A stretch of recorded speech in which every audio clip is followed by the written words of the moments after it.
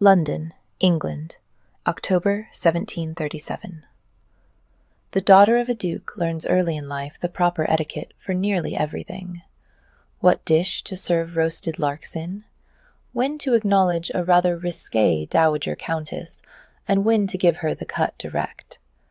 What to wear while boating down the Thames, and how to fend off the tipsy advances of an earl with very little income at the picnic afterward. Everything, in fact, Lady Hero Batten reflected wryly, but how to address a gentleman coupling vigorously with a married lady not his own. Ahem, she tried, while gazing fixedly at the molded plaster pears on the ceiling overhead. The two people on the settee appeared not to hear her.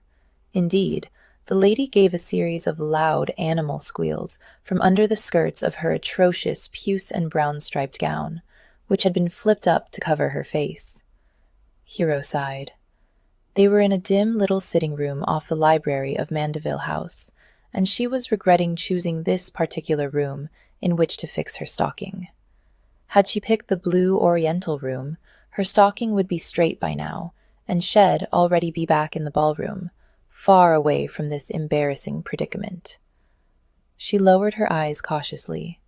The gentleman, wearing an anonymous white wig, had discarded his embroidered satin coat and was laboring atop the lady in his shirt sleeves and a brilliant emerald waistcoat. His breeches and small clothes were loosened to facilitate his endeavors, and every now and again a flash of muscled buttock was visible. Sadly, she found the sight mesmerizing. Whomever the gentleman was, his physical attributes were quite astonishing. Hero tore her gaze away to look longingly at the door. Really, few would find fault with her should she turn and tiptoe from the room. That was exactly what she would have done when she first entered, had she not passed Lord Pembroke not 2 minutes before in the hallway. For, as it happened, Hero had noted the atrocious puce and brown striped gown earlier in the evening on Lady Pembroke. Much as Hero was loath to embarrass herself, her own feelings were not, in the end, as important as the possibility of a duel and subsequent injury or death to two gentlemen. Having come to this conclusion, Hero nodded once, took off one diamond ear bob, and lobbed it at the gentleman's backside. She'd always quietly prided herself on her aim, not that she used it much in everyday life, and she was rather gratified to hear a yelp from the male. He swore and turned, looking at her over his shoulder with the most glorious pale green eyes she'd ever seen. He wasn't a handsome man. His face was too broad across the cheekbones, his nose too crooked, and his mouth too thin and cynical for true masculine beauty. But his eyes would draw any female, young or old, from across a room. And once drawn, their gaze would linger on the look of arrogant male virility he wore as naturally as he breathed. Or perhaps it was merely the, circumstances that gave him the look. "Do you mind, love?" he drawled, the anger in his expression having changed to faint amusement when he'd caught sight of her. His voice was gravelly and completely unhurried. "I'm busy here." She could feel heat suffusing her cheeks. Really, this was an impossible situation. But she met his gaze, making quite sure hers did not wander lower. "Indeed, I had noticed, but I thought you should know, unless you're the type who likes to watch." Now her face was aflame, but she wasn't about to let this wretch get the better of her verbally. She allowed her gaze to drop swiftly and scornfully down over his rumpled waistcoat and shirt. Fortunately, the tail hid his open breeches, and back up. She smiled sweetly. "I prefer entertainments in which I'm not in danger of falling asleep." She expected her insult to anger him, but instead the rogue tutted. "Happens a lot to you, does it, sweetheart?" His voice was solicitous, but a sly dimple appeared beside his wide lips. "Falling asleep just as the fun's about to begin? Well, don't blame yourself. Like as not, it's the gentleman's fault, not yours."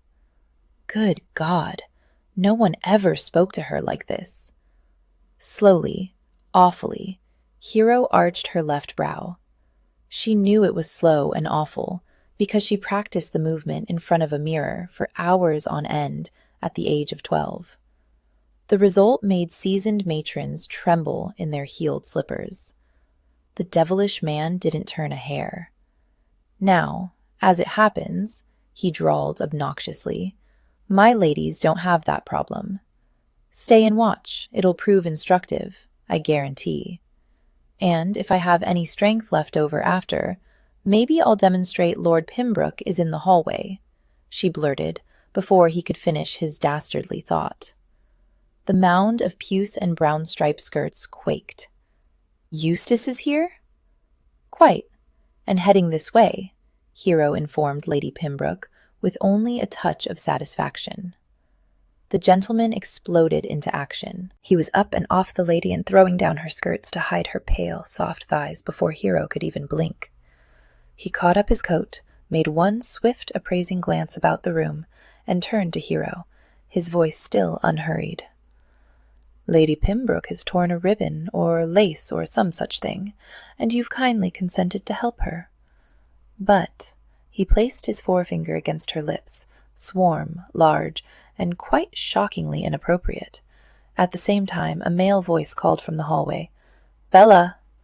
Lady Pembroke, or Bella squeaked in fear. There's a good girl, the rogue whispered to Hero. He turned to Lady Pembroke, bussed her on the cheek, and murmured, Steady on, darling, before disappearing under the settee. Hero had only a moment to watch Lady Pembroke's pretty, insipid face go ashen as she realized fully the peril she was in, and then the door to the sitting room crashed open. Bella! Lord Pembroke was big, reddened, and quite obviously intoxicated. He glanced belligerently around the room, his hand on his sword, but froze in consternation when he saw Hero. My lady, what? Lord Pembroke. Hero casually stepped in front of the settee, obscuring a large masculine heel with her wide skirts. She employed her left eyebrow. Lord Pembroke actually backed up a step, quite gratifying after the reception her eyebrow had received from the rogue, and stammered, I... Hero turned to Lady Pembroke, touching lightly the horrid yellow braiding on the elbow of her gown. That's fixed, I think, don't you? Lady Pembroke started. Oh, yes, thank you, my lady. Not at all, Hero murmured. If you're done here, my dear, Lord Pembroke said, then perhaps you're ready to return to the ball.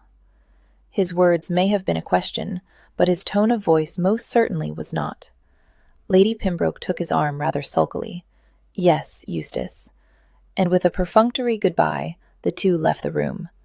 Almost immediately, Hero felt a tug upon her skirts. Hist! I can hardly breathe under here. They may return, she said serenely.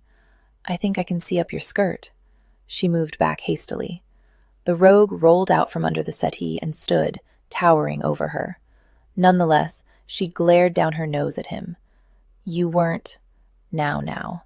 If I was, do you really think I'd tell you? She sniffed, sounding rather like Cousin Bathilda at her most priggish.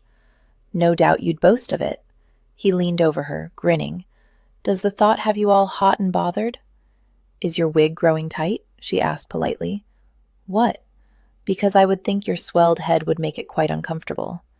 His smile became a trifle grim. My head isn't the only thing out of proportion, I assure you. Maybe that's why you came in here, to sneak a peek? She rolled her eyes. You have no trace of shame, do you? Most men at least pretend to be abashed when caught in wrongdoing, but you strut about like a feckless cockerel. He paused in the act of donning his coat, one arm thrust out, the sleeve half on, and widened his beautiful green eyes at her. Oh, of course, moralizing. Naturally, you must hold yourself superior to me when I saw you engaging in adultery. You saw me engaging in a pleasant fuck, he said with slow emphasis. She flinched at the crudity, but stood her ground. She was the daughter of a duke, and she would not flee from a man such as he. Lady Pembroke is married. Lady Pembroke has had numerous lovers before me, and will have numerous lovers after me. That does not forgive your sin. He looked at her and laughed, actually laughed, slow and deep. "And you are a woman without sin, is that it?" She didn't even have to consider the matter. Naturally. His mouth twisted cruelly. Such certainty. She stared, affronted. "Do you doubt me?" "Oh, no, far from it. I believe absolutely that the thought of sin has never once crossed your perfect little mind." She tilted her chin, feeling a thrill of excitement she'd never before argued with a gentleman, let alone a strange one. "And I begin to wonder if any thought of righteousness has ever crossed your shameless little mind." He watched her a moment, a muscle twitching in his jaw. Then he bowed abruptly. "I thank you for going against your own inclinations and saving me from having to kill Lord Pembroke." She nodded stiffly. "And I hope most fervently that our paths never cross again, my Lady Perfect." Unaccountably, Hero felt a pang of hurt at his dismissive words, but she made sure not to let the weak emotion show. "I will certainly pray that I never have to suffer your presence again, my Lord Shameless." "Then we are in agreement." "Quite. Good." For a moment she stared at him, her breasts pressing against her stays with each too fast breath, her cheeks hot with emotion. They'd drawn closer in the heat of their argument, and his chest nearly brushed the lace of her bodice. He stared back, his eyes very green in his loathsome face. His gaze dropped to her mouth, her lips parted, and for an endless second she forgot to breathe. He turned and strode to the door, disappearing into the dim hallway beyond. Hero blinked and inhaled with a shudder as she looked dazedly around the room. There was a mirror hanging on the wall, and she crossed to it to peer at her reflection in the glass. Her red hair was still elegantly coiffed, her lovely silvery green dress properly in place. Her cheeks were a little pinkened, but the color was becoming. Strangely, she didn't appear all that changed. Well, that was good. She threw back her shoulders and swept from the room, her step graceful but quick.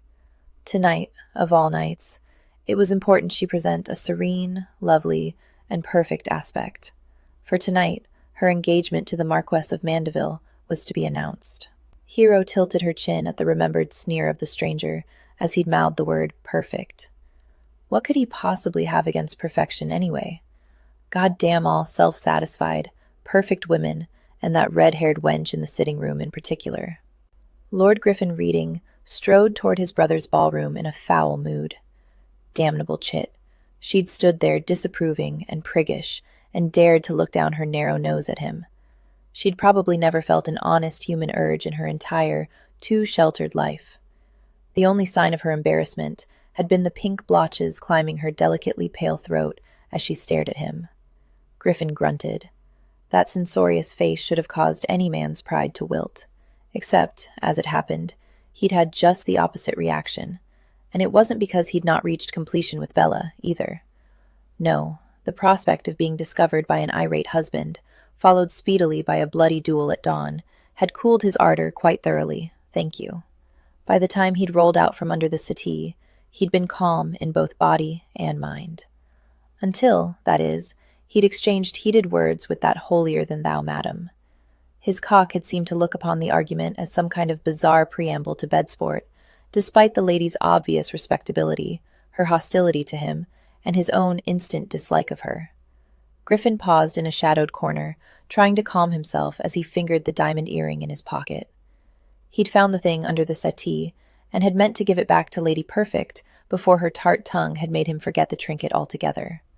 Well, served her right to lose her pretty earring, if that was how she talked to gentlemen. He rolled a shoulder. When he'd entered the ballroom half an hour ago, he'd not even had time to greet his mother and sisters before Bella had waylaid him with her naughty suggestion. Had he known her husband was attending the ball as well, he'd never have let himself be drawn into such a dangerous tryst. Griffin sighed. But it was too late now for self-recriminations. Better to simply file the embarrassing episode under things best forgotten as soon as possible and move on. Megs and Caroline probably didn't care one way or the other that he'd disappeared, but Mater would no doubt be keeping an eagle eye out for him. No use in putting it off. With a last tug at his neckcloth to make sure it was straight, Griffin entered the ballroom. Lights blazed from crystal chandeliers high overhead, illuminating a veritable crush. This would be the event of the season, and no member of London society wanted to miss it. Griffin began to weave his way through the mass of colorfully dressed bodies, his progress made slower by the frequent need to greet old friends and curious acquaintances. "How kind of you to attend, darling," a dry voice said at his elbow. Griffin turned from a duet of simpering young matrons blocking his way and leaned down to kiss his mother on the cheek. "Ma'am, it's good to see you." The words were rote, but not the sudden emotion behind them. He hadn't been to London in almost a year, and it had been over 8 months since his mother had visited him at the family estate in Lancashire. He tilted his head, studying her. Her fine hair, knotted elegantly under a lace cap, might have a few more gray threads, but otherwise her dear face was unchanged. Her brown eyes, bracketed with crinkled laugh lines, were far too intelligent, the soft bowed mouth pursed to hide a fond smile, and the straight eyebrows were faintly arched in a perpetual amusement that matched his own. "You're as brown as a nut," she murmured, reaching up to touch one finger to his cheek. "I suppose you've been out riding the lands." "Perceptive as always, my dear mater," he said, offering his arm. She linked her elbow with his. "And how is the harvest?" A point of pain throbbed in his temple, but Griffin answered cheerfully, "Well enough." He felt her worried look. "Truly?" It was a dry summer, so the harvest was smaller than anticipated. A pretty gloss on what in fact had been an abysmal harvest.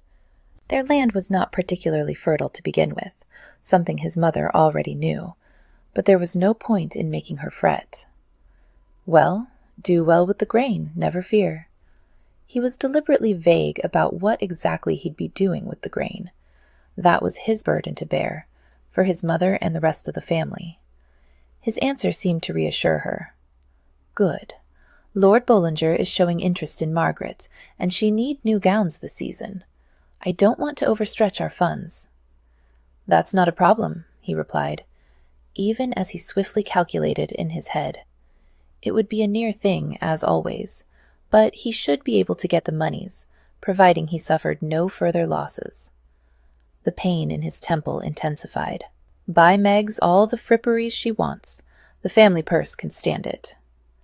The line of worry between her brows eased. "And, of course, there's Thomas." He was braced for the subject of his brother, but somehow he wasn't able to prevent the slight stiffening of his muscles. Naturally, Mater sensed it. "I'm so glad you came, Griffin. Now is the time to put that little contretemps behind you two." Griffin snorted. He hardly thought his brother considered the matter a little contretemps. Thomas acted with propriety in all things, and he'd not have argued with Griffin over anything trivial. To have done so would be to let emotion rule him, which, for someone as proper as Thomas, was anathema. For a moment, Lady Perfect's wide gray eyes came to mind. She, no doubt, would have gotten on famously with his priggishly correct brother. Griffin made an attempt to appear pleased at the prospect of seeing Thomas again. "Of course, it'll be wonderful to talk to Thomas." Mater frowned. Obviously, he needed to work on his pleased expression. "He misses you, you know." He shot her an incredulous look. "Truly he does," she insisted, though he noticed 2 spots of color had flown into her cheeks. Even Mater had doubts about Thomas' reception of him. "This estrangement must end. It's not good for the family. It's not good for you both. And it's not good for me. Why it ever dragged on this long, I'll never know." Griffin caught a flash of moss green out of the corner of his eye, and he turned, his pulse picking up. But the lady wearing the dress had already disappeared into the crowd. "Griffin, pay attention," his mother hissed. He smiled down at her. "Sorry, thought I saw someone I wanted to avoid." She huffed. "I'm sure there are any number of disreputable ladies you wish to avoid." "Actually, this one is rather too reputable," he said easily. His hand had drifted to his coat pocket, and he fingered the little diamond earring. He ought to return it to her, he supposed. "Really?" For a moment, he thought his mother might be diverted from her harangue. Then she shook her head. "Don't try to change the subject. It's been 3 years since you and Thomas began this wretched argument, and my nerves are terribly frayed. I don't think I can take one more freezing letter between the two of you, or dinner watching my every word for fear I'll raise the wrong topic of conversation. Pax, mater, Griffin chuckled and bent to kiss her outraged cheek. Thomas and I shall shake hands and make up like good little boys, and you shall dine with the both of us while I'm in London. Promise? On my honor. He held his palm to his chest. I'm going to be so pleasant and thoroughly nice that Thomas won't be able to stop himself from falling on me with protestations of fraternal love. Humph, she said. Well, I certainly hope so. Nothing in the world, he assured her blithely, can possibly stop me. Happy? Hero turned at the deep male voice and saw her dear elder brother, Maximus Batten, the Duke of Wakefield. For a moment, her mind blanked at the question. In the 2 months it had taken to arrange her engagement to the Marquis of Mandeville, Maximus had asked her several times if she was content with the match, but he had never asked her if she was happy. Hero? Maximus' straight dark brows drew together over his rather arrogant nose. She'd often thought that Maximus' looks suited his rank perfectly. If one closed one's eyes and tried to paint the perfect duke in one's mind, Maximus would appear. He was tall, his shoulders broad but not heavy, his face long and lean, and just a tad too coldly commanding to be truly handsome. His hair was dark brown, though he cropped it close, as he habitually wore immaculate white wigs, and his eyes were brown as well. Brown eyes were often thought warm, but one impatient glance from Maximus was enough to disabuse anyone of that notion.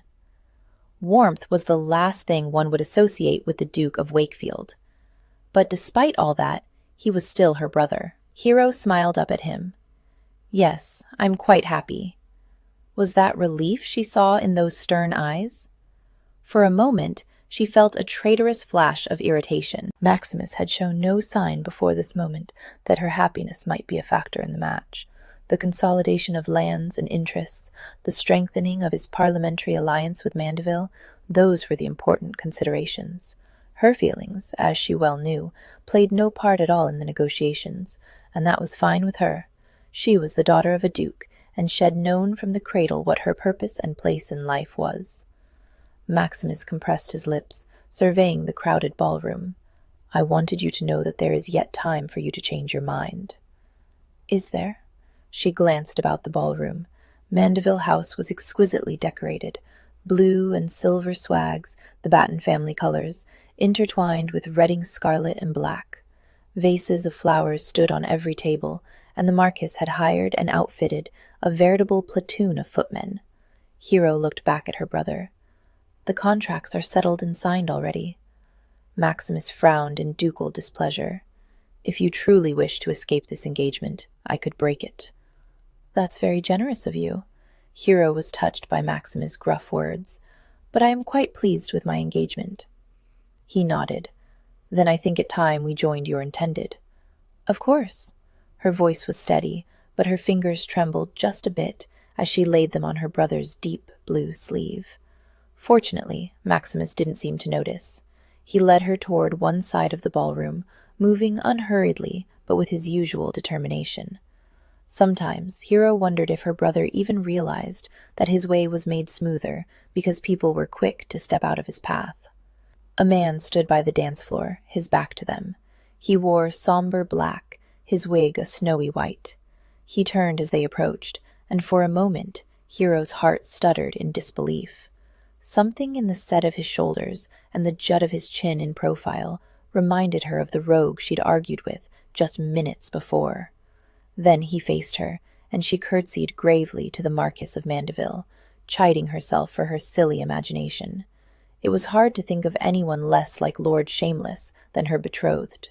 Mandeville was tall and appropriately handsome.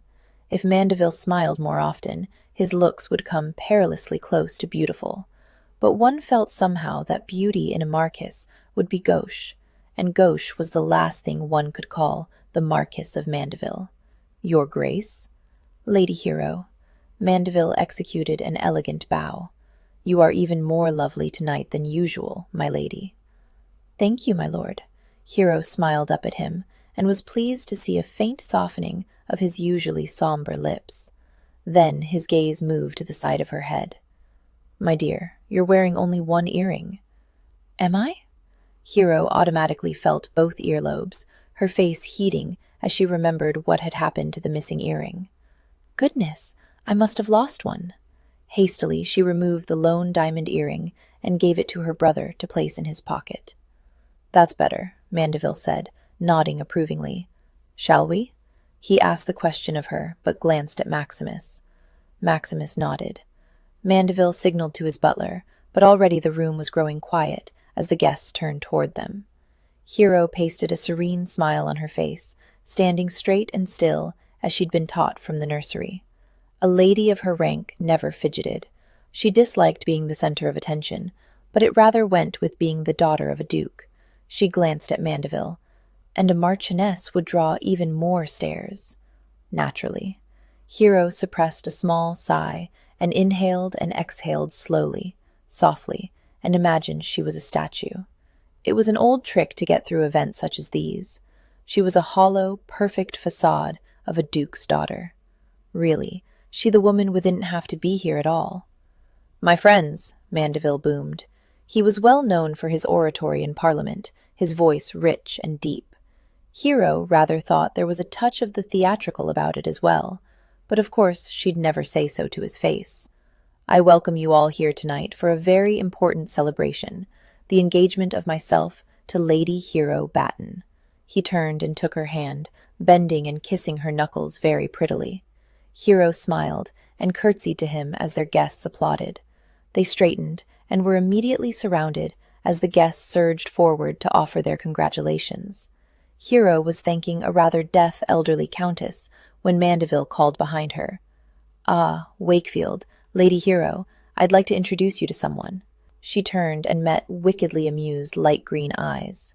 Hero could only stare, speechless, as Lord Shameless bowed and took her hand, brushing smooth, warm lips over her skin. Distantly, she heard Mandeville say beside her, "My dear, this is my brother, Lord Griffin Reading." Chapter 2. Queen Ravenhair had ruled her kingdom fairly and peacefully ever since the death of her husband, the late king. But it is not an easy thing for a woman to wield power in a world of men. For though she had advisers and ministers and men of letters, she could not fully trust any of them. Which was why every night Queen Ravenhair stood upon her balcony and held a little brown bird between her cupped palms. She would whisper her secrets and worries to the bird, and then, opening her hands, let him fly free, high into the night, carrying her cares with him. From Queen Ravenhair. Hero took a deep, steadying breath and fixed a social smile, neither too wide nor too small, upon her face. It was a very middling expression that in no way revealed the shock of finding out that Lord Shameless would soon be her brother-in-law. "I'm very pleased to meet you, Lord Griffin." "Are you?" He was still half bent over her hand, so only she could hear his murmur. "Naturally. Liar." Her middling smile became a bit rigid as she hissed under her breath, "Don't you dare cause a scene." "A scene? Me?" His eyes narrowed, and she realized that she might have made a tactical error.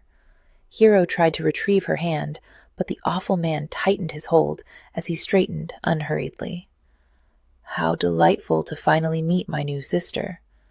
You don't mind if I call you sister, do you, my lady? I feel as if we already know each other. Soon we'll be rubbing shoulders at every family gathering, dinners, breakfasts, tea, and the odd snack here and there. The prospect simply takes my breath away, dear little sister. What a jolly family we'll be." He grinned wickedly at her. Hero's soul revolted at this rogue using such a familiar term. He was in no way fraternal to her. "I don't think. I'm so sorry to hear that," he murmured. She grit her teeth and surreptitiously yanked on her hand. His grip held firm. "Lord Griffin, But pray, will you dance with me, my lovely new sister-to-be?" he asked with jaw-dropping innocence. "I don't." He raised his eyebrows at her words, his green eyes sparkling with sly mirth. "Believe," she gritted, "that would be a good—" "Of course." He bowed his head, his eyes downcast. "Why would such a proper lady wish to dance with a wastrel such as I? I'm so sorry to have importuned you." His lips actually trembled. Hero felt her face heating. Somehow he had made her the villain of this piece. "Well," she bit her lip, "it's a pretty offer, Hero. What do you say?" Maximus rumbled beside her. She started, just a little bit, but Reading squeezed her fingers in warning. Good Lord! She'd almost forgotten they were in the midst of a crowded ballroom. Such a thing had never happened to her before. No matter where she was, Hero was always completely conscious of being a duke's daughter, completely conscious of how she should act. She looked at Reading in consternation and saw that he had lost his mocking smile. In fact, there was no expression at all on his face as he turned to his brother. "With your permission, of course, Thomas." Standing together, she could see now the similarities between the brothers. They were of the same height, but beyond that, they both tilted their square chins in a certain way, as if challenging any other man in the room. Studying the brothers, Hero thought that Reading's countenance looked the older of the two, though she knew he was the younger by several years. Lord Reading's eyes were deeper set, more lined, and much more cynical. He looked as if he'd experienced lifetimes more than Mandeville. Mandeville had not answered his brother, and the pause was growing awkward. The Dowager Marchioness stood between the men and was looking anxiously at her elder son. Perhaps she communicated something silently to him. Mandeville nodded abruptly at his brother and smiled, though only his lips moved. Reading immediately turned and started leading her toward the dance floor. His pace seemed unhurried, but Hero found herself halfway across the room before she knew it. "What are you about?" she hissed. "A minuet, I believe." She gave him a speaking glance at the childish witticism. Now, dear sister, mine." "Stop calling me that." "What, sister?" They were on the dance floor now, and he pivoted to face her as other couples took their places around them. Hero narrowed her eyes. "Yes, but you will soon be my sister," he said, slowly and patiently, as if talking to a not very bright toddler. "The wife of my elder brother, above me in rank if not in age, always to be deferred to." "What else should I call you but sister?" He widened his eyes so guilelessly she nearly laughed. Fortunately, she was able to restrain herself. Lord knew what Mandeville, let alone her brother, would think if she giggled like a schoolgirl at her engagement ball. "Why ever did you ask me to dance?" He feigned hurt. "Why, I thought to celebrate your wondrous engagement to my brother, of course." She raised her left eyebrow, sadly ineffective though it was. He leaned toward her and whispered hoarsely, "Or perhaps you'd like to discuss the particulars of our meeting in front of both our families?" The music began, and Hero sank into a curtsy. "Why would I mind? It seems to me that you have more to lose than I, should the circumstances of our meeting be made public." "One would think so," he replied, as they circled each other.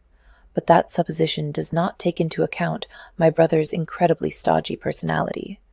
Hero frowned. "What are you trying to insinuate?" "I'm stating," Reading murmured, "that my brother is a narrow-minded ass who, if he had discovered you in that sitting room with Belle and me, would have immediately leaped to several unfortunate and wrong conclusions." The movements of the dance parted them for a moment, and Hero tried to grapple with the notion of a man with a mind so blackened he would think the absolute worst of his own brother. When they again met, she said softly, "Why are you saying these things to me?" He shrugged. "I merely speak the truth." She shook her head. "I think not. I think you strive to alienate my affections from your brother, which is a very wicked thing to attempt indeed." He smiled, though a muscle jerked under his right eye. "Lady Perfect, we meet again." "Stop calling me that," she hissed. "I do not think Mandeville is as ill-willed as you seem to believe. I hesitate to contradict a lady, of course, but you have no idea what you're talking about." She glared. You are insulting, sir, both to your brother and to me. I cannot think what your brother has ever done to you to deserve such infamous treatment." He leaned over her, so close she caught the scent of lemons and sandalwood. "Can't you?" She couldn't repress a shiver at the implied threat of his proximity. She wasn't a small woman. In fact, she stood taller than many of her female acquaintances, but Reading was male and loomed at least a foot over her. He was using that physical fact to intimidate her.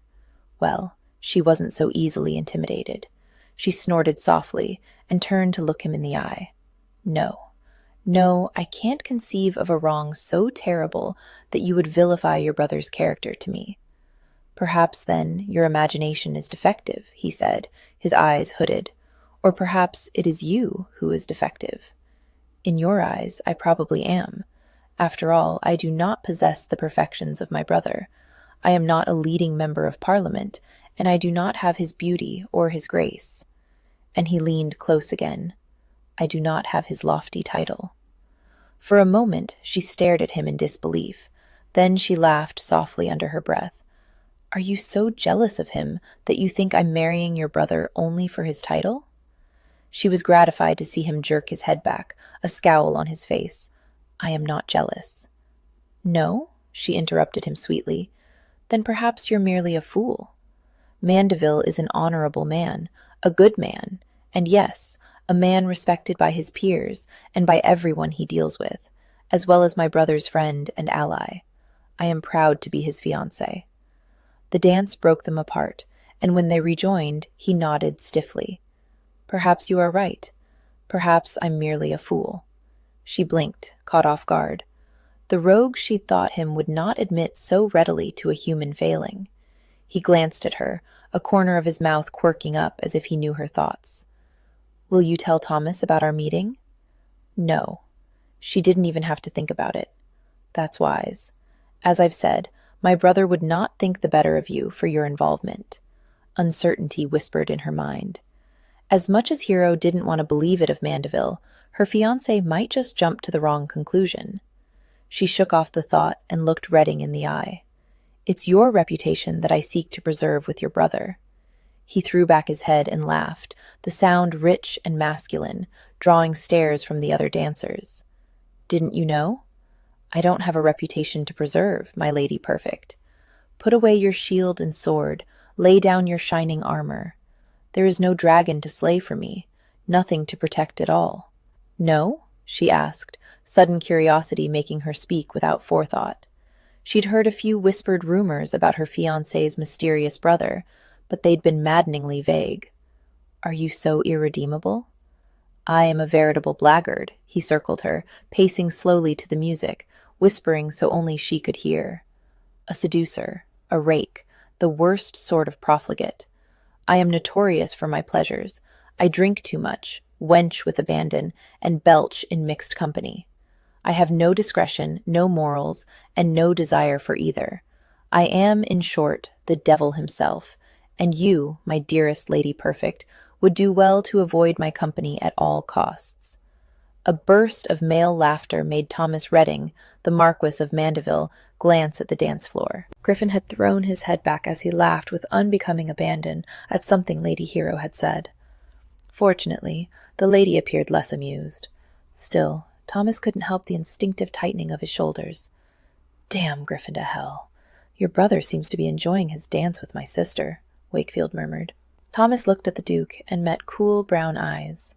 It was always deucedly hard to puzzle out what Wakefield was thinking, but at the moment the man could have modeled for a male sphinx. Thomas grunted and turned his gaze back to where Griffin paced about his intended bride. "He does indeed." Wakefield folded his arms across his chest. Hero has been sheltered all her life, as is proper for her station, but her personal morals are of the highest. I know she will not fall, even if presented with temptation. Thomas nodded, feeling a flush of mortification creep up his neck. He had an urge to tug at his neckcloth at the Duke's veiled admonition. "I believe you, Your Grace. Lady Hero has my complete faith, and I shall never treat her in any way other than with respect." "Good." Wakefield clasped his hands behind his back and was silent a moment as they both watched the dancers. Then he said quietly, the clause is ineffective." Thomas glanced at him sharply. In an effort to act against the scourge of gin drinking among the poor of London, they'd attached a gin clause to Parliament's Sweets Act last June. The clause gave a bounty to informers who brought in illegal gin sellers. "Every day, more gin sellers are hauled before the magistrates," Thomas said slowly. "How is this ineffective?" Wakefield shrugged. His voice was low and controlled, but his ire was plain. "They drag in the poor women who sell that devil's drink in wheelbarrows. Wretches who make only pennies a day. What we need is to catch the men distilling the gin, the powerful ones who hide in the shadows, growing rich off the backs of those poor women." Thomas pursed his lips. On the dance floor, Lady Hero was frowning at Griffin, and the sight relieved him. "Catch enough of the gin sellers, and it will impact the makers as well, I assure you. The clause is only months old. We must give it time, my friend." "I haven't time," Wakefield replied. "London is wasting under this plague. More citizens die than are born in our great city. Bodies litter the streets and garrets of the East End. Wives are deserted by their drink-destroyed husbands, babes killed by their drunken mothers, children abandoned to die or prostitute themselves. How can England prosper if the workers deteriorate in mind and body? We will wither and fail as a nation if gin is not eradicated from our city." Thomas knew that Wakefield was concerned about the gin problem, but to care so deeply about this one cause? Such passion didn't fit the man he knew. A movement from the other side of the dance floor caught his eye and scattered his thoughts. A woman stepped to the edge of the crowd. Her skirts were a flaming orange over primrose petticoats. Her hair was a deep, impossible wine red, her lips and cheeks artificially rouged. Every man on that side of the dance floor watched her as she flirtatiously wrapped her male companion's arm with her folded fan. He said something, and she arched her white throat and laughed, making her breasts jiggle. "Only if a man of substance is brought to account for gin-making," Wakefield said. Thomas blinked, realizing that he'd missed most of what his companion had said. He turned his head to the Duke, but out of the corner of his eye, he could still see the woman playfully drawing her fingers across the slopes of her breasts. Wanton baggage. Who? Damn. He'd spoken aloud, and now Wakefield waited for an answer. Thomas grimaced. "Mrs. Tate." He jerked his chin to indicate the woman across the room. "Every time I see her, she has a different beau, all younger than herself. The woman should be hauled up on indecency charges. Anyone can see that she's 35 if she's a day." 38, Wakefield murmured. Thomas turned to look incredulously at him. "You know her?" Wakefield's eyebrows rose. "I believe most of London society knows her." Thomas glanced back at Mrs. Tate. Was Wakefield speaking of biblical knowledge? Had the Duke betted the woman? "She has a quick wit and an easy manner," Wakefield was saying lightly. "Besides, she married a man 3 times her age. I don't begrudge her a little merriment now that she's widowed." "She flaunts herself," Thomas gritted. He could feel Wakefield's look. "Perhaps, but only with unmarried gentlemen. She is careful not to dally with a man otherwise engaged." As if she'd heard the word engaged, Lavinia Tate suddenly looked up, her eyes meeting his across the distance that separated them. He knew, even though he could not see them now, that her eyes were a plain brown. That, he thought with satisfaction, was something she couldn't change. Her eyes were, and always would be, ordinary brown, no matter how much paint she employed. She held his eyes and lifted her chin in a challenge that would bring any red-blooded man to attention. It was a look as old as Eden, as old as Eve daring Adam with a bit of over-ripened fruit. Thomas deliberately looked away from her proud gaze. Head tasted that fruit once, and though it had been difficult, had weaned himself from its heady sweetness. The woman was a jade, plain and simple, and if there was one thing had had enough of in this lifetime, it was jades. Lady Hero's face was calm and grave and almost beautiful, and she looked not at all impressed by Griffin's dramatic recitation of his sins. "I had already decided you were a rake," she said, as he halted before her. She sank into a graceful curtsy. "But, as you are to be my brother-in-law, Lord Reading, I think avoiding your company entirely may be somewhat difficult." The woman certainly knew how to prick a man's illusions about himself. Once again, he was hit with the awful irony that this woman, out of all the women at the ball, should be the one Thomas had chosen as his bride. A woman who made no bones about her displeasure with Griffin. A woman who had seen him at his very worst and showed no signs of forgetting the sight. A woman who was proud of her snowy white soul. Lady Perfecta, perfect lady for his perfect brother. He eyed her with disfavor, watching as she arched her damned left eyebrow in pointed query. She wasn't quite a beauty, his brother's fiancée. Instead, she had that sort of elegance that was found sometimes among the upper crust of English society. Creamy pale skin, a slightly overlong face, properly neat features, and hair that was red without going so far as to be gauchely ginger. Had seen her type 100 times before, and yet something about Lady Hero was decidedly different. For one thing, most of the ladies of her rank would have simply left him to his fate in the sitting room. Yet she had gone against her own rigid morals to save both him and Bella.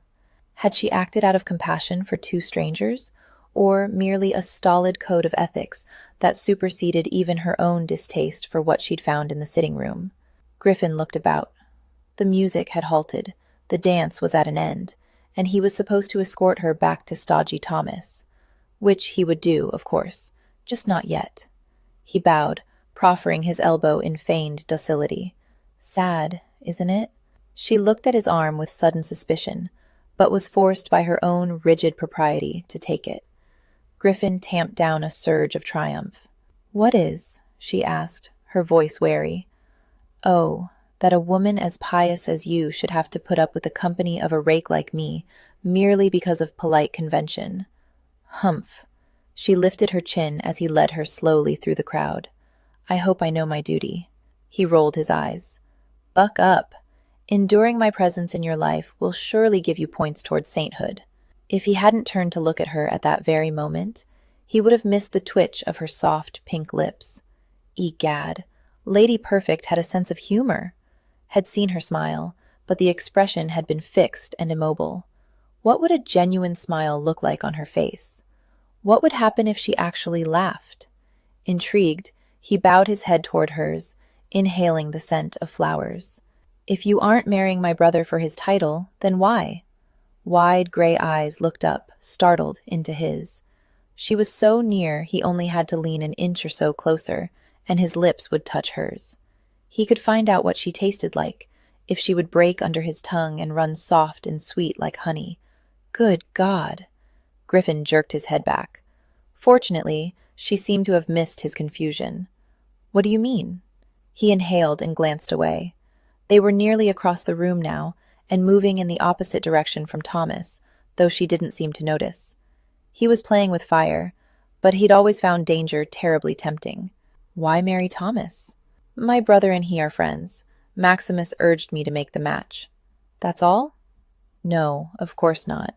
My brother would not have considered Mandeville for me if the Marquis weren't well regarded, kind, and a man of substance." She rattled off his brother's attributes as if listing the points of a breeding ram. "You don't love him?" he asked with honest curiosity. She knit her brows as if he'd burst into Swedish. "I have no doubt that I will someday have affection for him, naturally." "Naturally," he murmured, feeling again that idiotic triumph. "Rather like a favorite spaniel, perhaps?" She stopped dead, and if she hadn't been restrained by her propriety, he had the feeling she would have set her hands on her hips like an irate fishwife. "Mandeville isn't a spaniel." "A Great Dane, then?" "Lord Griffin." He tugged her forward, leading her toward the outside edge of the ballroom. "It's just I've always thought it would be nice." "What? To be in love with one's wife, or, in your case, one's husband?" Her face softened for a moment, her gray eyes going a little foggy, her sweet lips parting. Griffin found himself drawn to her fleeting emotion. Was this a glimpse of the true Lady Hero? Then she was back to being Lady Perfect, her spine erect, her lips firm, and her eyes giving nothing away. The change was rather fascinating. What had made her into such a chameleon? "How romantic," she drawled, in a bored, social voice that set his teeth on edge, "to think that love has anything to do with marriage." "Why?" "Because marriage at our rank is a contract between families, as you well know." "But can't it be more?" "You're deliberately being obtuse," she said impatiently. You don't need me to explain society's rules to you. And you're being deliberately thick-headed. My parents had it." "What?" "Love," he said, trying to keep the irritation from his voice. "They loved each other. I know it's rare, but it is possible, even if you've never seen it." "My parents, too." It was his turn to look confused. "What?" Her head was bent so that he saw only her mouth, curved down in sadness. "My parents. I have memories of a deep affection between them." He remembered suddenly, awfully, that her parents had been killed. It had been a cause célèbre over 15 years before, the Duke and Duchess of Wakefield murdered outside a theater by common footpads. "I'm sorry." She inhaled and glanced up, her face unbearably vulnerable for a moment. "Don't be. Hardly anyone mentions them to me. It's as if they'd never existed. I was in the schoolroom when they died, but I have a few fond memories of them. Before it happened." He nodded, feeling a protective tenderness for this proud, prickly woman. They strolled in silence for a moment, the crowd surging around them, but making no contact. It was as if they were strangely apart. Griffin inclined his head to one or two people as they met, but he kept walking, forestalling conversation. "Perhaps you're right," she said after a bit. "Marriage with love between the partners is surely the ideal. Then why settle for less? Love may grow between a husband and a wife after marriage. It also may not grow." She shrugged, looking pensive. "All marriages are gambles of a sort. One tries to even the odds by choosing wisely a man who is well-liked, comes from a good family, and is kind. And the Readings do have a lack of madness in the family that is somewhat refreshing in aristocratic lineages," he murmured. She wrinkled her nose up at him. "Would you rather I marry into a family with a history of madness?" "No, of course not." He frowned, trying to articulate why her rather cold-blooded decision to marry his brother bothered him. Lord knew he wasn't worried about Thomas Hart. "You said yourself that a love match is ideal.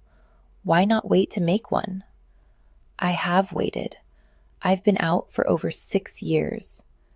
"You've been looking for true love all this time?" "Maybe," she shrugged, obviously irritated. "Or something like true love. Besides, how long would you have me wait? Months? Years? I'm 24. I have an obligation to marry and marry well. I cannot wait forever." An obligation. The words were sour on his tongue, though the thought wasn't new. Didn't all ladies of her rank have an obligation to make a good match? She shook her head. "What if I met my true love at 60? What if I never meet him?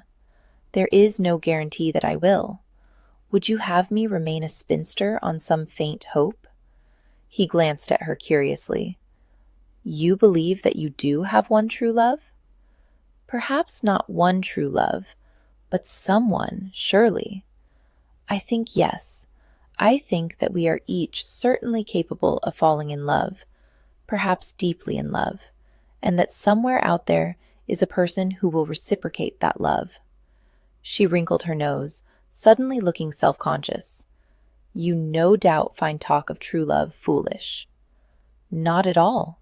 I do know romantic love is real. I've seen it, after all." "And do you think a rake such as you could fall madly, deeply in love with one woman?" Her words were meant to mock, but her tone was serious. He shrugged.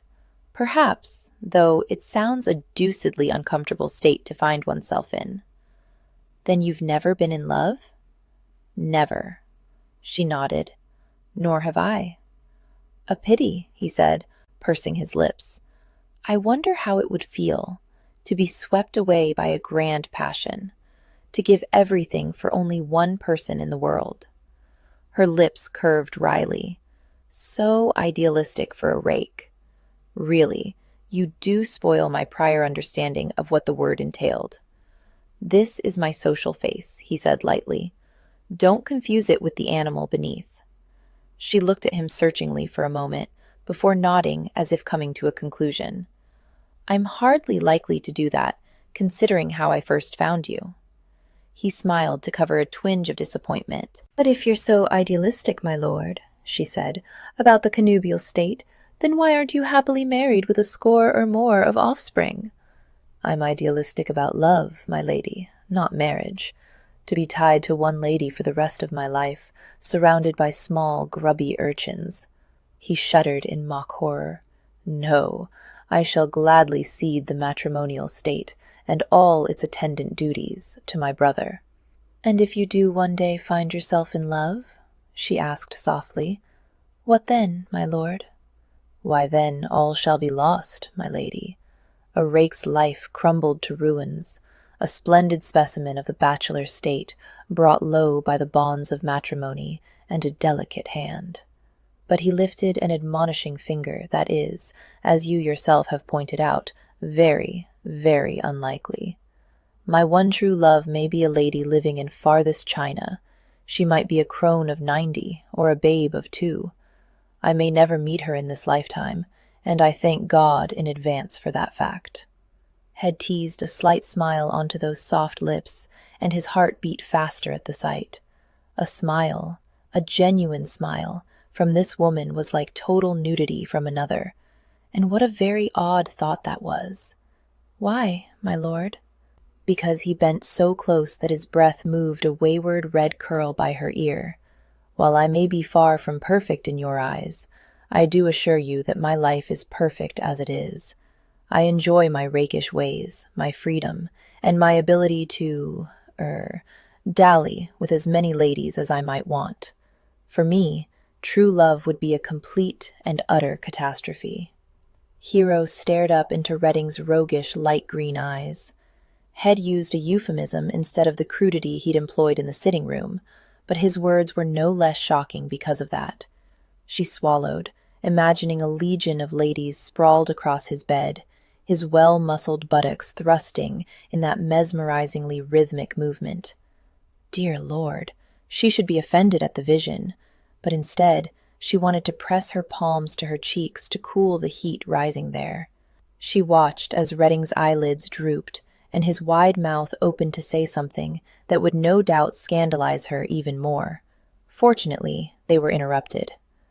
"Might I have my fiancé back?" Mandeville said in a voice that was a little too hard-edged to be jovial.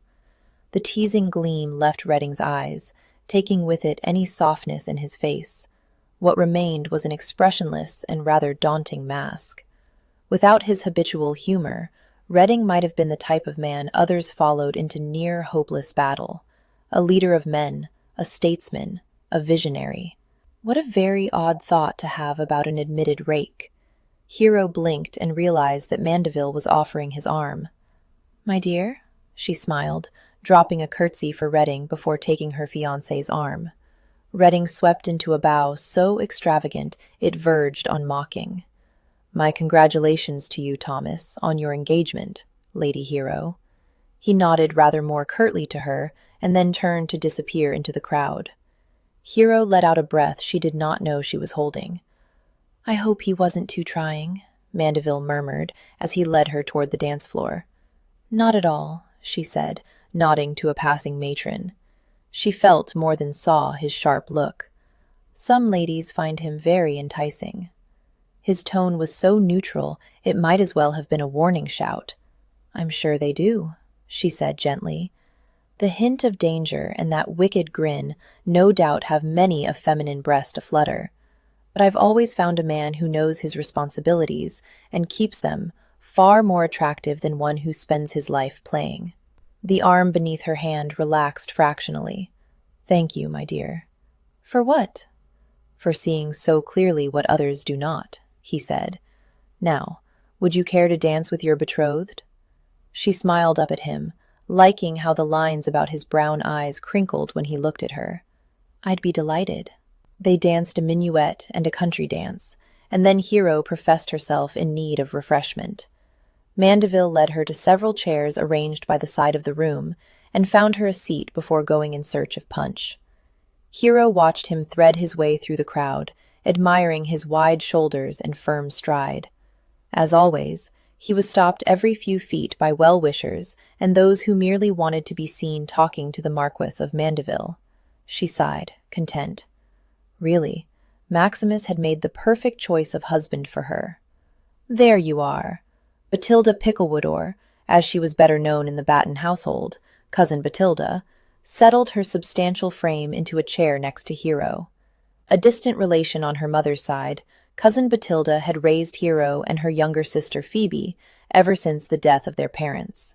Cousin Batilda's white hair was crimped into tiny curls about her forehead and was topped by a lacy triangular cap. She wore her favorite plum color, and her magnificent bosom was framed by white lace and black ribbons. From the crook of her arm peered a small black, brown, and white face. Mignon, Cousin Batilda's tiny, elderly spaniel, accompanied her wherever she went. "My dear, I must talk to you." Since Cousin Batilda nearly always spoke in exclamations, Hero merely raised her eyebrows. "Yes?" "You mustn't dance with Lord Griffin Reading ever again," Cousin Batilda said, with as much urgency as if she were importing state secrets. Mignon barked once, as if to emphasize her mistress's words. "Why not?"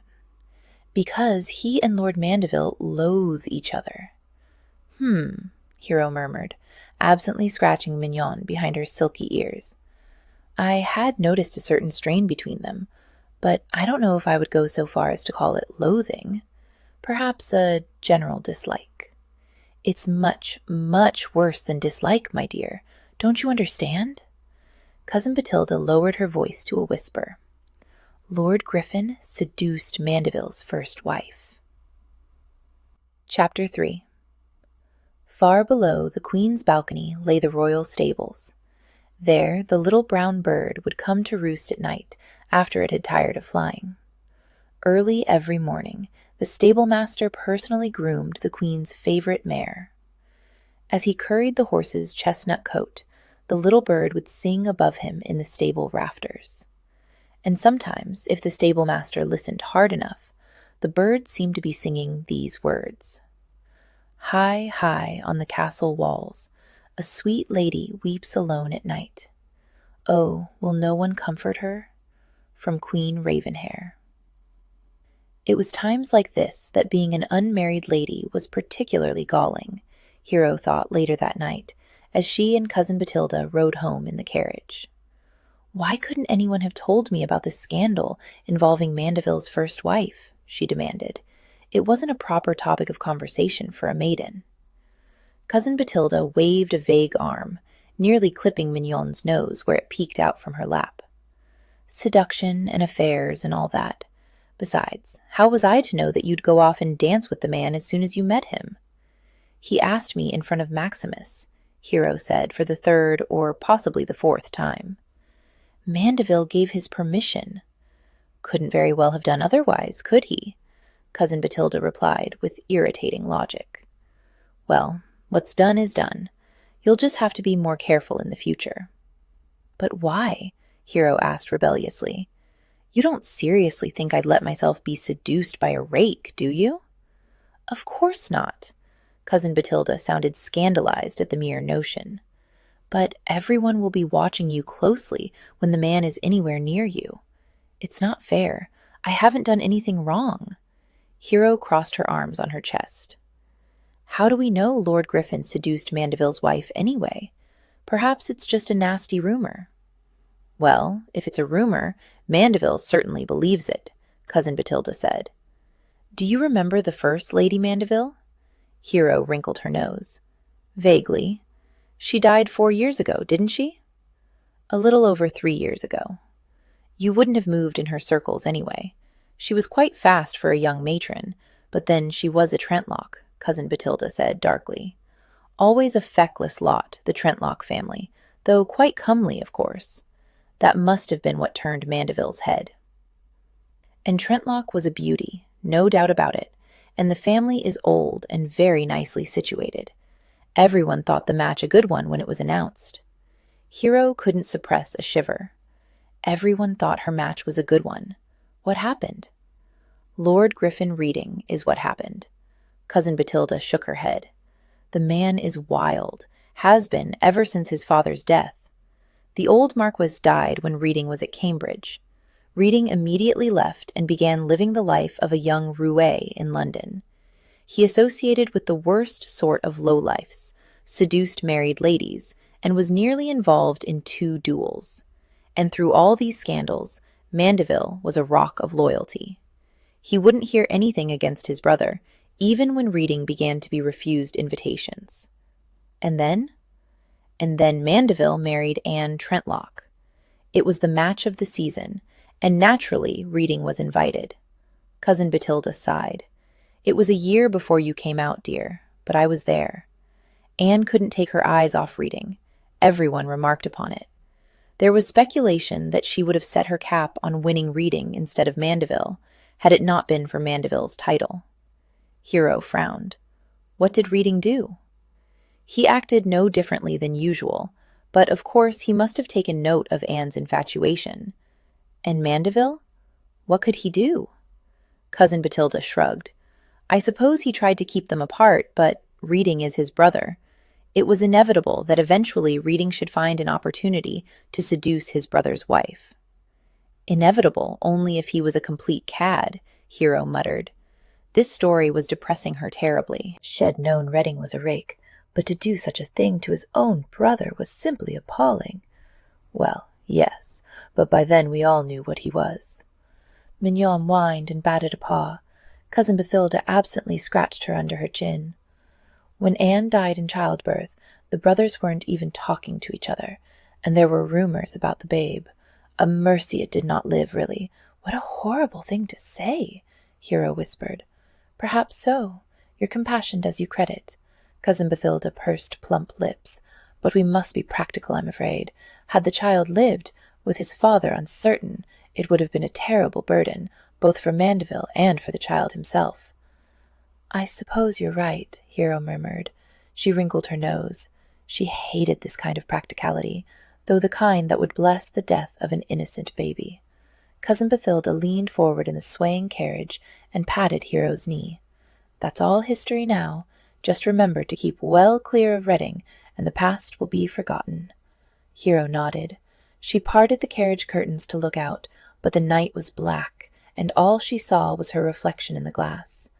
Dying in childbirth was awful enough, but how much more terrible to die having betrayed one's husband. She let the curtain fall. That was a fate she had no intention of following. The ride home took another 20 minutes, and by that time Cousin Bathilda was nodding, and little Mignon was snoring in her arms. Goodness! Cousin Bathilda yawned as they descended the carriage steps. What a lovely ball! But I'm for bed now, I fear. I'm not like you young things that can stay up until all hours. They mounted the white marble steps of the neat townhouse Maximus had bought for Hero, her younger sister Phoebe, and Cousin Bathilda 3 years ago.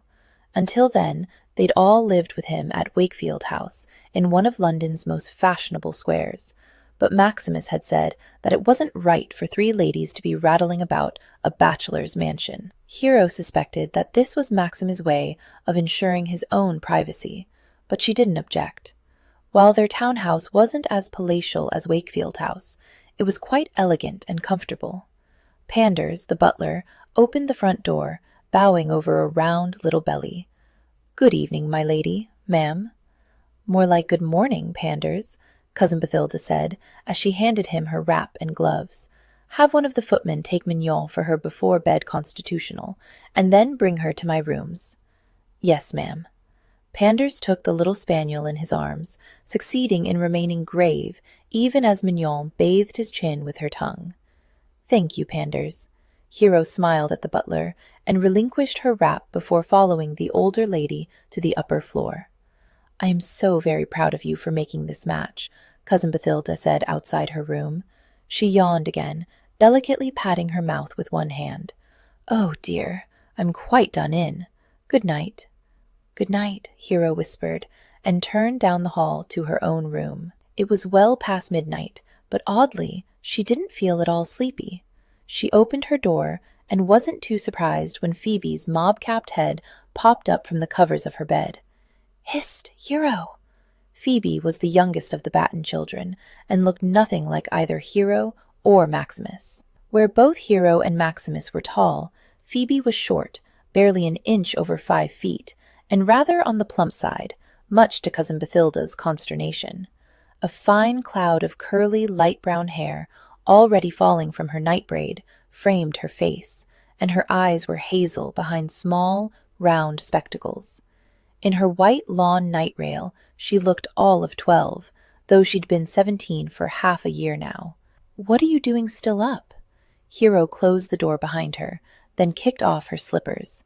4 candelabras lit the room, making it bright and warm.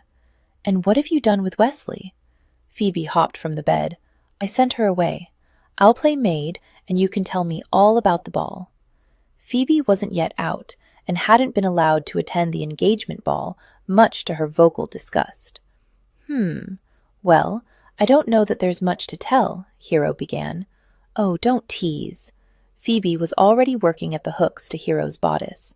"Was Mrs. Tate there?" "Yes, and you wouldn't believe her gown," Hero said, relenting. What?" "Scarlet, almost the same shade as her hair, and her bodice was so low it was nearly indecent. I swear I saw Mr. Grimshaw stumble over thin air. He was so busy craning his neck around to ogle her bosom." Phoebe giggled. "Who else was there?" "Oh, everyone." Hero helped take off her bodice, and then they both began on the tapes fastening her skirts. She kept her eyes on her fingers and made her voice casual. "I met Mandeville's brother. I thought he lived in the north of England. He came down for the ball. Is he like the Marquess?" "Only a little. They're both tall and dark, but other than that, they're completely different. Lord Griffin Reading has such pale green eyes. Startling, really. His face is more lined than Mandeville's, and thinner. He seems merrier, laughing and joking, but I think he's less happy than Mandeville. And the way he moves." Hero looked up and realized that, despite her carefully neutral tone, she must have given something away. Phoebe was watching her quizzically. "Yes? How does he move?" Hero could feel heat stealing into her cheeks. She made a production of stepping from her skirts and shaking them out before draping them over a chair for Wesley to clean and put away tomorrow. "It's rather odd. He seems to be doing everything slowly, and yet, when he wants, he's faster than other men." "Like a cat," Phoebe said. Hero straightened and looked at her, eyebrows raised. "You remember that big marmalade tom that hung around the stables at Wakefield House?" Phoebe began to work on Hero's stays. It was always sleeping or lounging about, but when it saw a rat, bang, it would be off like a lightning bolt and have that rat in its jaws in seconds. "Is Lord Griffin like that?" "I suppose so," Hero said, remembering how fast Reading had moved just before Lord Pembroke had entered the sitting room. "Like a great cat." "He sounds lovely." "No!" Her voice was over loud, and Phoebe looked startled. "I'm sorry, dearest. It's just that Cousin Bathilda spent the whole carriage ride home warning me about Reading's reputation. You must stay away from him." Phoebe pouted.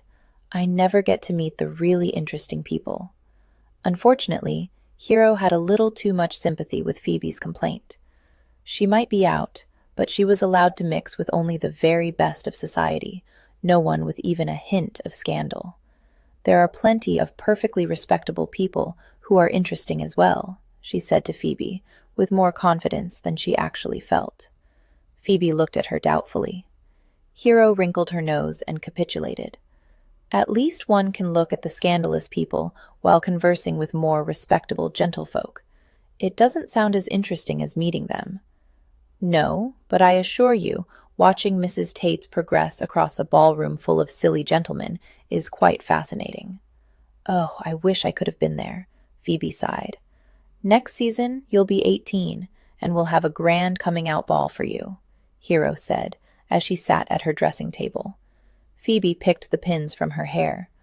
"But you'll be already married by then, and off doing married lady things. I'll have only Cousin Bathilda to accompany me, and you know I love her, I truly do. But she's so very old, and— Oh! Hero glanced in the mirror in time to see Phoebe's head ducking behind her. Dash it, I've dropped a pin. Don't worry about it, dear. But it's one of your emerald ones. Phoebe's voice was muffled. Hero turned on the stool and saw her sister on her hands and knees, patting the carpet. Hero's heart squeezed. The emerald pin was right in front of Phoebe, not more than a foot from her nose. Hero cleared her throat, feeling a sudden constriction. Here it is. She bent and picked up the pin. Oh! Phoebe stood and pushed her spectacles up her nose. A frown marred her sweet face. Silly me. I don't know why I didn't see it. Never mind. Hero gently placed the pin in the glass dish on her dresser. It's dark in here, with only the candlelight. Oh, of course, Phoebe said, but her frown deepened. Shall I tell you how the ballroom was decorated? Hero asked. Do. So Hero went into great detail about the decorations at Mandeville House, the refreshments, and each dance she took part in, as Phoebe brushed her hair. Gradually her sister's expression lightened, but Hero's heart remained heavy as she watched the reflected light of the 4 candelabras in her mirror. They made the room as bright as day. St. Giles was a veritable hellhole, especially after the bucolic beauty of the Lancashire countryside, Griffin mused, very early that morning. He guided Rambler, his bay gelding, through the darkness and across the stinking channel running down the middle of the lane. He couldn't take the shortest route to his destination because some of the alleys that way were too narrow to accommodate a man riding a horse. And he'd be damned if he left Rambler anywhere here. The horse would be stolen before his master was out of sight. Griffin ducked his head as he rode under a swinging sign advertising a chandler's shop. No lantern hung by the door of the shop, as it would in the better parts of London. In fact, the only light he traveled by was the moon's pale face. Thank God it was a clear night at least. Up ahead, a low door burst open, and 2 toughs staggered out. Griffin laid his right hand on the loaded pistol stuck in his saddle, but the men paid him no mind. Pausing only for one of them to cast up his accounts into the channel, they wandered off away from him. Griffin let out his breath and moved his hand from the pistol's grip to Rambler's neck, patting the horse. Not much farther now, boy. He rode down the lane and then turned into a slightly larger street lined with brick and plaster buildings, some with overhanging upper stories. A nondescript door stood in a tall brick wall, hiding a courtyard beyond. Griffin pulled Rambler to a halt by the door. Taking the pistol from the saddle holster, he used the butt to knock upon the wooden door. Almost immediately, a gruff male voice called, "Oos, without?" Reading, "Let me in." "Oh, my sure 'tis you, me lord?" Griffin raised his eyebrows at the door. "Because I'm the only one who knows about that night at the Lame Black Cockerel, when you drank a dozen pints of ale and—" The door flew open, revealing shifty black eyes and the ugliest face Griffin had ever known, in London or without. The nose was mashed nearly flat, causing the lipless mouth to always be parted so the man could breathe. Stubble perpetually dotted the lined cheeks and chin, like some spreading mildew, broken by old pox-marks and scars far less benign. The man was of average height, but his arms and shoulders were disproportionately large, ending with hands that hung like great slabs of ham by his side. Most who saw him assumed he was either a professional boxer or a murderer for hire. They'd be right on both counts. "I'm that glad to see you, me lord," Nick Barnes said. "Me and the boys have been staking out the place, but we could sure use your help." "Have there been any more attacks?" Griffin swung down from Rambler, but kept the gun in his hand and his eyes sharp as he led the horse through the door. Inside, the small courtyard was paved with cobblestones. Buildings rose up on 3 sides. Griffin had purchased the buildings to either side just last year as a precaution. Now he was grateful for the forethought. "Some lads tried to come in night afore last, but we beat 'em back right smart," Nick said, heaving a solid oak bar across the courtyard door. Griffin led Rambler to an ancient stone water trough to let him drink. "Do you think he's given up?" The vicar won't give up until he's dead, and that's a fact, me lord, Nick said soberly. Griffin grunted. He'd not held high hopes that Charlie Grady, otherwise known rather blasphemously as the Vicar of Whitechapel, would give up so easily. The vicar had a dirty finger in most of the illegal trades east of Bishopsgate, but recently he'd begun expanding his empire west into the Seven Dials area of St. Giles, and that had impinged on Griffin's interests. Griffin gave a last pat to the gelding and turned to Nick. "You'd better show me, then." The other man nodded and led the way into the building directly across from the courtyard wall. He opened a stout wooden door reinforced with iron and shouted, "Oi, Willis! You and Tim come here and guard the courtyard!" Two men lumbered out of the building, touching their hats as they passed Griffin. One held a cudgel, the other a long knife that looked suspiciously like a saber. Nick watched as they took up positions by the courtyard door and then nodded at Griffin. "This way, me lord." The lower floor of the building was one large, cavernous room, broken here and there by massive brick pillars holding up the upper floors. 4 large hearths smoldered under great covered copper kettles nearly as large as a man. Various copper pipes sprouted from the kettles, leading to slightly smaller copper pots, which were in turn connected to oaken barrels. The smells of smoke, fermentation, juniper berries, and turpentine were heavy in the humid air. A dozen more men were in the warehouse, a few tending the fires or the contents of the kettles, but most stood about, hired merely for their muscle. "I've brought in all the other operations," Nick said, gesturing to the copper kettles. "All but the one that the vicar's boys blew up on Abbott Street." Griffin nodded. "You've done well, Nick. One position is more easily guarded than many." Nick spat at the stone floor. "Aye, that it is, but we'll have another problem when the harvest grain comes in." "What's that?" Nick tilted his head in the direction of the courtyard. "The outer door. It's too small to bring in a wagon full of grain. We'll have to toss the bags over the wall, and while we do, the cart, the boys, and the blasted grain'll be sitting like pullets awaiting pluckin' for Sunday supper." Griffin grimaced, not bothering to reply to Nick's succinct analysis of their position. He watched the men stoking the fires beneath the huge copper kettles. Most of his Thir capital was sunk into this operation, and the bloody vicar was set to destroy it all. For the vicar had declared that he would smash all other gin distillers and make himself king of gin in London.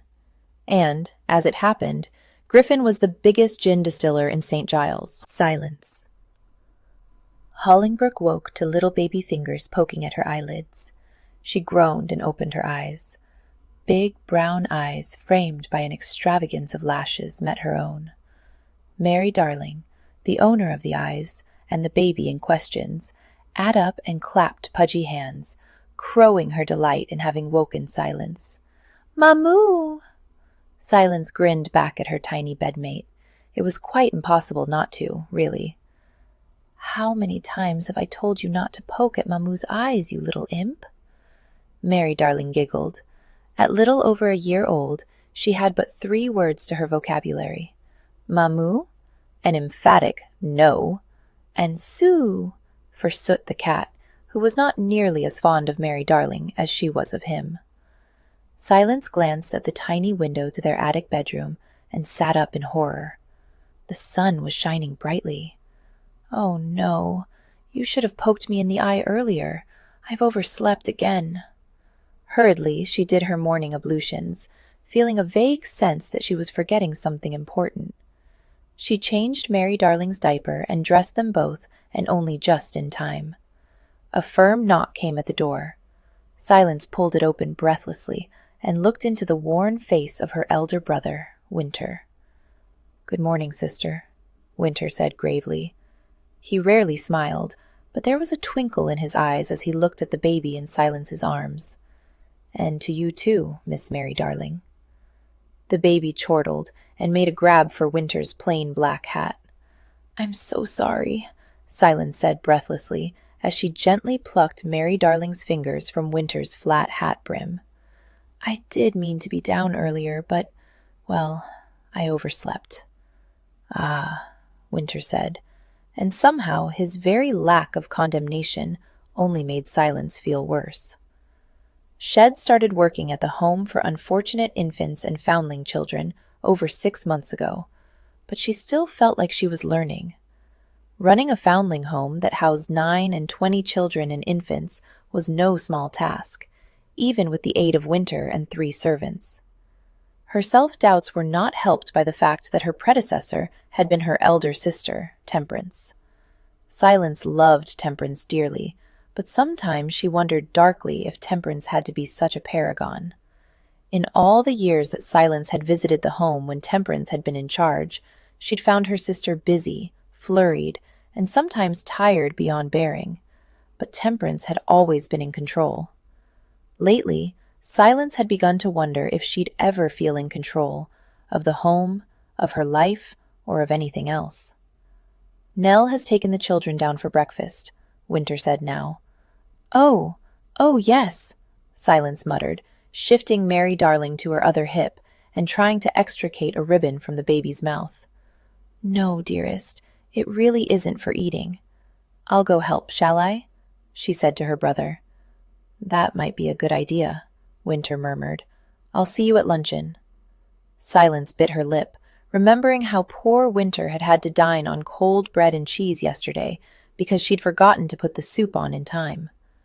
"I'll be sure and have it ready today. Really, I will."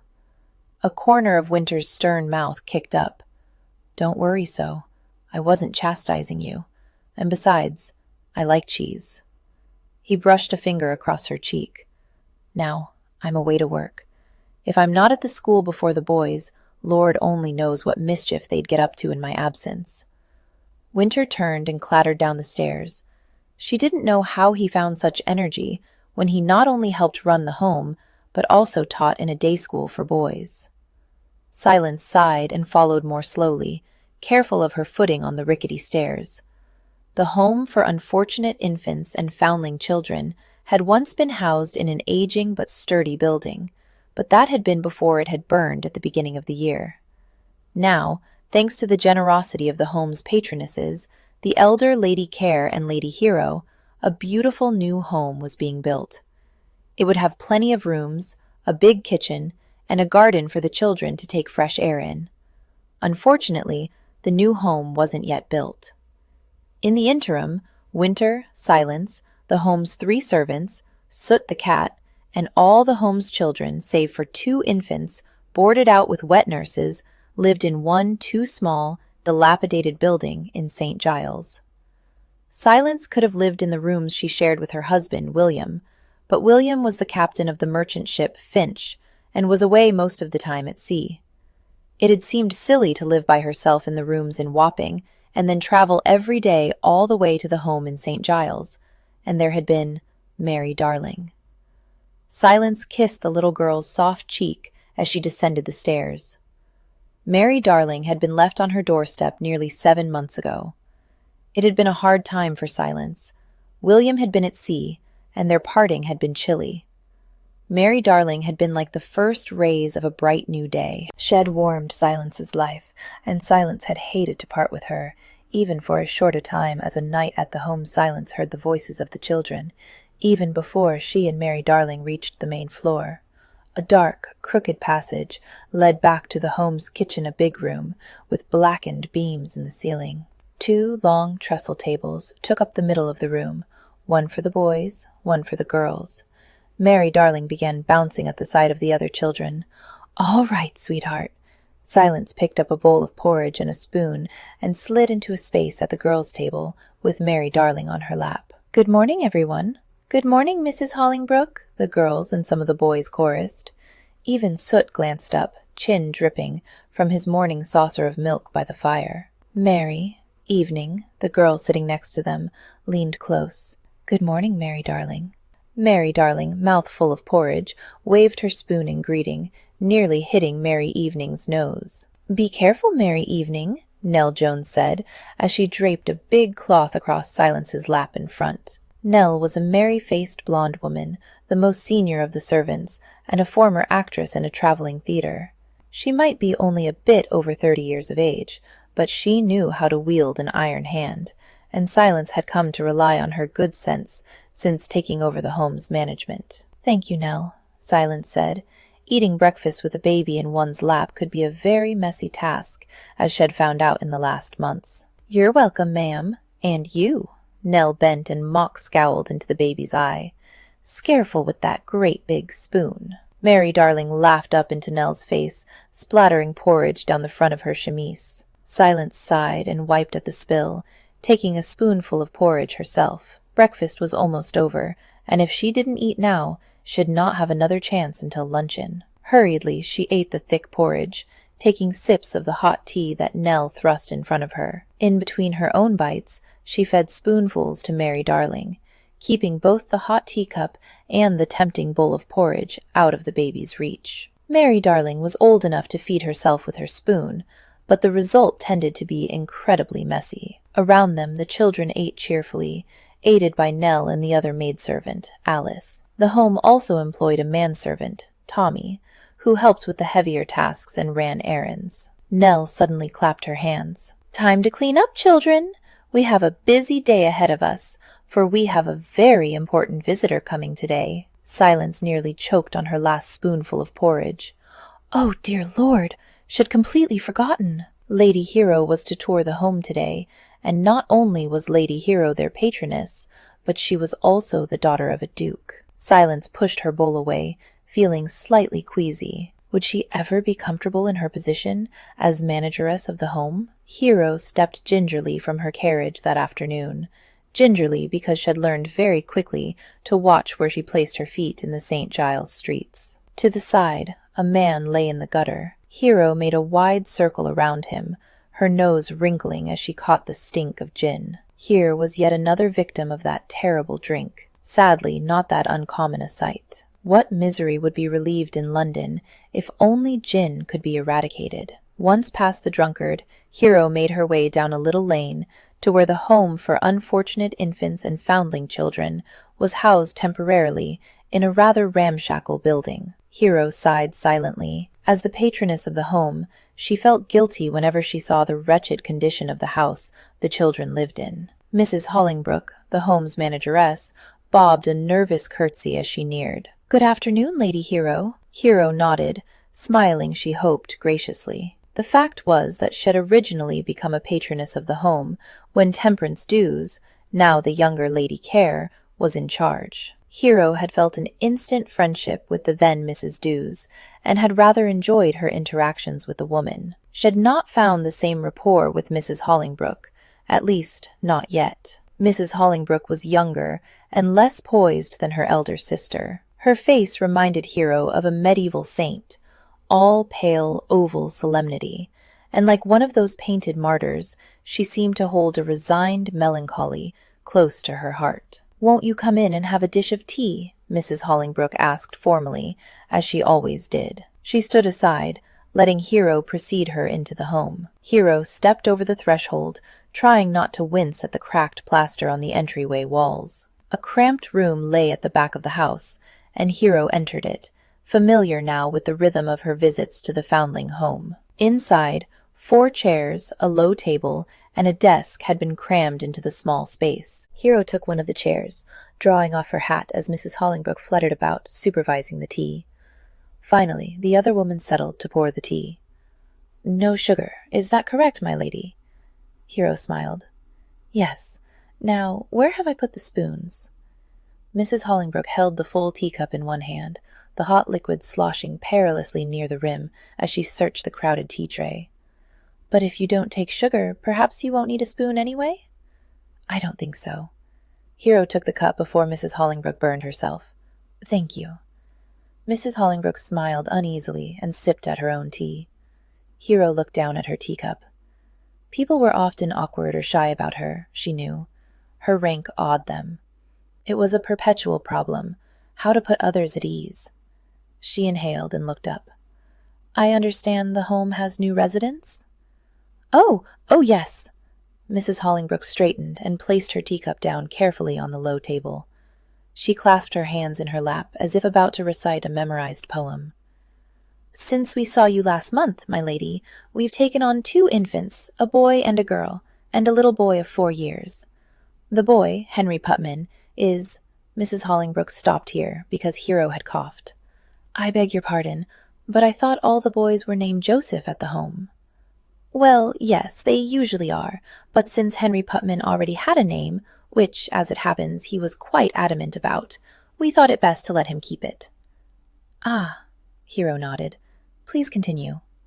Mrs. Hollingbrooke leaned forward.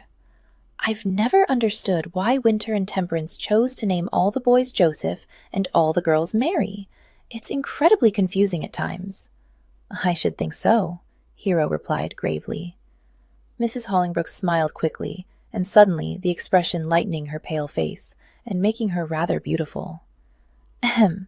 We also placed 2 of our girls in apprenticeships this last month, and, with the monies you and the senior Lady Care gave us, we were able to outfit both girls with new clothes, shoes, stays, a prayer book, a comb, and a thick winter cloak.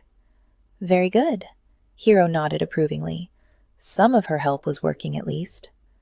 Perhaps you'd like to show me the home now? Of course, my lady. Mrs. Hollingbrooke jumped up. If you'll step this way, the children have been practicing all week for you. Mrs. Hollingbrooke led the way into the dark little hallway and up a rickety set of stairs. They passed a first floor, given over, as Hero knew from previous visits, to dormitory rooms for the orphans. On the second floor there was a room for the toddlers and infants, and the little room used as a classroom. Mrs. Hollingbrooke led her here and opened the door with a flourish. Within, a dozen of the older children stood in 2 rows, faces scrubbed and hair still slick from water. As she entered, they spoke in unison. Good afternoon, Lady Hero. She permitted herself a small smile. Good afternoon, children. Her reply elicited a smothered giggle from one of the boys. A sharp glance from Nell Jones silenced the giggle. Mrs. Hollingbrooke gave a discreet nod, and the children burst into ragged song, a hymn, no doubt, though Hero couldn't quite place either the tune or the words. She kept her smile firmly in place, even as the most enthusiastic girl went flat on a low note, and one of the boys elbowed another in the ribs, making the second squeak. The song ended on a rather screeching high note, and Hero fought not to wince. She clapped enthusiastically, and the little boy who had assaulted his neighbor grinned at her, revealing 2 missing upper front teeth. Splendid, children, Hero said. Thank you for your song, and thank you to your teachers as well. Mrs. Hollingbrooke blushed prettily, even as she escorted Hero back down the stairs. Thank you for coming, my lady, she said as they made the front door. The children look forward so to your visits. Hero knew that Mrs. Hollingbrooke was bound to flatter her, because she was the home's patroness, but as she took the other lady's hand, it seemed that the manageress truly meant her words. I enjoy my visits as well, Hero said. She wished she could say more, could promise that the children would be out of this wretched temporary home soon, could tell Mrs. Hollingbrooke that the children would have new beds, a new schoolroom, and a huge garden to run in come spring. Instead, she smiled one last time and made her goodbyes. She picked her way back up the street with a heavy heart. She had a feeling her next visit of the day wasn't going to be nearly as pleasant. Please take me to Maiden Lane, she instructed the coachman before climbing in the carriage. She sat and glanced idly out the window as the coach rolled forward. The home depended on her. Now that— Oi! A familiar male voice shouted very near. The carriage shuddered to a halt. Hero leaned forward. Surely it couldn't be. The carriage door opened, and a tall, masculine form climbed in the carriage and settled himself against the red squabs across from her, as if he owned the vehicle. The carriage started as Hero gaped at him. We meet again, Lady Perfect, Lord Griffin drawled. Chapter 4. Inevitably, there came a time when Queen Ravenhair decided she should remarry. A queen must have a king, and a kingdom an heir, after all. So the queen consulted with her advisers, and ministers, and men of letters, to decide who would be the perfect high-born man to marry. But here she found a dilemma. Her advisers thought Prince Westmoon the perfect match for the queen, while the ministers scorned Westmoon, and instead preferred Prince Eastsun. What was worse, the men of letters hated both Westmoon and Eastsun, and considered only Prince Northwind the perfect consort for the queen. From Queen Ravenhair. Griffin hadn't believed his eyes when he'd seen Lady Hero step into a carriage in the worst part of St. Giles. He'd hailed the carriage, told the coachman who he was, and hastily tied Rambler to the back before jumping in. Now Griffin watched as Lady Hero narrowed her lovely grey eyes at him. "Lord Reading, what a delight to see you again." He cocked his head as he smiled at her. "Do I detect a wee bit of sarcasm in your words, my lady?" Her gaze dropped demurely. "A lady never engages in sarcasm with a gentleman." "Never?" He leaned forward as the carriage tilted around a corner. "Even when she's been sorely provoked by a gentleman who isn't very, gentlemanly?" "Especially then." She pursed her lips. "A lady always maintains her composure, always chooses her words carefully, and always takes care to use them with circumspection. She'd never mock a gentleman, no matter how provoked." She recited her rules as if by rote, her manner so grave that he nearly missed the gentle wryness in her tone. But it was there. Oh yes, it was there. He had no doubt that she observed these rules with Thomas, but not with him. That was interesting, and vaguely worrisome. "Perhaps I should try harder to provoke," he murmured without thought. For a moment her eyelashes lifted, and her gaze met his directly, her eyes wide and intrigued. The very frankness of her look, whether consciously or unconsciously, a feminine lure to a man. He caught his breath. Then her gaze dropped to her lap again. "What are you doing in St. Giles, my lord?" "Riding in your carriage." He stretched his legs in the narrow space between the seats. "This is your carriage, isn't it?" Her lips thinned. "Of course." "Oh, good," he said easily. "I'd hate to have to take Thomas to task because he'd loaned you his carriage to gallivant about the sewers of St. Giles. Unless," he widened his eyes in pretend sudden thought, "Wakefield gave you permission to come here?" She tilted her chin haughtily. "I'm not a child, Lord Griffin. I hardly need permission from my brother to travel where and when I choose." "Then Wakefield won't be surprised when I inform him where I met you," he replied silkily. Her gaze darted away, confirming his suspicions. His voice deepened to something approaching a growl. "I thought not." Anger rose in him, swift and hot. He was caught off guard by the intensity of the primitive emotion. What did it matter to him if Thomas' primly perfect fiancée put herself in danger by herring about St. Giles? Common sense said it was hardly his business. Unfortunately, common sense held no sway with his emotions. Lady Hero in this place was so terribly wrong that he had to restrain himself from grabbing her and bearing her bodily away, ranting all the while about headstrong chits, recklessly oblivious brothers, and the myriad of ghastly fates that could overtake a gently bred lady in London slums. Griffin took a deep breath and rubbed his eyes. God, he needed sleep. "St. Giles is not known for its hospitality, my lady," he said as gently as possible. "Whatever brought you here cannot possibly be as— Please don't patronize me." "Very well." He felt his jaw tighten. Damnation. But he wasn't used to being dismissed so cavalierly by anyone, let alone a woman. "Tell me why you are here." She bit her lip and looked away. He smiled tightly. "It's me or Wakefield. Take your pick." "Since you insist." She smoothed her skirt with her palms. "I'm going to inspect the building site of a home for foundling children." Whatever he'd been expecting, it wasn't that. "Why?" She made a quick, impatient grimace, so fast he almost missed it. "Because I'm one of the patronesses of the home." His eyebrows winged up.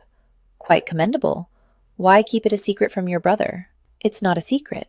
She caught his skeptical look and amended. "The part about me being a patroness isn't a secret anyway. Maximus is well aware that I've pledged to help the home. The problem is its location. He doesn't want me visiting St. Giles." "I applaud his intelligence," Griffin said dryly. "Then why sneak out?" "Because I'm the patroness." Lady Hero frowned at him like an offended queen, the look only slightly dampened by the freckles scattered across her nose. "It's my duty to make sure the new home is built properly." "All by yourself?" "There is another patroness, Lady Keir, but she is out of the country at the moment. She bit her lip. I would go to Lord Keir, her son, or his bride, the younger Lady Keir. She is the sister to the manageress of the home, and used to run it herself. But they have recently married and have retired to Lord Keir's country estate for the next several months. He stared at her incredulously. So you're overseeing the building of the home all by yourself at the moment? Yes. Her chin tilted proudly, but her pretty mouth trembled. He raised his eyebrow at her and waited. It's not going very well, she said, after a second's hesitation. Her voice was a breathless rush, her hands twisted in her lap. Actually, it's going terribly. The architect we hired appears to be untrustworthy. That's why I'm going to visit the site today, to see what he's accomplished in the last week. Or what he hasn't accomplished. How odd that her small show of trust should make his chest expand with warmth. She inclined her head. That, too. Griffin shook his head. You must tell Wakefield about your problem.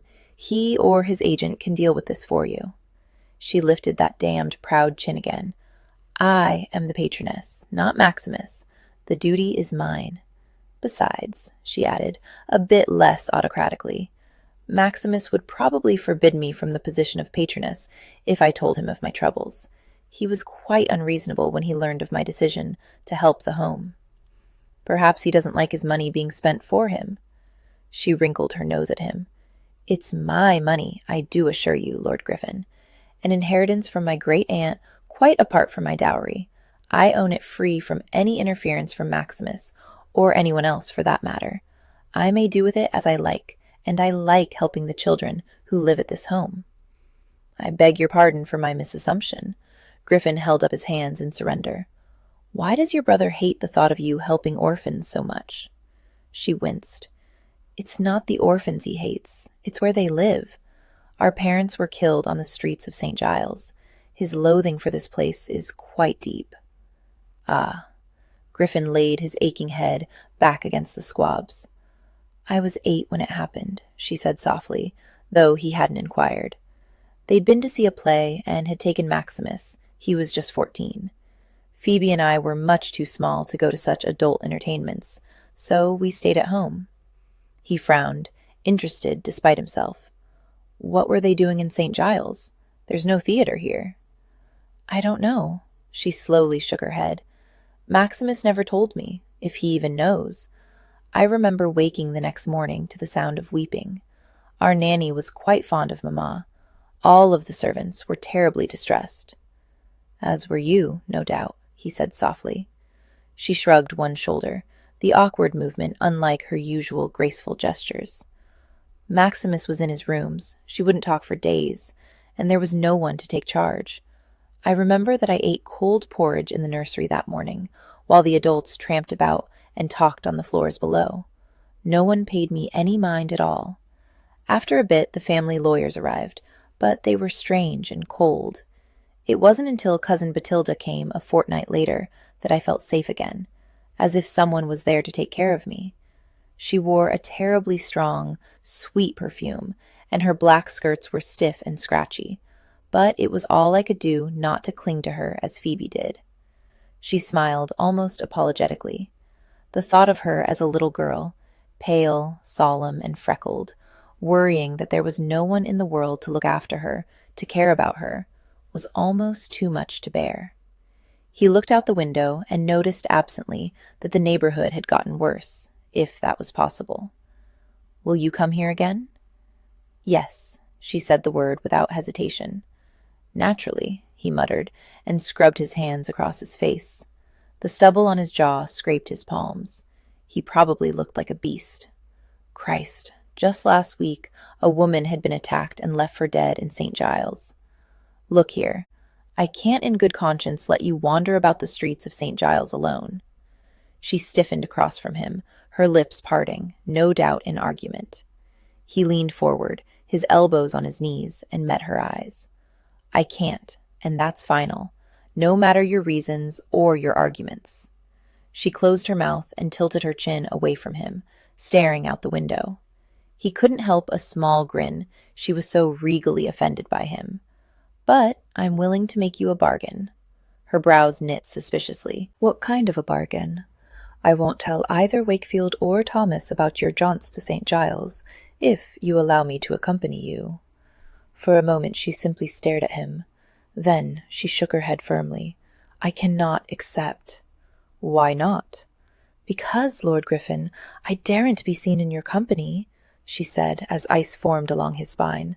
"You see, I know you seduced your brother's first wife." Reading threw his head back against the squabs and roared with laughter, his strong brown throat working. The sound was merry, but there was an almost imperceptible edge of danger to his laughter that made Hero instinctively tense. She was suddenly aware that they rode in a small, closed space, and that she didn't know Reading all that well. And what she did know of him wasn't good. She watched him warily as his laughter died. He wiped at his eyes with a sleeve, inhaling deeply. When he looked up again, the rage that lurked in his eyes made her tense further. "Listening to gossip, Lady Perfect?" She met his savage look with a steady gaze. "Do you deny the accusation?" "Why bother?" His mouth made an ugly twist. "You and all the other stupid, quacking, tittle-tattling gossip-mongers have decided the truth.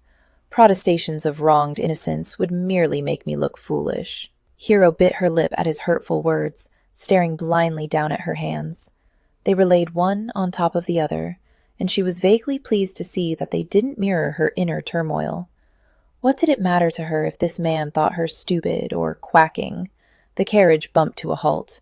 They were at the entrance to Maiden Lane. She looked across the carriage to find Reading watching her broodingly, his pale green eyes hooded. "It doesn't matter anyway," he said. "What doesn't?" "That I have the reputation as a rake and a seducer of innocence my brother's innocent?" He waved one hand wearily, as if the matter was negligible. "I still won't let you risk your pretty neck in St. Giles. Either you let me accompany you and protect you, or I'll go to Wakefield and Thomas. Your choice." He tilted his tricorn over his eyes and folded his arms across his chest, as if settling in for a nap. She watched him incredulously for a moment, but he didn't move. Obviously, he'd said all he was going to say. The carriage door opened, and George, one of the two brawny footmen who'd chosen to accompany her, looked curiously in. "My lady?" "Yes," she said distractedly. She turned back to Reading and cleared her throat. "I'm going to inspect the building site now." Reading didn't move. Well, if he was determined to be rude, she wasn't about to stay and try to get the man to respond. Hero got up and descended the carriage with George's help. Lifting her skirts, she picked her way down Maiden Lane to the spot where the home for unfortunate infants and foundling children was being rebuilt.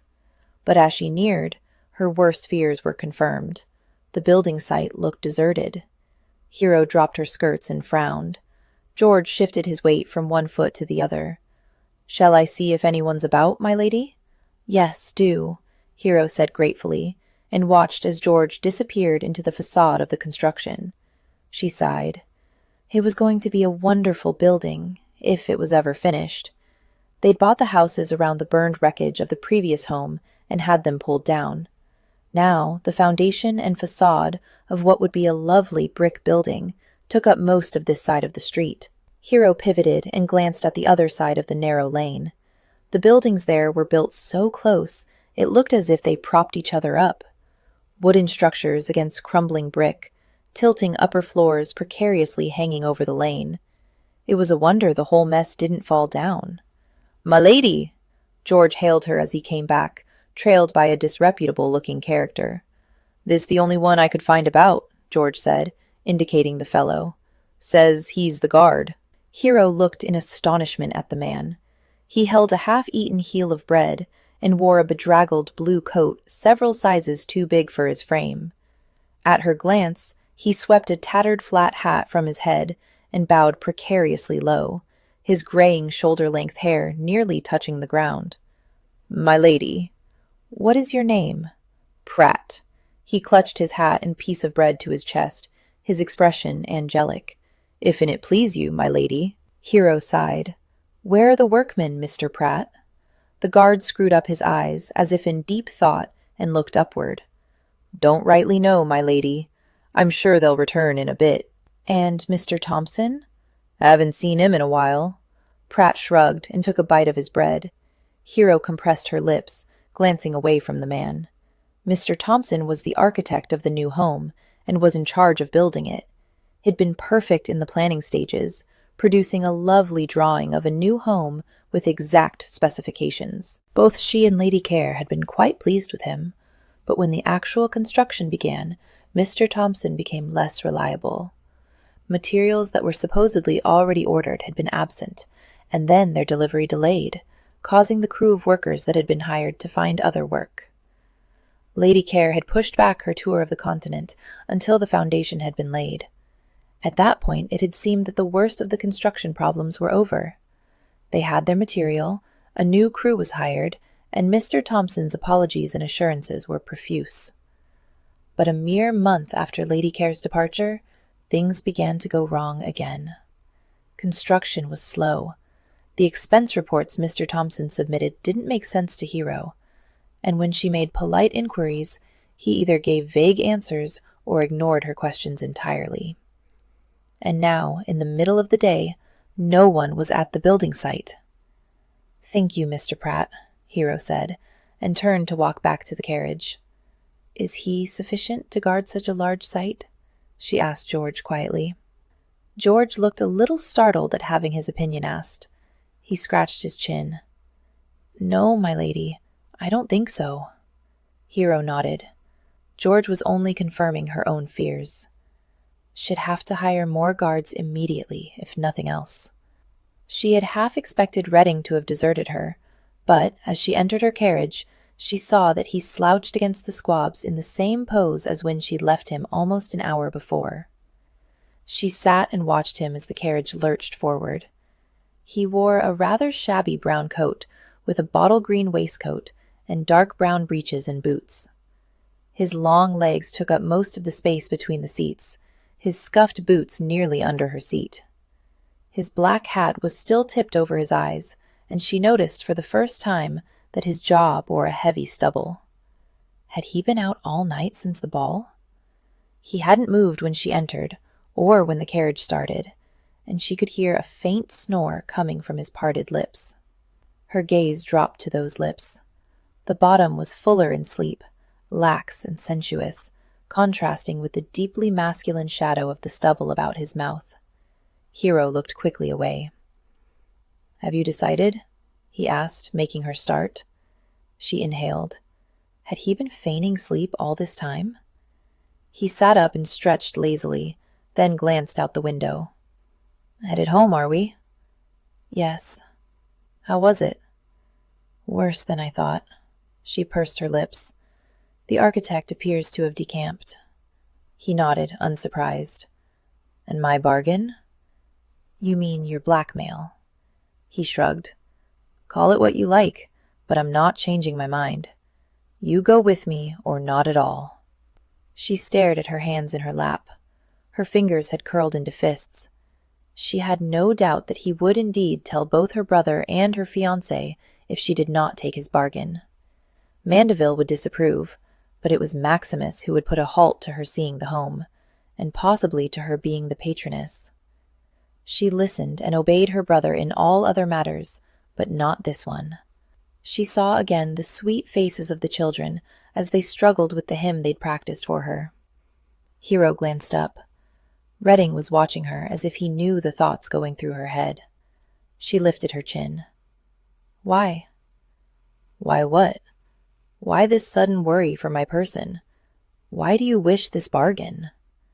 She expected more anger, but instead a corner of his mouth kicked up, and, if possible, he slouched more in his seat. "You're a suspicious woman, Lady Perfect." "Perhaps my soft heart compels me to come to the rescue of reckless maidens."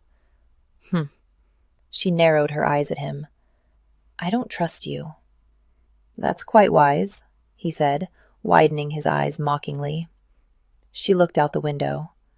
What choice did she really have if she wanted to continue to visit the home? "Very well," she said, facing him again. "You may accompany me next time I visit St. Giles." "Good." He yawned, and then stood to rap on the ceiling of the carriage.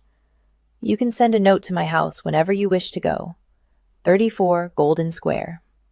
For a moment she was diverted by this news. You're not staying at Mandeville House? His lips twisted. No. The carriage jolted to a stop, and he was out the door, pausing to turn and say, I'll be by your house at 9 tomorrow morning. She leaned forward. But I hadn't planned on going to the home again so soon.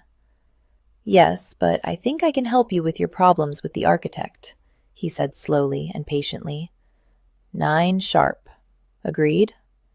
His green eyes pinned her, and she could only nod her head mutely. Good, he said again. He leaped from the carriage and slammed the door shut. In a minute, the carriage jerked forward. Hero released a breath as she let her body relax, and for the first time she wondered, what had Reading been doing in St. Giles? Hero nervously descended her front stairs the next morning. 9 of the clock was very early for Cousin Bathilda or any other fashionable lady to be abroad, but it would be just her luck to be caught in the company of her notorious future brother-in-law. But when she looked up and down the street, she saw no one. No one at all. For a moment her shoulders slumped in something perilously close to disappointment. She'd have to send back the carriage, already waiting in front. Well, he was a rake, after all. What did she expect? Morning jaunts with respectable ladies were probably not his thing at all. In fact, miss me? The masculine murmur came so close to her back that she jumped and gave a little shriek. Hero turned to glare at Reading, who looked thoroughly disreputable and rumpled. Have you been out all night again? She asked without thinking, and then had time to realize her mistake as heat crept up her neck. He laughed as he handed her into her waiting carriage. Of course, we rakes never sleep at night. We have far more, interesting things to do in the dark hours. She lowered herself onto the cushions. The strange thing was, even though his words irritated her immensely, she felt a flutter of excitement that he had indeed showed up for their appointment. You, on the other hand, Reading continued as he sat across from her, look fresh and well-rested. A lovely morning lily, in fact. She eyed him suspiciously. What should have been a compliment sounded oddly like an insult coming from his mouth. He smiled innocently, the curve of his wide mouth cutting deep lines into his cheeks. His jaw was stubbled darkly in contrast to the white of his wig. You look like you could pose for a cautionary engraving entitled Dissolute, she said sweetly. He barked with surprised laughter. My lily has thorns, it seems. Lilies don't have thorns, and, anyway, I'm not your lily. No, merely my dear future sister. She debated telling him, again, not to call her his sister, realized any protest on her part would probably only urge him on to more irritating behavior, and sighed, giving up the matter. Where are we going? He stretched his legs between them, his boots brushing the silk of her primrose morning gown. I have an old friend I'd like to introduce to you. Why? He's an architect. Really? Hero looked at him curiously. Where did you meet him? He gave her a sardonic look. I do spend some time among respectable people now and again. I didn't...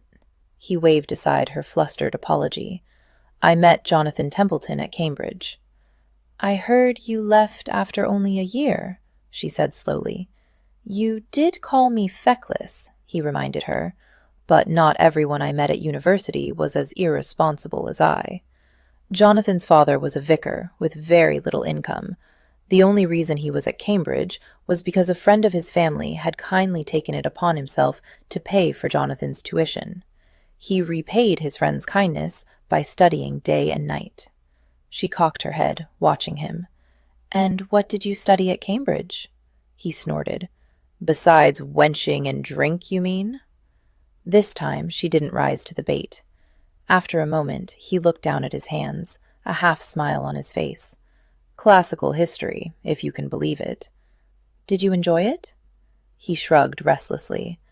Not enough to stay, obviously. I read Herodotus in the Greek, she blurted. He looked up at her. Did you indeed? I wasn't aware Greek was on the curriculum for fashionable debutantes these days. It isn't, of course. Why had she told him that? Never mind. She stared at her hands in her lap, wishing she could better control her words around him. "What did you think of his description of Egypt?" he asked. She peeked up at him to see if he was mocking her, but he seemed serious. She hesitated, then leaned forward. "I thought their burial practices perfectly hideous." His face relaxed, and fine lines appeared at the corners of his eyes as he smiled. "But fascinating, yes? All that mucking about with myrrh and frankincense." She shuddered delightfully. "Do you think his report true? So many of the other things he writes about seem quite fanciful, such as Arion the harper who rode about on a dolphin's back, or the winged serpents that guard the frankincense trees in Arabia, or the giant camel-chasing ants." "Camel-chasing ants?" She wrinkled her brow. "I don't remember that part." "Hard to see how you could miss it," he grinned at her. "In India?" "Oh, of course, the ants that dig up gold," she cried. "Those are the ones." He shook his head. "Old Herodotus certainly liked a good story, but you know, there are some very odd things in the world. Who's to say that the Egyptians didn't really stuff myrrh into their dead grandfathers? Or that there aren't really giant furry ants in India terrifying the camels? But you must admit it seems a little unlikely."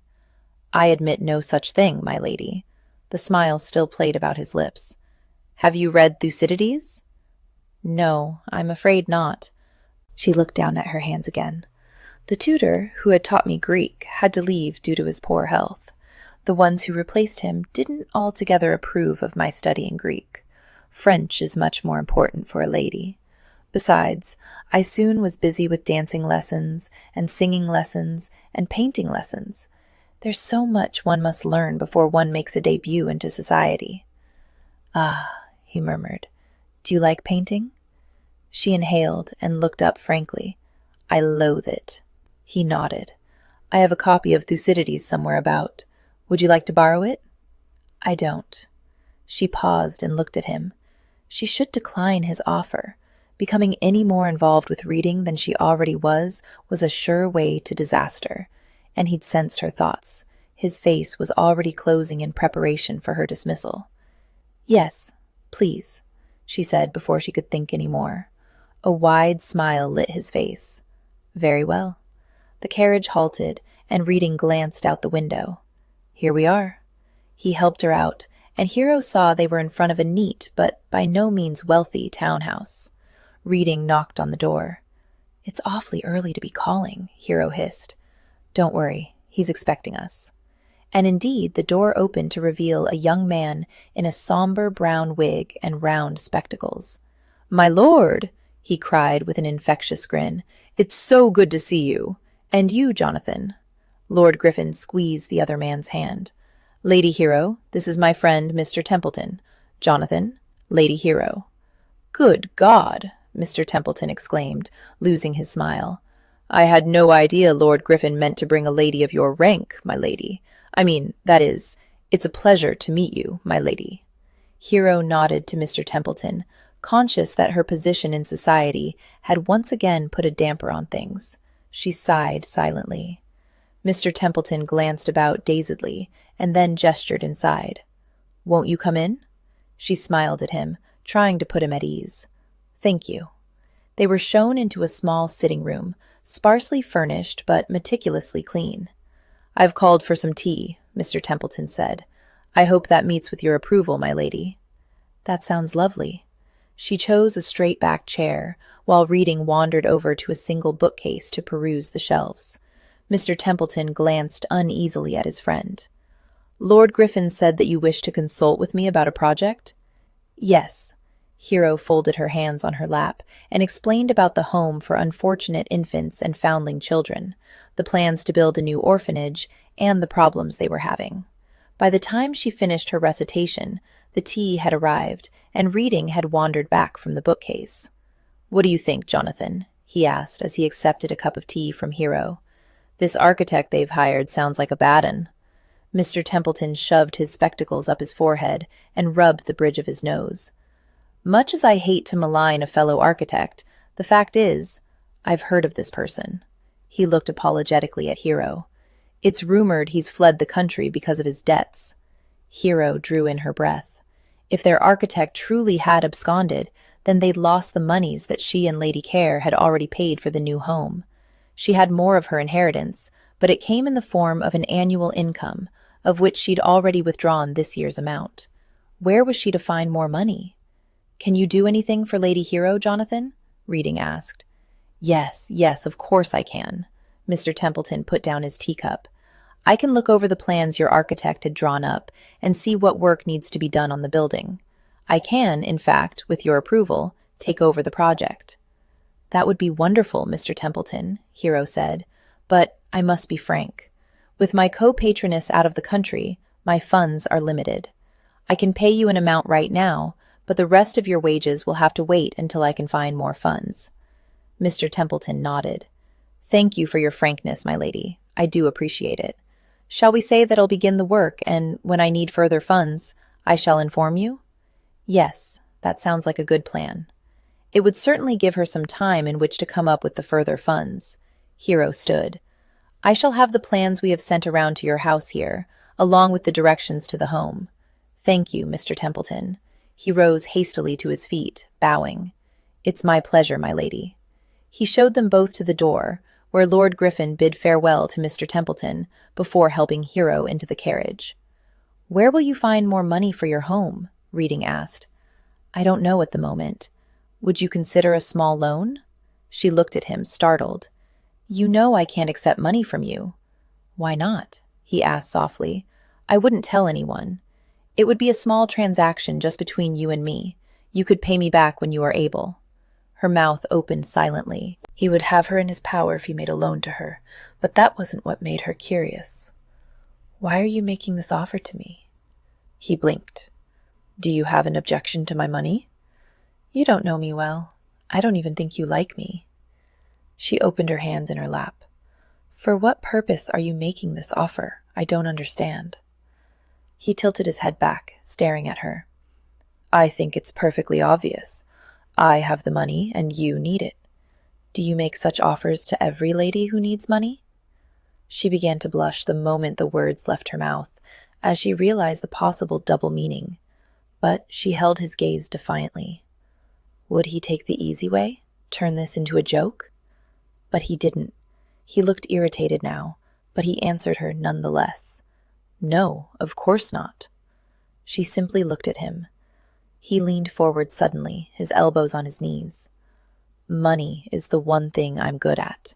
You can trust me completely in this matter. I don't cheat. I don't steal. When it comes to financial dealings, you can rely on me." He said it almost like a confession, and she was strangely touched, as if he'd shared something deeply personal with her. Yet she'd only known this man for less than 48 hours. Years of practicality held her back. "I do appreciate your kind offer," she said carefully, "but I think I must decline it for now." He nodded, as if he'd expected her answer, and sat back. "My offer is still open should you change your mind." She suddenly felt lighter, even though she'd refused his money. He was on her side. She wasn't working alone anymore. "I haven't thanked you, have I?" He shook his head, a smile playing about his mouth. She inhaled, fighting down her own silly smile. "Well, I do thank you. Mr. Templeton seems like a competent architect and, perhaps more importantly, an honest one. I would never have found him without your introduction." He shrugged. "I'm glad to be of service. There is one question I have for you, though." "Only one?" "Why were you in St. Giles yesterday morning?" If she expected confusion or denials of wrongdoing, that wasn't what she got. Reading grinned and knocked on the ceiling of the carriage to signal the driver to stop. "I was in St. Giles on business," he said as the carriage halted. He opened the door and looked back at her over his shoulder. "Wicked, wicked business." He jumped down and tipped his hat to her. "Good morning to you, my lady perfect." He slammed the door, and the carriage started forward. Hero sat back against the squabs, whispering, And good day to you, my lord shameless. Chapter 5. Well, this was quite the problem, as you can imagine. For Queen Ravenhair trusted and distrusted her advisors, ministers, and men of letters all equally. How to choose which of the three princes would make the perfect husband? After puzzling on the problem for several days, the queen mounted her mare and announced to a gathered throng of her subjects that she had come to a decision. She would invite all three gentlemen to her castle, and there hold a series of trials to discover her perfect consort and the man she would wed. All the court cheered, but the stable-master, standing by the head of the mare, was silent. From Queen Ravenhair. The first thing Griffin noticed as he entered Mandeville House that night was the multitude of candles. That, and the 2 footmen and the butler who rushed to take his hat, signaled that Mater had decided to turn a simple family dinner into an event. Griffin sighed. Dinner with his family was wearisome enough without the extra frills. "My lady has already sat down," the butler said, his tone managing to sound both obsequious and disapproving at the same time. "Of course she has," Griffin muttered. It wasn't enough that he'd have to endure a formal dinner with Thomas and his perfect fiancée. He must be late as well. He stifled a yawn as he followed the butler up the stairs to the dining room. The few hours of sleep he'd been able to catch between leaving Lady Hero in her carriage and waking belatedly to dress for dinner didn't seem nearly enough. "Lord Griffin Reading," the butler announced, as if everyone in the room didn't know him already. "You're late, Caroline," the elder of his 2 sisters said. Caro had always enjoyed stating the obvious. She was considered a beauty by most, but Griffin privately thought that ill humor overrode any amount of glossy dark locks and large brown eyes. "Where have you been?" "In bed," Griffin said succinctly as he made his way down the room to his mother. He stopped to touch the cheek of Margaret, his younger sister. "Been well, Megs?" "Oh, Griffin," she said, "I have missed you." She smiled up at him, her round cheeks rosy. Megs was the youngest of the family at 22, and Griffin's personal favorite. He grinned and continued to the foot of the table. There were 7 at the long table. Thomas at one end, with Lady Hero to his right, and Caro on his left. Mater was at the other end, with Wakefield on one side, and Lord Huff, Caro's husband, on the other. Megs was between Caro and Wakefield, which left the last empty chair standing between Huff and Lady Hero. She was wearing a sort of misty green tonight that made her red hair blaze like flame in the candlelight. Griffin bent and kissed his mother's cheek. "Good evening, Mater. You needn't boast of your debauchery," Caro sniffed. Griffin raised his eyebrows. "It's only boasting if I tell who was abed with me." "Please refrain, for all our sakes," Caro said. Griffin met Mater's gaze, which was part amused, part exasperated. "You shouldn't tease your sister," she murmured. "But it's so easy," he whispered back, before straightening and moving to take his seat. "You've missed the fish," Huff said. His brother-in-law was a short, burly man.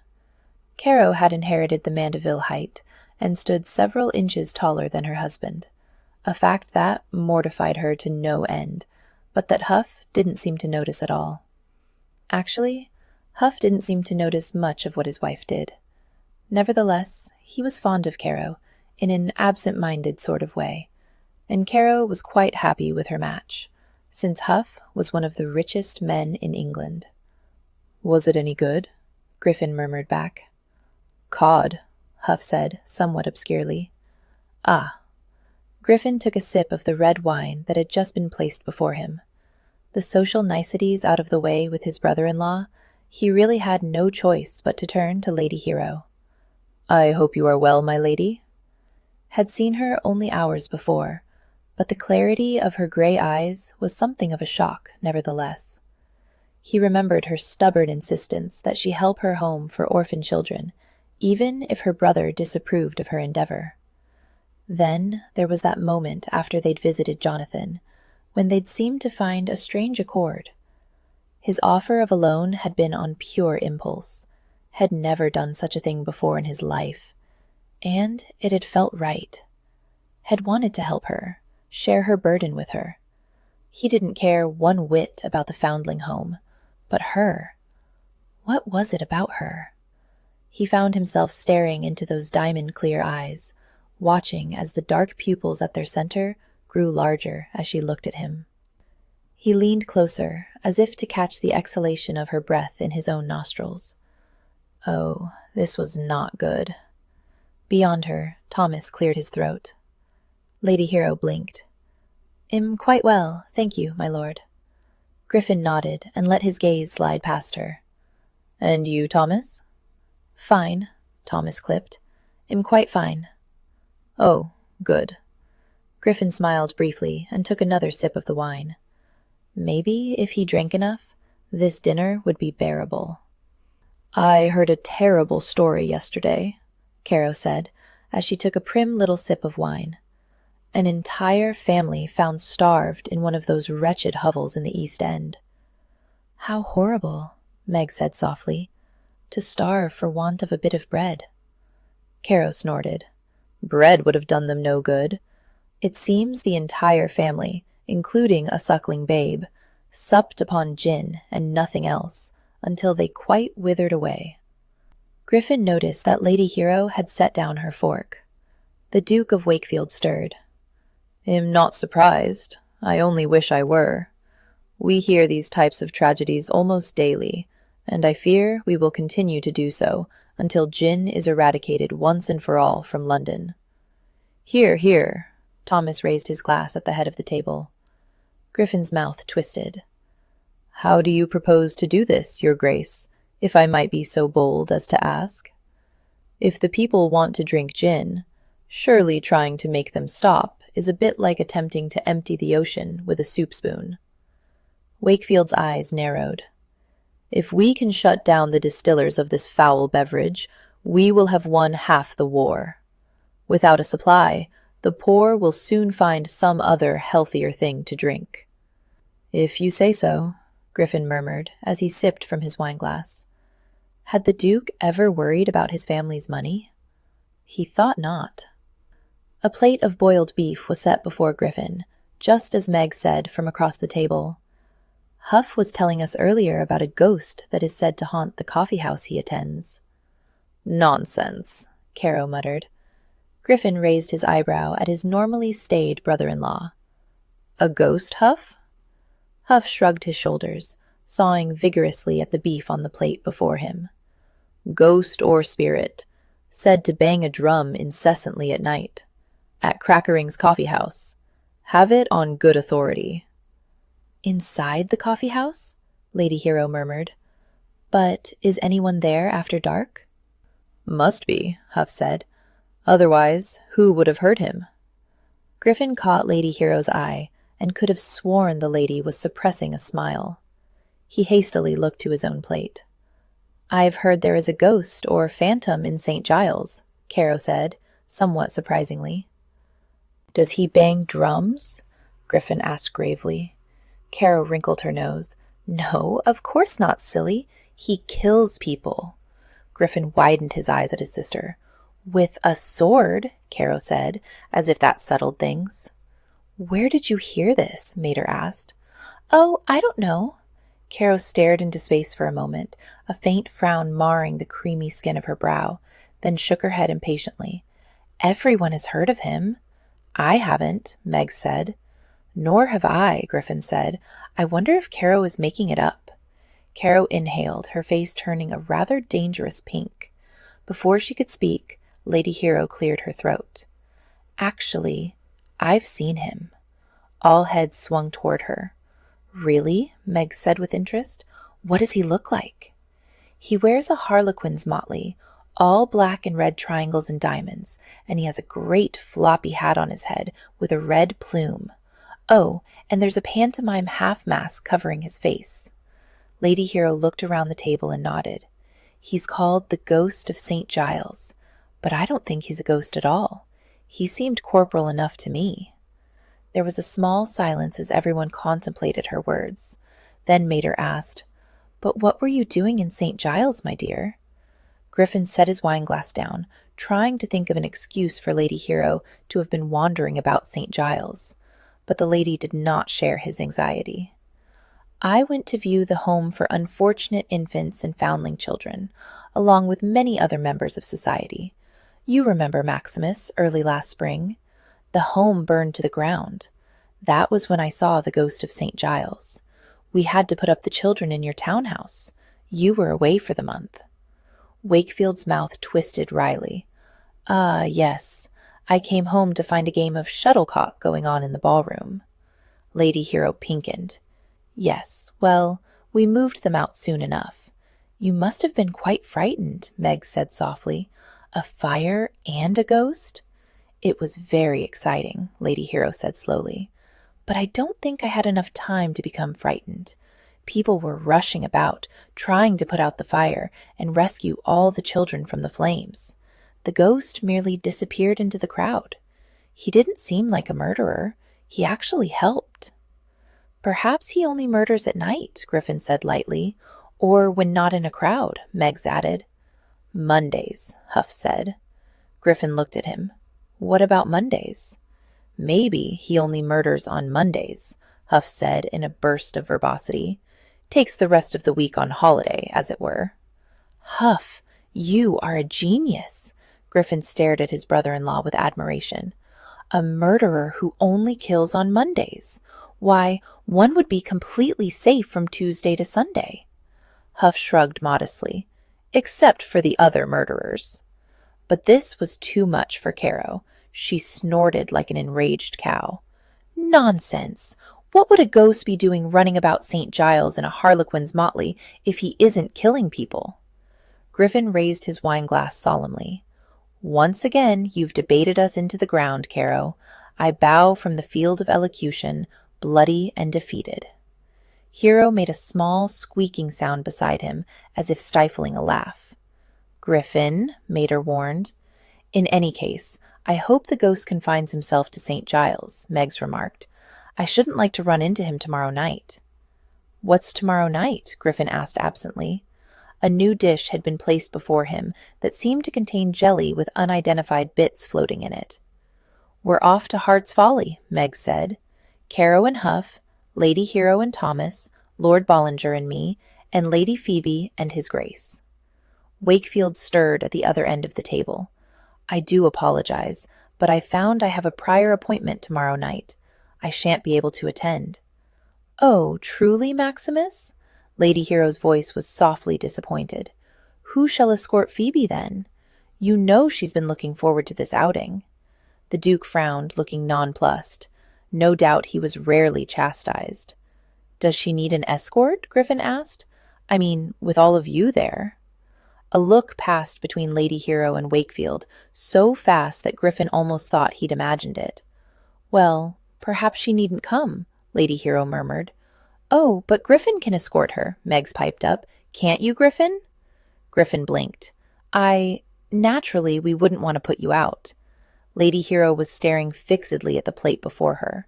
Her expression was serene, but somehow he knew there was distress in her gaze. Thomas was watching him, his face remote. Griffin, Mater said, and for the life of him he didn't know if she said his name in encouragement or in warning. And in any case it hardly mattered. Once again he gave in to temptation.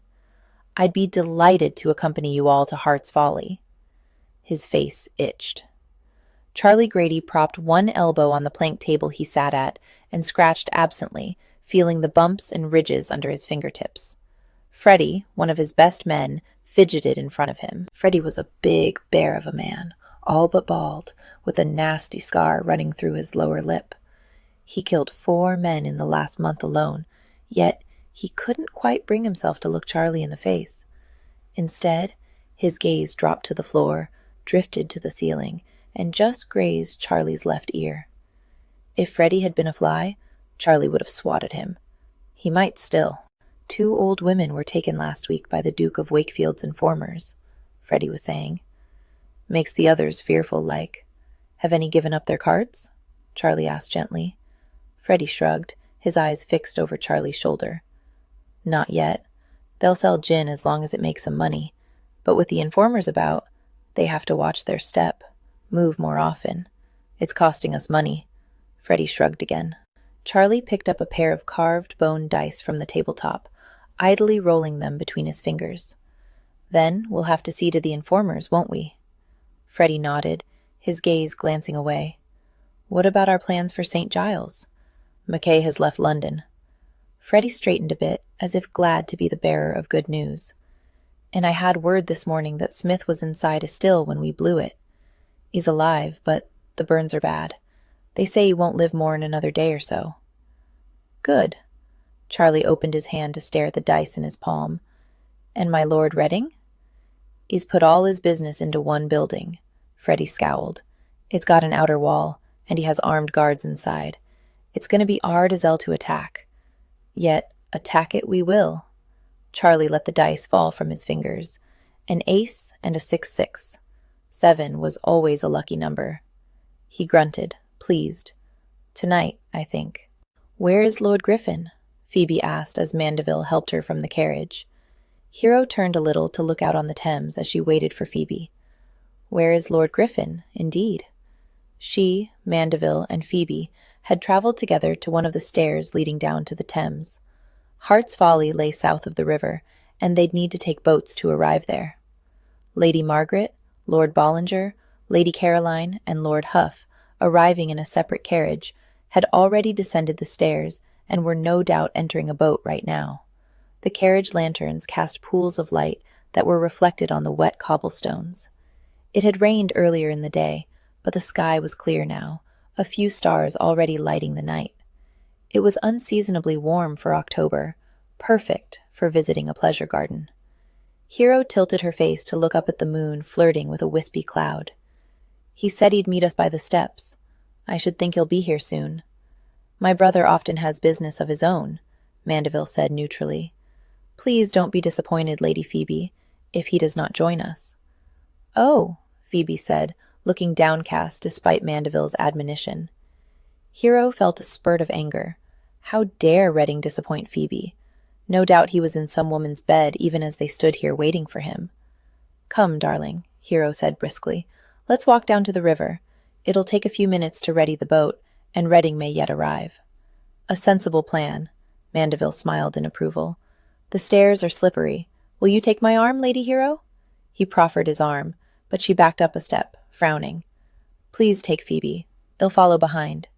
He looked at her quizzically. As you wish.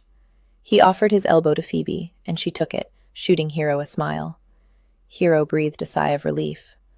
Mandeville gestured to a footman with a lantern to precede them, and they started down. Hero lifted her skirts to peer at the steps underneath as she began her own descent. The stairs were medieval, narrow, and built against the river wall, completely open on the other side. The wind shifted, blowing the smell of the river at her, rotting fish and wet mud, and beneath that the scent of ancient water flowing endlessly to the sea. Both she and Phoebe wore feathered half-masks and colorful gowns. Phoebe was in a delicious orchid and cream, while Hero felt rather daring in bright red, with ruby underskirts and decorative bows. Mandeville, in contrast, was in a black domino and half-mask. Hoofs clattered on the cobblestones above them. Hero turned to peer over her shoulder, her hand braced against the slimy wall. She wobbled as her heel caught on the edge of the step, her foot twisting and her weight dipping as she lost her balance. Her heart swooped into her belly. Careful! Large, masculine hands grasped her arms, pulling her back against a hard chest. That's a long way down. Thank you. Hero's pulse still fluttered in her throat. I'm fine now. You're sure? Reading's voice was deep and somehow intimate in the still night air. He hadn't loosened his hold on her. Below them, Mandeville and Phoebe had halted on the small platform where the stairs turned. Mandeville looked up. Coming? His face was shadowed in the dark, but Hero caught an edge to his voice. She pulled, and Reading let her arm slide from his grasp. Yes, well, be there soon. Mandeville nodded, turning and continuing down the stairs. You're late, Hero murmured as she carefully stepped down. Why must everyone tell me that? Because you seem to be continually late? Don't you think I'm aware of the time and my tardiness? No, she said clearly and distinctly, as if speaking to a slow child. Because if you knew the time, you wouldn't be continually late. Behind her, Reading exhaled a laugh. Touché, my lady perfect. Don't call me that. Why not? His breath seemed to stir the small hairs at the nape of her neck. Are you not perfection itself? She repressed a shiver. Whether I am or not, I'm certainly not yours. Pity, he whispered. They were at the turning in the stairs, and she stopped suddenly. What did you say? Pretty. He raised innocent eyebrows at her. You and your sister are very pretty tonight. She stared at him, and for the life of her, didn't know what to think. His pale green eyes were shadowed behind a black half-mask and domino, and what she could see of his expression was relaxed, but his hand was fisted by his side. Suddenly she was out of breath, the sensation of falling making her sway. Careful, he whispered tenderly. Her eyes dropped to his lips, wide and sensuous, framed by the black of the mask covering his upper face, and she wondered wildly what he tasted like. Do hurry, Griffin, Lady Hero called from the bottom of the stairs. Hero turned jerkily, glad the dark hid her face from those below. She descended the remainder of the stairs, very conscious all the while of the large male shadowing her. Glad you could join us, Griffin, Mandeville drawled when they reached the bottom. The rest of the party was gathered by the stone dock, where 2 low boats were drawn up. Lady Caroline wore a sapphire dress and half-mask that complemented Lord Huff's deep blue domino. Lady Margaret wore yellow, with pink embroidery and bows. Her escort, Lord Bollinger, a slight young man, was in a black domino. Phoebe, this is Lord Griffin Reading, Hero said rather breathlessly. Lord Griffin, my sister, Lady Phoebe. I'm so sorry to keep you waiting, Reading said as he bowed gallantly over Phoebe's hand. Please forgive me. Not at all. Phoebe darted a nervous glance at Hero. There's nothing to forgive. You've arrived just in time. Then let us proceed, Mandeville said. Huff, would you like to take my sisters and Lord Bollinger in that boat, and well take this one? Lord Huff nodded once. Good plan. My dear? Mandeville held out his hand to Hero. She took his hand and stepped gingerly into the barge. Lanterns were affixed to tall posts at either end of the boat, and the long benches were covered in soft cushions. Comfortable? Mandeville asked her. Yes, thank you. Hero smiled at him. He really was quite solicitous of her welfare. Watch your step, Reading said as he helped Phoebe inside. Wouldn't want you to have to swim the river. Phoebe giggled as she sat next to Hero. Oh, this is wonderful. The river is like a fairy kingdom at night. Hero looked over the water. Lights lit it here and there, coming from boats like theirs. The lanterns reflected in the water. The oars squeaked and splashed as the 2 wherrymen labored at the stern, and the sound of distant laughter, high and light, floated over the water. Despite the strong river stink, it was rather magical. Will there be fireworks, do you think? Phoebe asked. Guaranteed, Reading said. He and Mandeville sat across from them. Their black dominoes made them nearly look alike in the dim light. But where Mandeville sat upright, his hands braced on his knees, Reading sprawled, legs spread wide apart, arms crossed on his chest. Hero hastily looked away from him, though there was no way to ignore him in such a small space. She thought of that breathless moment on the stairs when her eyes had locked with his. Of the fact that only yesterday he'd helped her with the home and discussed Herodotus with her, and the day before that she agreed to let him accompany her every time she went into St. Giles. She felt a dangerous unsteadiness, as if she were still on the stairs, about to fall. A trembling giddiness made up equally of expectation and guilt. Your mother and I took tea this afternoon, she said to Mandeville. She showed me the menu she has devised for our wedding breakfast. Indeed. He smiled indulgently as Reading glanced away at the water. I hope it met with your approval. For some reason, she looked at Reading. As if he felt her gaze, he turned back to watch her. He widened his eyes mockingly at her. Hero inhaled, hoping the night hid her blush. Yes, Yes, she's planned a lovely celebration of our nuptials. Reading rolled his eyes. Good, Mandeville said. I'm so glad that you and Mother have become friends. It would be hard not to, Hero smiled with genuine warmth. Your mother is lovely. Reading's lips curled in amusement at that, and he looked away.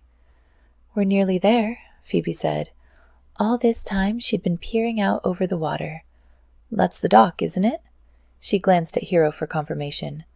Hero was aware that Reading's attention was caught. He was staring at them curiously.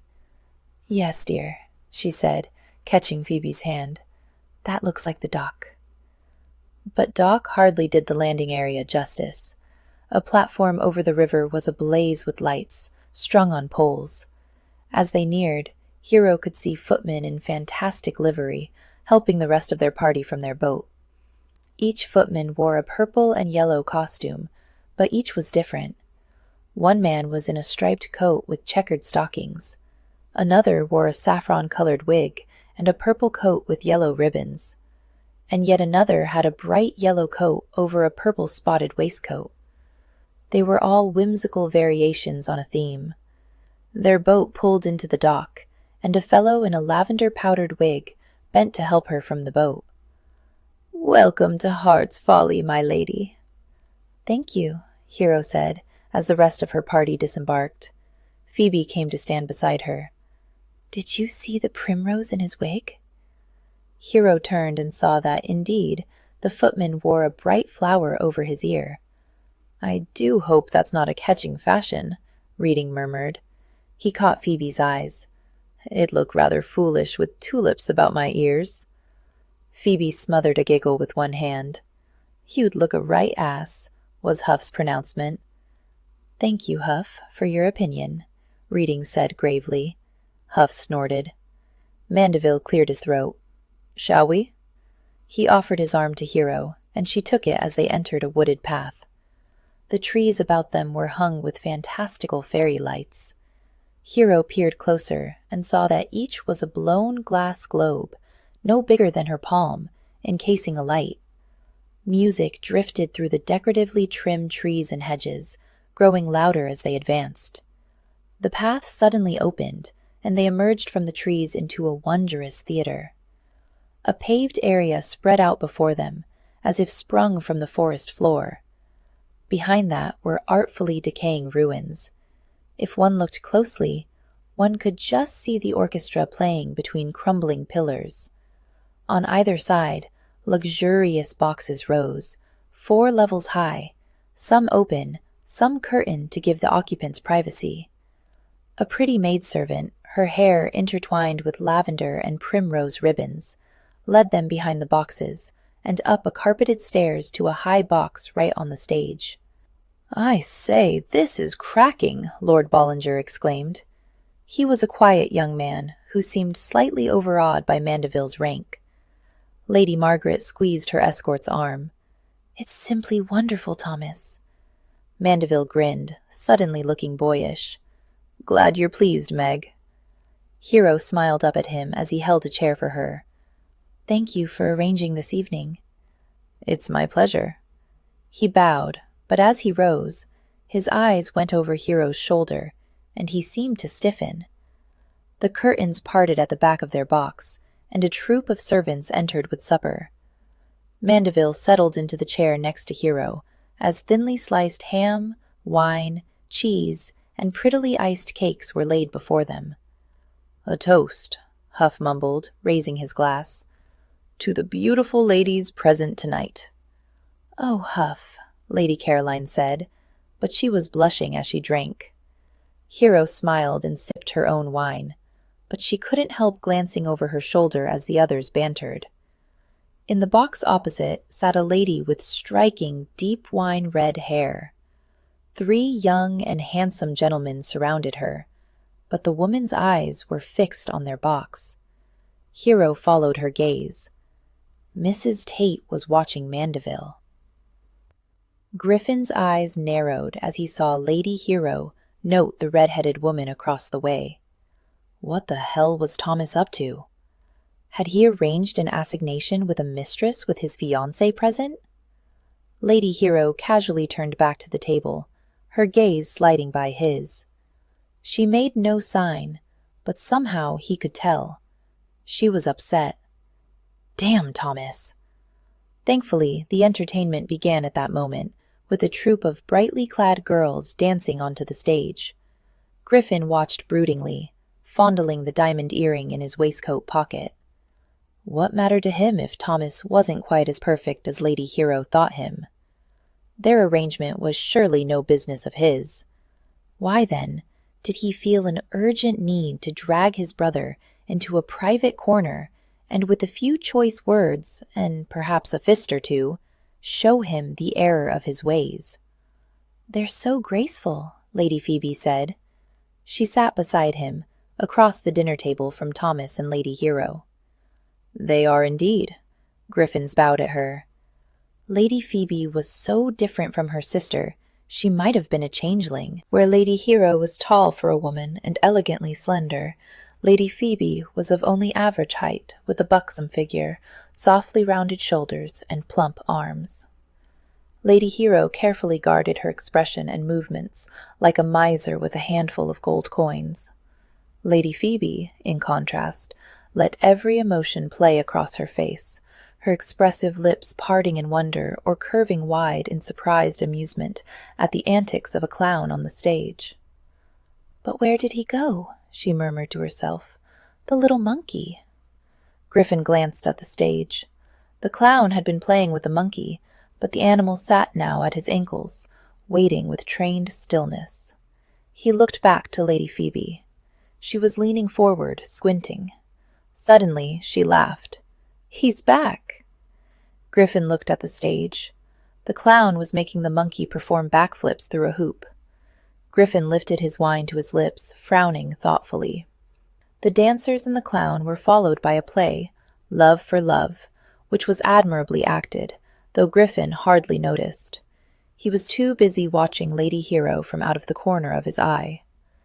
As the actors were bowing, Thomas stood. "Shall we stroll the gardens?" The suggestion was obvious, and Thomas never glanced at the box opposite. Still, Griffin was unsurprised when the red-haired lady stood as well.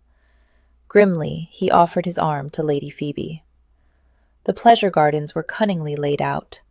Tall hedges trimmed into fantastic beasts lined the walkways, obscuring narrower paths leading off it, as well as nooks and grottos tailor-made for sophisticated amusements.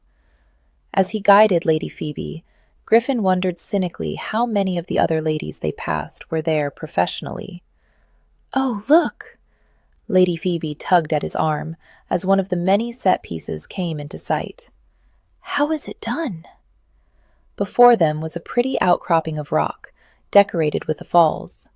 But the falls in this case was of multicolored lights. "How clever," Megs murmured. "I can't tell how it's devised.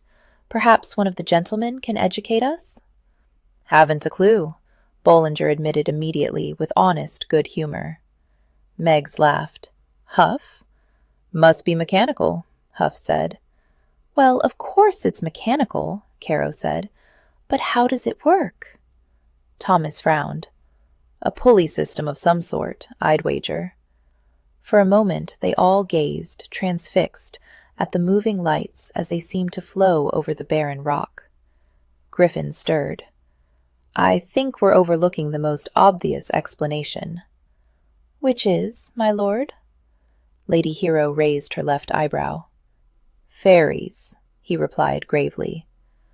"Oh, for goodness sake," grumped Caro, and immediately dragged her husband off, despite Huff's protests. "Fairies," Lady Hero repeated. Her lips definitely twitched. "Fairies." Griffin stuck his free hand between the buttons of his waistcoat and struck a learned pose, head tilted back, brow furrowed solemnly, foot thrust forward.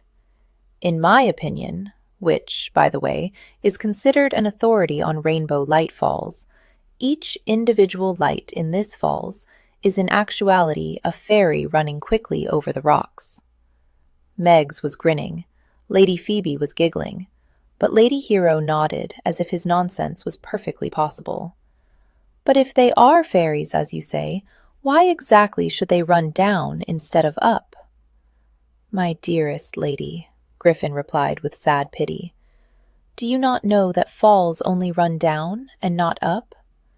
Her mouth had widened, her delicate, pale pink lips trembling with laughter, and his heart suddenly sang. Just like that, with no preliminaries or warning, without reason or goal, he was happy. And looking into her clear gray eyes, he had an idea she was happy as well. How odd that such a thing, such a moment, should compound and redouble until the very fact that she was glad made him the most joyful man in the world. For just a moment in time. Then Thomas, who if anything should have been suspicious of their banter, said rather absent-mindedly, "Shall we try this path, my dear?" And he pulled her away. "Come on," Lady Phoebe urged, and they and Meggs and Bollinger chose another path. Griffin strolled along, listening with only one ear to their banter and exclamations.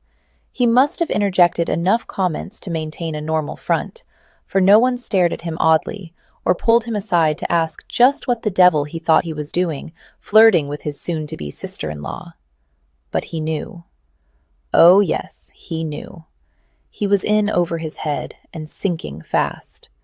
He might be irritated by Lady Hero's calm acceptance of her own perfection, of her condemnation of him without even a trial, even of her fondness for Thomas, but that didn't change his own body's inclinations.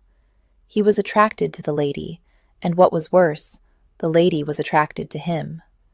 This was exactly what he had vowed to never let happen. He couldn't let it go further. He must make a firm pledge to stay away from the lady. Yet here, tonight, he couldn't stop himself from peering down alleys and grottos, searching for a glimpse of scarlet and ruby skirts, a gingery head, the elegant turn of a neck. Where had Thomas taken her? Damnation! Were they embracing even now? They'd almost made a complete circumference of the gardens when the first pop exploded overhead. The fireworks! Lady Phoebe pointed. A glowing red star shot into the night and burst above them, sending green and blue sparks showering down. Their group had stopped in a small clearing, and a crowd of the other guests began gathering about them. Caro and Huff soon joined them. Griffin glanced around, but could see neither Lady Hero nor Thomas. "I say, is that a turtle?" Huff asked beside him. "No," came Caro's exasperated tones. "It's a spider." "Looks like a turtle to me," Huff said, unperturbed by his mate's correction. A flash of scarlet caught Griffin's eye. He turned and saw Lady Hero disappear down a path. Good God, was she alone? Surely she knew better than to wander a dark path at night by herself?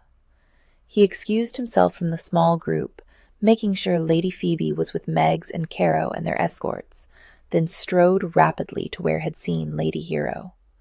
The popping and cracking continued overhead, and suddenly the path ahead of him was lit in bright orange. There at the far end stood Lady Hero, looking around. She turned as he advanced on her. "Thomas?" He took her arm, too ridiculously angry to correct her. Where the hell was his brother? He pulled, but she dug in her heels, just as blue and yellow lights burst overhead. "Why the hurry, my lord?" She tilted her face up to his, her eyes mocking behind the feathered half-mask she wore. "Don't you think this romantic?" Suddenly the explosions were in his head. Griffin stared into those innocently seductive eyes and realized very simply that he couldn't stand it any longer. He kissed her. Chapter 6. What a spectacle there was when the three dignitaries arrived in the kingdom. Prince Westmoon came in a carriage made of gold and diamonds and drawn by 12 snow-white horses. Prince Eastsun rode in a palanquin encrusted with rubies and emeralds and hung draperies made of silk. And Prince Northwind arrived in a great gilded ship with sails of crimson and gold. All three men were haughty, commanding, and handsome beyond belief. but only the little brown bird and the stable master knew that the queen retired to her bed that night with a heavy heart. From Queen Ravenhair. It was stupid and irrational, but Thomas found he couldn't stop himself from searching out Lavinia Tate. Not even the difficulty of finding her in the near dark, in a maze of paths and side paths, deterred him. 3 men? Had she become a sybarite? A woman controlled entirely by her physical desires? Thoughts such as these did not improve his mood, so when he did eventually run Lavinia and her 3 beaux to ground, his temper was perilously on edge. "Dismiss them," he barked at her. He eyed the men. 2 were barely old enough to shave, but the 3rd was a big fellow with broad shoulders. Thomas flexed his hands. In his current mood, he was of a mind to take on all 3. "My lord," Lavinia drawled. She was wearing another flame-colored dress that should have clashed horribly with her outlandishly red hair, but somehow didn't. In fact, the amount of creamy bosom the décolletage displayed was enough to make a man drool. Thomas scowled. "Tell them to leave, Lavinia." She arched an eyebrow at the use of her given name, and for a moment Thomas thought he really would have to choose between retreat and fisticuffs. Then she whispered something to the big fellow, and with a last nasty look, all 3 turned heel and left. Now then. She folded her arms across her chest, as if bracing herself for an unpleasant confrontation with the bill collector. "What is it, Thomas? 3, Lavinia?" His hands clenched by his sides. "And all merely boys." She threw back her head and laughed. "As it happens, my lord, 2 of those boys are my nephews, and I doubt Samuel would like you calling him a boy." So the big man was her lover. Thomas wanted to drive his fist into something. "He's younger than you." "As are you," she replied softly. "Yet it didn't keep you from my bed." For a moment he merely stared at her hungrily, remembering her bed and what they'd done there. Then she looked away. "What do you want?" "What do I want?" He advanced toward her, confused by his own need to be near her. "You're the one following me." "Following you?" He didn't know what reaction he'd expected from his accusation, perhaps protestations or even tears, but it wasn't this. This looked perilously close to pity, her eyebrows drawing together, her lush mouth turning down. "Thomas, I am not following you." "Explain, then, how you happen to be here on the very night I attend with my fiancé." She shrugged, actually shrugged, at his angry words. "Coincidence, I suppose." "And your Samuel?" He was close enough to touch her now, but he daren't. "Deny, if you will, that you brought him here in a pathetic effort to make me jealous." He sneered his words, but she looked at him wonderingly. "Are you jealous, Thomas?"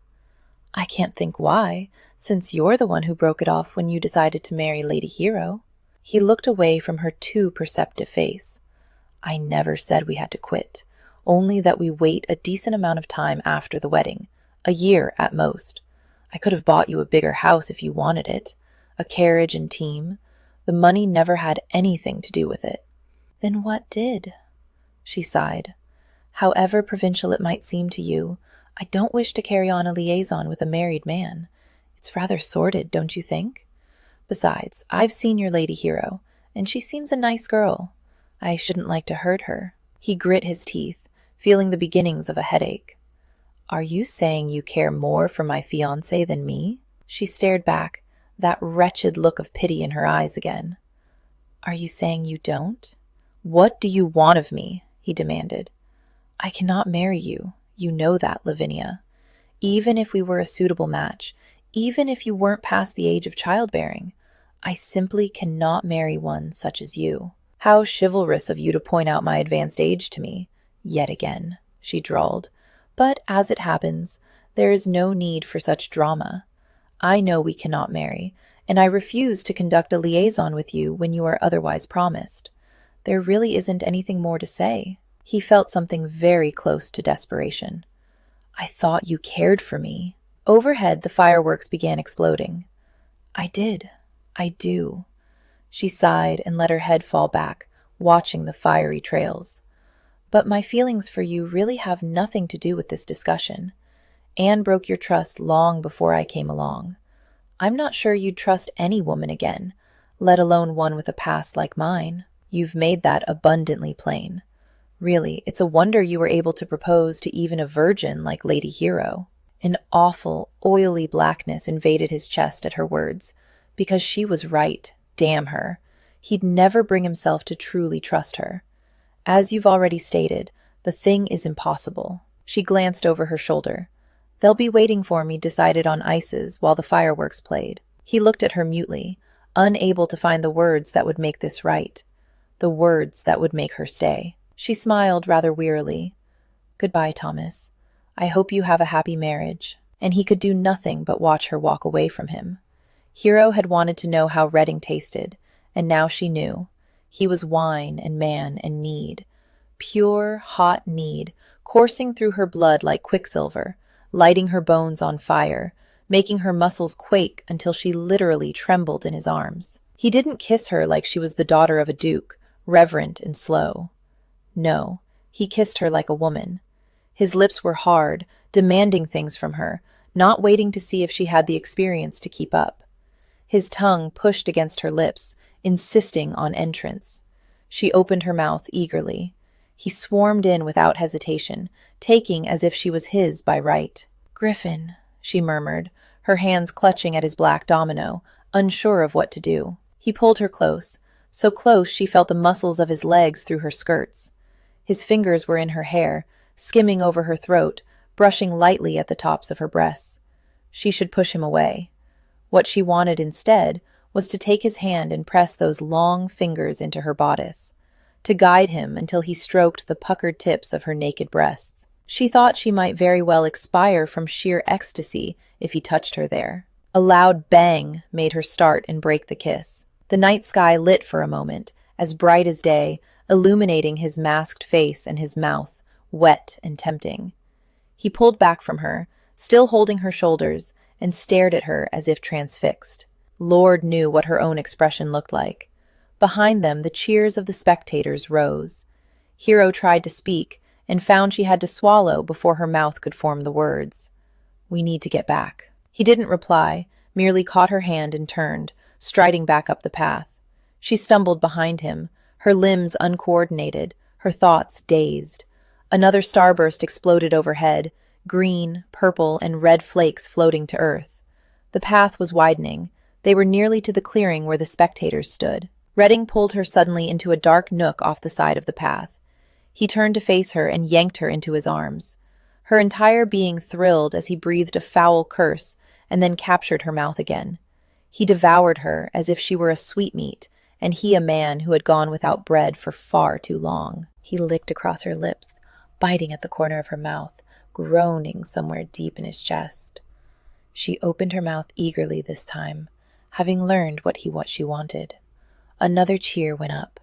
He tore his head away from hers, muttering, "You taste like ambrosia, and I am a madman." For a moment they simply stared at each other, and she had the strange feeling he was as confused as she.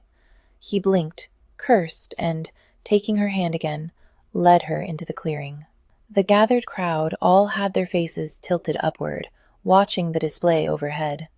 Hero followed Reading without thought, feeling quite shattered as they wound in and out of the bodies until they found their own party. "There you are!" Phoebe exclaimed as Hero made her side. She clapped and squealed as spinning wheels appeared over their heads. She leaned closer to Hero and shouted, "But what has happened to Lord Mandeville?" Hero shook her head, her brain stuttering to life. She shouted back, "He went for refreshments, and I lost him." She heard Reading grunt. His lips were grim, and she hastily looked away. "Oh, look!" Phoebe cried. Bombs burst and turned, sparkling, into a green and gold-winged serpent. The fiery creature twisted and then melted into a glowing white shower of sparks. "It's fantastic," Lady Margaret breathed. It was the most fantastic fireworks display she'd ever seen, and yet she felt curiously unaffected. Hero was conscious only of Reading's bulk, on the far side of Phoebe. There seemed to be an invisible line between them now, an awareness drawn taut by sensuality and basic sin. Dear Lord, what had she done? She touched her mouth with shaking fingers. She'd committed an act of horrible betrayal. She knew that. She was aware of the ramifications and of regret, the possibility of far greater sin and guilt, of the fact that her very soul was in peril, and she did not care. She was in a fever, wanting only to taste his mouth again, to feel his hard body against hers, to find out if his bare skin was as hot without any clothes, to discover his naked chest, to lie with him entirely nude. She gasped, winded, unable to catch her breath. She never thought herself a creature of physical want, had never experienced this longing before with any other man. It was as if she were the dormant black powder, and he a flame that set her alight. Suddenly, everything was vivid, clear, and burning. The very night sky rejoiced as if to celebrate her awakening. Her facade had cracked.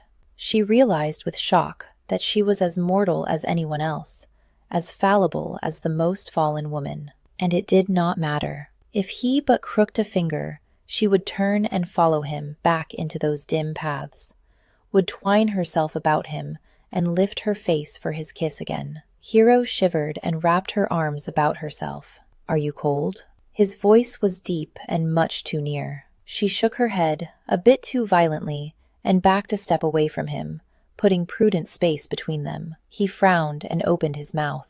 "Ah, here you are," came Mandeville's voice from her other side. She turned and smiled up at him in near-panicked relief. Mandeville was normalcy. Mandeville was sanity. Some of what she was feeling must have shown in her eyes. Mandeville bent closer so she could hear over the cracks and pops. "I'm sorry to have lost you.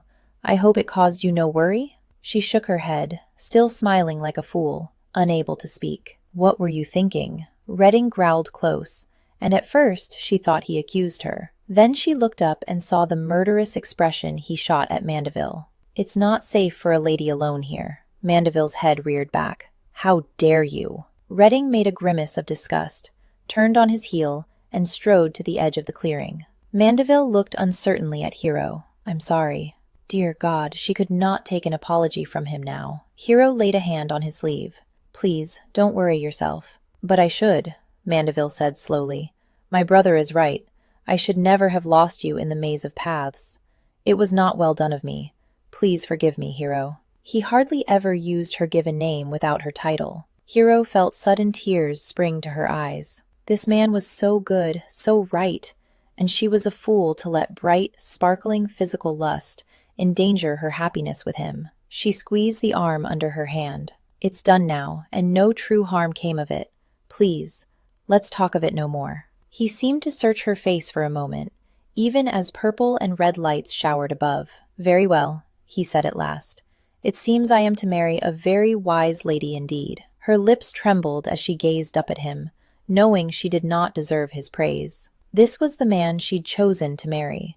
The decision was made, the contracts drawn up and signed. This would be a good marriage, one of respect and common goals attained between the two of them. And yet, she could not help but turn her head slightly and glance at Reading. He stood apart, his face upturned to the sky as sparkling flames reflected in his eyes. "Get up, my lord. She's doing a runner." Griffin groaned, rolling from his stomach to his back and flinging a shielding arm over his eyes. "Go away." "Can't do that, me lord," the cheerful voice of Deedle, his valet come secretary come jack-of-all-trades, replied. "You told me to wake you if she went out, and keep at it no matter how you might complain until you stood up by yourself, and ere I am awaking you." Griffin sighed and cracked an eyelid. The sight that met his gaze was not a pretty one. Deedle was only a bit past 25 by his own reckoning, but he'd lost both upper front teeth in that time. It didn't seem to bother him, though, judging by the wide smile that split his face. He wore a wig on that Griffin had cast off badly, in need of curling and powdering. His muddy brown eyes were tiny and spaced too near, peering down a great angular nose that took up so much of his face that his small mouth and smaller chin seemed to have given up completely and retreated down his neck in defeat. Deedle grinned at Griffin's open eye and stuck his tongue through the gap in his teeth, a rather unfortunate habit of his. "Like some coffee, me lord?" "God, yes." Griffin squinted at the window. True, the sun seemed to be high in the sky, but they'd been out until well past midnight last night. He remembered that sweet kiss he'd shared with Lady Hero, and how she wouldn't look him in the eye afterward. He winced. "Are you sure she's moving?" "The lad I got on watch came running to tell me not 10 minutes ago," Deedle replied. "The lady must like the mornings, eh? But not keeping her promises." He sat up, the sheets falling away from his nude chest, and scratched his chin as he contemplated the fair Lady Hero. She was attempting to avoid him. Had his kiss frightened her that much? "You're certain she's headed to St. Giles?" "She's got that big footman and she's taking the carriage. Bit early for morning social calls." Deedle squinted and shrugged. "Stands to reason that's where she's headed, don't it?" Griffin sighed. Yes, it did stand to reason. He climbed wearily from the bed and began splashing in the basin of water. "Have we heard from Nick Barnes?" Deedle laid out the razor, strop, and towels. "No." "Damn," Griffin frowned. Nick usually sent word first thing in the morning. Griffin would have to see if Nick was sleeping in, or if something more ominous had happened. But first, he must deal with the lovely Lady Hero and the consequences of last night's impulse. 15 minutes later, Griffin ran down the steps of his rented townhouse. It wasn't in the most fashionable part of the West End of London, but he'd long ago decided that lodgings separate from Thomas were essential for familial accord. Rambler was waiting at the bottom of the steps, his head held by a young groom. Griffin patted the gelding's glossy neck before swinging into the saddle and throwing the boy a shilling. The day was sunny, and Rambler made good time, weaving through the London traffic. Griffin found Lady Hero's carriage not 20 minutes later, stalled behind a herd of pigs. Lady Hero's coachman merely nodded as Griffin waved at him and entered the carriage. "Good morning," he said as he sat. "Go away," she replied. He clapped a hand over his heart. Such cruelty from such a fair lady. She wouldn't even look at him. She stared fixedly out the window, her profile remote and reserved. Only the faint spots of pink on her cheekbones gave lie to her serenity. "You shouldn't be here." "Well, yes." He stretched his legs and crossed them at the ankle, grappling with a wholly foreign surge of guilt. Outside, a chorus of squealing rose alarmingly. "I should be abed, still dreaming. But it's not my fault you decided to rise early and sneak off to St. Giles without me." She pursed her lips irritably. "This isn't wise." He noted that she didn't deny her destination. "Have you told your brother or Thomas about your jaunts to St. Giles?" "No, but then I'm coming with you." She closed her eyes as if pained. "You know we can't do this." Had he hurt her so much? He cleared his throat, feeling uncharacteristically diffident. "About last night." She held up her palm, her face averted. "Don't." He opened his mouth, but she was as still as a graven image. She seemed to have retreated somewhere deep inside herself.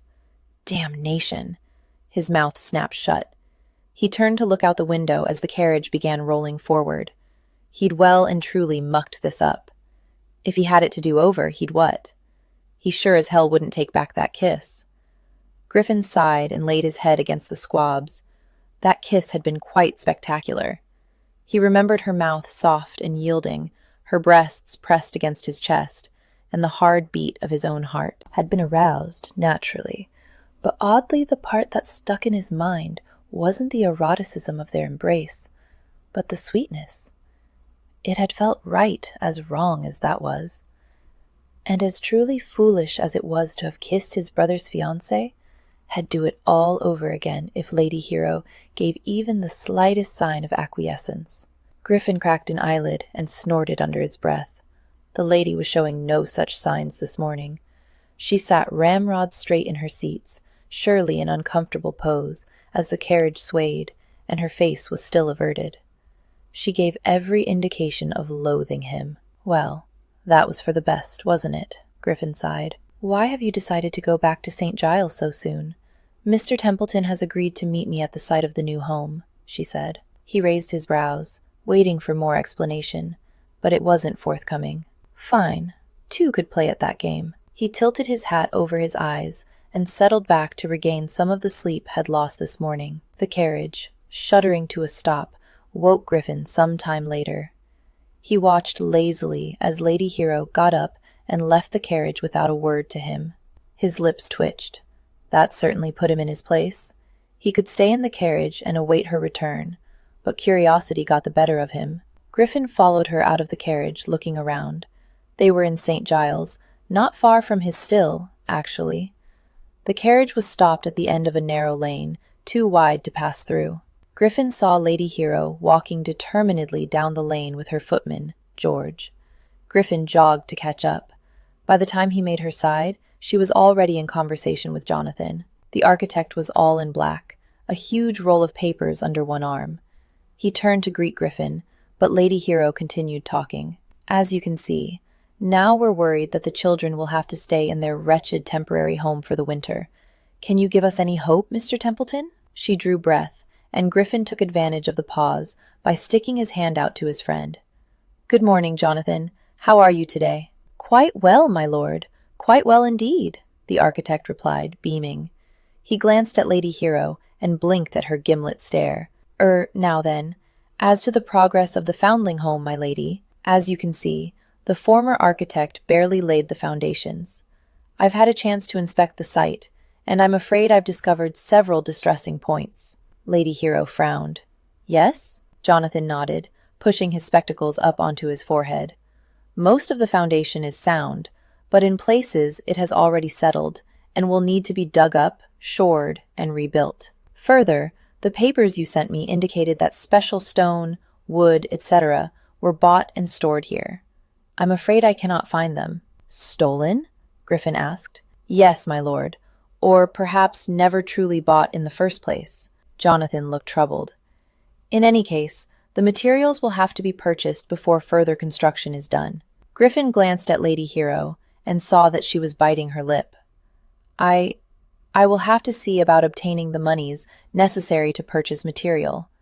Last time, it took weeks for the stone to be shipped. Ah, Mr. Templeton rocked back on his heels. Here, I think I have good news then. I know of a supplier of fine granite who has some already sitting in his warehouse here in London. I have no doubt that he has enough to meet our needs. It isn't the Italian marble that the original plans called for, but the granite stone is pretty enough. Cheaper, too. I believe I can persuade him to extend you the credit on the stone. Lady Hero seemed to relax. Wonderful, Mr. Templeton. I shall rely upon you to arrange for the granite to be bought and moved here. Now, perhaps you can show me the problems you spoke of. Griffin sat on the stone foundation of Lady Hero's home and waited for her to complete her tour with Jonathan. He tilted his head back, feeling the sun on his face. Had have to take her home after this, and then return again to St. Giles to consult with Nick about what to do with the vicar. Griffin rubbed the back of his neck wearily. He couldn't remain indefinitely in London guarding the still. Perhaps the vicar could be bought off somehow, except that Griffin balked at giving the man money. The only other means of eliminating the crime lord was assassination. Griffin chuckled in disgust. He hadn't sunk quite that low yet. My lord! He glanced up to see a footman trotting toward him. Griffin straightened. What is it? There's a lad at the carriage asking after you. Said to tell you that Nick sent him. Lady Hero had returned with Jonathan by this time. She looked at Griffin for the first time that day. What is it? A matter of business. He glanced at Jonathan. Are you done here? Yes, but... Then let's go. He took her arm and walked rapidly toward the carriage. He hated to take her along, but he couldn't very well let her wander alone in St. Giles. Damnation. She arched her eyebrow at him, but kept pace with his stride. The youth waiting beside the carriage was one of Nick's crew. He doffed his hat at the sight of Lady Hero, his eyes widening. He'd probably never seen an aristocratic lady in his life. What is it? Griffin demanded. The lad jumped, tearing his gaze from Lady Hero. Nick wants to talk to you, my lord. Quick-like, if'n you can. Griffin nodded. Hop on the back of the carriage. He gave the coachman directions, and then helped Lady Hero in before pounding on the roof. She watched him as he threw himself on the squabs. "How did your messenger find you?" "I sent word where I'd be," he said absently. Thankfully, she didn't ask any more questions. The carriage was already pulling up in front of the distillery's wall. "Stay here," he ordered her before leaping from the carriage. Griffin strode through the gate. Nick was in the courtyard. "In here." Nick jerked his head toward the distillery, leading the way. Inside, the fires illuminated the cavernous building like something out of Hades. A small knot of his men was gathered over something that lay on the warehouse floor. As Griffin drew nearer, he saw it was a man, or what was left of a man. The body was tangled, the limbs at angles the joints weren't meant to bear naturally. Griffin took one look at the face and glanced away. "Tommy Reese," Nick said, and spat into the straw. "Went out for a tankard of beer yesterday afternoon and was thrown over the wall just a full an hour ago, looking like that." Griffin fisted his hands. He remembered Tommy. He couldn't have been more than 20. "Did he say anything?" Nick shook his head. "Already dead." He glanced sharply at the silent men and gestured Griffin to the side. "Tortured, I'm thinking, my lord." "No doubt." Griffin grimaced. "Was Reese party to any particular secret of our business?" "Nah, just started. Then the vicar did this as a warning, and to scare the men." Nick lowered his voice. "Already 2 have run off. Couldn't stop them, though I told the buggers right enough they'd be safer in here." "Fuck." Griffin rolled his head on his shoulders to stretch his neck, then swiveled to the men. "Well, this is first shot. From now on, no one goes out at night, and during the day you go in pairs. Is that clear?" The men nodded, though none would meet his eyes. Griffin smiled widely, though he felt more like howling. "And your pay is just doubled, right? Any man still here by tomorrow gets a fistful of coins. You go out tonight, and you'll get that instead." He jerked his chin at the corpse. One by one, he stared at each man until they all met his eyes and nodded. Finally, Griffin jerked his chin. "Get on with it." The men went back to work. No one smiled or looked particularly cheerful, but at least they weren't whispering mutiny among themselves anymore. Nick pulled 2 of the men aside and gave them instructions in low tones. A moment more, and the 2 men had lifted Reese's poor body between them and taken it out to the courtyard. Griffin turned back to watch broodingly as the stills were stoked. "My God," came a feminine voice behind Griffin. He turned and met Lady Hero's accusing eyes. "You're running a gin still." Chapter 7. Early the next morning, the Queen greeted her suitors in her throne room. She wore a gown of silver and gold. Her midnight black hair was coiled and twisted beneath a golden crown, and every man in that room was amazed by her beauty and bearing. The Queen looked at her suitors and asked them this question: "What is the foundation of my kingdom? You have until midnight tonight to bring me your answer." Well, Prince Eastsun looked at Prince Westmoon, and Prince Westmoon looked at Prince Northwind, and then all 3 princes hurried from the room. But when the stable master heard the question, he merely smiled to himself. From Queen Ravenhair, Hero couldn't believe it, but the evidence was right before her eyes and nose. The great warehouse held huge copper barrels set over smoldering fires, and the air smelled of alcohol and juniper berries. This was a gin distillery, most probably an illegal one, and Reading wasn't at all perturbed to be found out. "What is going on? Was that a dead man I saw in the courtyard?" She looked at him, waiting for an explanation, but he turned his back on her. Actually, it was the large, burly man by his side who seemed the most embarrassed. "Milord, the lady can wait," Reading said quite clearly. Hero felt her face heat. Never had she been so cavalierly dismissed. And to think she'd let this cad kiss her just last night. She swiveled to leave the awful building, but suddenly he was there beside her, his hard hands holding her arms. "Let me go," she hissed through gritted teeth. His face held absolutely no compassion. "I have business here. When I am done, I'll escort you home." She wrenched her arms free and turned. "Hero," he said quietly, then louder to someone else. "See that her carriage doesn't leave without me." "Milord." 2 men darted past her and out the door, no doubt to help keep her prisoner, while Reading did his disreputable business. She continued sedately to her carriage, should not let him see her in a hysterical flurry. Once outside the wall and at her carriage, she ignored Reading's guards and climbed in. Her wait was short, but even so, she was not in the best of spirits when the carriage rocked and Reading climbed inside. He knocked on the roof and then sat down, gazing out the window. They rolled along for a few minutes until Hero couldn't stand it anymore. "Aren't you going to tell me what that was about?" "I wasn't planning to," he drawled, expressly, she was sure, to enrage her. "That was a distillery." "Yes, it was." "For gin." "Indeed." She narrowed her eyes at him, feeling anger pounding in her breast. She was perilously close to losing her facade again. Hero fought to control her voice, but even so, the words seemed to scrape against her throat. "Do you have any idea the amount and depth of misery that gin brings to the people who live here in St. Giles?" He was silent. She leaned forward and slapped him on the knee. "Do you? Is this some kind of lark for you?" He sighed and turned toward her finally, and she was shocked to see the exhaustion lining his face. No, not a lark. Tears bit at the corner of her eyes, and she found, to her horror, that her voice trembled. "Haven't you seen the babies starving while their mothers drink gin? Haven't you stumbled over the bodies of broken men, mere skeletons from drink? My God, haven't you wept at the corruption that drink brings?"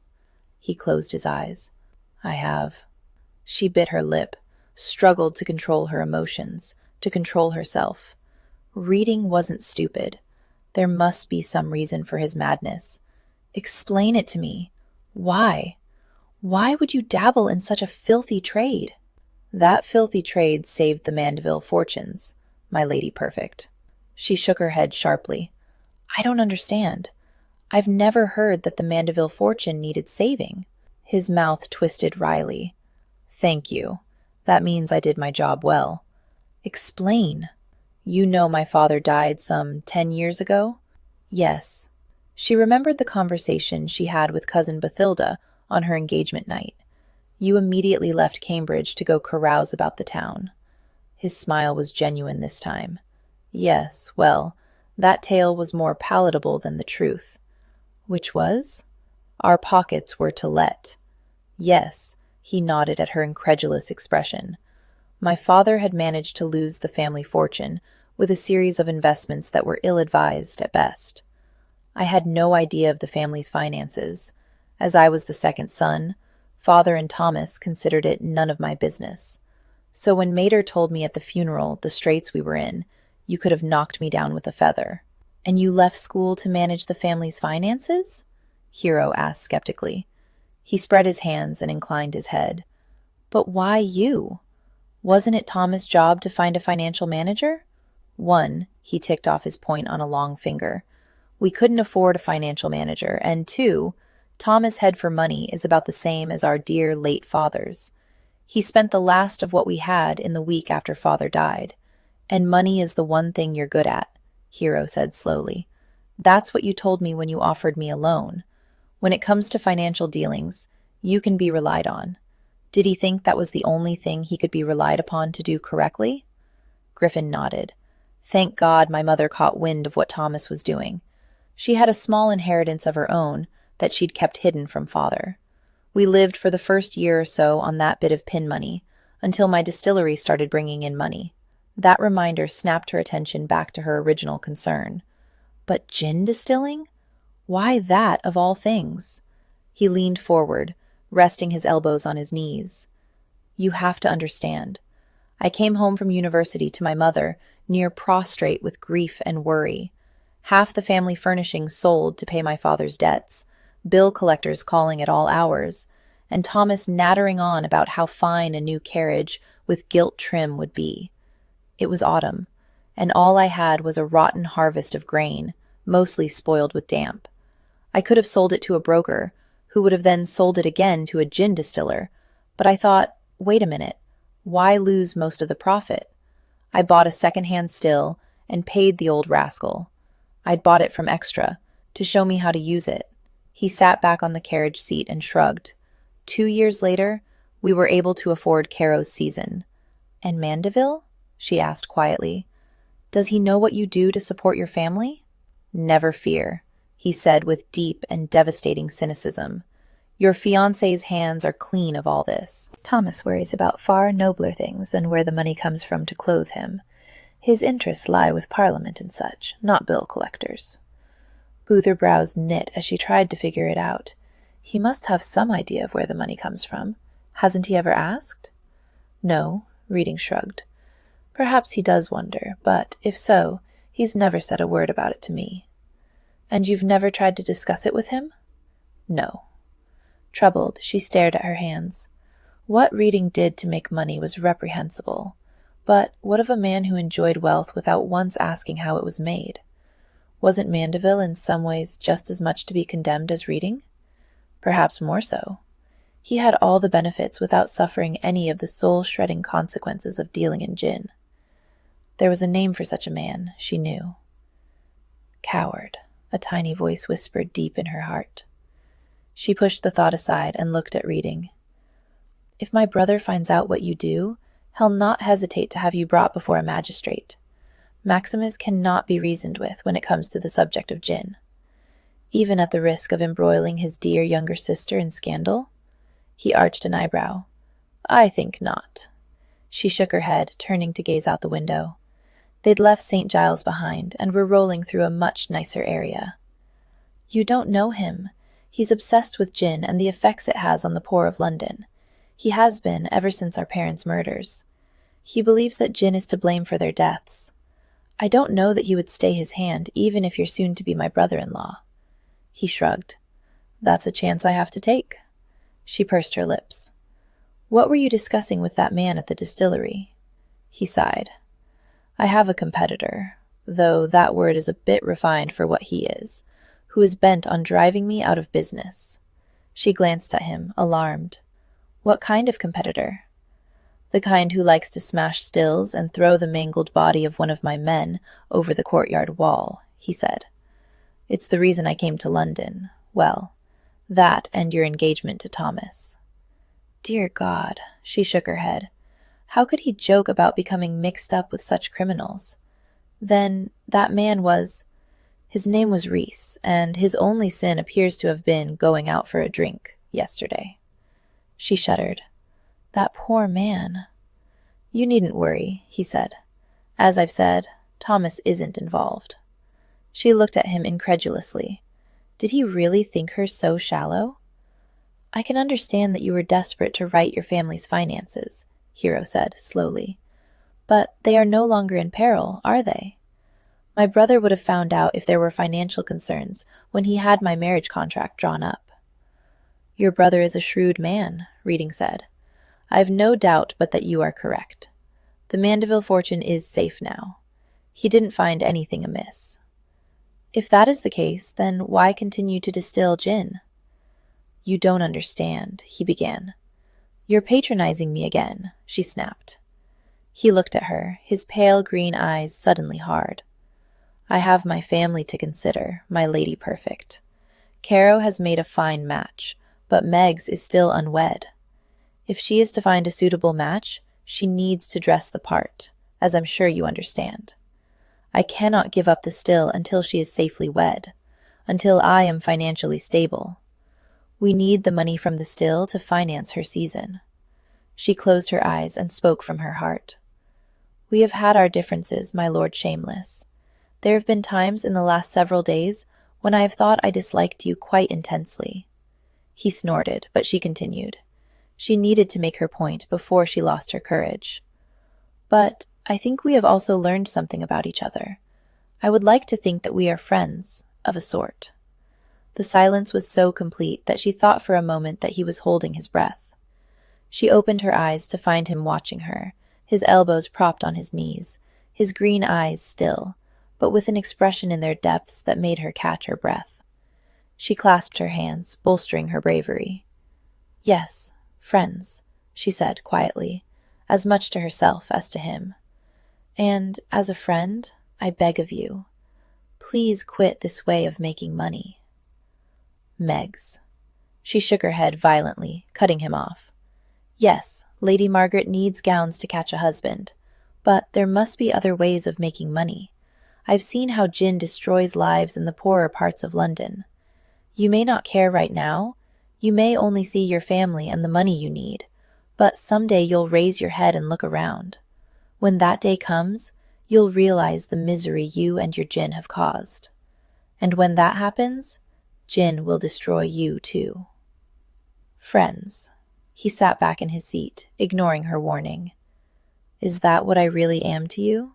A friend? She blinked. She hadn't expected the question. Yes, why not? He shrugged, eyeing her moodily. Why not indeed? Friend is such a very benign word. Do you kiss all your friends the way you kissed me last night?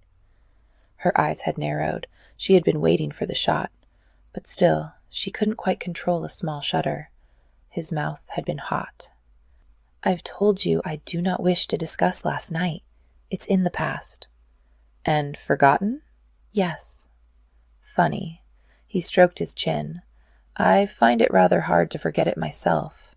Your lips were so very soft, so very sweet when they parted beneath mine. Her body heated at his words. She couldn't help it, and she felt that same spark of desire. He could light it within her so damned easily. Stop it, she said low. What do you think you're doing? It was his turn to look away. I don't honestly know. I'm marrying Thomas, she said, in only 5 weeks now. If we are to have any sort of brother-sister relationship, you must forget it.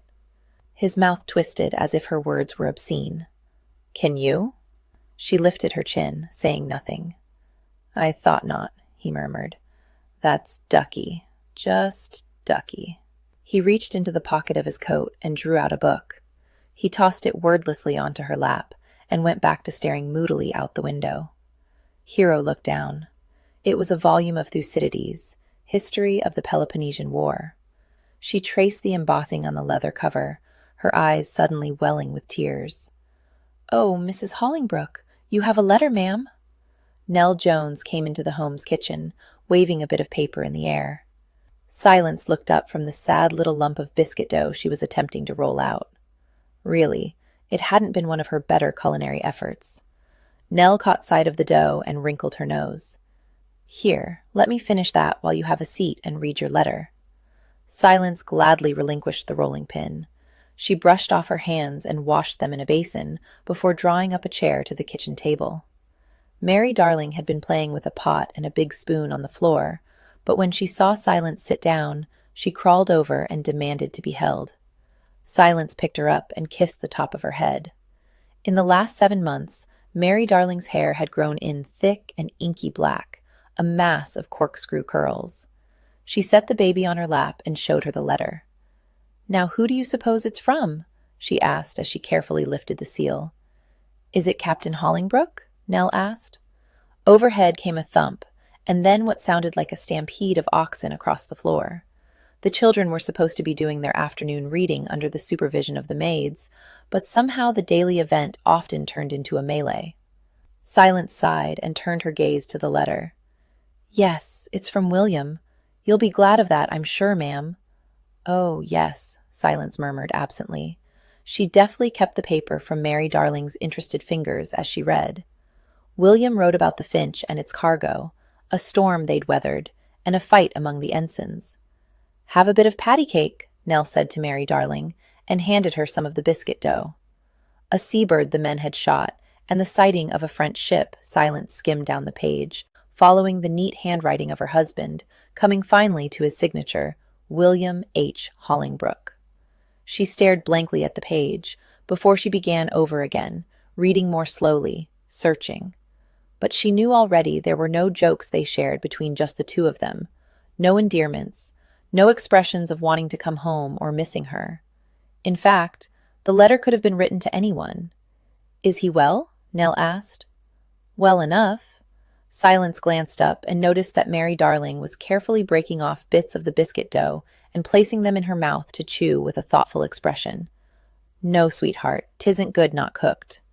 Nell smiled at the baby. She thinks it is. Won't it make her sick? Silence asked worriedly. Nell shrugged. It's mostly flour and water. Still, Silence began to unwrap the baby's fingers from the sticky dough. Mary Darling naturally didn't think this a good idea and voiced her protests loudly. Someone knocked on the front door. "Shall I see who it is?" Nell asked over the baby's cries. "I'll get it," Silence said. She scooped up the baby and swung her around. "Who do you suppose it is? The king or queen? Or perhaps just the baker's boy?" Mary Darling giggled, distracted from the loss of her dough. Silence set the baby on her hip and went to the door. She pulled it open and looked out. On the step was a handkerchief knotted neatly. Silence glanced at it and then quickly searched the street. A woman was washing her step across the way. Two men walked side by side trundling wheelbarrows, and several lads argued over a small terrier dog.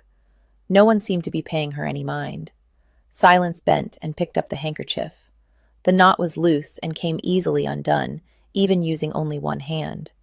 Inside the handkerchief was a handful of raspberries, perfectly ripe, perfectly unblemished. "Gah!" Mary Darling cried, and grabbed two, stuffing them into her mouth. A small scrap of paper was revealed now, and Silence plucked it out from under the berries. One word was written on it: "Darling." Silence glanced back at the street as Mary Darling snagged 3 more berries. It was the oddest thing. No one looked in her direction, yet she felt as if watching eyes were upon her. She shivered and reached for the door, beginning to shut it. A shout came from up the street, and 4 men trotted around the corner. Between them, they held a ragged, elderly woman who struggled in their grasp. "Let me go, you buggers," she shrieked. "I haven't done it, I tells ye." "Dear God," Nell said quietly from behind Silence. Silence looked at the maidservant and back to the street. People were peering out of windows and doors, coming to see what the commotion was about. "Stand back," one of the men cried. He waved a thick cudgel over his head. A stream of filthy wastewater poured from one of the houses, narrowly missing the group. The 4 men trotted faster. "Informers," Nell spat. "Poor woman. They'll have her up before the magistrates for selling gin and collect a nice reward in return. What will happen to her?" Silence abhorred what drinking gin did to the people in St. Giles, but at the same time, she knew that most who sold it were simply trying to make enough money to feed and house themselves. Prison, maybe worse. Depends if she can pay for witnesses or not. Nell shook her head. "Come inside, ma'am." With a last glance at the retreating informers, Silence closed the door and barred it. "What have you there?" Nell asked. "Raspberries," Silence said, showing her the kerchief. "In October? That's dear." Nell turned and started back toward the kitchen. Dear indeed. Silence picked up a berry and popped it into Mary Darling's mouth. A month before, she found a baby's girdle on the step, and the month before that, there'd been a packet of sugar plums. In fact, every month since Silence had found Mary on her doorstep, there had been a small, anonymous gift left for the little girl. And each had a note with but a single word written upon it: "Darling." The same note that had been left with Mary herself. The reason Silence had given the baby the name Mary Darling. "Have you an admirer?" she whispered in the toddler's ear. But Mary Darling merely smiled with red-stained lips. "Do you think a man can change?" Hero asked that night at dinner. She poked at the cold beef upon her plate. It was just her, Cousin Bathilda, and Phoebe, and Cousin Bathilda had pointed out that it was hardly thrifty to have cook put on a grand meal for a quiet supper at home. Still, Hero did dislike cold beef. "No," Cousin Bathilda said promptly. Rarely did she ever not have a decided opinion. "What kind of change do you mean?" Phoebe asked. The candlelight sparkled on her spectacles as she tilted her head in interest. She wore a bright yellow gown tonight, and it made her seem to shine in the little family dining room. The table was a nice, intimate size, and the fireplace, ornamented with white and blue tile, was just big enough to make the room warm and cozy. "Oh, I don't know," Hero said vaguely, though of course she did know.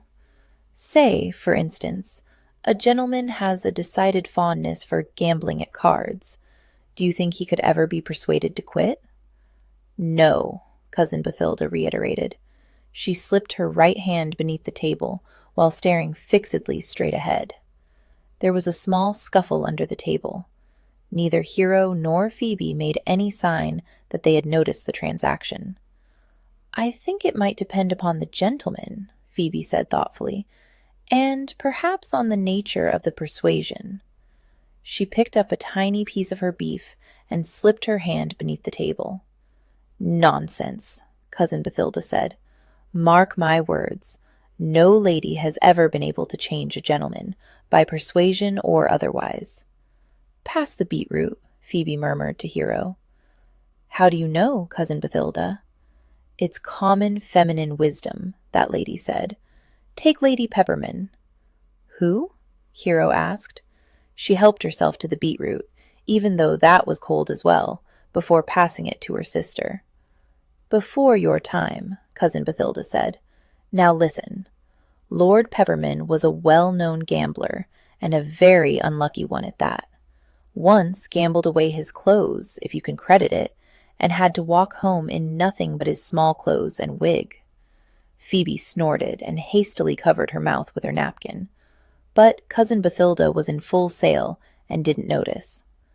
Lady Pepperman was at her wits' end, so she decided she would teach her husband not to gamble. "Indeed?" Hero asked with interest. She chose a bit of beef and held it under the table.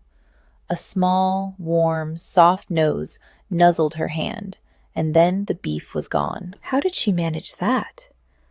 Panders, the butler, and both footmen were too well trained to show anything but boredom on their faces, but all three men were leaning closer to Cousin Bathilda. She told him he could gamble as much as he wanted, but only in his small clothes, Cousin Bathilda said. Everyone in the room, including the servants, gaped at Cousin Bathilda. Then Phoebe closed her mouth and asked diffidently, "Did that work?" "Of course not," Cousin Bathilda said. "Haven't you been listening to a word I've said?" Lord Pepperman continued to gamble, except now he was clad only in his small clothes. Went on for a year or more before he lost nearly everything and tried to blow his brains out. Hero choked. Tried? Succeeded only in clipping off the top of his ear, Cousin Bathilda pronounced. Man was a horrible shot. Can't think why Lady Pepperman married him in the first place. Hero murmured as she digested this cautionary tale. Truly, she couldn't think how she could apply it to Lord Reading. There was a small silence, broken only by the discreet scrape of silverware on plates. "I saw Lady Beckenhall today," Cousin Bathilda said at last, "at a quite dreadful tea given by Mrs. Headington. All that was provided for refreshments were some very dry little cakes. I am positive that they were stale at the very least 2 days old. And Lady Beckenhall quite agreed with me." Lady Beckenhall could hardly do otherwise, Hero thought wryly. "She informed me that Lady Care is thinking of extending her stay on the continent through the winter," Bathilda went on. Hero looked up. "Oh no. Really? Is that a problem?" "Well, it rather might be," Hero said. "Why?" Phoebe asked. "It's the work on the new home," Hero sighed. "I've had to hire another architect, because the first one embezzled the funds we'd given him." "My dear!" Cousin Bathilda looked horrified. "Yes. Well, need more money. Quite a bit more money, I'm afraid," Hero said. "And Lady Care staying away even longer won't help matters." "What about her son?" Phoebe asked. "Won't Lord Care and his new wife be returning to town soon?" Bathilda snorted. "I wouldn't be surprised if he stayed away until spring. He married a brewer's daughter, after all. He'll need his mother's help in getting invitations. I don't think Temperance or Lord Care are particularly interested in society events, Hero began. Bathilda drew in her breath sharply. But you are right, Hero added hastily. They may stay away from town for even longer now. What shall you do? Phoebe asked.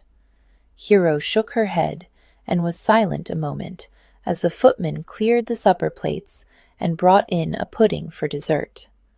She waited until they were each served, then said solemnly, I shall have to raise the funds myself, somehow.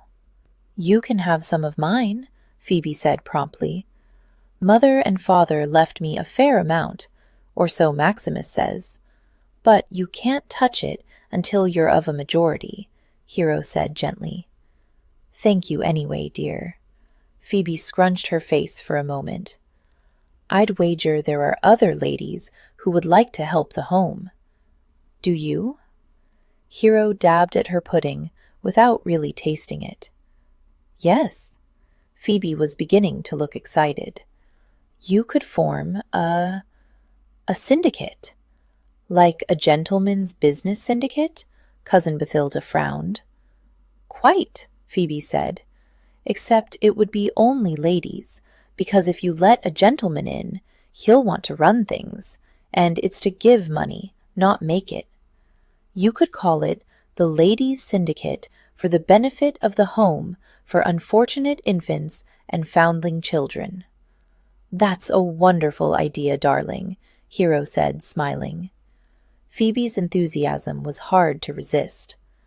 But what ladies would I approach to give away their money? You might try Lady Beckenhall for one, Cousin Bathilda said unexpectedly. I know for a fact that her late husband left her extremely well off. Yes, but will she want to simply give away her wealth? Hero shook her head. She didn't know Lady Beckenhall all that well, but the lady had always struck her as more interested in fashion and the latest gossip than charity. I'll help you make a list, Phoebe said, entitled Potentially Charitable Ladies of Means. That will certainly help. Hero laughed. Phoebe ate some of her pudding with evident appreciation. I say, why did you ask earlier about changing gentlemen? Oh, I don't know, Hero replied. Lord Mandeville seems perfect the way he is, her younger sister commented. Does he gamble? Not to my knowledge, Hero said. Well, if he did, I can't think he'd allow you to confine him to his small clothes like Lord Pepperman, Phoebe said. The younger footman choked, earning himself a severe glance from Panders. Suddenly, an image of Lord Griffin in his small clothes popped into Hero's head, making her go hot all over. She took a guilty sip of wine. No, indeed, Cousin Bathilda said, apparently oblivious to the currents around her.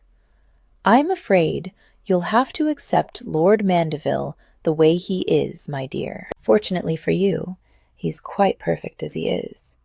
Hero nodded, her mind on Lord Reading, which was why she nearly jumped at Cousin Bathilda's next words. Now Lord Griffin, the older lady said, is an entirely different kettle of fish. I wouldn't be at all surprised if he gambled excessively. Why? Phoebe asked. Why what? Why do you suspect Lord Griffin of such awful things? He was quite lovely to me last night. Cousin Bathilda smiled and shook her head in a manner that Hero had found quite maddening at Phoebe's age. Those tales aren't for ears as innocent as yours, my dear. Phoebe rolled her eyes. Well, whatever his unspeakable deeds, I like him. He makes me laugh, and he doesn't treat me like a child. Naturally, this bit of rebellion set Cousin Bathilda off on a lecture about decorum and the dangers of judging gentlemen solely upon their ability to make one laugh. Hero looked down at her cold pudding. She could sympathize with Phoebe's. Too liked Reading. He was, at base, no matter what Cousin Bathilda said, a good man. And because he was a good man, she needed to show him why what he was doing was wrong. not just for the people who were damaged by drinking gin, but for Reading himself. If he continued distilling gin, at some point he would cease to be a good man, and that was something Hero was quite sure she couldn't bear. Chapter 8. That night the suitors assembled in the throne room and presented their answers to the queen.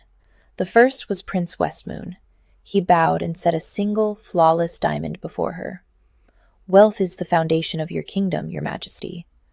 Next, Prince Eastsun strode forward.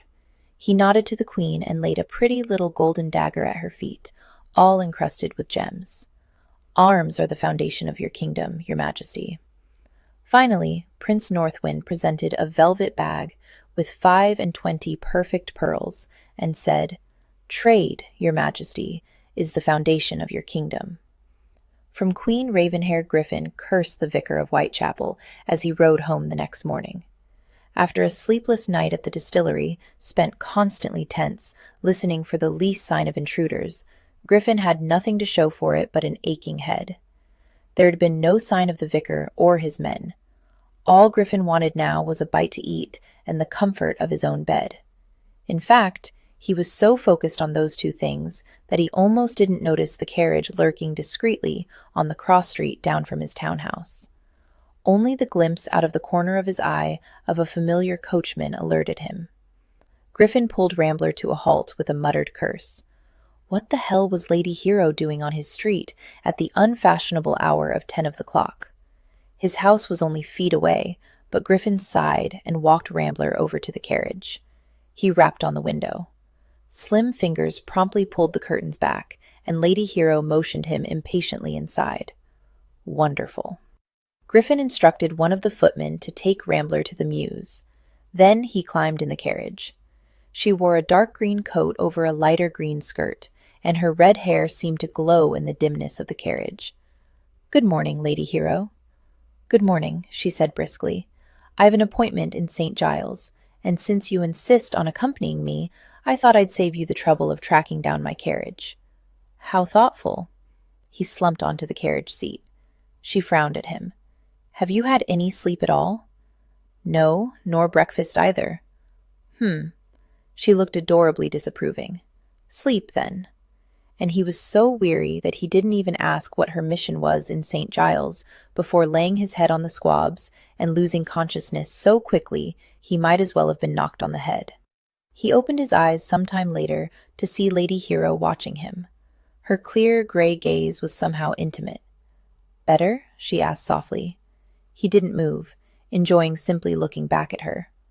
"Much, thank you." She looked at him curiously. "For a self-proclaimed rake, you work harder than any gentleman I know." He cocked his head. Had anyone else said that, he'd think it a complaint. For an aristocrat to work was no compliment. But Lady Hero's voice was musing. Did she actually approve of something about him? He lifted a corner of his mouth. "Don't tell the Guild of Rakes, will you?"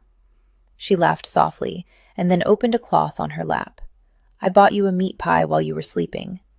"You are an angel," Griffin said gratefully. He took the pie, still warm, and bit into it, savoring the gravy on his tongue. "Making money isn't the only thing you're good at," she said quietly. He arched his eyebrows, still chewing. A faint flush crept up her elegant neck. "You make people laugh." He swallowed. "So do fools." She shook her head, gently admonishing.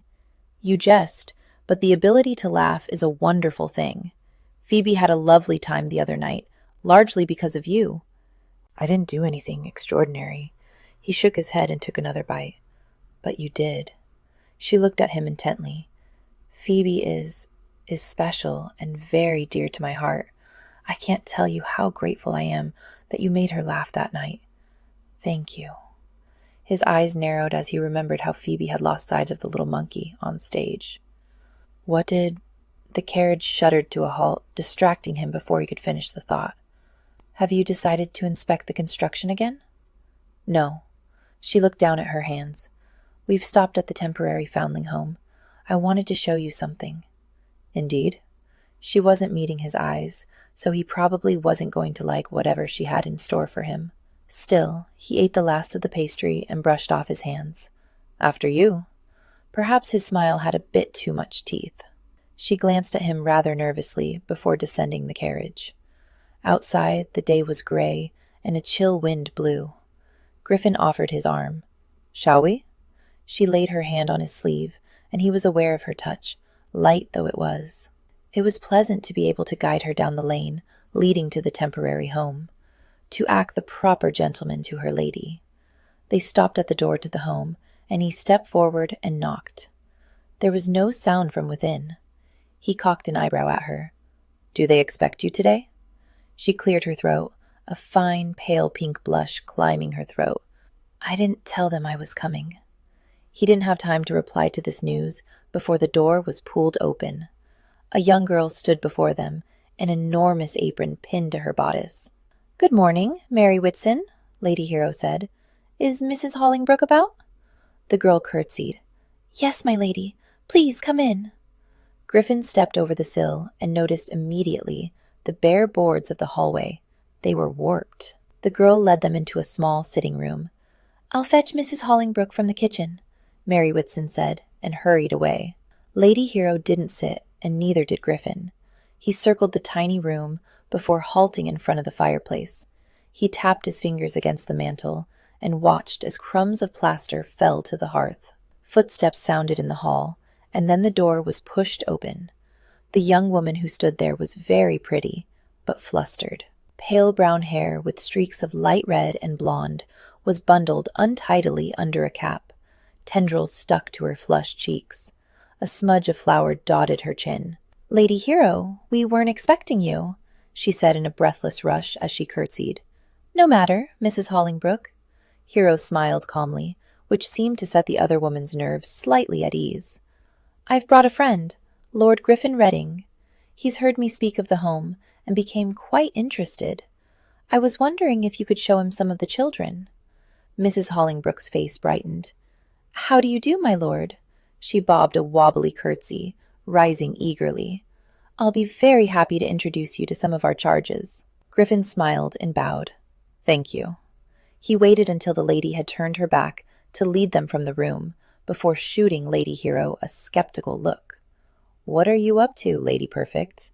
he murmured in her ear as he placed a hand against the small of her back.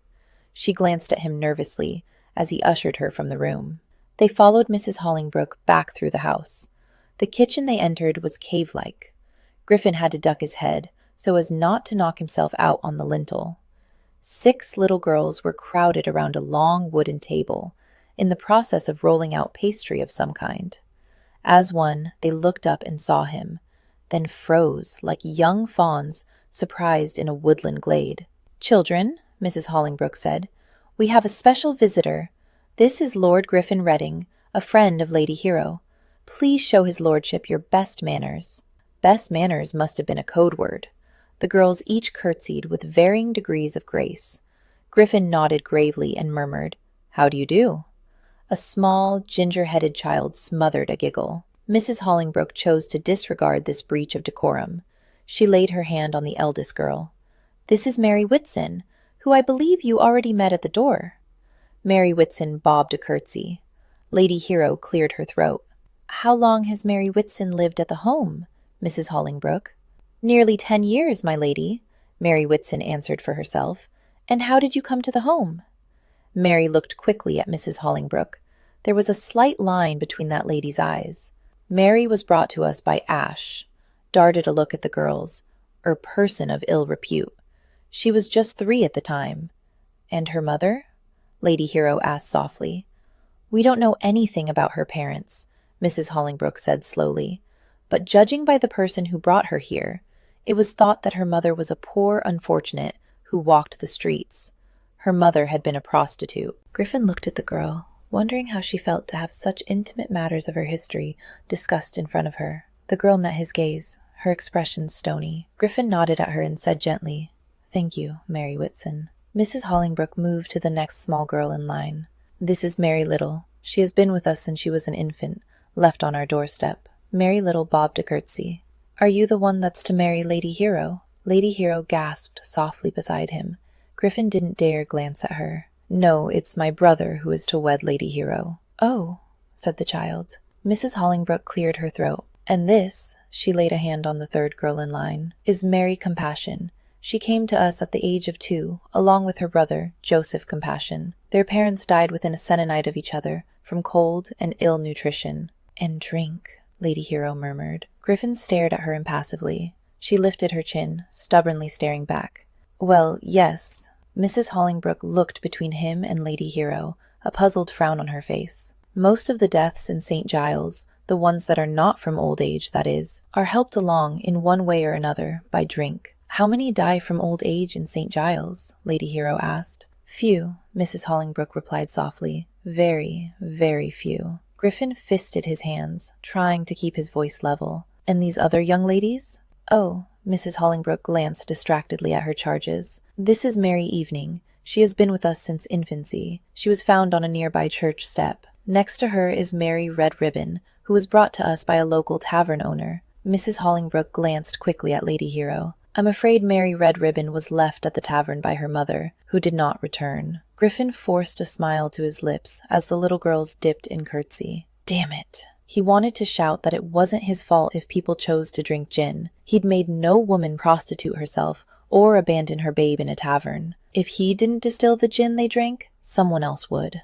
And finally, "This is Mary Sweet." Mrs. Hollingbrooke stroked the curls of the smallest child, who couldn't have been more than 3. "Her mother has 5 other children and attempted to sell Mary when she was but an infant. We persuaded the mother to give her to us instead." Griffin inhaled. How very fortunate for Mary Sweet. He glanced at the toddler, who promptly hid her face in Mrs. Hollingbrooke's skirts. "We are fortunate as well," Mrs. Hollingbrooke said affectionately. "Now, if you'll come with me, I can introduce you to some of our boys." "Ah, as to that." Griffin made a grimace of apology. "I'm afraid Lady Hero overestimated the time available to us. We shall have to save the rest of your tour for another day." "Oh, of course," Mrs. Hollingbrooke said. "You're most welcome at any time, my lord." He smiled and took Lady Hero's arm in a firm grip, propelling her to the door, even as she breathlessly said her goodbyes. He kept his smile pasted to his face until they were outside. She tried to take her arm from his grasp. "My lord." "Not here," he murmured, trotting her up the lane. He gave instructions to the coachman, helped her into the waiting carriage, and sat. Then he looked across at her and growled, "What do you think you're doing?" Pale green eyes were hard, his lips pressed together, forming white brackets on either side, and his nostrils flared. He looked so intimidating, in fact, that Hero had to swallow before she could reply. "I'm trying to get you to understand what your gin distilling is doing to St. Giles and the poor people who live here. As a friend." He laughed sharply, drowning out her words. "Yes, as a friend. What did you think would happen when you took me there? I'd gaze at those tiny girls and have a sudden revelation, perhaps give all my worldly goods to the poor and become a monk?" He sat forward. "Listen, and listen well, my lady. I like who I am and what I do. I'm an unrepentant rake who makes illegal gin. Don't think you or anyone else can change me, even if I wanted to be changed." She pursed her lips and cocked her head, staring at him silently. Anger was rising in her as well. He returned her stare until the silence seemed to irritate him. "What? You, my lord, are not nearly as reckless or as bad as you would have me believe. What in God's name are you babbling about? Your reputation," she waved a hand, "your rakishness. You've let all of London think that you left Cambridge on some feckless whim, when in fact you left to help your family. You lead others to believe that you live the life of a libertine, without care or worry, when in fact you work for your family's sake." He laughed incredulously. "In case it has escaped your memory, I was in the act of bedding a married woman when we met." She looked away, that vision making her even angrier somehow. "I never said you were perfect, just not as damnable as you let others believe." "Is that so?" She tilted her chin and stared him in the eye. "Yes." He smirked nastily. "What about my dear brother's late wife?" Her heart began to beat faster. The carriage was so confining, and his temper was a nearly visible haze of red between them. "What about her?" "The whole world knows I seduced her under my poor brother's nose, and had she not died in childbirth, along with the babe, no doubt I would have fathered his future heir." "Did you?" she asked softly. "Did I what?" Did you do all those things the world and your own brother think you did?" For a moment he stared at her, wild and grief-stricken, and she held her breath, waiting for his answer. Then he slowly shook his head. "No, God, no." She leaned forward. "Then why let everyone believe such an atrocious lie? Why pretend to be worse than you are?" "I'm not," he began, but she wasn't done questioning him yet. "Why?" she demanded fiercely. "Why continue in this dreadful gin business? You are better than this, Reading." "What god gave you the right to sit in judgment over me?" he asked, low and awful. "Oh, but I forget. You consider yourself more virtuous than the rest of us mere mortals. You are Lady Perfect, arbitrator of other people's sins, an incorruptible maiden colder than graveyard granite in January." She gasped, unable to speak for a moment. Did he really see her thus, as a chilly, self-righteous virgin? "How dare you?" she whispered, and couldn't help the tears that flooded her eyes. "Damn you." Her vision was blurred, so she didn't see his movement, but she was suddenly across the carriage, half sprawled on his lap. "I dare," he muttered, "because I'm selfish and black-hearted and vain. I dare because you are what you are, and I am what I am. I dare because I cannot otherwise. I've lived too long without bread or wine, crawling desperate in a lonely, barren desert. And you, my darling Lady Perfect, are manna sent directly from heaven above." His lips were on hers, urgent and hot. Oh, Lord, she had not known how much she missed his kisses.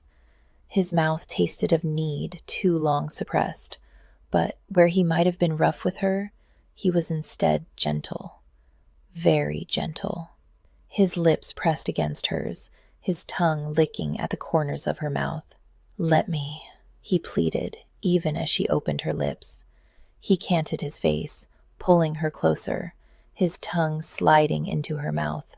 His beard scratched against the soft skin of her chin, but she didn't care. She suckled his tongue, drawing on it as if it were the sweetest thing she'd ever tasted. "Let me," he murmured again, and she felt his broad hand on the bare skin just below her neck. He stroked her as if gentling a kitten, softly, expertly, his hand drifting lower. All her awareness was centered on that hand, on his fingers drawing nearer to the tip of her breast. Her breast felt tight and heavy in anticipation, and she waited with bated breath for him to touch her. He bit suddenly at her lower lip, distracting her, and then, oh heavens, his fingers slid beneath her bodice.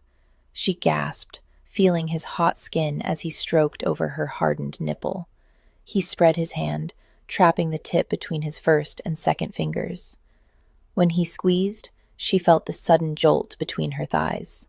"Shh," he murmured, quieting the moan she made. "Let me." She looked and saw that he'd pulled her bodice down, exposing one nipple above her stays. He muttered something, working at the laces of her bodice, and then both breasts were exposed. For a moment, he merely stared down at her soft skin framed by his big, tanned hands, his long fingers playing with her nipples possessively. "Sweet, so sweet," he murmured. "Let me taste them." He looked at her, and his gaze was feverish, his green eyes gleaming like a demon. That was why she agreed. It must be why, because she could only nod at him. And then his mouth was where no man had ever touched her. His tongue stroked across one naked nipple, wet and faintly rough at the same time. She had no idea she was so sensitive there. He took her flesh into his mouth, tenderly, reverently, and she jumped. He pulled strongly, the sensation so exquisitely sweet it verged on painful. She looked down dazedly, watching his white wig against her breast. This was too intimate an act to be done in a carriage fully clothed. She wanted a private part of him, too, if only a little bit. She pushed aside his wig, pulling it off his head and throwing it to the seat. He never stopped his ministrations, only moved to the other nipple.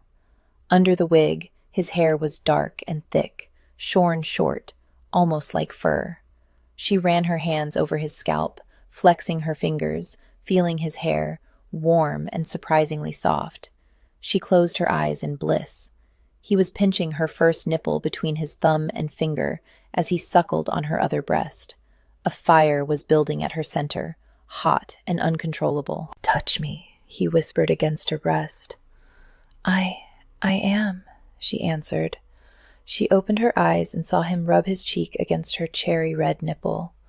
She swallowed at the erotic sight, at the sweetly rough sensation of his unshaven cheek on her sensitive flesh. His eyes were bright and green, watching her, demanding something. "Not there," he said, and caught her hand, drawing it down between them. Her skirts concealed his lap, and he pulled her fingers underneath, fumbling with his other hand, until suddenly, startlingly, she touched naked flesh. Her gaze flew to his. His smile was rueful, yet strained. He looked upon her bare breasts, but what she held, naked, in her hand was hundreds of times more intimate. "Do you feel me?" he rasped. She licked her lips, staring into his face. "Yes." "Stroke me." His eyes half closed. "Please." She flexed her fingers, exploring this foreign, hot flesh. It was so hard it didn't seem humanly possible, yet the skin was tenderly soft. She wrapped her hand about him, and his palm closed over hers, strong and unbearably familiar. He showed her how to slowly stroke up until she touched the wide, slick head. She caressed it, feeling the spongy flesh, the tiny indent at the very tip. He made a sound, almost of pain, and then he seized her hand and brought it down the thick stalk again. It was so much longer, so much bigger than she ever dreamed. "Please," he moaned. "Please." He turned his head and licked across her nipple before gently closing his teeth over the tip. She gasped, her head falling back against his shoulder. He worried her nipple, then let it go to kiss it softly. "Stroke me," he gasped, and let her hand go. She did, pulling up over that hard flesh, hidden beneath her skirts. That part of him that made him a man. "Like this?" she whispered, low and intimate in the rocking carriage. Outside, London passed by. Inside, she held a man's penis in her palm. "Yes," he hissed, before tonguing her other nipple. Exactly like that. She looked down and saw herself, displayed before him, a wanton feast, her nipples red and swollen, so sensitive his every touch made her moan. Her hand moved beneath her skirts, and she wondered at her own daring. Perhaps this was a dream, a wicked fantasy, come to life in the middle of the day, in her own carriage. She stroked a man's bare cock to bring him carnal pleasure. She watched his face, shining with sweat, the intent look he bent upon her nipples, and the breaths that made his great chest expand and contract. It occurred to her that she might never share a moment as intimate as this again with another human being. His big hands were on her breasts, and he pinched both her nipples at once. She bit her lip at the pleasure pain, a tear slipping down one cheek. This was real. This was something outside of everyday bland interactions and rote conversation. His mouth was on hers, open and wild, and his hips were thrusting, moving his cock in her hand in an animal rhythm. He squeezed her poor, engorged nipples again, pulling at them at the same time. And she felt alive. She arched, pushing her breasts into his hands, sucking on his tongue, and feeling an unstoppable rush of pure, white pleasure through her body. And at the same time, as if in sympathy, the male flesh in her palm jerked and gushed, hot liquid between her fingers. She pulsed as he pulsed, shuddered as he shuddered, and she didn't want it to end. When she finally opened her eyes, she was appalled and amazed at the same time. Green eyes watched her face, lazy and satisfied, and very, very male. For a moment, all was peaceful with the world. And then she remembered. Dear God, Thomas is to meet me at my house for luncheon. Griffin's body was filled with a warm lethargy, but Lady Hero's words were a douse of icy water. He straightened and glanced out the window. Her house was in sight. He turned to her, and for a moment was stunned anew. She lay across his lap, her breasts bared just past the tips of her delicious nipples, her pale cheeks flushed, her diamond eyes dazed by what they had just shared. Dear God, indeed. Hastily, he searched his coat pockets and found a handkerchief. He took her hand from beneath her skirts and began wiping his spill off of her fingers. She snatched her hand away. I can do that. He raised his eyebrows, but let her take the handkerchief. He put himself to rights and watched as she finished scrubbing her fingers and then wrinkled her nose at the handkerchief. "I'll take that," he said. She nodded and fumbled with her bodice. "Please turn away." A sardonic reply was on his lips, but he thought better of it. He turned to view the closed curtains over the window. She'd moved off his lap, but he felt the small movements beside him as she adjusted herself. She was ashamed. He could see that clearly, and for the life of him, he didn't know how to make this right. He felt her rise and take her seat on the opposite side of the carriage. He looked up. She was patting at her hair, refusing to meet his gaze. I hope you will not speak of this to anyone." He cursed low and foully. Her head jerked up and she stared at him with eyes that made him want to weep and bellow at the same time. Griffin passed a hand across his forehead. "Of course, I'll not talk." She bit her lip, then nodded jerkily. "You need to put on your wig." "Do I?" He looked about the carriage seat, finally finding it smashed into a corner. The carriage rolled to a stop as he tugged the wig on. "Better?" "Yes." They sat there in silence as they waited for the footman to set the step and open the door. Griffin tried to think of something to say. Had stolen her innocence in intent, if not in fact. There was no going back from that. Finally, after eons of waiting, the door was opened and she stepped down, her face averted from his. No doubt she loathed the very sight of him now, he thought grimly as he followed her. "Hero, darling, there you are," Lady Phoebe called from the top of the townhouse steps. "Cousin Batilda is pacing holes in the sitting-room carpet, and cook has burned the soup." Her bright eyes swiveled to him, and she squinted a bit behind her glasses. "And you've brought Lord Griffin for luncheon as well? How clever of you!" Griffin felt Lady Hero go stiff beside him. "I do not wish to intrude on your luncheon, Lady Phoebe. Your sister kindly offered me a ride in her carriage, no more." "Oh, no, you must stay," Lady Phoebe protested. "Cook will fix the soup, she always does, and it's so much nicer with two gentlemen instead of a lonely one, badgered by females all about. Hero, do make him stay." Lady Hero turned to him and smiled with trembling lips, her eyes tragic. "Please."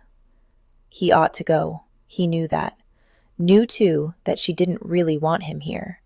But her very fragility at that moment made it impossible for him to turn away. Griffin bowed and held out his arm for her. "As you wish, my lady." She laid her hand on his sleeve, and he remembered with something of a jolt that those same fingers had wrapped around his cock not 5 minutes ago. Dear God, his brother's fiancée. What a mess had made. They mounted the steps and went inside, her sister all the while chattering and thankfully oblivious to their silence. Lady Hero was so wooden beside him she might have been a walking statue. He had an urge to cover the fingers on his sleeve, to see if they were warm with life. Did she hate him now? Wish that they'd never done what they'd done in the carriage? He knew he should be regretting those moments, but he simply couldn't. Her delicate breasts had been too sweet. The sound she had made when had taken her ripe nipple between his lips, too beautiful. Her gray eyes had narrowed in bliss as had made love to her. And by God, had take that memory to his grave and be thankful of it, no matter the cost. A footman took her wrap, and Lady Hero glanced at Griffin, then away again swiftly. I just need to freshen up. Phoebe will show you to the luncheon room."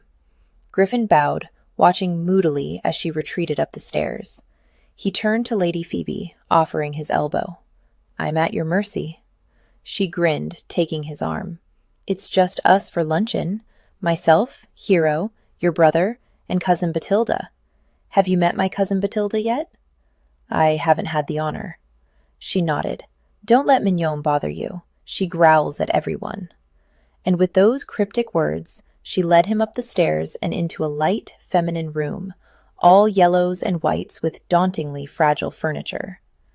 Thomas was standing at the far end with a rather stout matron. He looked up at their entrance, seeming less than pleased to see his brother. "Look who Hero brought home," Lady Phoebe said as they neared. "Griffin," Thomas murmured in greeting. "Thomas." Griffin turned to the older lady and eyed the small black, white, and brown spaniel she held in her arms. It was growling at him, low and continually, rather like a bumblebee.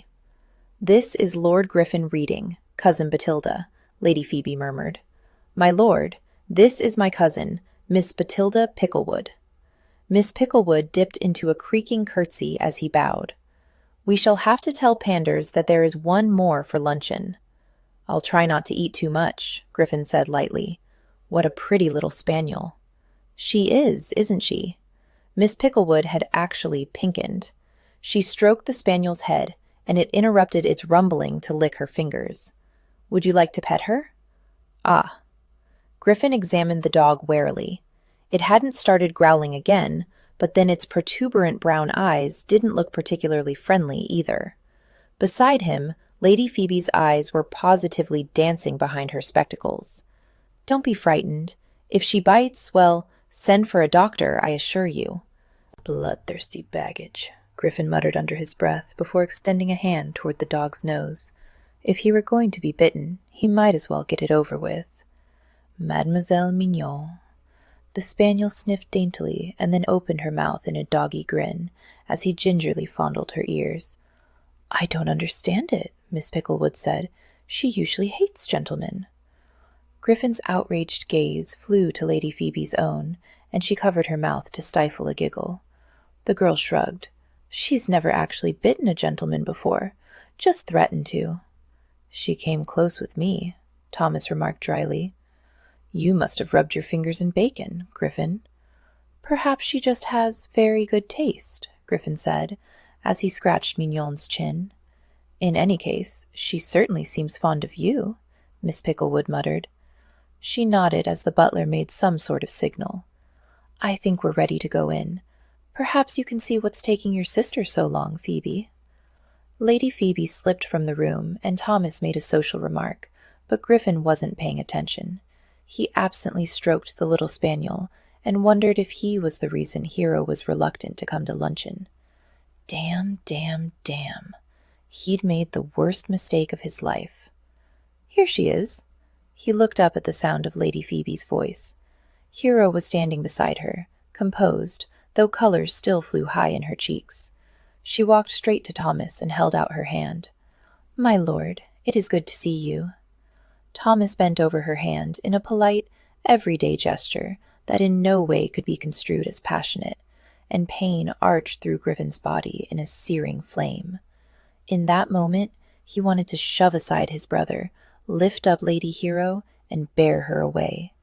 Take her someplace where he could wipe that look of bored serenity from her face and replace it with lust. Lust for him. Instead, he took a breath and offered his arm to Lady Phoebe. "Will you accompany me into luncheon, my lady?" She smiled up at him, her round, rosy cheeks merry. "I'd be delighted, my lord." The luncheon, like the room, proved to be a feminine affair. A clear soup, hardly more than a broth, delicate little pastries more pretty than filling, and a variety of breads and cheeses. The wine was good, though, and in ordinary circumstances, Griffin might have enjoyed himself. "I understand you manage the family estates," Miss Picklewood said, with a queer look fixed on her face. She sat at the head of the table. One of her hands drifted beneath the table. "Manage is surely too strong a word," Thomas drawled from the foot of the table. "My brother is preoccupied with his amusements, and we do have several land stewards." Griffin picked up his knife. "What my brother is trying to say is that, yes, I do oversee the Mandeville estates, as well as my private ones." Thomas gave him a blank, unfriendly stare as he sipped his wine. To Thomas' right, Lady Hero straightened as her hand disappeared beneath the table. "Are your lands in Lancashire as well, Lord Griffin?" "Yes." Griffin toyed with his knife. "A result of prudent marriages by my ancestors."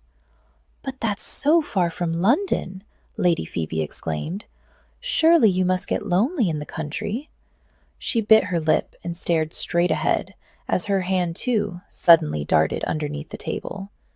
Thomas, seemingly oblivious to all this, snorted. "My brother can find excitement no matter where he is. And he has his trips to London should he find a need to debauch himself." Griffin narrowed his eyes, staring at Thomas, feeling the blackness boil at the back of his eyeballs. He smiled and dropped the knife. It clattered onto his plate. The lady started. Thomas merely raised his eyebrows. Griffin shifted his gaze to Lady Phoebe, who sat between him and Thomas. "I enjoy riding and hunting, my lady, and overseeing the planting and harvest takes up much of my time, so no, I'm not lonely, though I do thank you for your concern."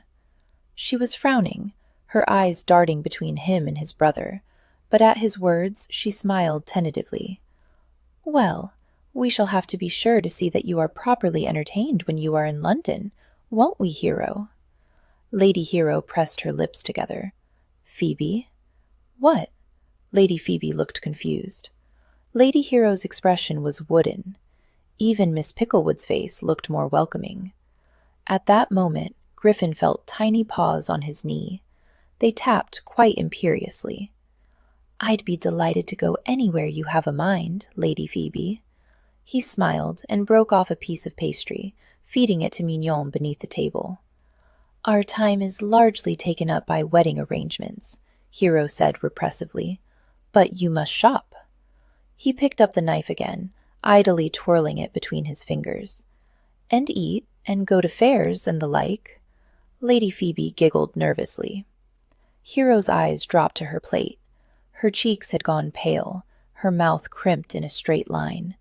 He shrugged easily, though his heart had shriveled. "Or perhaps not." Thomas stirred in his seat. "I wouldn't think you'd be inclined to go to any more fairs." Lady Phoebe perked up. "Why do you say that?" Griffin arched an eyebrow at his brother, a sudden memory lightening his mood. "Because Griffin nearly got himself killed by a pack of traveling tinkers at the last fair he attended," Thomas drawled. "Really?" Phoebe leaned forward. "Indeed. He was in the act of stealing." "Merely examining," Griffin interjected.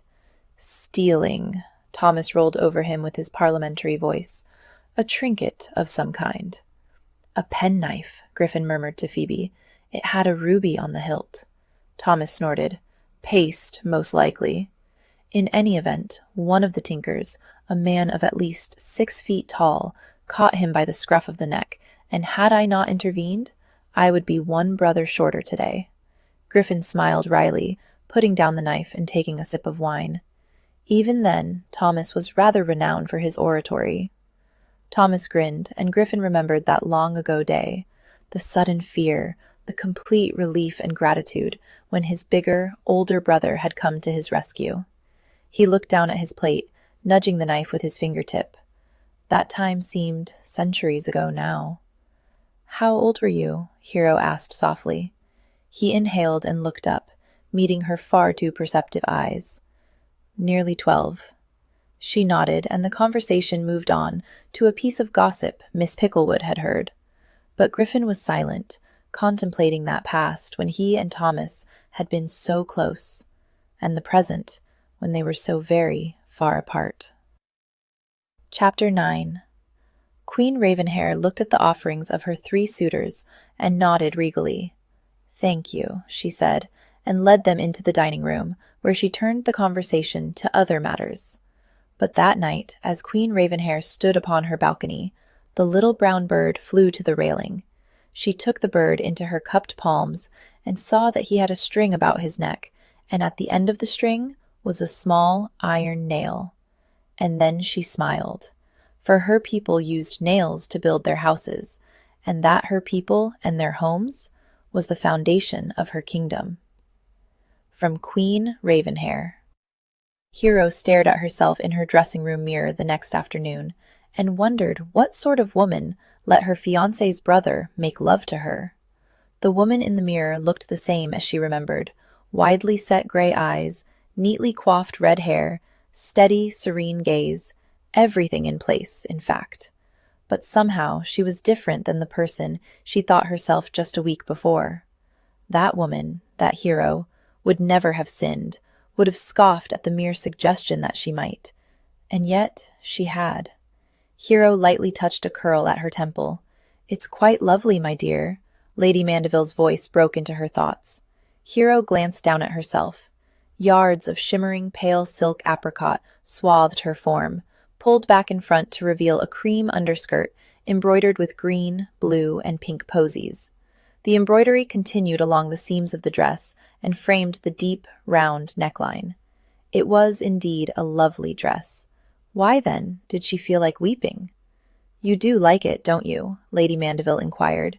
"We can have it remade, or have an entirely new one made if you don't. There's still time before the wedding." "No, no," Hero said quickly. "It's a lovely dress. The seamstresses have done a wonderful job." The little woman kneeling at her feet flashed her a grateful smile before bending again to the hem. She'd always known who she was, Hero reflected.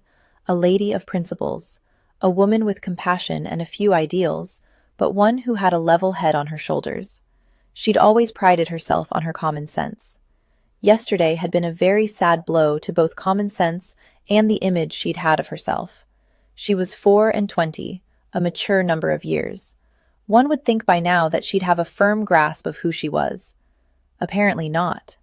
"There," the head seamstress said, sitting up. She eyed the hem critically. "Well, take that up and then add some lace to the sleeves and bodice.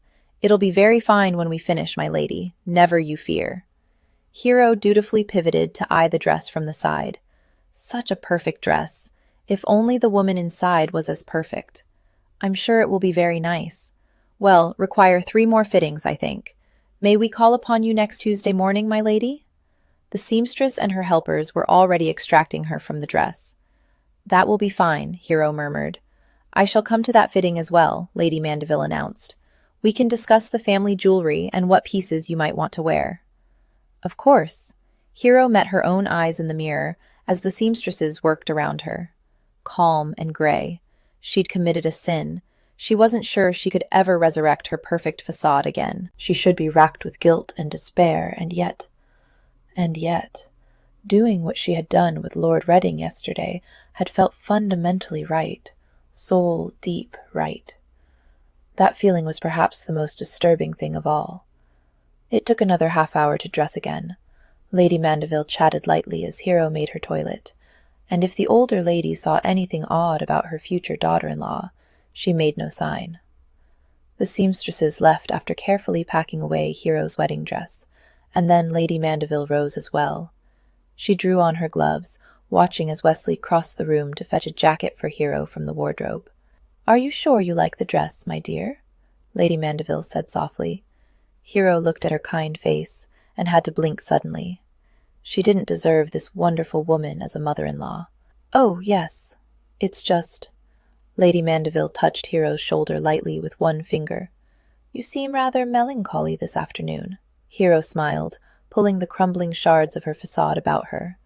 "Bridal nerves, I expect." Lady Mandeville looked uncertain, but in the end she nodded. "Of course. But if you would like to talk to me about anything at all, well, I do hope, have that sort of a relationship."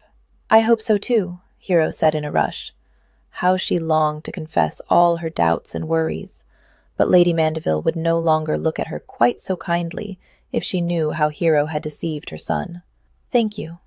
Lady Mandeville gave one last hug to her gloves. "Good, my dear. I'm glad. Now, don't keep Thomas waiting too long. I know he expects to take you driving this afternoon." So saying, the lady bid her farewell and left. Hero donned a pretty green jacket with Wesley's help. Wesley stood back to admire her work and nodded, satisfied. My Lord Mandeville will be quite taken with you today, my lady. Hero smiled slightly. Thank you, Wesley. She descended the stairs and found Mandeville already waiting for her in the sitting room. My dear, he said as she entered, your beauty puts the sun to shame. She curtsied. Thank you, my lord. And how are the wedding plans progressing? He asked as he guided her from the sitting room and down the front steps.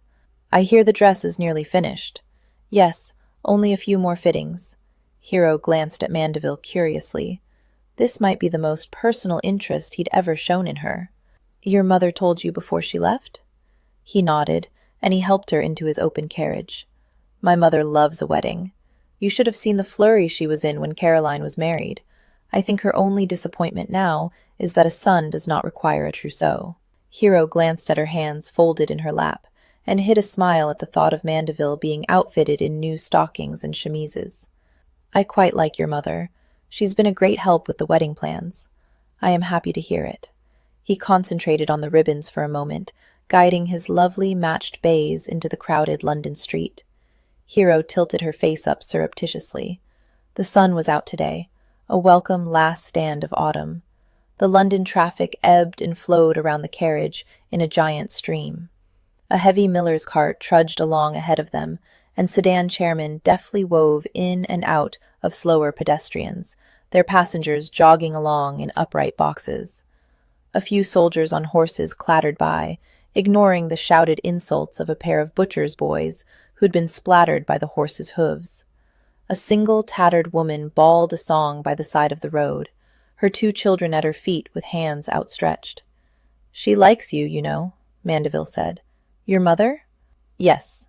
He slapped the reins as the carriage cleared the miller's cart, and the horses stepped into a trot.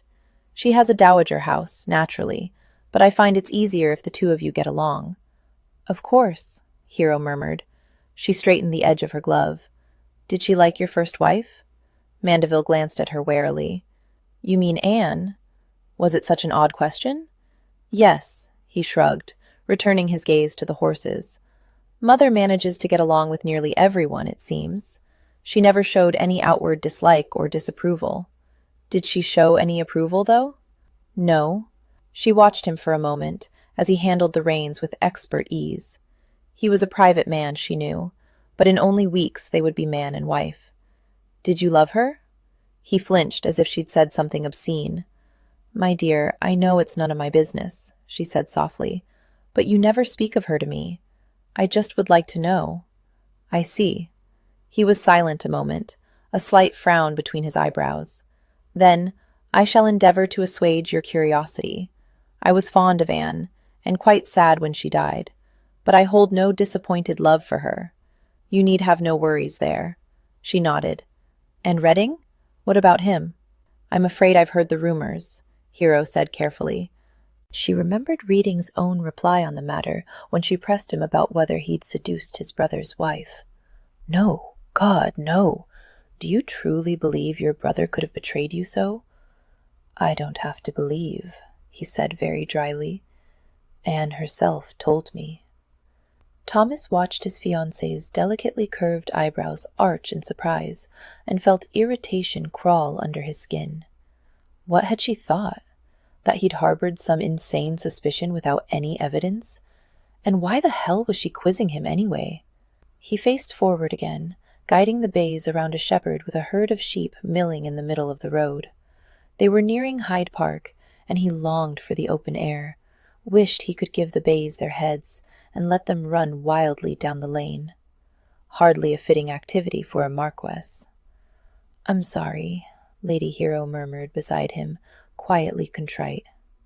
Well, even the most perfect of women became emotional once in a while.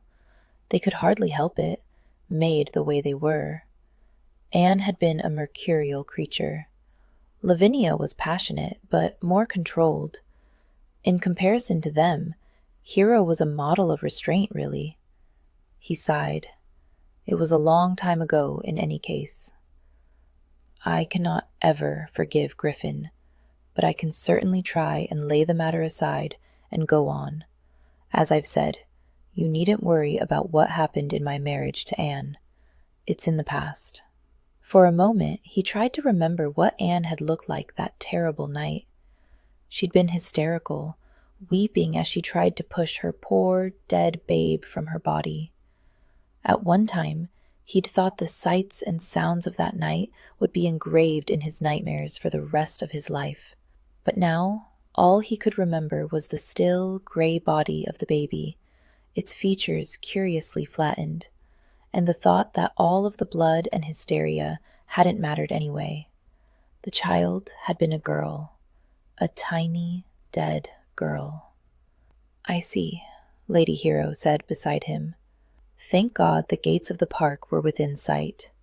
He hated thoughts like these, useless and dispiriting, ones that challenged his authority and his place in the universe. A marquess should not have to hear the dying confession of infidelity from his wife, should not have to see the dead body of his baby girl. "We won't discuss this again," he said, "now that you've had your questions answered." She didn't say anything, but then she didn't have to. Naturally, she would acquiesce to his wishes. It occurred to him that Lavinia would have kept arguing the point. Odd thought, and hardly helpful. He endeavored to put it from his mind. The park was crowded today, the fine weather drawing out all walks of society. He guided the bays into the slowly moving line of carriages and horses revolving about one end of Hyde Park. "I saw Wakefield yesterday," he commented. "Did you?" Her voice seemed a little cool, but then she was probably distracted by the passing parade. "Indeed. He tells me that there is a possibility that he soon will have a titled gin distiller in his grasp." She stiffened beside him. Many women found political talk dreary, but he'd thought her more tolerant than most. After all, she was sister to one of the foremost parliamentarians of the day. And of course, she knew of his own political ambitions. "Do you know who?" she asked, calming his sudden worry. "He hasn't said. Most likely keeping the matter under his hat until he's certain." "Your brother is a dark horse." "Ah, there's Fergus." Thomas nodded to Lord Fergus, sitting with his rather plain-faced wife. Behind them sat their 2 daughters, also, alas, plain-faced. "He's in the naval department," he murmured sotto voce as he pulled the bays alongside the Fergus carriage. And then he was proud, for Lady Hero graciously nodded at the introduction of the ladies, and then complimented Lady Fergus on her bonnet, prompting the lady's sallow complexion to turn pink. The 2 girls leaned slightly forward, and all 4 were soon in animated discussion. "A good match, Mandeville," Fergus rumbled after they'd discussed the latest Lord scandal. "You're a lucky man." "Indeed, indeed," Thomas murmured. His recent ridiculous doubts fled. Lady Hero was above all a calm and demure creature, not given to the type of awful drama Anne often acted out. Fergus nattered on for another 10 minutes. The man was prone to be didactic, and then they made their farewells. Thomas took up the reins again. "I hope you didn't find talking to Lady Fergus and her daughters too boring." "Not at all," Lady Hero replied.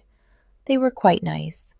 Besides, I know how important these kinds of little meetings are for you and your career, Mandeville. I want to do everything I can to aid you." He smiled. "I keep forgetting that your perception rivals your beauty, my lady. I am indeed a lucky man." "You flatter me. Don't all ladies wish to be flattered?" She didn't answer, and he glanced her way. Lady Hero's face was in profile as she looked fixedly to the side. He followed her gaze and felt as if he'd been struck in the belly. Lavinia Tate was 2 carriages over, laughing up into the face of that Samuel fellow who had escorted her to Heart's Folly. She wore a quilted jacket the color of spring poppies, and the sunlight glinted off her damnably bright red hair. If any man in Hyde Park hadn't noticed her yet, it was because he was dead. Or a fool. "Who is she to you?" Lady Hero asked quietly. "No one."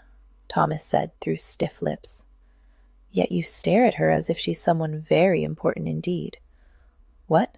He tore his eyes from the sight of Lavinia and looked at his fiancée, her face too pale, her hair merely a tasteful, natural shade of light copper. She was a watercolor next to Lavinia's vivid oil. She's someone I once knew. You no longer know her? Lady Hero tilted her head in gentle inquiry. Lavinia's laugh floated on the autumn breeze. Thomas wanted suddenly to shout at Lady Hero, to make that gentle expression fall from her face, to shake her until she quit her questions and her perceptive looks. And then he wanted to jump from the carriage and plant a facer in that stupid young buck with Lavinia. But he did none of that, of course. Gentlemen of his rank never acted in such a way. Instead, he merely urged the horses on, waiting interminably to pass Lavinia's carriage. She's in my past, he said through cold lips. I met her when I was rather down, I'm afraid. He remembered when he was the man who she laughed up at, the way it had made his chest swell. And he remembered the sight of her in the morning light, so carnal, so wise. He'd been able to see every single line in her face, the slight sag to her breasts, and strangely, it hadn't made a whit of difference. She'd been the most beautiful woman he'd ever seen, would ever see. He cleared his throat. That's in the past now. Well, not talk of it. She sighed beside him, the sound sad and somehow lonely. Perhaps you're right. It's best to put aside what might have come before. Our future together should be what we focus on. She laid a gloved hand on his elbow, slim and comfortable. Well, make an admirable pair, you and I, Thomas. He was able to summon a smile to give her. Yes, we will. And then they were finally past Lavinia Tate. Wesley was putting the finishing touches on Hero's toilet the next morning when Phoebe burst in the room. You'll never guess.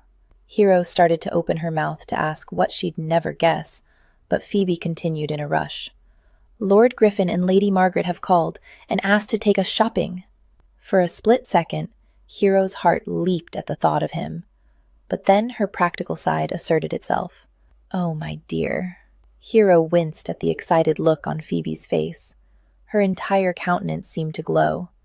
You know that Batilda doesn't want me to be seen with Reading, and after bringing him back to luncheon the other day, the light went out in Phoebe's face. But I cannot go alone with them. No, she certainly couldn't, and Reading was well aware of the fact, Hero thought grimly. Please, Hero? Hero closed her eyes. But that didn't shut out Phoebe's voice. Please? Hero's eyes snapped open. Fine. But only for an hour or so, no more. She needn't have bothered with caveats. Phoebe was already hopping up and down with excitement. Hero sighed, knowing already that this was a very bad idea. Still, she had to struggle to contain a smile as she descended the stairs after Phoebe. Reading waited below, looking quite respectable in a dark blue coat and breeches. He smiled as Phoebe bounced up to him, but his eyes were on Hero. She fought not to blush. I'm glad you could join us, Lady Hero, he said, as he escorted them out the door. She shot him a sharp glance, watching for irony, but he seemed perfectly serious. Where is your sister? His eyes widened mockingly at her. In the carriage. And indeed, when they entered the carriage, there was Lady Margaret already waiting. Oh, I'm so glad you could come on such short notice, she exclaimed as they settled on the cushions. I feel we ought to get to know one another since you're marrying my brother. Of course, Hero murmured. We'll soon be sisters, won't we? Reading's face went blank as he turned to the window. I hope so, Lady Margaret said. I almost feel as if I know your brother the Duke better. Thomas talks about him so much, and then they spent all that time last summer drawing up their gin bill. Wakefield's quite passionate on the subject, isn't he? He believes that St. Giles is crime-riddled because of gin, Phoebe said soberly. So, by extension, he blames our parents' death on gin. Hero glanced at her sister, a little surprised that she'd gleaned this information from the censored things that Maximus said in front of her. Lady Margaret nodded. Then I suppose you both are also passionate on the subject. Reading turned to look at Hero, and she tilted her chin up as she answered. Yes, we ladies can't make bills in Parliament, Phoebe said, but Hero has recently become the patroness of a home for foundling children in St. Giles. Really? Lady Margaret asked. How I admire you, Lady Hero. I've never done anything so selfless. But you could. Phoebe leaned forward in her eagerness. Hero has decided to let other ladies help with the home by donating their money. Indeed, Reading drawled. And are gentlemen allowed to help too? Perhaps I shall make a donation. Hero couldn't quite meet his gaze. He was jesting, of course, but had already offered to help her once. But before she could say anything, Phoebe leaped in. It's for ladies only, I'm afraid. Such discrimination, Reading murmured. Gentlemen always want to run things, Hero shot back. Reading's mouth quirked in amusement. That's very true, Lady Margaret said. I think it's quite smart of you to limit your, syndicate, Phoebe supplied. It's to be called the Ladies' Syndicate for the Benefit of the Home for Unfortunate Infants and Foundling Children. Splendid, Lady Margaret enthused. I think that a ladies-only syndicate is quite a wonderful idea. May I join? Naturally, Hero replied as Reading rolled his eyes. Except Lady Margaret looked suddenly abashed. I've only a bit of pin money to donate. Perhaps it won't be enough to join? We have no lower limit, Hero said firmly, even as she realized that her syndicate might have to be larger than she'd first envisioned. Any lady of means who is sincere in her wish to help the orphan children of St. Giles is welcome to join. Oh, lovely, Reading smiled and shook his head. We're at Bond Street, ladies. Will you come and shop now?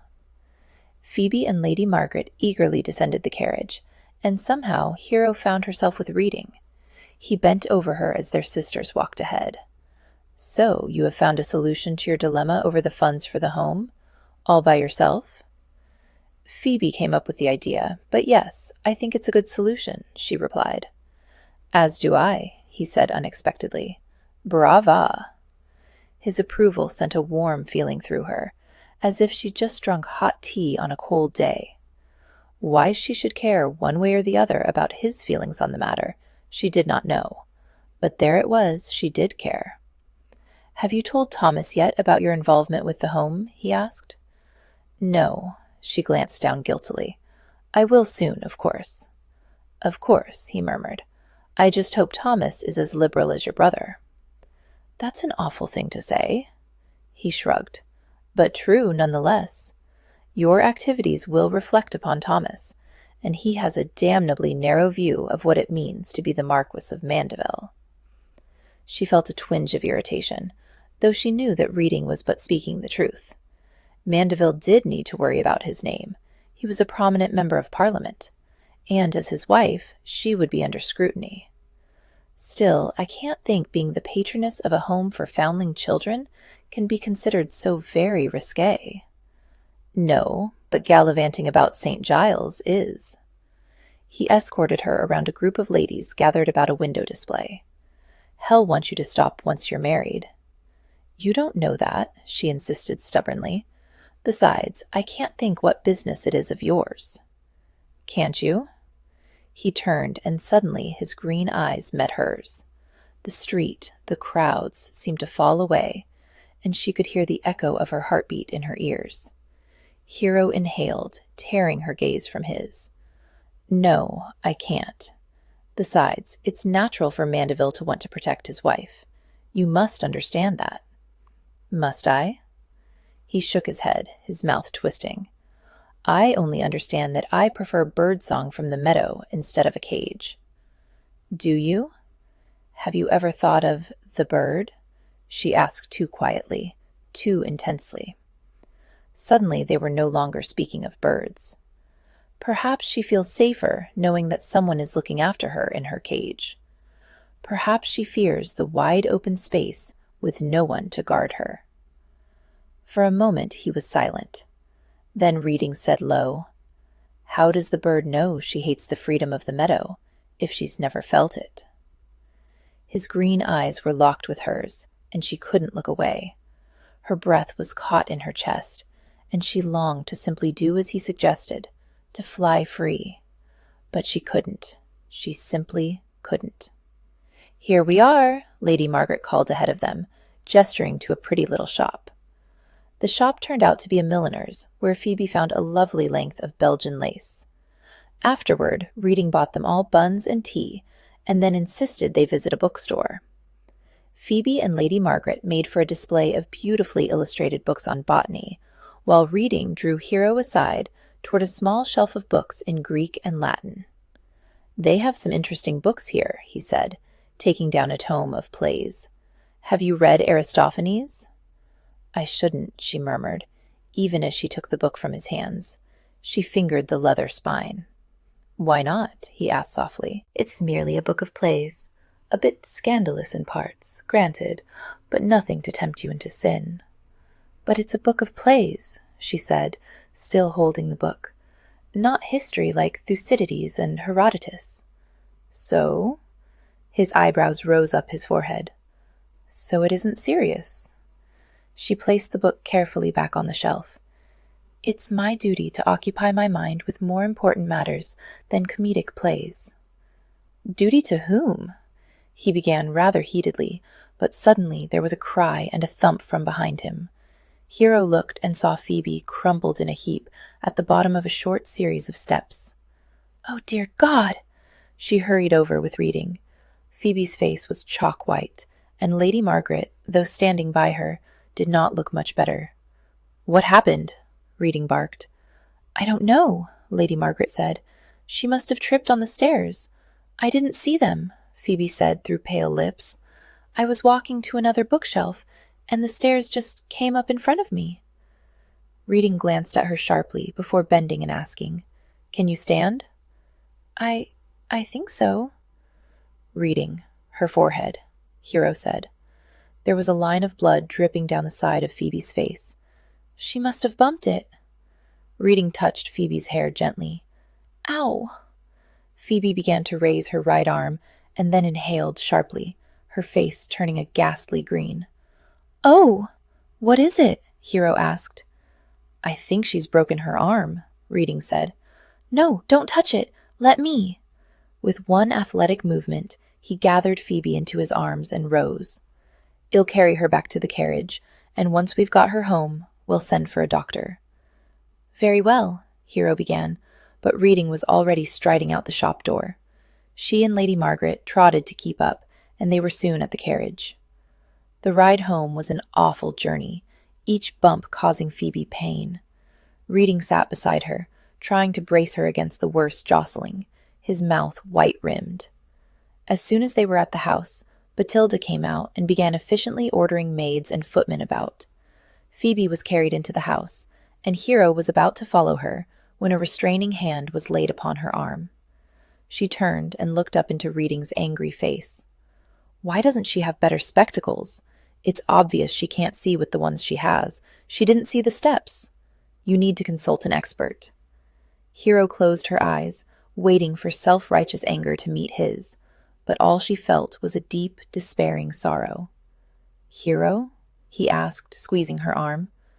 "We have consulted the experts," Hero said wearily. "Some from as far away as Prussia. Ever since a year ago, when we realized her eyesight was poor, she's been prodded and poked, and any number of cures tried upon her." He frowned. "And?" She blinked back tears, trying to smile and failing miserably. "And none of them has worked. Phoebe is going blind." It was past midnight by the time Griffin entered St. Giles that night, and those who were easy prey were already scurrying to ground.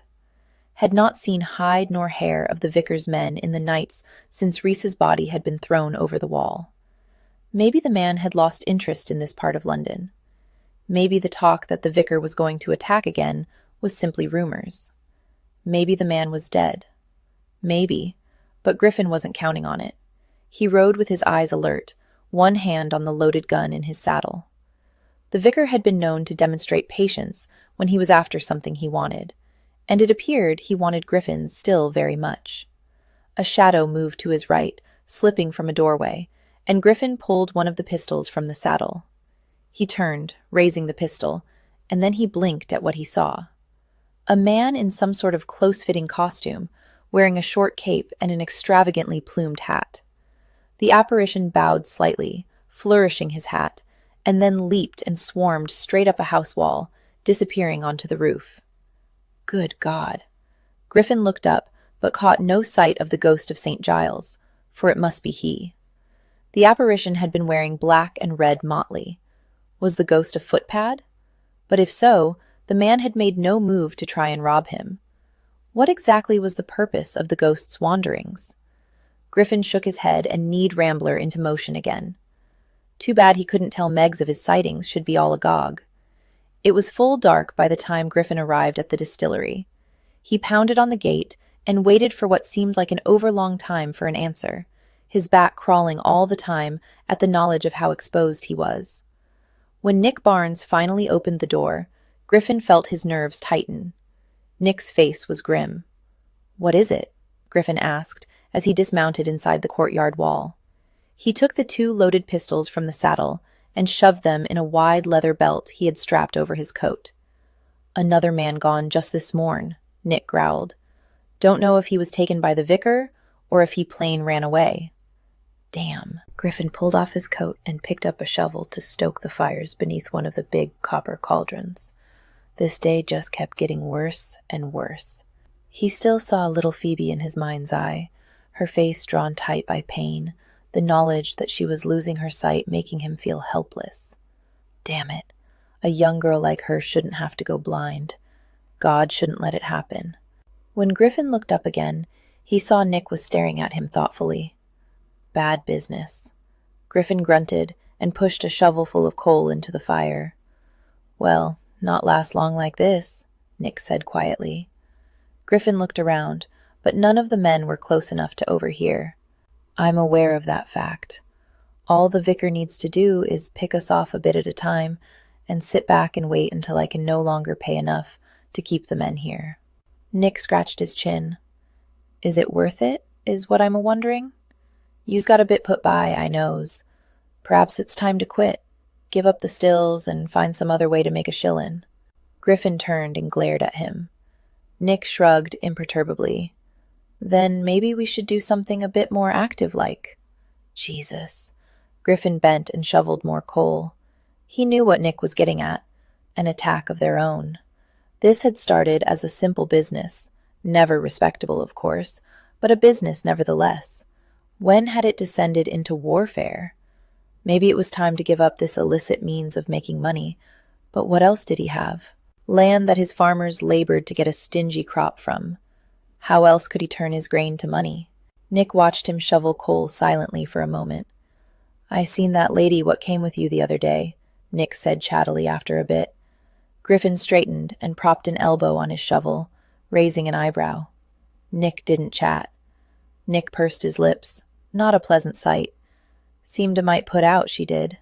"Something you said, maybe, my lord?" "She doesn't approve of gin distilling," Griffin said flatly. "Ah." Nick rocked back on his heels. "Not a proper occupation for toffs, I'm thinking?" "That's right." Griffin winced and rubbed the nape of his neck. "No, that's not entirely correct. She champions a foundling home in St. Giles. She thinks gin is the reason there's so many orphans. It's the root of every evil in London as far as she's concerned. The ohm for unfortunate infants and foundling children." Griffin glanced at him, surprised. "You know of it?" "'Ard not to, livin' in these parts." Nick tipped back his head to stare at the shadowed ceiling of the warehouse. "A good place, is what I 'ear. Not like those what sell the mites into bad apprenticeships. Pity the 'ouse burned last winter." Griffin grunted. "She's having it rebuilt, bigger and grander. Sounds like a right angel of goodwill, she does." Griffin stared at him, suspicious of mockery. Nick looked innocent. "Makes one wonder what she was doing with you, don't it, my lord?" "She's affianced to my brother." Griffin shoveled in more coal, though the fire was well enough stoked now. "Oh, then she is but a sisterly interest in you." "Nick," Griffin growled in warning. But Nick was never the type to be cowed. "It's the saintly ones, I find, that needs watchin'," he mused. "Now, whores, they be simple fuck 'em and pay 'em. No problems. Everything nice and tidy and never a thought afterward. But with a respectable woman, why, there's talk and feelings and such like. Trouble, the lot of them. Not, mind you, that it's not worth it in the end, just that there's a bit of worry up front. A man best be warned. Nick, Griffin said slowly, are you giving me romantic advice? Nick pushed his hat to the back of his head so he could scratch his scalp. Wouldn't dream of it, my lord. Griffin grunted. She's soon to be my sister-in-law anyway. O' course, Nick murmured. He didn't look at all convinced by the reminder. Griffin wasn't sure he was convinced himself. He sighed and threw aside the shovel. Do you remember when we first started this all those years ago? Nick chuckled. That little still on Tipping Lane? You were a right green and then, my lord. Suspicious, too. I wasn't sure I could trust you. Nick grinned. Nor I you. You was this toff down from that fancy school, all lace and fripperies. Weren't sure as you'd last a week. Griffin snorted. He'd met Nick in a seedy Seven Dials tavern, not the place one usually found business partners. But something about the glaring former boxer had struck him as essentially honest. Nick had been the one to introduce him to the man he'd bought his first still from. The thing had been rickety in the extreme. Remember when we thought the still would blow? He asked. Nick spat into the straw. Which time? I'm thinking of more'n one. Griffin grinned and looked around the warehouse. It was a far cry from that small single still on Tipping Lane. It had taken years to build his business to this point, to be where he didn't have to lie awake at night, worrying over money flow and harvests, to where he could tell his mother to plan for Meg's next season and be fairly sure they'd actually be able to afford it. He only needed a little more time to get entirely financially stable. We worked hard to get here, didn't we? He said. That we did. Damned if I'll let the vicar take it from me now. Amen to that. Nick dug a short clay pipe from his waistcoat. He took a moment to light it with a straw stuck in the still fire. Then he said, Have you ever thought of doing something else? Griffin looked at him in surprise. No? I suppose I've never had time to think of finding other business. Have you? No. Nick scratched the back of his head. Well, not rightly. Me father was a weaver, but I never learned the craft. Seemed a tedious task when I were young, and now I'm too old a dog for learning new tricks. Weaving. Griffin thought of the Mandeville lands in Lancashire. They'd always been too rocky for growing grain. Many of their neighbors had put in sheep for wool and meat. Mam and me sisters spun the thread for Pa, Nick said. I did too, when I were a lad. Griffin smiled at the thought of Nick spinning thread with his great ham-like hands. A shout came from behind them. Griffin whirled, snatching a pistol from his belt. Smoke was pouring out from one of the big chimneys that climbed the outer walls. The men were milling, coughing from the rolling black smoke. Nick swore foully. They've stopped the chimney from without. Put out the fire, Griffin shouted. I'll guard the walls. He gestured to the men, slapping his hands on the backs of those turned away, and ran to the warehouse entrance. Griffin slammed himself against the wall next to the door and shoved it open a crack with one foot. The guards outside were wrestling with attackers next to the walls. Already 3 men were past them and into the courtyard. They're coming in, he told his men. Make damn sure they don't get to the warehouse. And with that, he kicked the door wide and drew his other pistol, firing both straight-armed. One attacker went down, crashing to the cobblestones. More shots exploded from his men's guns, and the second man went down. But one man still rushed the door, while others were overwhelming the courtyard guards. In a corner of the courtyard, ramblers squealed and reared in terror. Get them, Griffin shouted, his words sounding muffled to his own ears. His men flew past him toward the walls. He threw down one pistol and drew his sword to meet an attacker. The man was short but burly, and he held a huge cutlass in his hand. The attacker swung and Griffin dodged.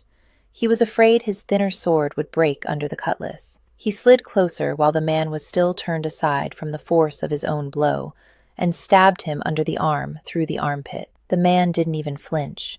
He struck at Griffin with his other hand, a blow Griffin was just able to duck, taking it on his shoulder instead of his face, his hand still on the sword stuck in the man's body. The man raised his cutlass again, but then staggered. He crumpled all at once, like a marionette whose strings had been cut. Griffin stuck his foot on the man's chest and pulled his sword from the attacker's body. He turned toward the wall, sword ready, but there was no need. 4 bodies lay on the cobblestones, and a man one of his own was sitting with his back against the wall, moaning. All the other attackers had retreated. The skirmish was over, at least for now. "Get him inside," Griffin gestured at the moaning man. "You others stay and guard the courtyard from further attack." He left 8 men guarding the walls and turned back to the warehouse. Rambler still snorted and shook where he was tethered in a corner. Griffin went to him and placed a hand on the gelding's sweaty neck. "It's all right, lad. All right now." The horse rolled his eyes at him. Griffin spoke quietly to him for a few more minutes, and then filled a nosebag from the saddle with a handful of oats. He left Rambler contentedly munching and strode to the warehouse. Smoke still slipped from the doorway, drifting into the night, but it was thinner now. He picked up the pistol had thrown down and ducked inside. It was dim, the smoke swirling about the ceiling. Griffin squinted against stinging ash. Nick loomed out of the dark like Satan himself, his face blackened. "We got it out, sure enough, but we can't work the still on that earth now." Griffin nodded. "We need guards on the roof." Nick cocked an eyebrow, looking positively evil.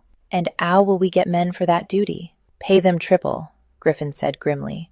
"At some point you'll be paying more than you're makin'," Nick warned. "I'm well aware of that fact." Nick nodded and turned to look back at the wreckage of the blocked chimney. "Could have been worse." "How so?" "They tried to block another of the chimneys, but the wad fell through, merely made a smoking mess on the fire." He looked back at Griffin. "We got it out well enough." Griffin sat on a barrel wearily and began reloading his pistols from a sack of powder and balls. "This time." "Aye," Nick grunted and turned to the chimneys, his words drifting back over his shoulder. "Just pray our luck holds out." Chapter 10. The next day, the queen called for her horse and assembled the princes so they might go hunting with falcons. And as they sat mounted in the stable-yard, she turned to her suitors and asked, "What is the strongest thing in my kingdom?" Then she rode out of the stable-yard without a backward glance. Well, the princes wore looks of consternation as they followed the queen to the hunt, but the stable-master only nodded his head thoughtfully. From Queen Ravenhair. It was mid-morning by the time Griffin arrived home from St. Giles. He wearily dismounted Rambler outside his townhouse and gave the reins to a stable lad. "See, he's rubbed down well and given some oats," he instructed the boy. With a last pat for Rambler, he climbed the front steps of his townhouse and let himself in. He kept only a small staff at his London residence, since he did no entertaining here. A cook, a few maids, a boot-black boy, and Deedle were quite sufficient for his needs. The price for such laxity, however, was that there was often no one to meet him at his own door. Griffin threw his hat at a hall table and didn't bother to pick it up when it fell to the floor. He began climbing the stairs. God, he ached like an old man. Another night awake was added to the fight, and the ride to and from St. Giles. Now all he wanted was a hot bath and bed. Not necessarily in that order. But Deedle knew well his master's ways. The manservant poked his head out of Griffin's room as soon as he heard his steps in the upper hall. "I've got the water boiling, me lord." "Well, have a bath ready in 2 ticks." "Bless you, man," Griffin said. He sat upon his bed and began drawing off his boots as the maids hurried in with steaming kettles. 20 minutes later, Griffin winced and then sighed as he lowered himself into a tub of hot water. Deedle fussed about for a moment, putting clothes away. Then he picked up Griffin's muddy boots. "I'll take these down to the boy, shall I?" Griffin, eyes closed, waved a hand. The door shut behind the valet. Had already soaked the smoke from his head and body, but the rising steam was wonderful. Griffin lay there, soaking, and let his mind drift. Had left orders for Nick to find more men if there were some to be had at any price. The vicar wasn't just targeting Griffin's stills. Overnight, there'd been news of 2 different fires destroying other gin makers. At least one man was dead in the flames. Could he keep his business going? Griffin snorted softly. Lady Hero would certainly be happy if he went under. One less gin maker among hundreds, if not thousands, in St. Giles. But then, maybe she was right to disapprove of his business. The thought of her disapproval brought other thoughts of her as well. He remembered the little line that knit itself between her delicately arched brows when she lectured him, the way her pale rose lips softened when she listened to his response, and how her lashes had drifted closed when he kissed her neck. Griffin groaned, and his hand drifted along his thigh to his cock, already half erect. He brought up images of those sweet little breasts, the red nipples large in contrast, and somehow unbearably erotic. They'd been drawn hard and tight for him, and he imagined biting gently down on them. He could almost hear the moan she make at his touch. He grasped his cock in his hand, pulling up, feeling his own hardness, the exquisite sensitivity at the tip. Had draw the laces from her stays, bare her fully for his own enjoyment. And under her skirts, there lay that sweet, warm, wet downstairs. Someone began pounding on his front door. Griffin groaned. Surely there was someone to answer it. He didn't have many servants, but he did have enough to answer a bloody door. Or perhaps the caller would give up. But the knocking continued. Hell, he spat, letting go of his now rigid cock. The visitor might be Nick Barnes with more news. Griffin climbed from the tub, splashing water on the rug, then swiped a towel across his body and pulled on breeches and a shirt. He ran down the stairs barefoot and stomped across the hall floor to fling open the door. What? He found himself glaring into Lady Hero's startled gray eyes. She glanced down the length of him, making him very aware of the damp shirt clinging to his chest and the breeches covering his half-aroused state. Her gaze snapped back up to his.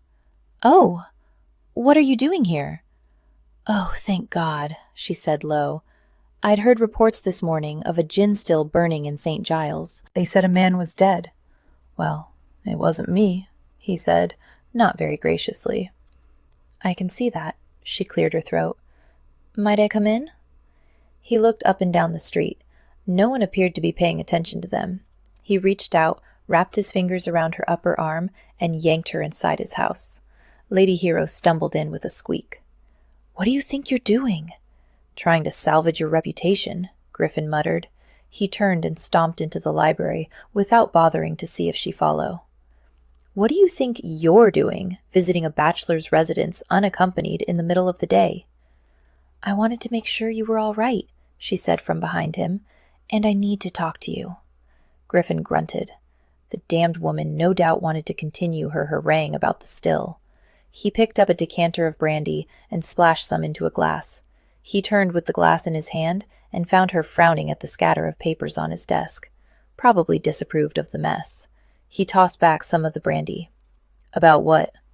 She turned, still frowning. "I'm sorry?"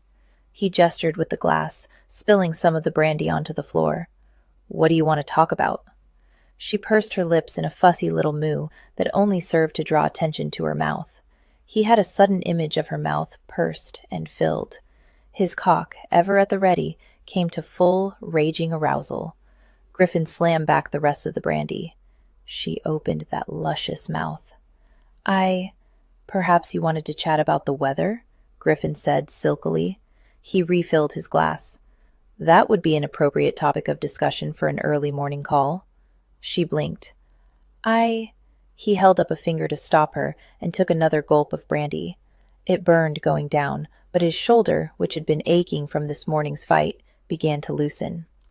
"Should you be drinking so much before noon?" she asked disapprovingly. "Yes." He glared and took another sip to prove his point. "I always drink when I'm half-dressed and entertaining ladies." She flushed a becoming pink. "Perhaps I should come back another time." "Oh, no." He set down the glass with a crack and stalked toward her. "You've interrupted my bath, Interrupted my quite pleasurable pursuits there, in fact.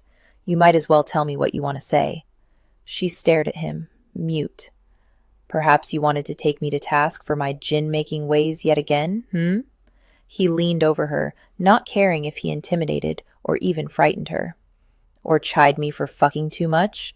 She flinched at the word, but stood her ground bravely. He narrowed his eyes viciously. How dare she stand there like a martyr when he ached, literally ached, for her? He snapped his fingers as if remembering something. "But you can't chide me for seduction when you've fallen victim to my lewd advances yourself, can you? Not so saintly now, are you?" Her eyes widened, and he thought he saw a shimmer that might have been tears. He wouldn't give ground now, not when he might finally drive her out of his house, out of his life, and out from under his skin. Griffin bent and murmured in her ear, "But perhaps that's what you really came here to discuss. Seduction. Perhaps all that stuff about gin-making was merely an excuse you seized upon to come see me. Perhaps you want me to kiss more than your sweet breasts this time." He taunted her, baited her, argued with her, and made her feel far more than she should. And now he loomed over her, clearly trying to scare her away. But she wasn't frightened. Lord Reading's warm breath washed over her bare neck, scented with brandy, and his wicked words sparked something deep within her. It might be, definitely should be shame, but she very much feared it was something else entirely. "Is that what you want?" he purred. "My hand on your belly, stroking down until my fingers tangle in your maiden hair? I'd wager it's as soft as a kitten's fur, your hair down there." She drew in a shuddering breath, pressing one hand to her stomach. He shouldn't say these things. She should make him stop. She should leave. Except she wanted, with all her heart, to stay. To meet him on equal ground, just this once. To be a woman to his man. He didn't touch her, simply stood over her, too close, and whispering those shameful, shocking, seductive words. "But what's below is even softer, isn't it? Your sweet petals, all wet and silky, blooming open for me. I'd find your secret bud hidden in among them, and I'd circle it just so. Never hard enough to hurt you. Oh, no, I'd not hurt you. But not so soft that you couldn't feel it. For I want you to feel it, hero. I want you to feel me." She moaned, and she couldn't help it, didn't want to help it anymore. She turned her head toward him. His face was inches from hers. His eyes were a pale, implacable green, arrogant and sinful. If that was all she saw in his gaze, she would have walked from the room. It was the hint of vulnerability that made her stay. Her gaze dropped to his lips. They were curled in a sneer, but the lower one was still wet from the brandy. The sight sent a rush of warmth low in her belly. "Griffin." He groaned and muttered something vile under his breath. Then she was caught in his arms, not gently at all, and his mouth was on hers, wild and needy. "Hero," he muttered as his lips feasted on hers. "Hero." Had seemed to have let slip some essential control. His movements were jerky and ungraceful, starkly primitive in their intent. He knocked her hat to the floor. His mouth bit along her jaw and down her neck as he grappled with her wrap, tearing it from her arms. He swore and lifted his head, staring down as he got her bodice off and began rapidly unlacing her stays. She should be horrified, frightened and appalled, but instead his savagery seemed to feed some need within herself. Her hands were helping his. She was stripping the clothing from her limbs as fast as he. The room was hot. Her breath was coming in gasps, and the scent of brandy and mead filled her nostrils, making her feel faint. Her skirt suddenly dropped, and then she stood in only her chemise, stockings, and shoes. He blinked, his eyelids dropping to half-mast as his movements suddenly stilled. For an awful moment, she feared he might come to his senses and stop. Instead, he slowly moved his hand to the chemise's edge at her shoulder. He fingered the fine material gently, his gaze locking with hers. Then, his green eyes holding hers, he twisted his fingers in the fabric and pulled sharply downward. A seam ripped, something gave way, and he tore the fragile fabric from her body. She gasped, shocked, standing there nude before him. She had never revealed herself to a man. She was aware of her nipples, pointed and red in the chill air of the room, and the knobbiness of her knees. Except, dear Lord, he wasn't looking at her knees. Her chest heaved, and his eyes rose to her breasts. His mouth twisted in a smile. Before she had even completed the thought, his hands flashed out to shackle her wrists. No. He shook his head slowly, his gaze never leaving her body. Let me look. Let me feast. She shuddered. Her whole body was hot, prickling with sensation, as if his eyes physically touched her. This was almost torture, standing nude before him, letting him look at her without even her hands to cover herself with.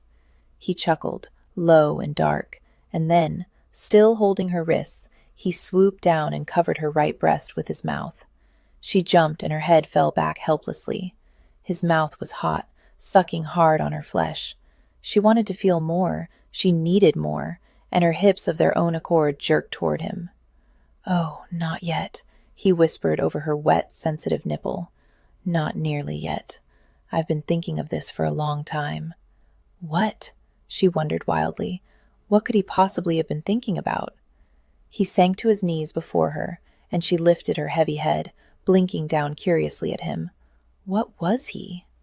He let go of her wrists to place his hands on her thighs and force her legs farther apart. Her dazed mind stuttered to life. He was too close to her center. He could see and, more importantly, smell everything. He lifted one of her legs, her foot still shod in an elegant heeled slipper, and draped it over his shoulder, which placed him squarely underneath her. No, she said frantically. I don't. He looked up at her, and his pale green eyes seemed to glow. Yes. Hold on to the back of the settee, and whatever you do, don't let go. And then, before she could move or think, he dipped his head forward and licked across her folds. She gasped and grabbed wildly for the settee behind her. She had heard whispers of this, but in no way was she prepared for it. He was kissing, no, worse, licking her intimate flesh. It was the most extraordinary thing she'd ever experienced in all her life. His tongue was hot and faintly raspy, stroking firmly over and over, burrowing deeper, until he did indeed find what he'd called her bud. She puffed out air and bit her lip. Her eyes squeezed tight. She mustn't scream, mustn't make a sound, but, dear Lord, it was hard not to.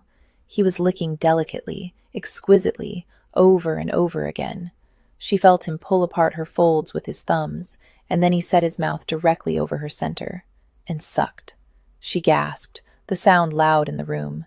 It was almost painful, it was so sweet. She felt tremors rock her legs, and for the life of her she couldn't help it. She peeked. His dark, shorn head was between her thighs. His thick lashes shuddered over his eyes as he ministered to her. One brown hand was splayed on her pale hip, the difference in their skin tones in shocking contrast. He was so big, so masculine, and he was servicing her. This must be wrong, must surely be a sin, for it felt too good. His eyes suddenly flashed open, and he was looking up at her, green eyes intent as he kissed her between her thighs, in that place no one but she had ever touched. The sight was too much. An implosion started at her center, sending out sparkling waves. She bit her lip and shut her eyes, unable to hold his gaze while suffering this final, intimate pleasure. It was shameful. It was wonderful. She shuddered and quaked beneath the shattering release, and she did it all in front of him. She thought he would draw away, but he continued with tiny, intimate kisses, making the aftershocks go on, until her legs trembled and she feared she would fall. Then he was surging up her, catching her about her waist and setting her on the settee. He threw her clothes on top of her, and before she could wonder what he was about, he lifted her high against his chest. She clutched at his shoulders as he strode to the library door, and she realized what he meant to do. "You can't!" "Watch me," he replied. She feared servants, but no one was about as he ran across the short hallway and up the stairs. He strode down an upper hall and shouldered open a door at the far end. She just had time to see a full bath, a few crumpled towels, and a huge bed with atrocious, flaming orange drapes, and then she was bouncing on the bed. Griffin flung her clothes rather cavalierly to the floor, stripped off her slippers, and then stood looking down at her. She held her breath, wondering what he expected of her. She'd never done this, hadn't planned it, and was in no way prepared. She started to prop herself on one elbow, but he slowly shook his head. "Stay there." He raised his hands over his shoulders, grasping the back of his shirt. "Stay still." He drew his shirt off over his head and doffed his breeches. She'd seen naked males before, statues, pale and entirely denuded of hair, a few living boys or even young men, their shirts removed for labor. She'd never seen this man nude, though. He was brown all over. What she'd taken for skin tanned by the sun was instead naturally olive-toned. His shoulders were wide and square, and in contrast to those unliving statues, there was hair upon his body, sprinkles of it, dark and curling, from one brown nipple to the other, a bare patch between chest and belly, and then a gradually widening line of dark hair from his navel to the bush about his genitals. The hair there was thick and black, and his penis rose ruddy and dark from it, a strange, foreign male thing. She looked and felt herself clench internally at the sight, the wonder of being free to inspect his nude body. She'd held that part of him in her hands, but she'd never seen it. It rose almost vertical to his belly, but stood away from his body. Thick veins twined about its length, leading to a fleshy cap, swollen past his foreskin. It gleamed faintly in the candlelight, reddish purple and reddy. It was the most magnificent thing she'd ever seen in her life, and the most frightening. "Do you like it?" he asked, grasping himself. She watched, mesmerized, as he pulled the skin down the shaft and then up again, cupping the head in his palm. Her eyes rose to his, and she could only speak the truth. Yes. A corner of his mouth kicked up, though he looked far from amused. "Good. I've heard of virgins running screaming from the sight." She bit her lip at the word virgin. "You are, aren't you?" he said in a voice that in any other man she might think gentle. "A virgin?" She nodded. A virgin. She was about to lose her virginity. This was wrong. This was a sin. This was, "Don't think," he ordered. He stepped forward to place a knee on the bed, making it dip beneath his weight. "Don't think. Don't wonder. Don't worry. Only feel." He lowered himself, his hands on either side of her head, his body suddenly heating hers. "Feel me." And she did. He pressed his legs between hers, widening her thighs until there was a place for his hips, and settled himself on her. She could feel the rough hair of his legs sliding along hers, the hard slab of his belly, and above all, the hot iron rod lying across her mound. She looked up at him as he lowered his head toward hers, murmuring, "Feel me." His lips were gentle but not soft. He inserted his tongue into her mouth, and she knew now how to suckle upon it, how to tilt her head so that their mouths fitted together perfectly. His hands were in her hair, pulling pins out, burrowing beneath the tresses to palm her scalp, and she realized suddenly that she could explore as well. She lifted her hands along his sides, stroking, touching his warm skin. His back was smooth, a little damp now from his bath, or perhaps the heat they made between them. She skated up and felt the muscles of his shoulders move beneath her palms. This was so intimate, so quietly special, to touch a man's naked back, to feel him as he made love to her. He muttered something and lifted away from her, breaking their kiss. He rocked to the side a bit and reached between them. She felt his fingers sliding through her maiden hair. Then he was pushing his penis against her folds, swirling the head in her wetness, pressing against her apex. She watched his face, seeing the grim set of his mouth, the slight furrow between his brows. Sweat shined on his forehead, and it occurred to her that, though he'd no doubt done this innumerable times before, he was taking this time very seriously. That gave her comfort. Then he shifted and looked up, and at the same time she felt the tip of his cock at her entrance. She gripped his shoulders in sudden doubt. He ducked his head, catching her eyes. "Don't think, just feel." And he flexed his hips. She expected pain, but there was only a strange sort of pinch. She panted, waiting for more pain or pleasure, she wasn't sure. He slid a little way out and then farther in. Her lips parted as she realized that he was not fully sheathed in her. "Relax," he whispered against the corner of her mouth. He withdrew and shoved again, this time only a little more inside. The pinch had lessened, but the stretching, the pressure was still there. Not a painful sensation, but not entirely pleasant either. He shifted then and brought her legs up, wrapping them about his waist. Suddenly, there seemed to be more room. He slid partly out, his penis rubbing against her, and then shoved forcefully, his hip bones meeting hers. She looked up at him, so full of his flesh. Was this all there was? He seemed to understand the question in her eyes. He lay against her, his upper half braced away from her on straight arms. He smiled again, this time rather grimly, and grunted, "Feel." Then he slid against her, his penis slowly pistoning out and into her. She gasped.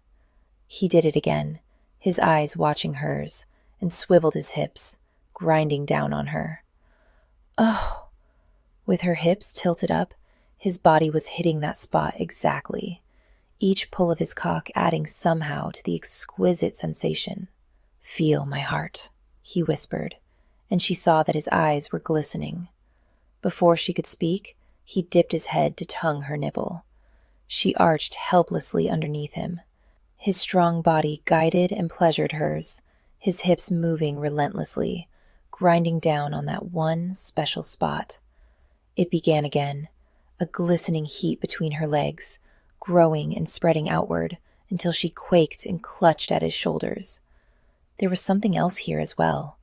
It was a terrible sorrow, a welling joy, as if all the emotion shed ever held in check or pushed away was suddenly rising to the surface. She couldn't control her face, couldn't control her body. She was coming apart, and she'd never be able to pin herself back together again.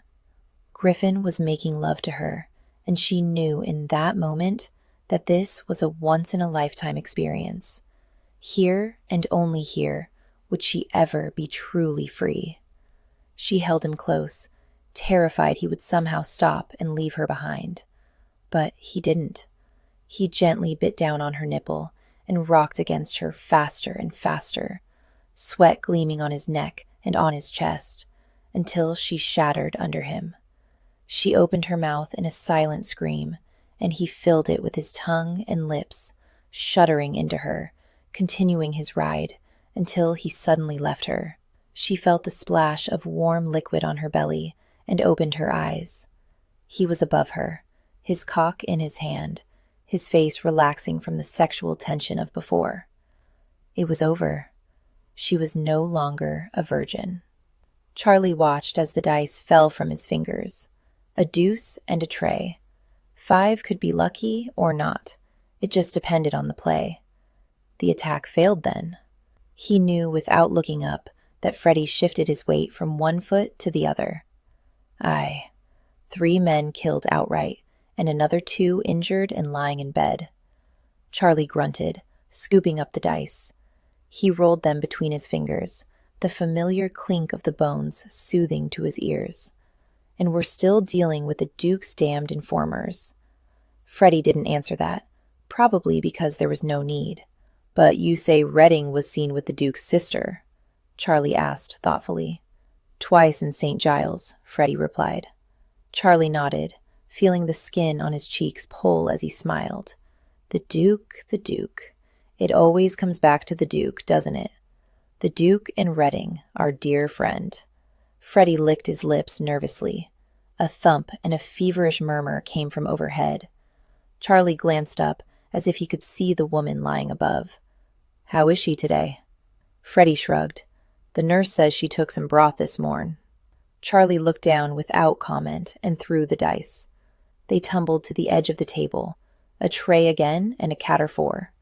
Lucky 7. Perhaps it's time we use the Duke's informers to our own end. Perhaps it's time His Grace learns what Reading really does in St. Giles. Chapter 11.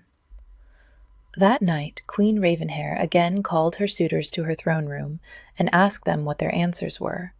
Prince Westmund snapped his fingers. Instantly, a groom led a prancing black stallion into the throne room. Westmund bowed low. "This horse is the strongest thing in your kingdom, your majesty." Prince Isan waved a hand, and a huge warrior marched into the throne room, his chest armored in silver, his sword sheathed in a golden scabbard. "This man is the strongest thing in your kingdom, your majesty." Finally, Prince Northwind presented a snowy bullock with gilded horns. "This bullock is the strongest thing in your kingdom, your majesty." From Queen Ravenhair, Griffin slumped to the bedsheets, his body slaked. He lay there on his back, an arm over his eyes, his mind entirely blank, and all his muscles in a state of total relaxation. He might as well have been poleaxed. Which, apparently, could not be said of Hero. When the bed shook, he realized that his lover might not be in a similar state of enervated shock. Griffin cracked one eyelid and watched, bemused, as Lady Hero jumped from the bed and ducked below the side. She straightened a minute later, trying to struggle into the remains of her chemise. He yawned. "I know you're new to this, sweeting, but the usual thing is to lie about for a bit, perhaps do the thing over again, God and my cock willing. No need to go herring off."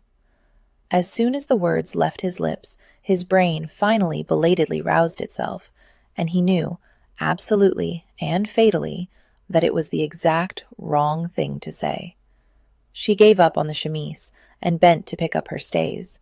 Her face was half averted, but he could see, even in profile, when her lips thinned. "I must go." He couldn't think very well. Something more than the ordinary had happened here, but he knew he didn't want her to go. Griffin scrubbed his hand over his head, trying to find some measure of wakefulness. "Hero." She ducked down again. He propped himself up and peered over the side of the bed. She knelt, rummaging through her pile of clothes. Her head, even down bent, did not look welcoming. He sighed. "Stay a little while, and I'll call for some tea." She stood again, pulling on her petticoats. "I can't be seen here." He was tempted to ask why she'd bothered to come in the first place, then, but prudence, not usually a virtue of his, stilled his lips. He knew he should talk to her, but he couldn't think of the words that would persuade her to stay. His head felt thick, filled with dirty lint and smoke left over from the night awake in the warehouse. He wasn't prepared for this, damn it. She had on her stays now, and was clumsily lacing them. No doubt she usually had the aid of a maid. He felt a strange kind of tender pang at the sight. He rolled to sit on the edge of the bed, his legs spread, and pulled a corner of the sheets over his lap. "Let me help you." She stumbled back and half turned away. I can manage." "Are you weeping?" he asked in horror. "No." But she was. Dear God, she was crying. He didn't know what to do, how to make this right. "Marry me." She stilled and turned, her eyelashes spiked with tears. What? Had he just said that? But he looked her in the eye and repeated the words. "Marry me."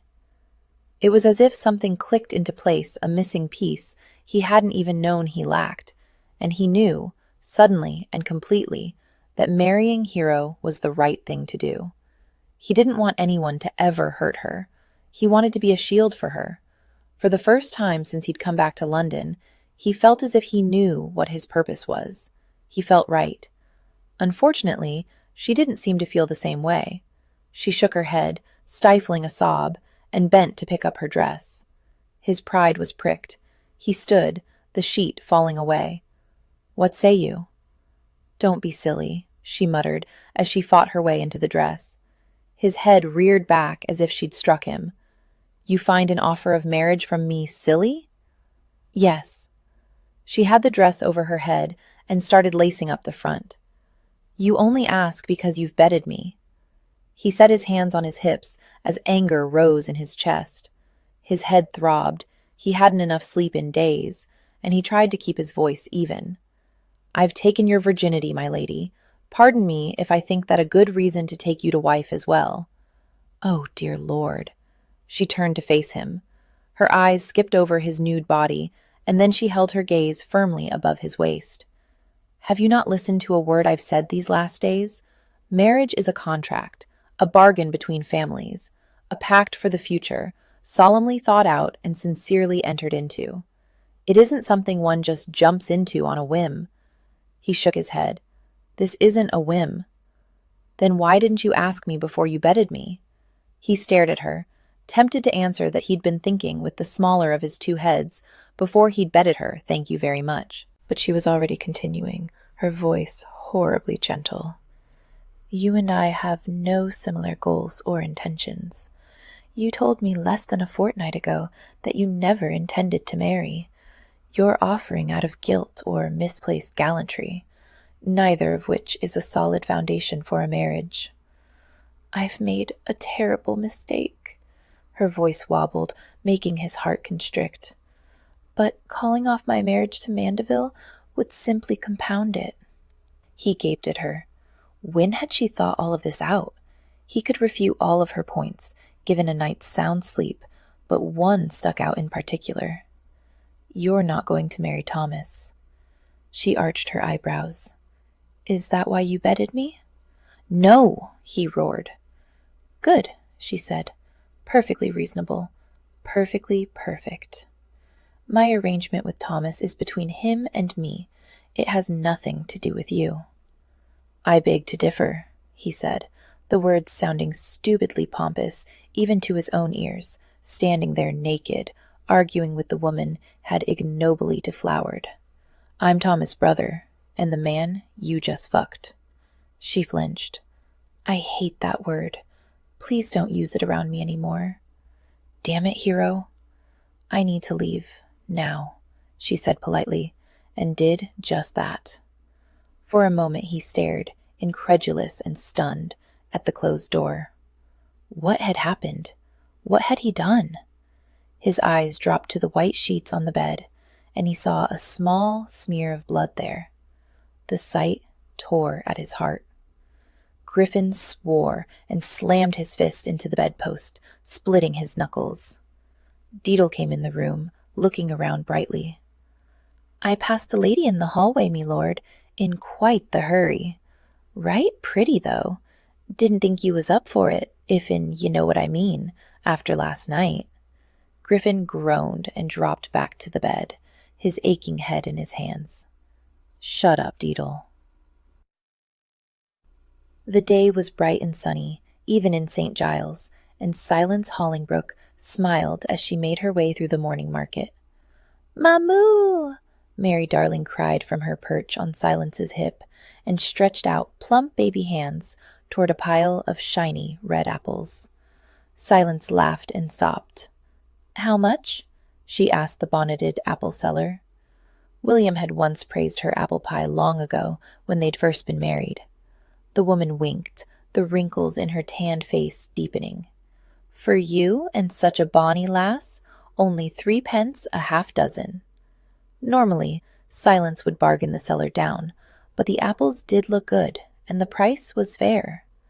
"I'll take a dozen." She handed over the coins and called Merry Evening over with the marketing basket she held. She watched as the seller carefully picked out and filled the basket for her. The apples would make a nice pie or two for the children. She continued on her way through the stalls. Besides Merry Evening, she had Merry Compassion and Merry Red Ribbon to carry her purchases, and the girls trailed her like obedient ducklings. They'd already purchased onions, turnips, and a nice lump of fresh butter, and Silence was making for a stall with a pretty display of beetroots when a shout made her glance to the right.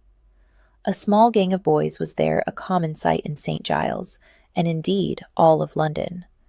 These boys were intent on some type of dicing game on the ground, and one boy had obviously won or lost. He jumped up and down and was immediately cuffed by another lad. In a moment, both boys were rolling in the dust, no one paying much attention to them, other than to walk around the scuffle. Then, as she was idly watching, she saw someone, beyond the boys. A graceful male figure, inky black curls brushing broad shoulders, the hint of wide, cynical lips. It couldn't be. She dodged to the side, trying to get a better look. He'd turned away, and there were other people, other stalls between them. She couldn't be sure, but if she could just get a good glimpse. "Where are we going, ma'am?" Mary Evening panted. Silence looked around and realized that the girls were running to keep up with her swift steps. She turned back, searching the place where she'd last seen that too familiar face. But he was gone. Perhaps she'd imagined him. Perhaps she'd mistaken another man with long hair worn undressed about his shoulders. Mary Darling fretted and reached for an apple in Mary Evening's basket. Silence picked one out with fingers that trembled and gave it to the baby. She'd not seen him since that one awful night. Surely she must be mistaken. But she knew she wasn't. She'd caught a glimpse of charming Mickey O'Connor, the most notorious river pirate in London. "It's time we were home," she told the children. She turned, hurrying away from the market. Perhaps it was merely a coincidence that charming Mickey should be in the market at the same time as she. He did live in St. Giles, as she had good reason to know. Except she really couldn't see Mr. O'Connor doing his own marketing. Her steps quickened until she was nearly trotting. Her heart was beating in triple time, so fast and light she thought she might faint. Mustn't show fear before the wolf. She half laughed, but the sound was more a sob. Mickey wasn't anything like a wild, savage wolf, at least on the surface. The one time she'd seen him, he'd been dressed in velvet and lace, every finger of his hands adorned with jeweled rings. He'd been elegant and suave. But underneath, dear God, underneath he'd been exactly like a ravenous wolf. Silence was panting by the time they made the home. Her fingers were clumsy with the key, and she nearly dropped it twice before getting it in the door. With a last nervous look over her shoulder, she pushed the girls inside the home and slammed the door shut behind her. Quickly, she flung down the bar. "Are you all right, ma'am?" Mary Evening asked anxiously. "Yes." Silence placed a hand over her breast, trying to calm her breathing. Mary Darling munched messily on her apple, unconcerned. At least she hadn't alarmed the baby. She smiled. "Yes, quite. But I'm dying for a cup of tea, aren't you?" "Yes, ma'am," was the general consensus. So she marched back to the kitchen with her charges, feeling marginally better. That feeling stopped, though, when she saw Winter standing in the kitchen, his face grave. Winter never came home before his luncheon, at 1 o'clock. She frowned. "What are you doing home at this hour?" Winter looked at the eldest girl. "Mary Evening, please set the marketing on the table, and take the other girls with you upstairs. I believe Nell has just made some tea for the children there." The girls obediently trailed from the kitchen. Silence looked at Winter, her chest squeezing. "Winter?" He glanced distractedly at Mary Darling, still in her arms. "Perhaps we should send the baby upstairs as well." "No." Silence swallowed, laying a cheek against Mary Darling's soft black curls. "Let her stay with me." Winter nodded. "Will you sit?" She lowered herself to one of the kitchen benches. "What is it? Tell me." "We've received word from the owners of William's ship," he said gently. Her head started to spin, Winter's words becoming indistinct. Still, when he continued, she heard him. "William's ship has been lost at sea. There were no survivors. I'm afraid William is dead." "You seem tired, my dear," Cousin Batilda observed that night as she and Hero rocked in the carriage. "Perhaps you shouldn't have sat with Phoebe all afternoon." They were on their way to a ball. Hero frowned for a moment, thinking, "Oh, yes, the Widdicombe's ball. She might find a lady tonight interested in helping the home, if only she put her mind to it. Funny how she'd had trouble concentrating all day." "My dear?" Cousin Batilda prompted. "Phoebe didn't tire me." Hero smoothed her brow. I have a slight headache. Shall I tell the driver to turn around? No, Hero said too sharply, then inhaled. No, it's quite all right, cousin. Well, I can't think it's all right when you use that tone, Cousin Batilda said, her feathers all ruffled. Hero stifled a sigh and made herself smile calmly. Truly, I'm sorry to have snapped at you. Very well, then, the other lady replied. It's rather late to turn about now, anyway. We're nearly there. Although I do feel bad about leaving poor Phoebe abed at home. Has Maximus talked to you about her yet? No, not yet. He must make a decision soon, I think. Cousin Batilda had lines of worry about her eyes. Thank the Lord the physician said her arm will heal. It would be terrible if she were crippled as well. As Batilda's voice died away, as if she couldn't quite make herself say the word. Hero sighed and turned to gaze out the window, though there was nothing to see in the dark. How strange she felt, as if she'd become disconnected from her body and the events around her. She should be thinking deeply at this moment, coming to decisions and making things right somehow. Instead, she found it hard to concentrate on anything at all. Anything but thoughts of Griffin and how it had felt to accept him into her body this morning. She could almost smell his skin, hot and salty, feel the hair on his chest rasping against her bare nipples, see his eyes watching her always. I do hope Lord Griffin isn't at the ball tonight, Cousin Batilda said, making her start. Fortunately, her cousin didn't seem to notice Hero's wild glance. Bad enough that Phoebe seems entirely charmed by him, Cousin Batilda huffed. I cannot believe you invited that man to luncheon. Phoebe doesn't know the particulars of his reputation, Hero replied, attempting to move the conversation away from herself. Naturally not. Batilda was shocked at the mere notion. A precious, innocent girl like her having knowledge of the extent of Lord Griffin's scandalous ways. The very thought. He has his good points as well, Hero said before she could stop herself. He's funny and an interesting conversationalist, and he can be very kind. Funny and kind do not excuse a man's rakishness. He will soon be part of the family, Hero replied, and felt like weeping. Humph, was all Cousin Bathilda had to say to that. Her obvious indignation made Hero smile faintly. Mignon likes him, remember?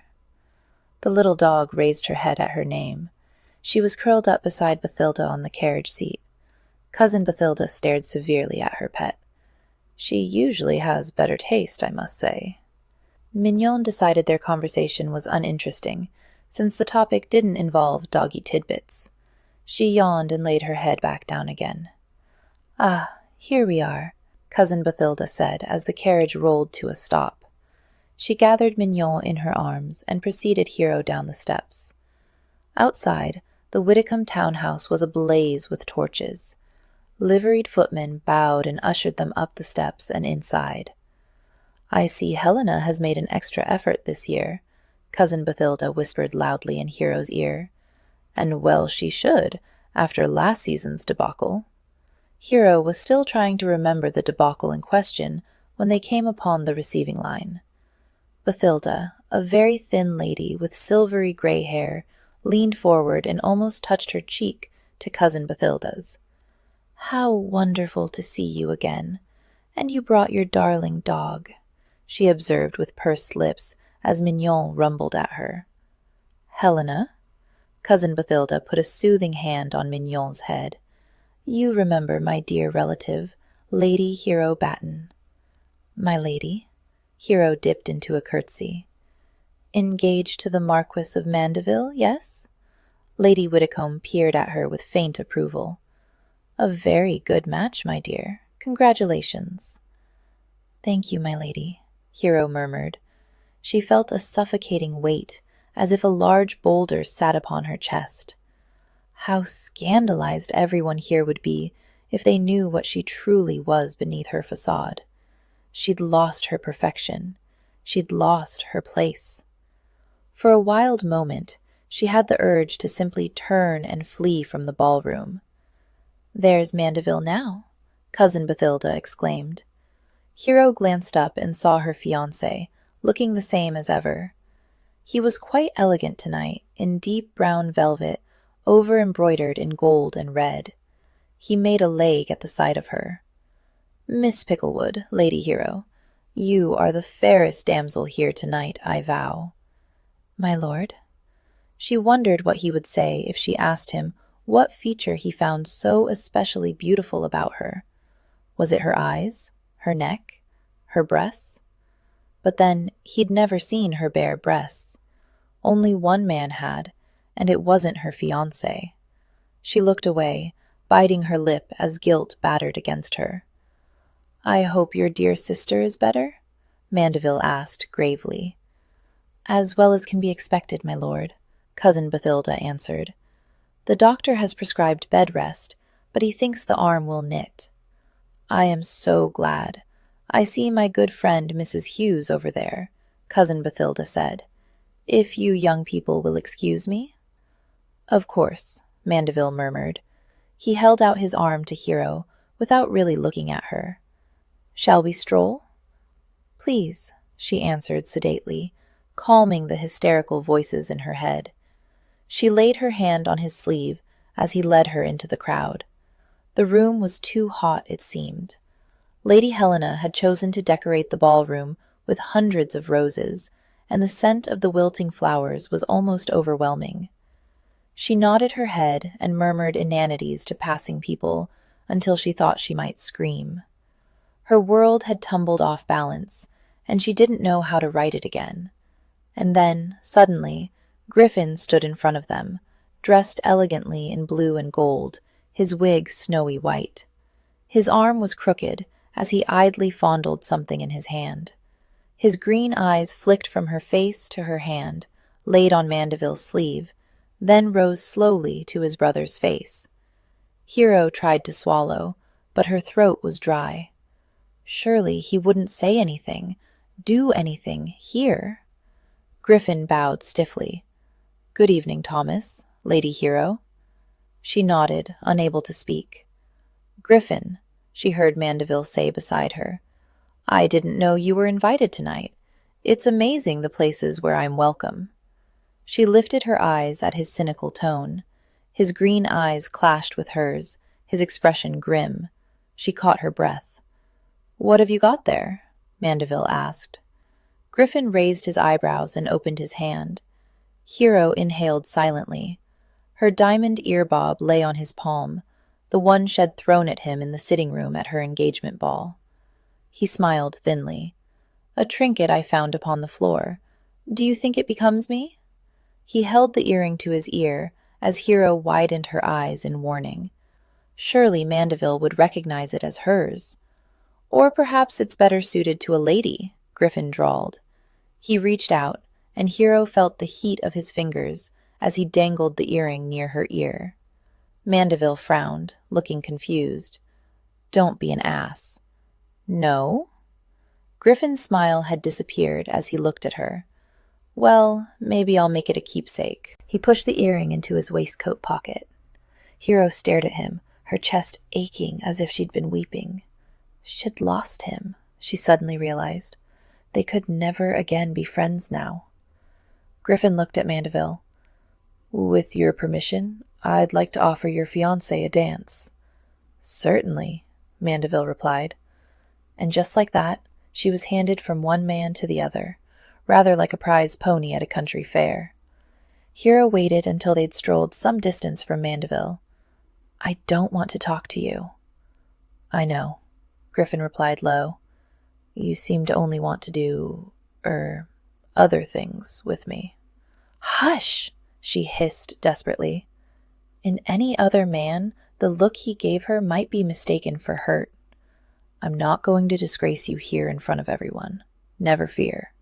She didn't know how to reply to that, and while she was contemplating it, he led her swiftly through a pair of French doors and outside.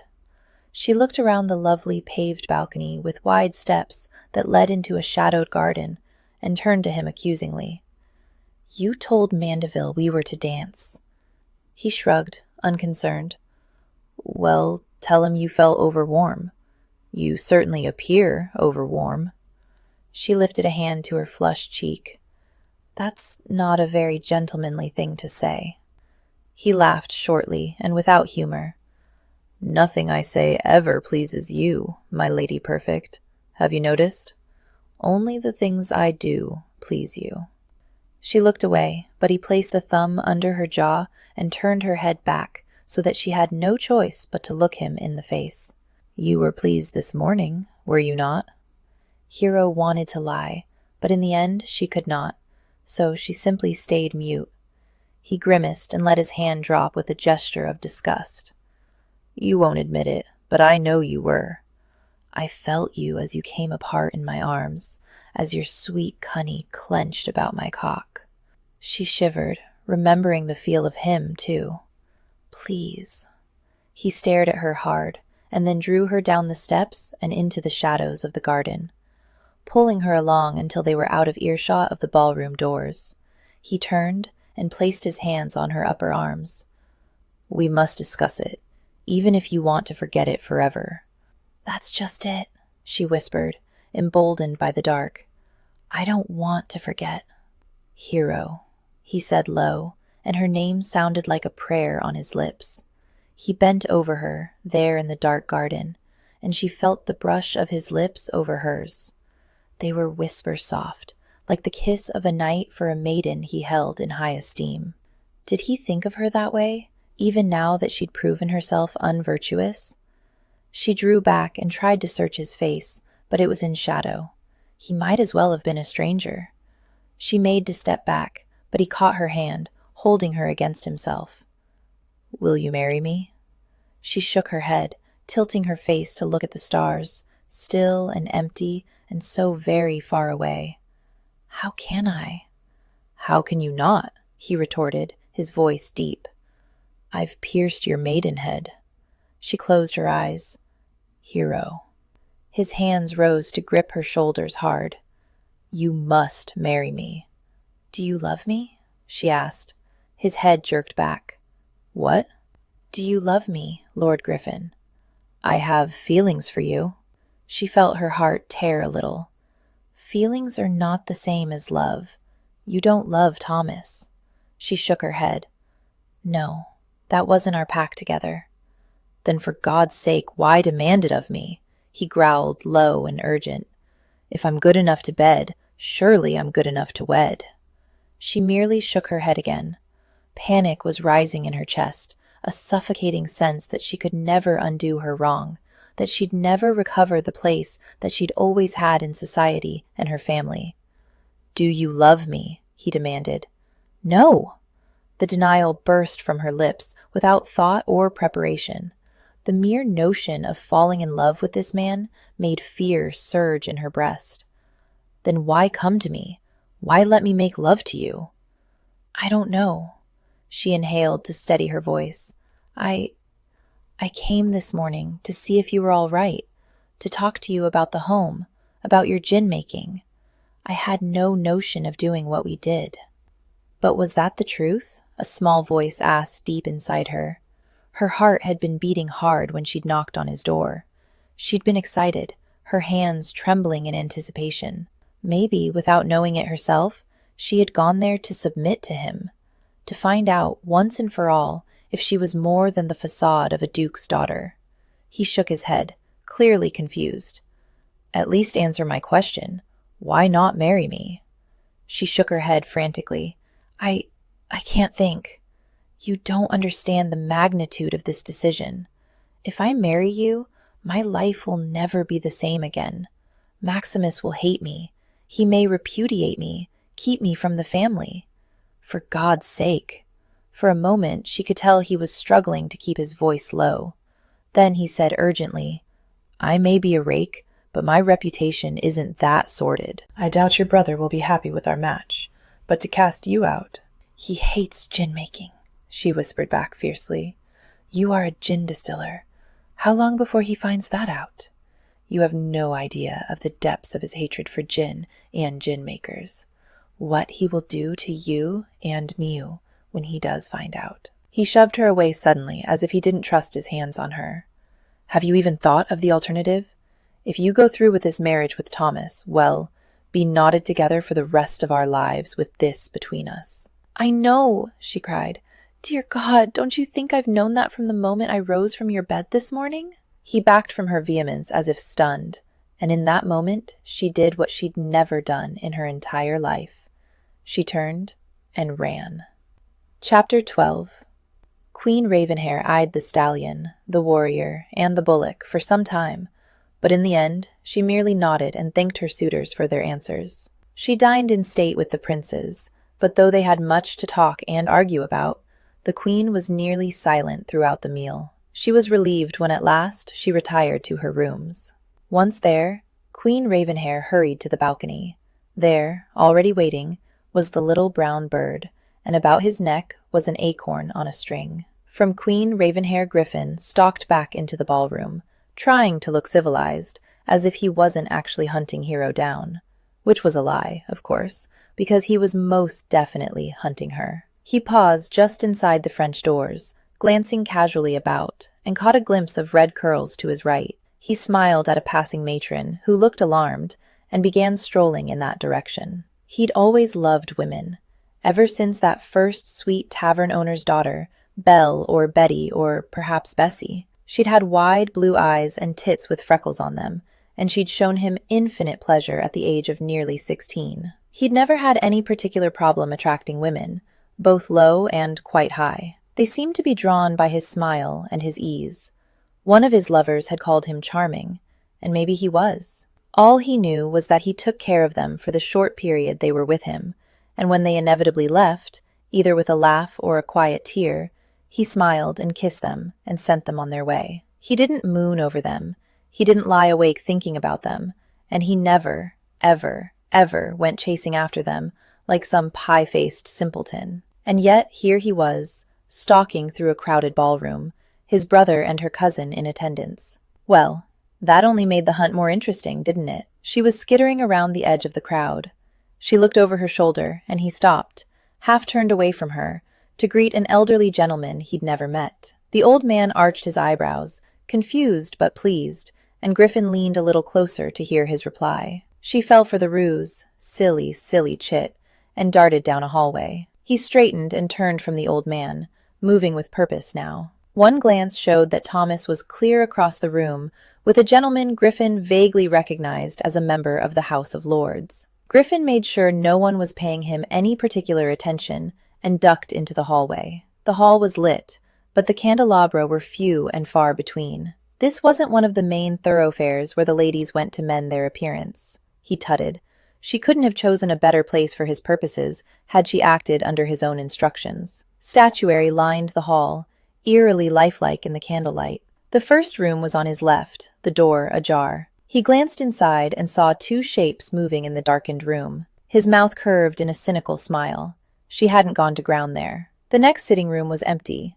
He carefully searched it while keeping an eye on the door so she wouldn't double back past him. The moment he entered the third room, however, he knew. It might have been the faint scent of a woman, or perhaps he heard a low gasp, or perhaps he simply knew on a level below his senses and skin, a level as deep as his soul. She was here. He closed the door behind him, enclosing them both in near darkness. A single candle flickered, abandoned, on a side table. Griffin glanced about the room. It seemed to be a small library or retiring room. A trio of chairs was by the fireplace on the far side, facing away from the door.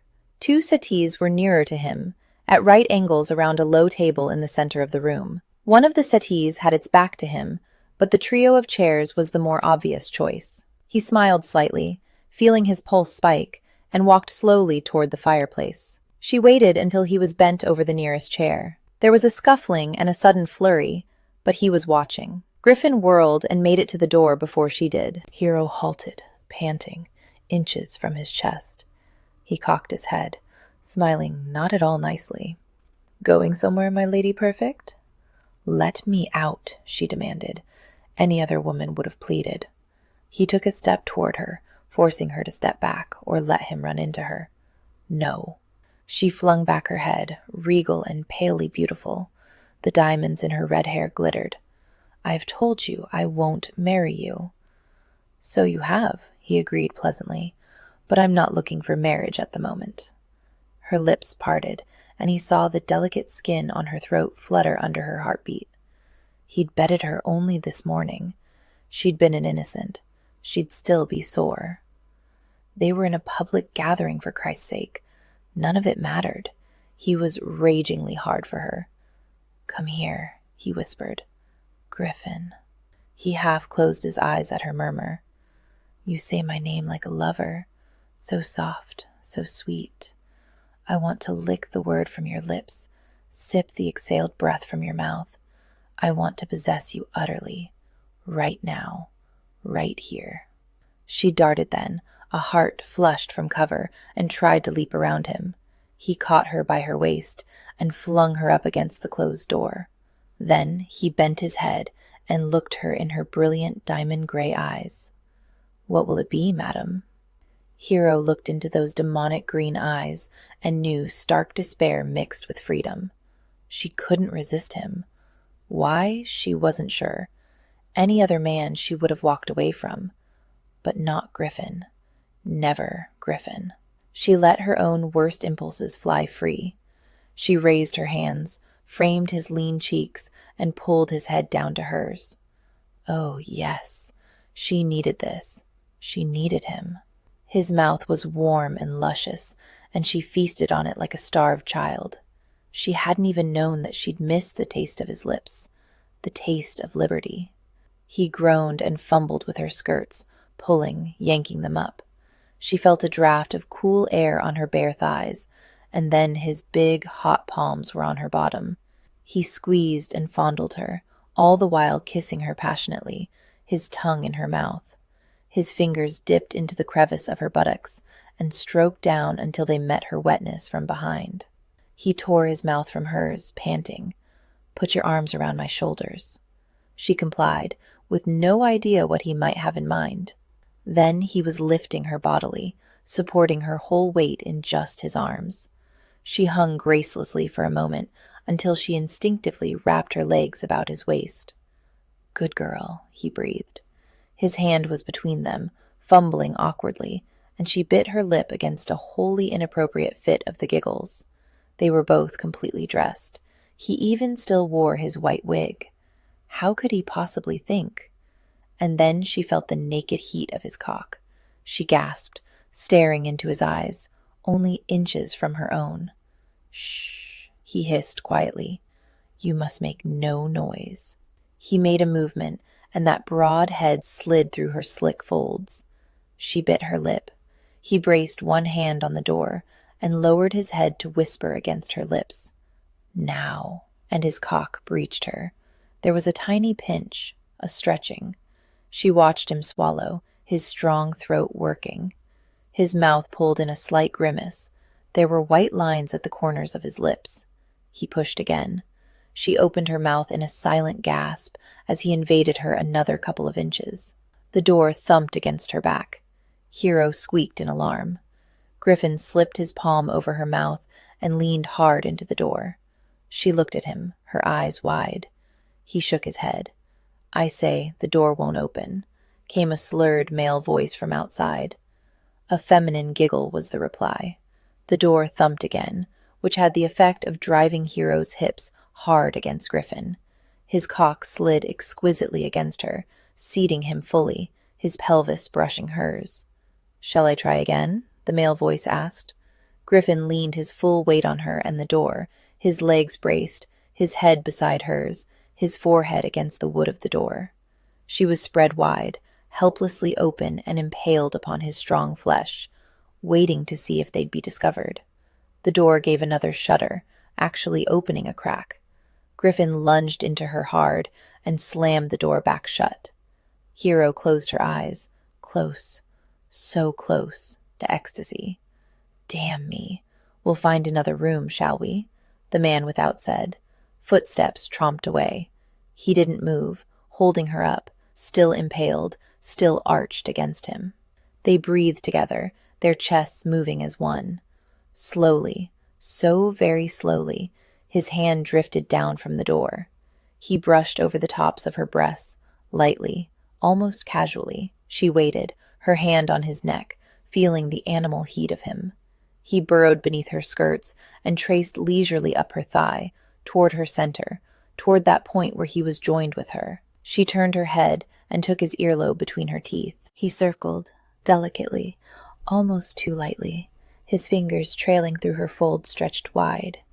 He reached the apex of her sex and spread his hand, pressing down quite explicitly on her clitoris, and she jerked, hard and hot, falling from a great height, the wind whistling past her ears, glorious in her descent.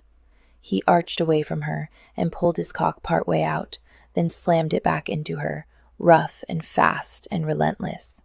He thrust in and out in short, jerky, controlled movements, never so hard as to rattle the door, never so soft as to let her down from her fall from on high. She wanted to scream, wanted to shout aloud with joy. This rapid energy was too much, was not enough. She wanted him to continue forever. She bit, gently, precisely, on his earlobe, and his mechanical rhythm stuttered. He jerked, arched, jerked again, and then thrust one last time, holding himself deep within her. She felt heat flood her insides. His breath was loud and harsh in her ear, and she amused herself by licking his earlobe. Then, moving slowly, he unwrapped her legs from his waist and set them on the floor. She leaned against the door, catching her breath, watching with half-closed eyes as he took out a handkerchief and cleaned himself. How had she become so wanton in the span of less than a day? He glanced up and saw her watching him. Deliberately, he held out the handkerchief. "My lady?" She should have felt shame, or even degradation, but instead, it seemed a curiously intimate gesture. She took his handkerchief and, reaching under her skirts, wiped his semen from her thighs. She let her skirts fall, and stood holding the soiled cloth, unsure of what to do with it. He finished buttoning his breeches, and took the cloth from her fingers, folding it and slipping it into his coat pocket. He twitched at her skirts, straightening them carefully as she stood there, as complacent as a child. Griffin caught her eye, reaching gravely to push a lock of hair behind her ear. "There," he whispered almost sadly. "Your toilet is done, my lady perfect. No one will ever know how I've despoiled you. You are as lovely as ever." She swallowed and leaned her head back against the door. "You've never called me lovely before, haven't I?" he asked lightly. He turned away, glancing about the room, presumably to make sure there was no evidence left behind. He looked back at her, his wide mouth curled at the corner. "Perhaps I never found the need, with Thomas constantly praising your beauty." "He does it by rote," she said. "Do you?" "No," he murmured, and touched her hair lightly. "Nothing I do with you is ever rote." Her heart gave a pang then. What was he telling her? She inhaled to say something, what she wasn't sure, but his hand fell, and he stepped back, executing a graceful bow. His face wore a polite mask when he said, "The usual thing in these instances is for the lady to leave first. I'll wait an appropriate amount of time before following you, so that we are not seen together." "Oh," she said, feeling suddenly naive. "Of course." Hero smoothed her skirts one last time and peeked out the door. The dim hallway was deserted. She looked over her shoulder at Griffin, feeling as if she should say something, wanting to say something. He cocked an amused eyebrow at her. Well, she could play the sophisticate too. She inhaled and sailed forth, moving without hurry. She was new to this type of subterfuge, but it seemed sensible to appear unruffled. She walked to the end of the hall, took another breath, and slipped into the ballroom. She was just congratulating herself on having succeeded in avoiding detection when her brother's voice spoke beside her. "There you are, Hero." She didn't quite jump, but she may have squeaked before she turned to face Maximus. His dark, heavy brows drew together. "Something the matter?" "No." She made herself unclench her fingers as she inhaled and smiled brightly. "No, of course not. I didn't realize you were attending tonight." His lips pressed together in an expression that wasn't quite a grimace as he scanned the room. "I need to discuss an urgent matter with Mandeville. Have you seen him?" She nodded. "I talked to him earlier. How is Phoebe?" She blinked and glanced at her brother. His razor-sharp eyes were suddenly focused on her. "Better. Will you come to see her again? She asks after you." "Yes. Tomorrow afternoon, I think. I will have to tell her when I see her." Hero inhaled, closing her eyes. "Then you've come to a decision." "I have. She cannot have a season. She's been dreaming of one, you know that." Her heart was aching. "Would you have her make a fall at a dance?" he asked gently. "Can you imagine her humiliation? I will not let her endanger either her pride or her person. Well, keep her safe with us, with her family." "How will she make a match?" Hero bit her lip. "Surely you don't mean for her to remain a spinster all her life?" Maximus shrugged one shoulder impatiently. "She is only 17. When the time is right, I can introduce a select number of gentlemen to her. Never fear, I will take care of her." Hero nodded. Of course he would. Maximus always took care of those around him. And perhaps he was right. A season might prove too stressful for Phoebe with her failing eyesight. Still, it would be a terrible blow to Phoebe. She had been so excited at the prospect of her season. "You've made the correct decision," Hero murmured, glancing down at her hands. Maximus brought his eagle-eyed gaze back to her. "Are you sure you're all right?" "Naturally." She smiled at him rather wistfully. It would be so nice if she could talk to him about her troubles, about Griffin and the strange, tangled relationship they had, her doubts about the coming marriage to Mandeville, and whether it would even take place. There was so much she'd like to share with him, her elder brother. She'd lost Papa and Mama too young to really miss them overmuch. But at times like these, she longed for them, to have someone who truly cared about her. But she'd never had that kind of rapport with Maximus. Perhaps it was because of her own reserved personality, or because he was so much older than she and shouldered so many duties as the Duke of Wakefield. Or maybe it was simply never meant to be. Whatever the case, she realized now that she didn't really know her brother. Not, at least, in the deeper sense. She didn't know what he feared, if indeed he feared anything. If he'd ever loved or ever cried, or if, late at night, he ever suffered any self-doubt. Of course, he didn't really know her either, did he? Maximus surprised her by taking her hand. "I care for you and your welfare. You know that, don't you?" She nodded silently, feeling guilt mixed with pain at his words.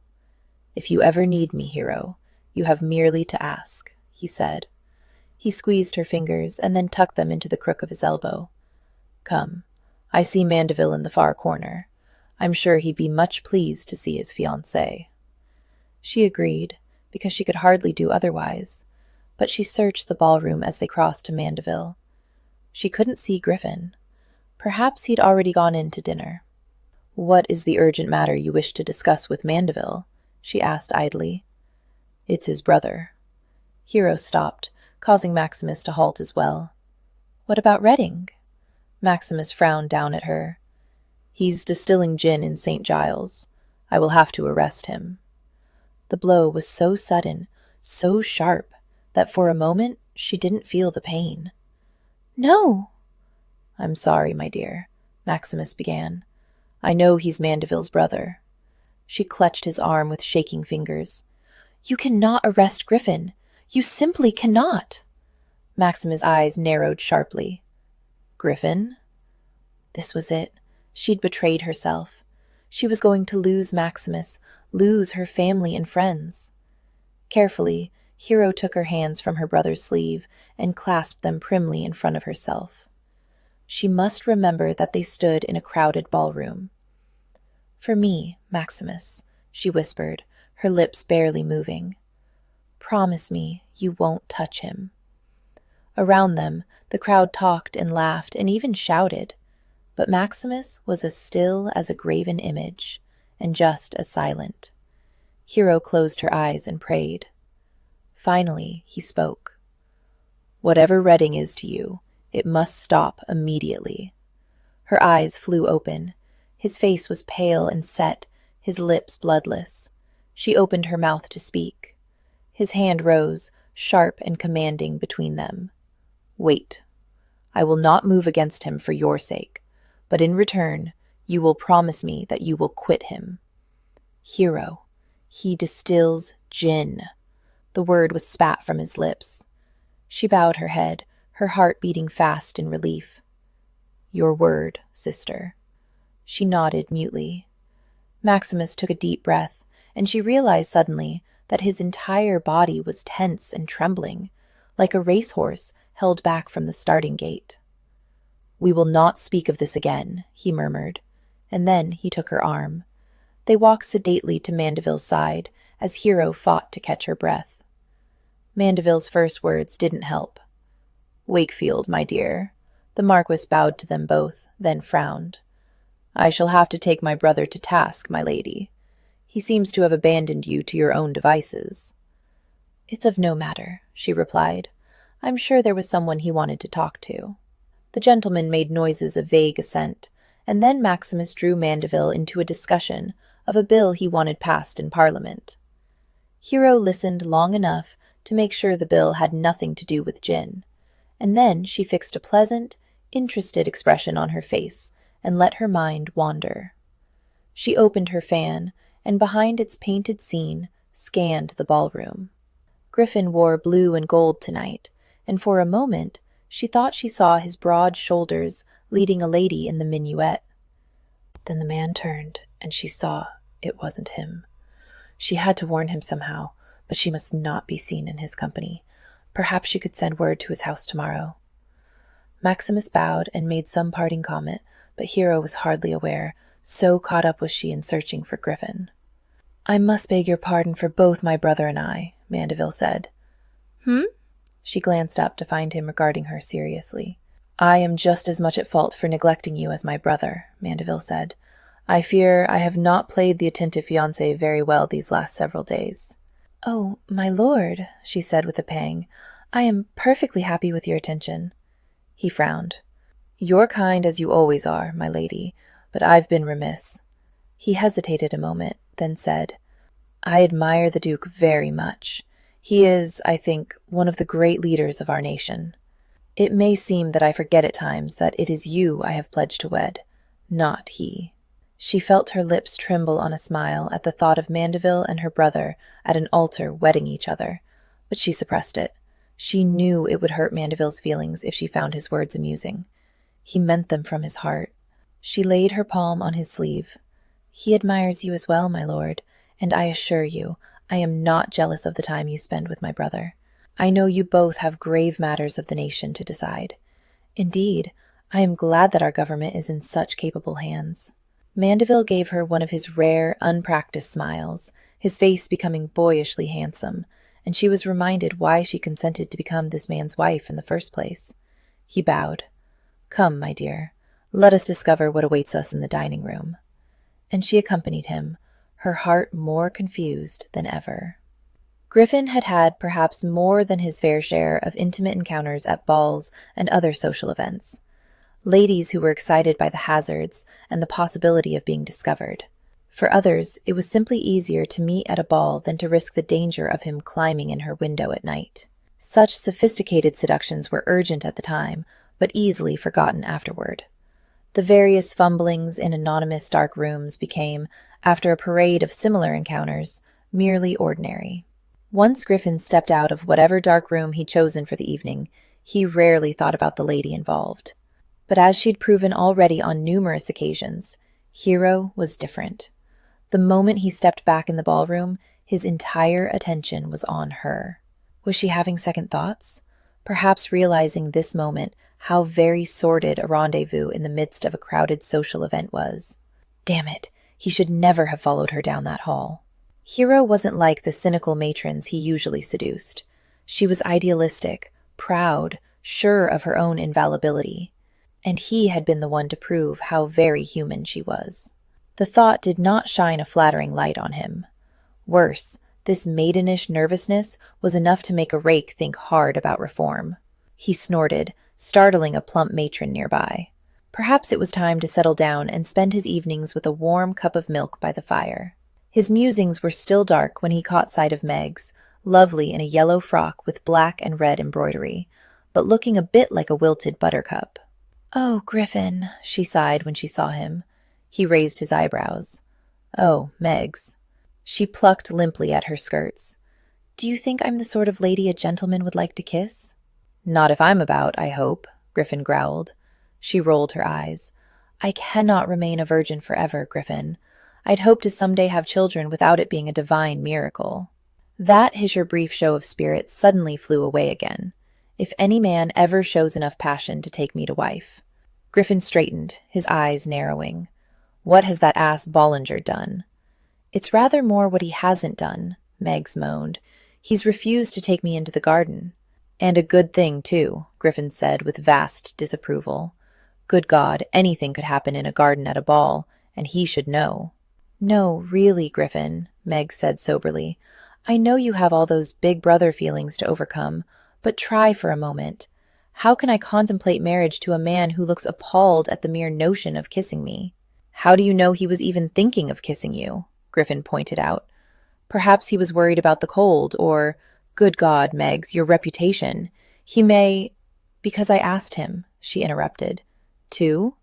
"Kiss me," she confirmed. "And he looked like I'd asked him to lick an octopus. A live octopus." Griffin wondered if he could punch a man for not kissing his sister. "Oh," he said, which was an entirely inadequate response. But oddly, Meg seemed content with it. "Yes." "You see the problem? If he's not even tempted, if he's even disgusted by the thought, well, what hope can there be for a satisfactory union?" "I don't know." Griffin shook his head, trying for something better.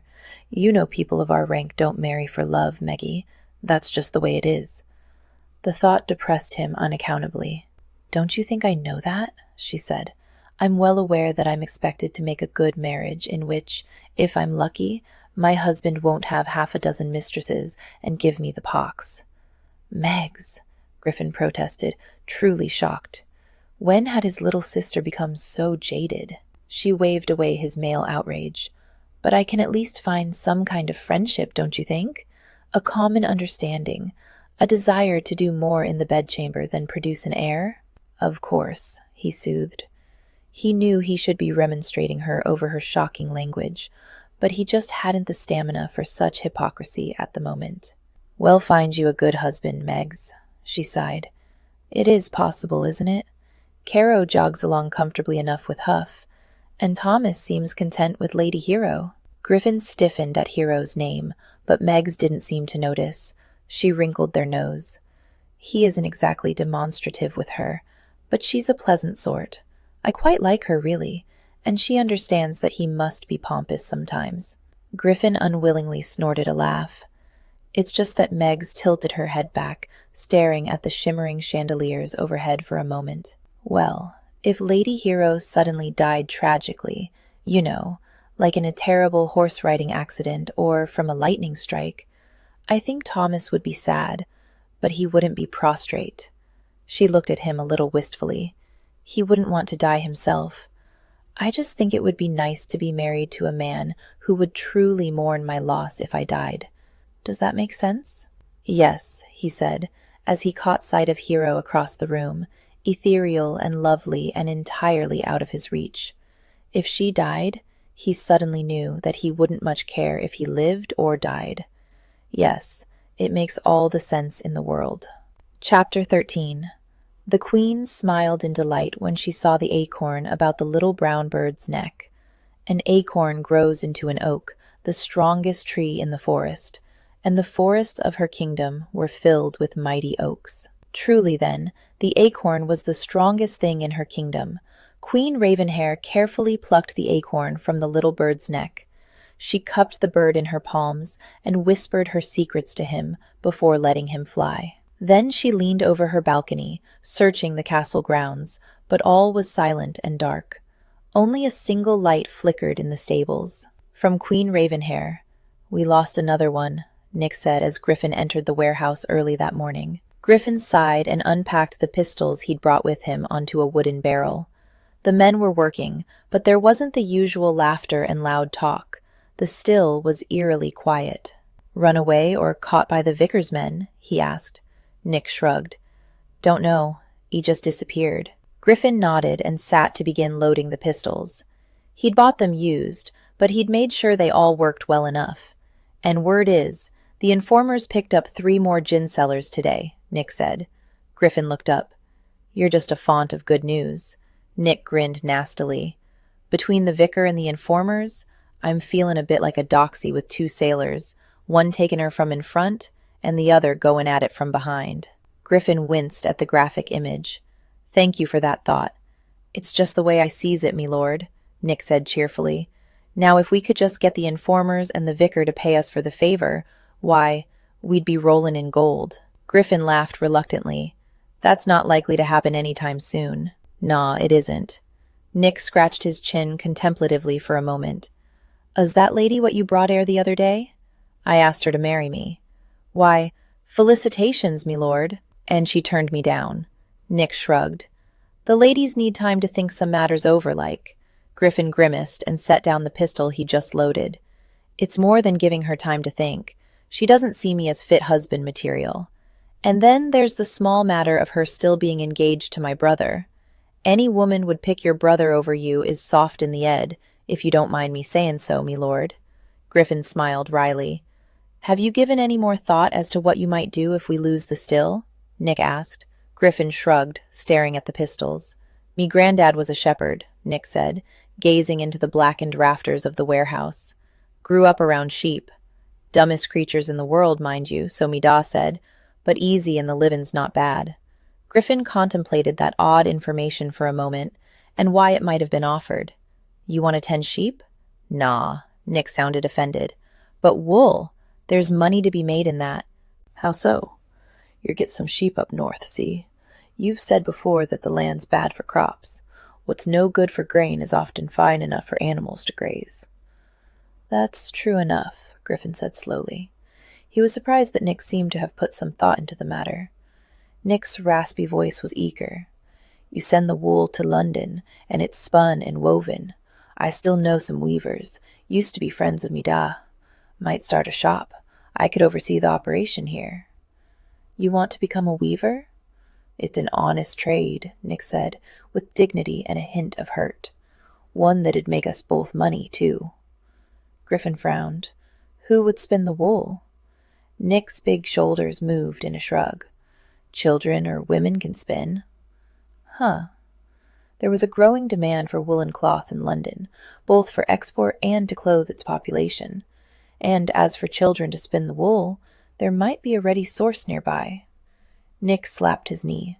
Forgot to tell you, the chandler's shop on the corner makes a fine dish of jellied eels. Had some just yesterday. Right tasty they are. Half a tick, and I'll have you a bowl. Nick whirled and was off out of the warehouse before Griffin could finish demurring to the offer. Griffin sighed. Nick had a particular fondness for jellied eels, which he didn't share. But then, between the vicar and Hero, the prospect of having to consume a full bowl of jellied eels was the least of his worries. Griffin strolled out of the warehouse to wait for his disgusting breakfast. The sky above the courtyard wall was turning a pearly gray as the sun began to rise. Nick was already thinking ahead to what they might do instead of distill gin. And if there was one thing that Griffin had always trusted, it was Nick's head for business. If Nick thought they could make money off of sheep, well then. The shot was loud in the still morning air. Griffin ran to the gate, and only as he flung it open did he realize that he was unarmed. If this was a trap to draw him out. But no, the narrow alley outside the warehouse was deserted. Griffin frowned. Nick? Where are you, Nick? He nearly turned back, but then he heard the groan. He found Nick slumped inside a doorway, only feet from the warehouse entrance. Griffin swore and bent over his friend. Blood and jellied eels were splashed upon the cobblestones. Nick was trying to stand, but something was wrong with the big man's legs. Spilled me eels, Nick wheezed. Buggers spilled me jellied eels. Forget about your damned eels, Griffin growled. Where are you hit? Nick looked up, and the sun suddenly rose, lighting every ugly cranny in his face. His eyes were sliding to the side, his mouth lax. Griffin inhaled and then found he couldn't breathe properly. "Best eels in St. Giles," Nick whispered. "God damn you, Nick Barnes," Griffin hissed. "Don't you die." He grabbed Nick's arm and bent, hauling the other man's weight over his shoulder, staggering as he stood. Nick was solid muscle and heavy as a horse. Griffin made it back through the gate to the warehouse and locked it before setting Nick down on the cold, damp cobblestones of the courtyard. "Get some cloths," he roared to the guards. The blood was everywhere, soaking into Nick's breeches, splattering Griffin's jacket. Griffin turned back to Nick, holding his head in his hands. "Nick?" Nick opened his eyes and smiled sweetly up at him. "They were a-waitin' for me, Vickers' men. Fucking jellied eels." Nick's eyes closed, and no matter how Griffin swore at him, they did not open again. Hero knocked for the second time at the home for unfortunate infants and foundling children that afternoon. She stood back and glanced at the upper-story windows, puzzled. Everyone was shuttered. "Perhaps no one's here, my lady," George the footman offered. Hero frowned. "Someone is always about. It's a home for children, after all." She sighed and glanced up the street nervously. She still half expected Griffin to discover that she'd journeyed into St. Giles without his escort. He'd seemed to have an uncanny ability to know when she was planning to go into St. Giles. Yet today there'd been no sign of him. The door opened, and Hero turned in relief, but her smile soon faltered when she saw the grave little figure in the doorway. "Why, merry evening. Whatever is the matter?" The child ducked her head, opening the door wider to let her in. Hero instructed George to wait by the door. She crossed the threshold and was immediately struck by how silent the house was. Instead of letting her into the sitting room, Merry Evening led her back to the kitchen. The child darted out of the room, leaving her alone. Hero looked around. A kettle was simmering on the fireplace, and clean dishes were stacked to dry on a sideboard, the obvious debris from luncheon. She wandered to a cabinet and opened a door curiously, finding tea, flour, sugar, and salt. Footsteps sounded in the hall. Silence. Hollingbrooke entered. For a moment, Hero couldn't figure out the difference in the woman's appearance. Then she realized that, instead of her usual brown or gray costume, Mrs. Hollingbrooke was clad entirely in flat black. There could be only one reason. "I'm so sorry to keep you waiting," Mrs. Hollingbrooke said distractedly. "I don't know why Merry Evening put you in the kitchen." "You're in mourning," Hero said. "Yes." Mrs. Hollingbrooke smoothed a hand down her black skirts. "Mr. Hollingbrooke, my husband, I mean." She inhaled on a broken gasp. "Sit down." Hero hurried over, pulling out one of the kitchen benches. "No, I'm sorry, Sit," Hero repeated, pushing gently on Mrs. Hollingbrooke's shoulder. "Please." Mrs. Hollingbrooke sank onto the bench, her expression dazed. "When did you find out?" Hero went back to the cabinet and took down the tin of tea leaves. A brown pottery teapot was drying with the other dishes. She righted it and began spooning in tea leaves. "Yesterday." Yes, it was only yesterday," Mrs. Hollingbrooke murmured wonderingly. "It seems so long ago." Hero went to the hearth and, catching up a cloth, picked up the kettle and poured boiling water into the teapot. Fragrant steam rolled up from the teapot before she replaced the lid. She'd come to inform Mrs. Hollingbrooke about the new architect and the further delays in building the new home, but that information would obviously have to wait. This was more important. She brought the full teapot to the table. "He was lost at sea?" "Yes." Mrs. Hollingbrooke fingered her skirt. "His ship went down, 51 men aboard, and all lost at sea. I'm so sorry." Hero fetched 2 cups from the sideboard. "It is sad, isn't it?" the other woman said. "At sea. I keep remembering those lines from The Tempest. 'Full fathom 5 your father lies. Of his bones are coral made. Those were pearls that were his eyes.'" Her voice trailed away as she stared fixedly at the table. Hero poured some tea and put a heaping spoonful of sugar into the cup before placing it in front of Mrs. Hollingbrooke. "How long does it take, do you think?" Mrs. Hollingbrooke murmured. "What?" Hero asked. The other woman glanced up, her eyes looking bruised. "For a corpse to turn into something else in the sea? I've always found it somewhat comforting that we all turn to dirt in the end, when we're buried in the ground at least. Dirt can be a very good thing after all. It nourishes the flowers, makes the grass grow that sheep and cattle feed upon. A cemetery can be a very peaceful place, I think. But the sea? It's so very cold and lonely. So lonely. Hero swallowed, looking at her tea. Did Captain Hollingbrooke like sailing?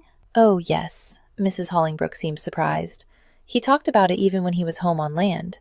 He'd always wanted to be a sailor, ever since he was a little boy. Then perhaps he never saw the sea quite like you and I would, Hero said tentatively. I mean, I don't presume to know what his mind was like, but wouldn't it make sense that he might have a different opinion of the sea? That he might even like it? Mrs. Hollingbrooke blinked. Maybe so. She reached forward and took the hot tea in both hands, raising it to take a tentative sip. Hero drank from her own cup. Although the tea wasn't as fine as the type she was used to, it was strong and hot, and at the moment seemed just the thing. I'm sorry, Mrs. Hollingbrooke said vaguely. What did you come for today? Hero thought of the news she wanted to share about the new architect for the home. Nothing important. Oh, Mrs. Hollingbrooke knit her brows, seemingly deep in thought. It's just...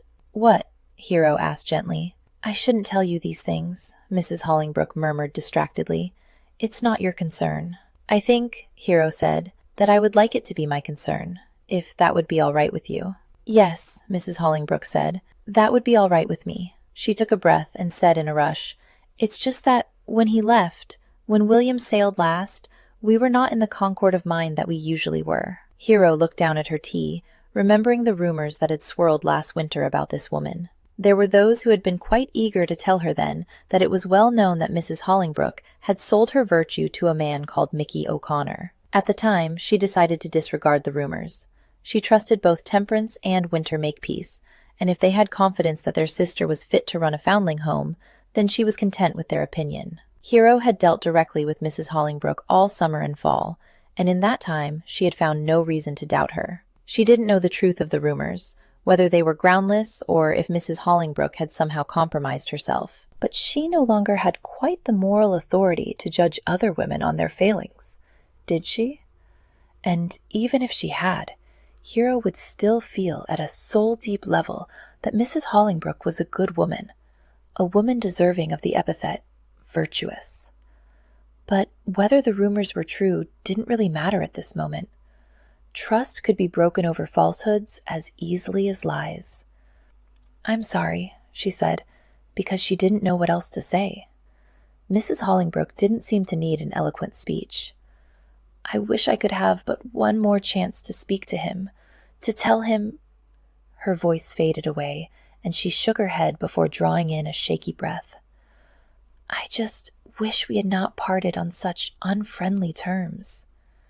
Hero hesitantly reached out a hand toward the other woman. She didn't know her well. They were of different classes, but grief was universal. Mrs. Hollingbrooke clutched her hand convulsively.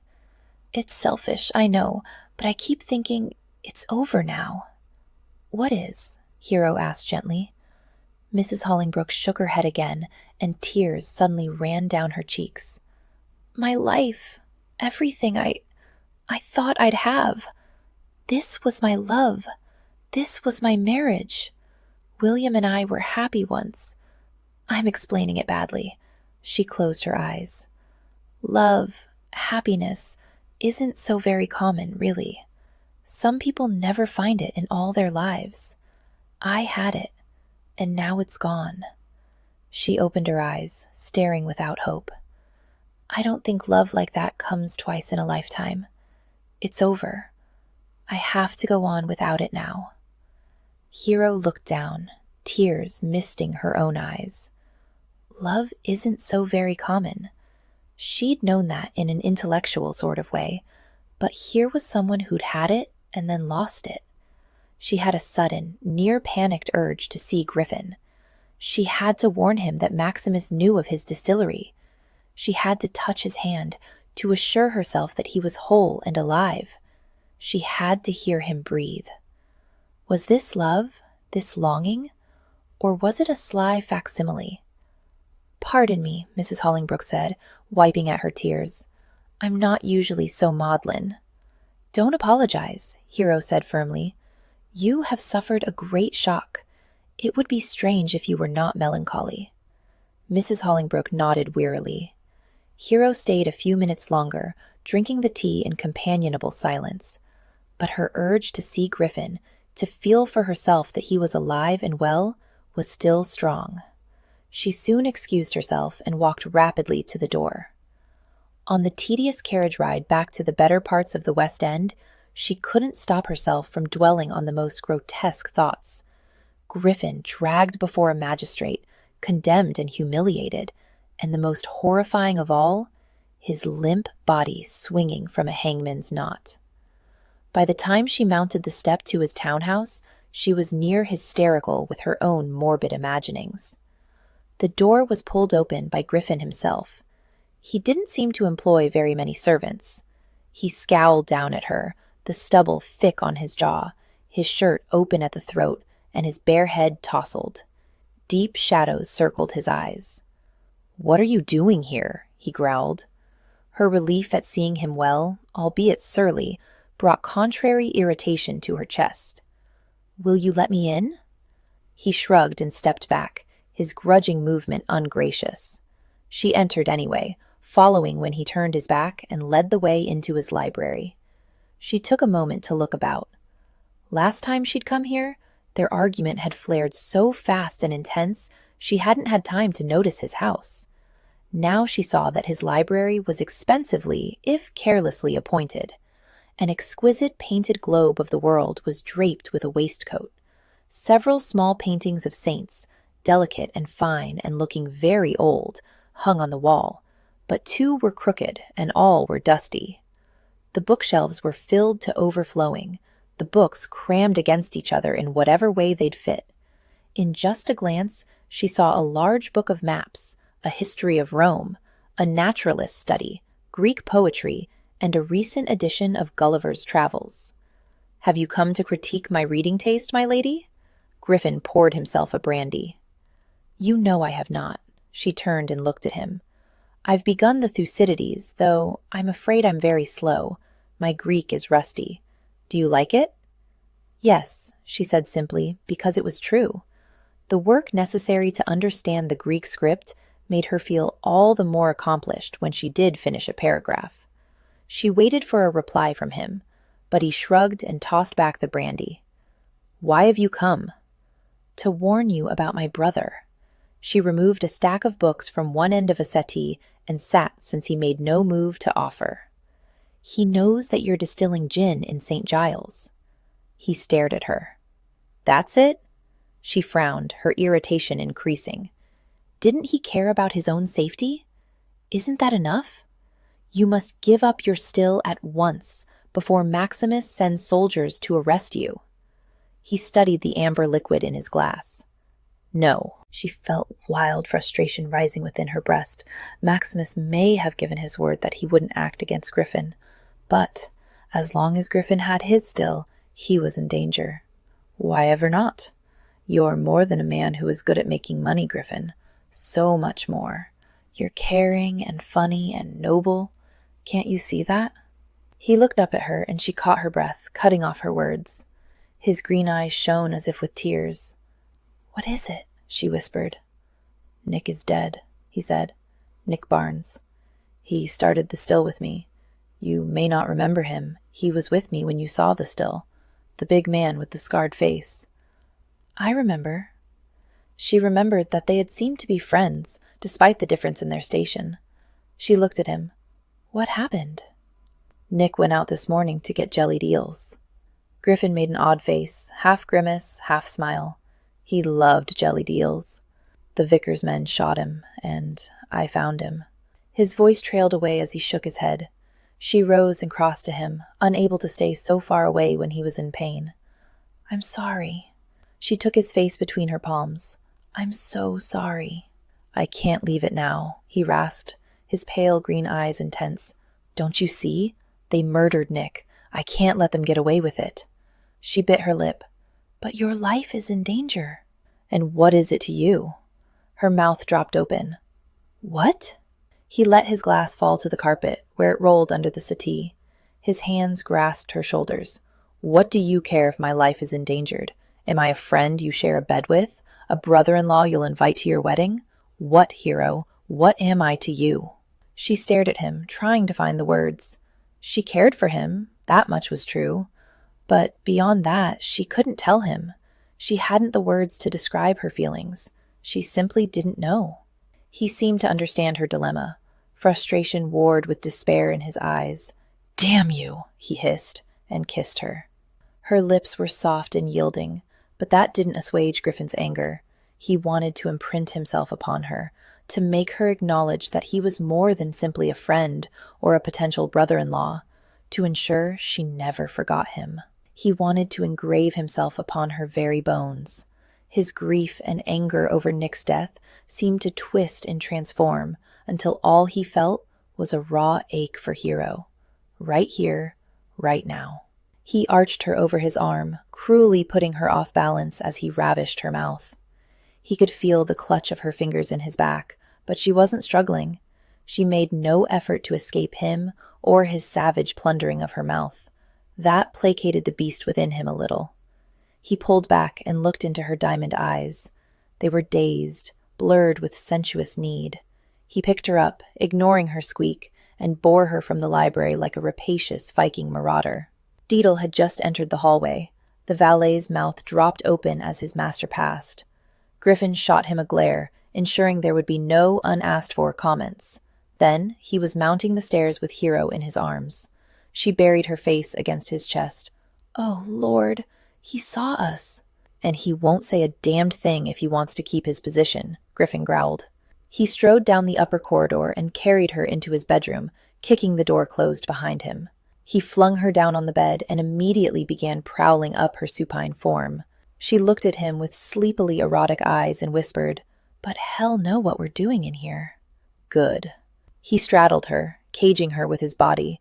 "Were it up to me, all of London would know what we do here." Her eyes widened at his words, and he expected protestations. Instead, she reached up and ran her palms over his head.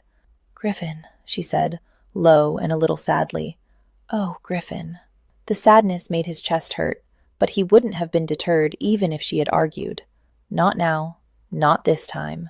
A great urgency was building inside of him, a need to complete this with her before it was too late. He tore at the laces to her bodice like a ravening beast. She didn't try to stop him, but simply lay beneath him and smoothed her hands over his short hair as if to soothe him. He got her bodice open and threw it aside, impatient. Her stays seemed to resist him willfully. He, who had never had trouble removing the clothing of any woman. "Let me," she murmured, and gently set aside his shaking hands. She unlaced her stays, and he filled his hands with her warm flesh. He made himself calm, touching her as delicately as he was able to in this state. "All of it," he ordered. "Take off all of it." She raised her eyebrows but complied, slowly working herself out of the miles of expensive fabric while he went quietly insane. When at last she kicked off her shoes and reached for her ribbon garters, he reared up. "Leave them." He examined her, like a connoisseur with a particularly fine piece of artwork. Her body was slight, her breasts high and delicate, her hips slim, and her moonlight skin seemed to glow in his dim bedroom.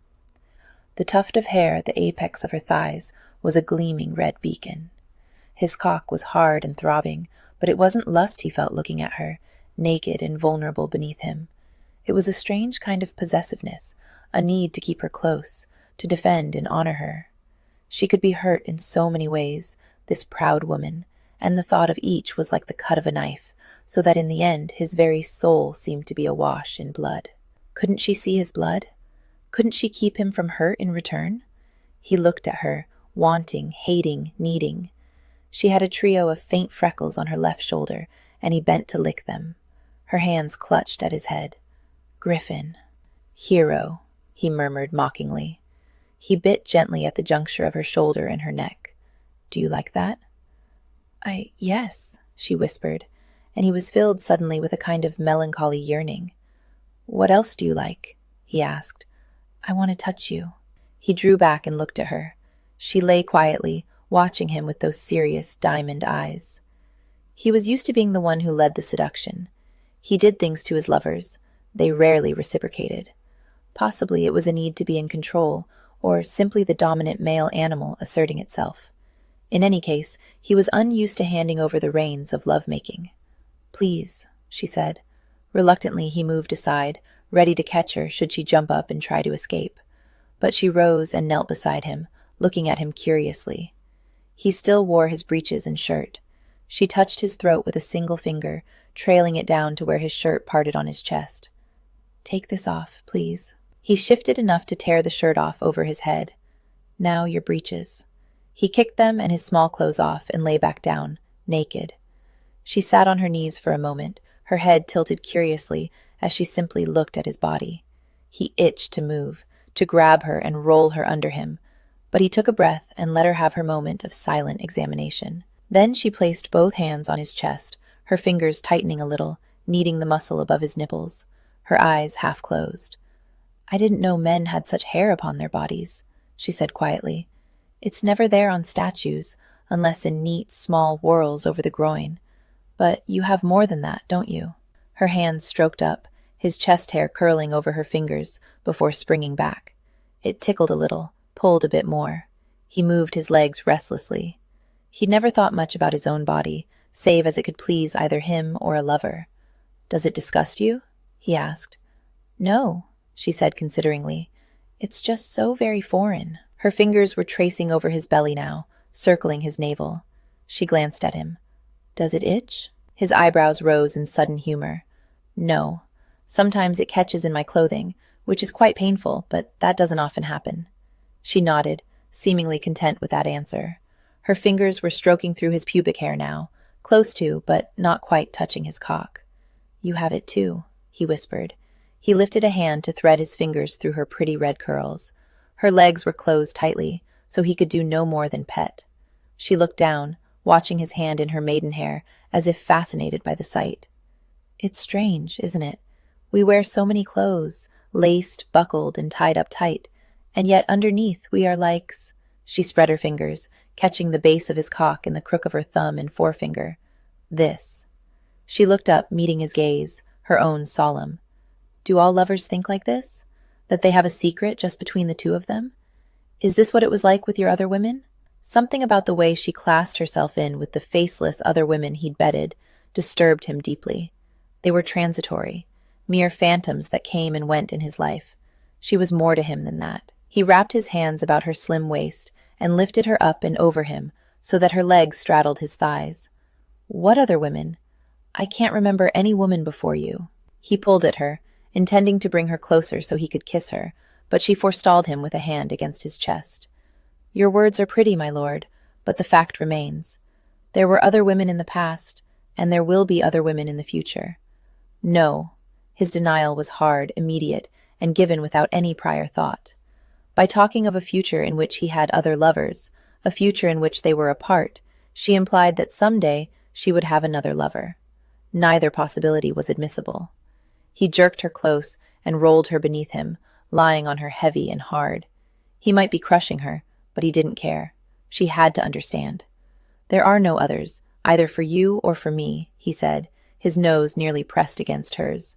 "No other people live outside this room. There is only you and I and this." He shoved into her. She was tight and not quite ready, but he pressed relentlessly. He would not be forestalled. He would not retreat. "Griffin!" she gasped. She arched beneath him, her legs widening.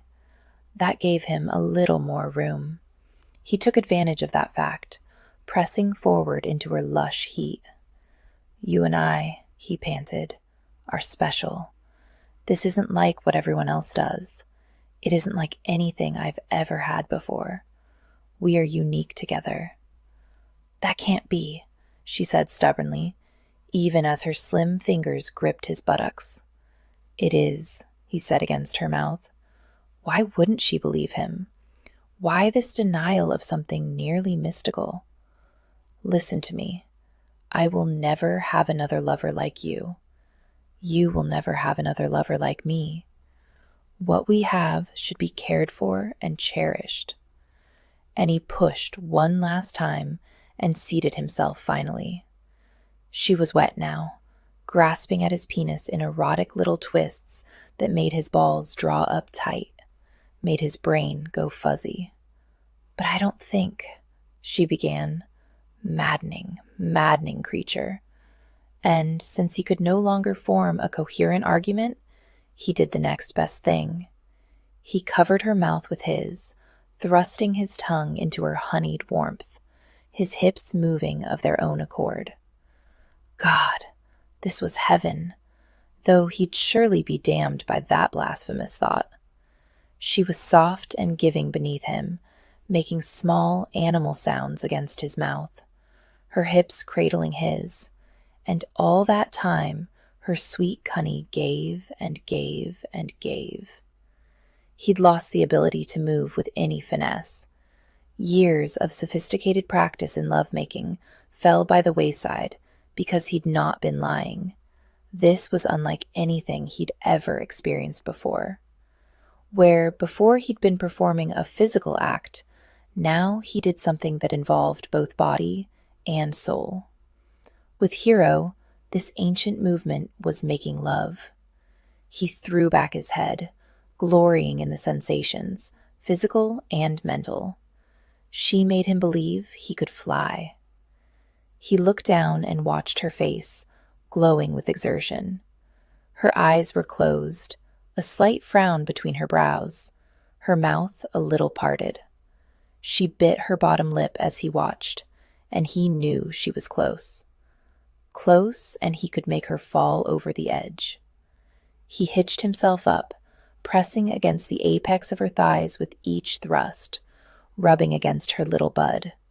She swallowed, her delicate throat working. He grit his teeth and held out. He was close as well, but he'd not go until she'd found her bliss.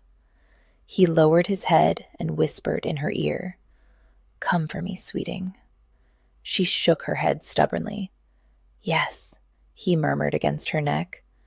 He could taste salt and woman, and his cock jumped within her. She moaned. "Let me feel your honey." He licked down over her breast. "Come for me." She arched, her legs moving restlessly.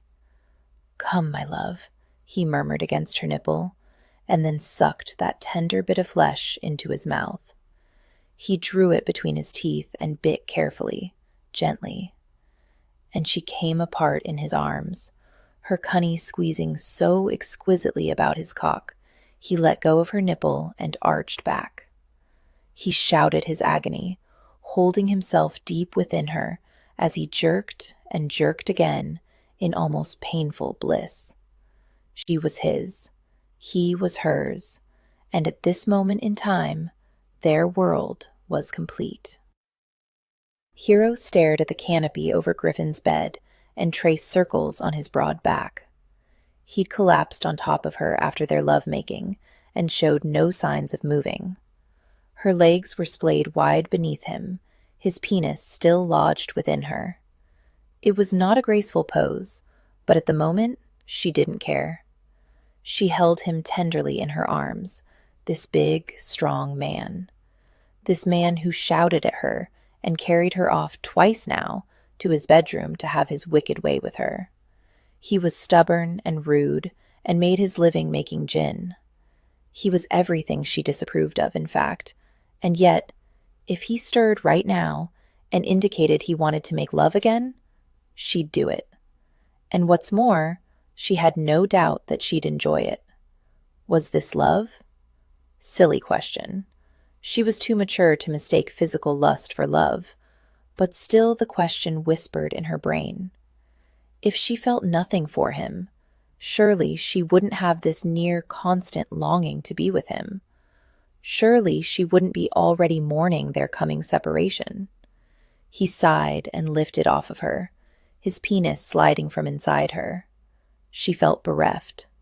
"I'm sorry," he said, his words slurring a bit. "I didn't mean to crush you." "You didn't," she replied, as polite as if he'd apologized for stepping on her foot while dancing. He grunted and threw an arm around her shoulders, scooping her close to his side. She lay against him, watching the rise and fall of his chest, the flutter of his eyelashes as he drifted into sleep. She inhaled and smelled his scent, male and sexual. She thought about how she felt when she was with him, about the way he looked at her sometimes, as if she were a strange and very precious bird whose song he couldn't quite figure out. She thought about Mandeville and his perfection, and about Maximus and his pride and his hate. She thought about herself and what she'd learned since that fateful carriage ride, when she placed her hand on a bare male cock. Griffin's bare cock. And as the shadows began to lengthen along the wall, she came to a decision. She knew what she must do. Chapter 14. The next morning, the three princes, looking somewhat grim, assembled in the stable yard, for the queen wished to go riding. When everyone was mounted, Queen Ravenhair faced her suitors and asked, "What is the heart of my kingdom?" She glanced once at the stable-master, so swiftly that no one might have noticed, but the stable-master touched his finger to his cap, and his lips curved just a tiny bit at the corners. Then the queen rode out of the stable-yard with the princes. From Queen Ravenhair, "I do not see why Mrs. Vaughn must hold a musicale every season," Cousin Bathilda said the next morning at breakfast. She waved an invitation furiously in the air, causing Mignon, sitting on her lap, to snap at it. Hero surreptitiously moved Cousin Bathilda's imperiled teacup away from the edge of the table.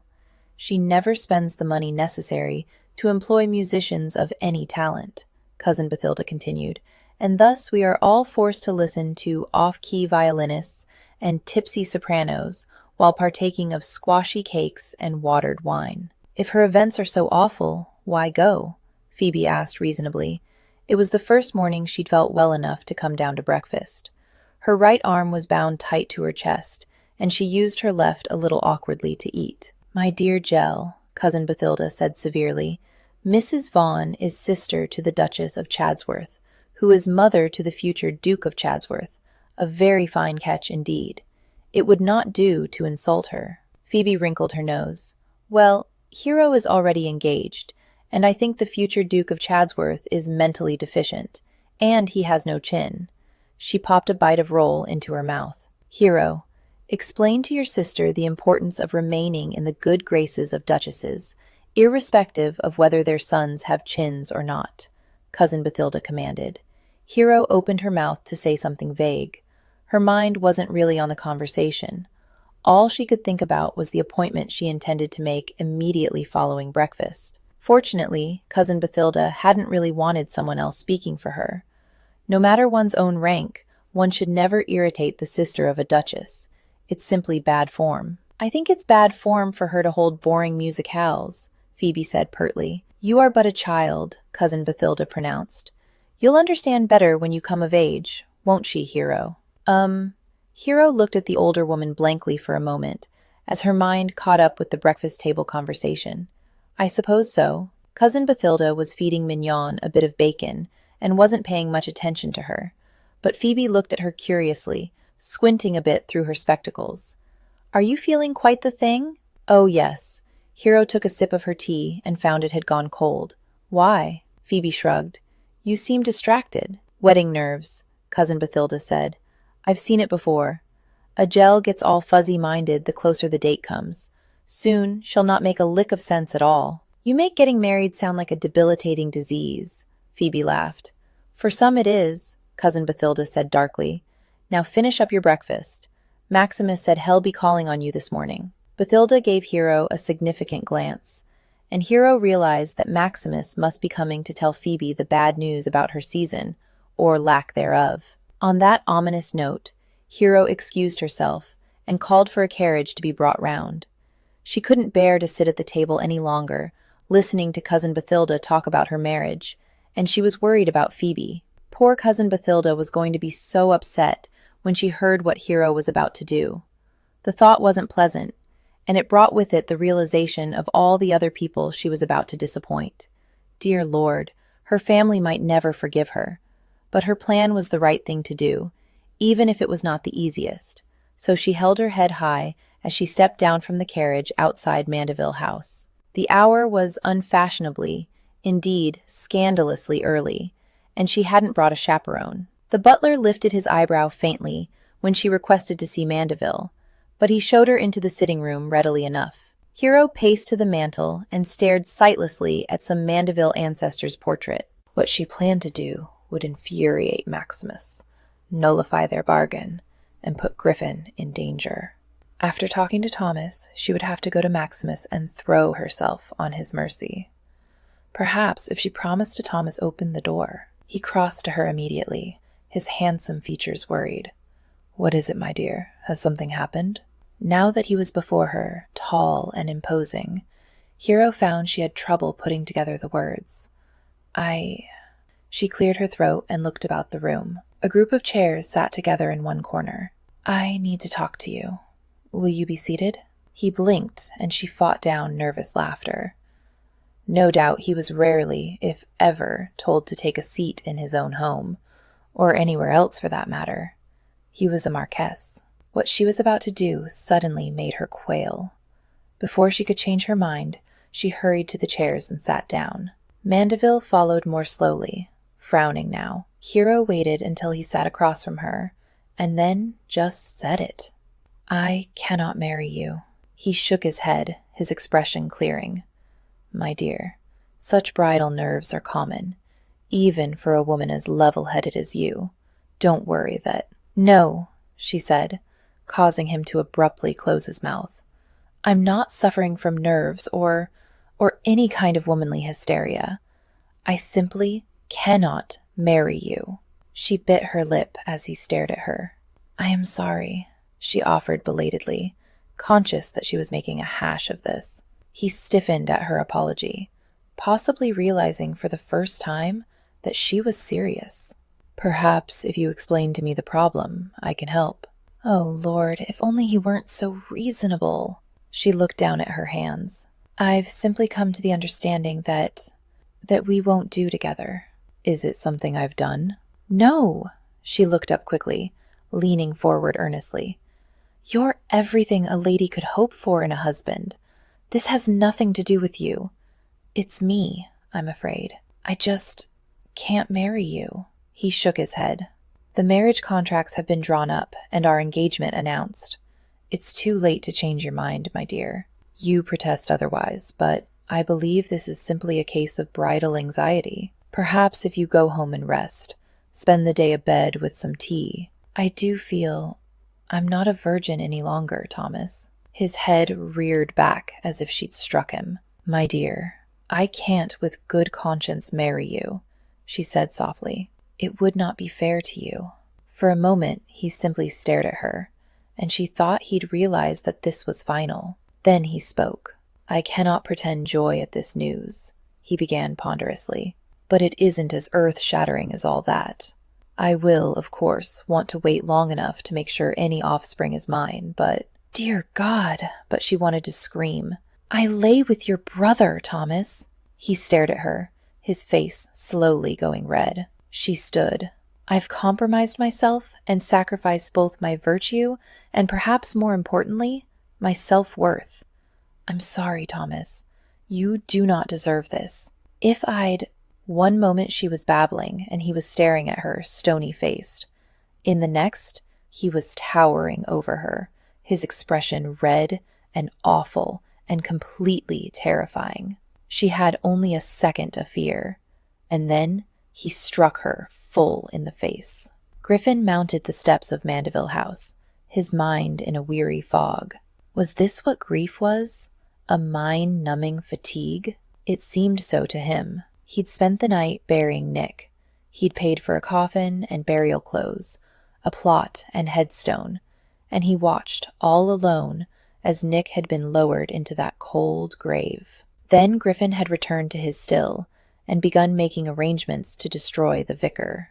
Just a few days more, and everything would be in place to bring down the vicar and avenge Nick. Just a few more days, and then he could rest. But in the meantime, he had other duties to attend to. This morning, he was to escort Mater to the shops, to pick out a settee or sideboard or some other frippery. Why she had to do her shopping so blasted early in the morning, he wasn't sure, but she'd been quite adamant about the time. He nodded to the butler as he entered. "Where's my brother?" "The Marquess is in the crimson sitting room," the butler intoned. Griffin began striding in that direction. "I'll just show myself in. He has a guest, my lord." Griffin turned, still backing toward the sitting room. "Who?" "My Lady Hero." Griffin paused. Hero had been very quiet yesterday as she'd left him. He'd hoped that her silence meant she was rethinking marriage to him. But surely she wouldn't say anything to Thomas without— A shout came from the sitting room. Griffin pivoted and ran toward the sound. A crash came, and then another shout. He flung open the door as the shout coalesced into a single screamed word. "Whore." Thomas was standing, shoulders hunched, face blood red, over something on the floor. The place where he glared was concealed by the settee. Griffin felt his blood turn to sharp, stabbing ice in the second it took him to cross the room and look over the settee. She was alive. That much he saw and comprehended. She lay in a pool of emerald green skirts, but she was alive. Then his attention was drawn to the red mark on the side of her beautiful face. It was in the shape of a man's hand. Roaring filled his head, white and complete, drowning out sound, sight, and reason. He took Thomas low, his shoulder slamming into his brother's belly. Thomas staggered back, hitting a chair, and they both went over, chair and all. Thomas swung a fist, and Griffin took it on the shoulder, not even feeling the blow, not feeling anything but murderous rage. He lowered his head and beat, fists balled, teeth clenched, the roaring in his ears loud and total. He saw only Thomas' bloody face, his brother's mouth moving, saying something, perhaps pleading, and Griffin's heart swelled with gleeful rage. Head touched her. Head hurt her. And for that, he deserved to walk upon crippled legs. Someone pounded on his back, but he didn't pay attention. Not until Hero shouted in his ear, "Griffin, stop!" He became aware, slowly it seemed, of people in the room, of an ache in his shoulder, and, strangely, his jaw. He glanced up and saw Mater's face. She was crying. His arms fell to his side, and he stared at her, his chest heaving. "Oh, Griffin," she said, and he wanted to weep as well, to howl his shame and sorrow. He looked down and saw Thomas lying between his knees, trying to staunch the blood flowing from his nose with one hand. Over his hand, his brother's blue eyes glittered with rage and an answering shame. "Griffin," Hero said, her hand on his shoulder as light as a bird's, and finally he turned to look at her. Tears sparkled in her eyes, and one side of her face was reddened and beginning to swell. The sight enraged him all over again, but this time he didn't glance at his brother. Instead, he reached for her face, his hands bloody and trembling. He cradled her with his bruised hands. "Are you all right?" "No," she said. "No." "I'm sorry," he said. "I am so sorry." He rose and tried to take her into his arms, to somehow try and make right this bloody, awful mess. But she shook her head, backing away. "Don't. Hero," he pleaded, and his vision blurred. "Please." "No." Her hand rose, delicate and pale, to halt him. "No, I can't, just don't." And she turned and fled the room. Griffin looked around. The butler, a footman, and several maids were standing about gawking, while his mother's frail shoulders shook. "Get out, the lot of you," he barked to the servants. They fled silently. He took Mater into his arms, feeling the fragile bones of her shoulder blades. "I'm so sorry. I'm a beast. I don't understand," she said. "What has happened?" "Griffin seduced my fiancé," Thomas said indistinctly through swelling lips. He still lay on the floor. He couldn't keep his hands off her any more than he could keep his hands off poor Anne. "Griffin?" Mater looked at him, her eyes bewildered, and it nearly broke his heart. "Shut up, Thomas," he growled. "How dare you?" Griffin turned his head slowly and glared at his brother silently, his upper lip lifting in a threat so primal, even Thomas understood. "You'll not talk of this. You'll not insinuate. You'll not even speak her name. Do you understand?" Thomas shut his mouth. "Not a word, or I'll finish what I began." Mater laid a protesting hand on his shoulder, but this was too important, even if it distressed her further. Griffin held Thomas' gaze until his elder brother nodded and looked away. "Good," Griffin said. "Come, Mater, let's have some tea and I'll try to explain." And he led her from the room, leaving Thomas on his arse on the floor. "I cannot pretend joy over your actions," Cousin Bathilda said to Hero an hour later, "but I think you have been quite punished enough for whatever transgressions you may have committed." She gently replaced the wet cloth on Hero's swollen cheek. Hero closed her eyes, not wanting to see the anxious worry in Cousin Bathilda's eyes. She lay in her own bed now, hiding from the turmoil outside her room. The entire side of her face throbbed where Thomas had struck her. Mignon was beside her, the little dog's nose against her good cheek as if to give comfort. Sudden tears flooded Hero's eyes. "I don't deserve your care." "Nonsense," Cousin Bathilda said with some of her former vigor. "The Marquis had no right to strike you. The very idea of hitting a lady. It's very lucky he didn't break your cheekbone. Really, it's for the best that you shan't marry the man after all, if he has such violent impulses." "He was provoked," Hero said dryly. The memory of Thomas' enraged face as he stood over her made her shiver. And then, when Griffin had entered with such force, the sight of the brothers locked in mortal combat seemed like a terrible dream. She had actually worried that Griffin would not be stopped until he killed his brother.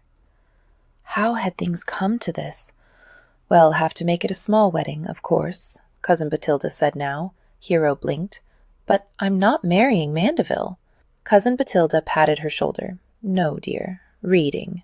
And as soon as possible, before any gossip gets out." Hero closed her eyes in weariness. Did she want to marry Griffin?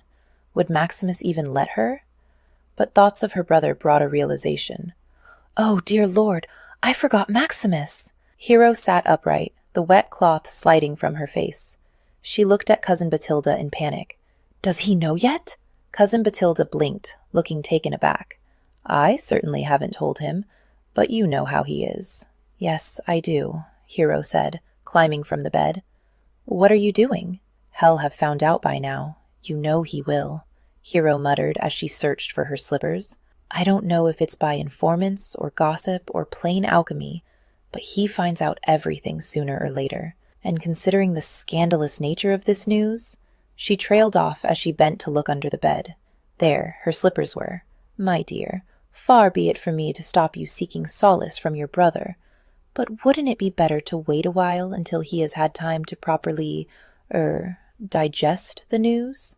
"And what do you think he'll do then?" Hero demanded as she shoved her feet into the slippers. "Her hair must be a mess." She rushed to the mirror to look. "Do you mean..."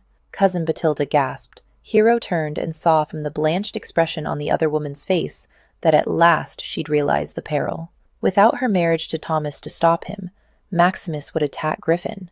Or worse. She nodded and gave her hair a distracted pat. It would simply have to do. She didn't have the time to wait for it to be dressed again. Hell want to do something. Perhaps even something violent.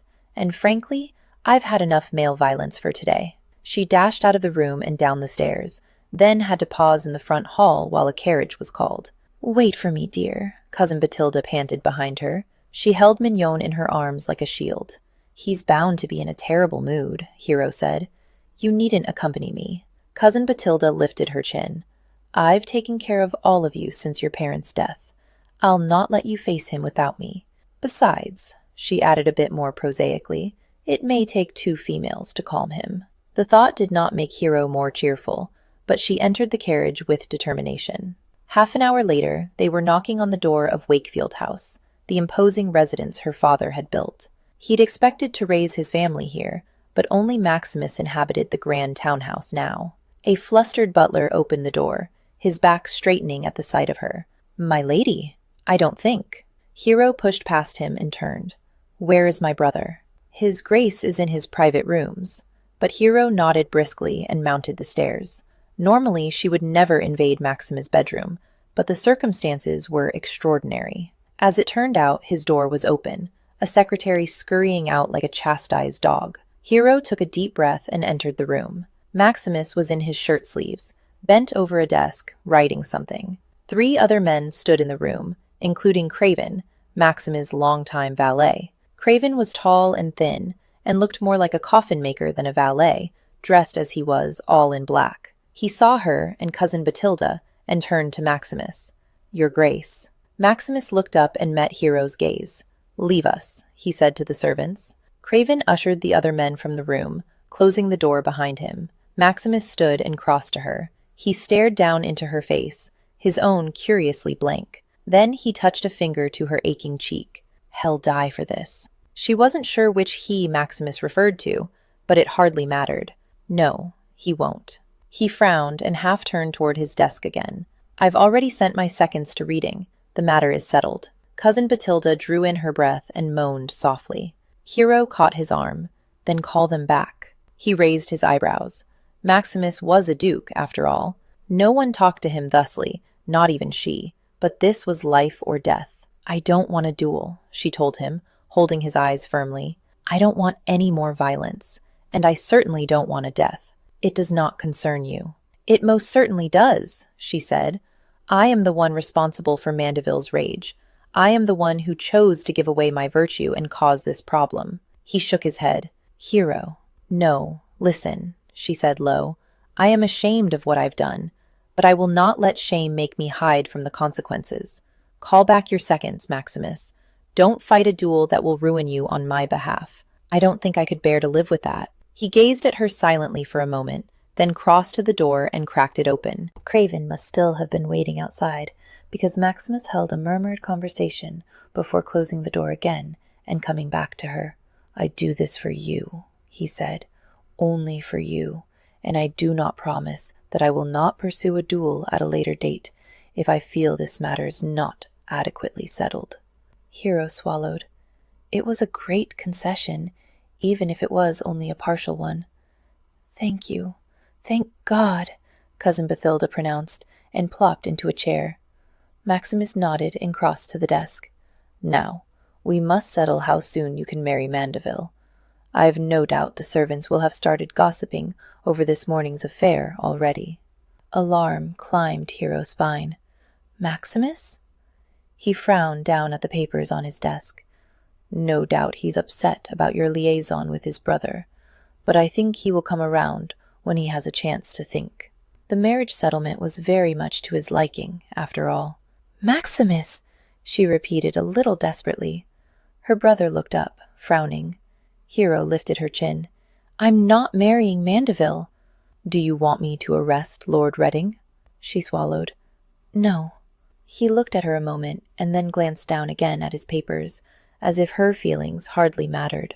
"Then you'll marry the Marquis of Mandeville."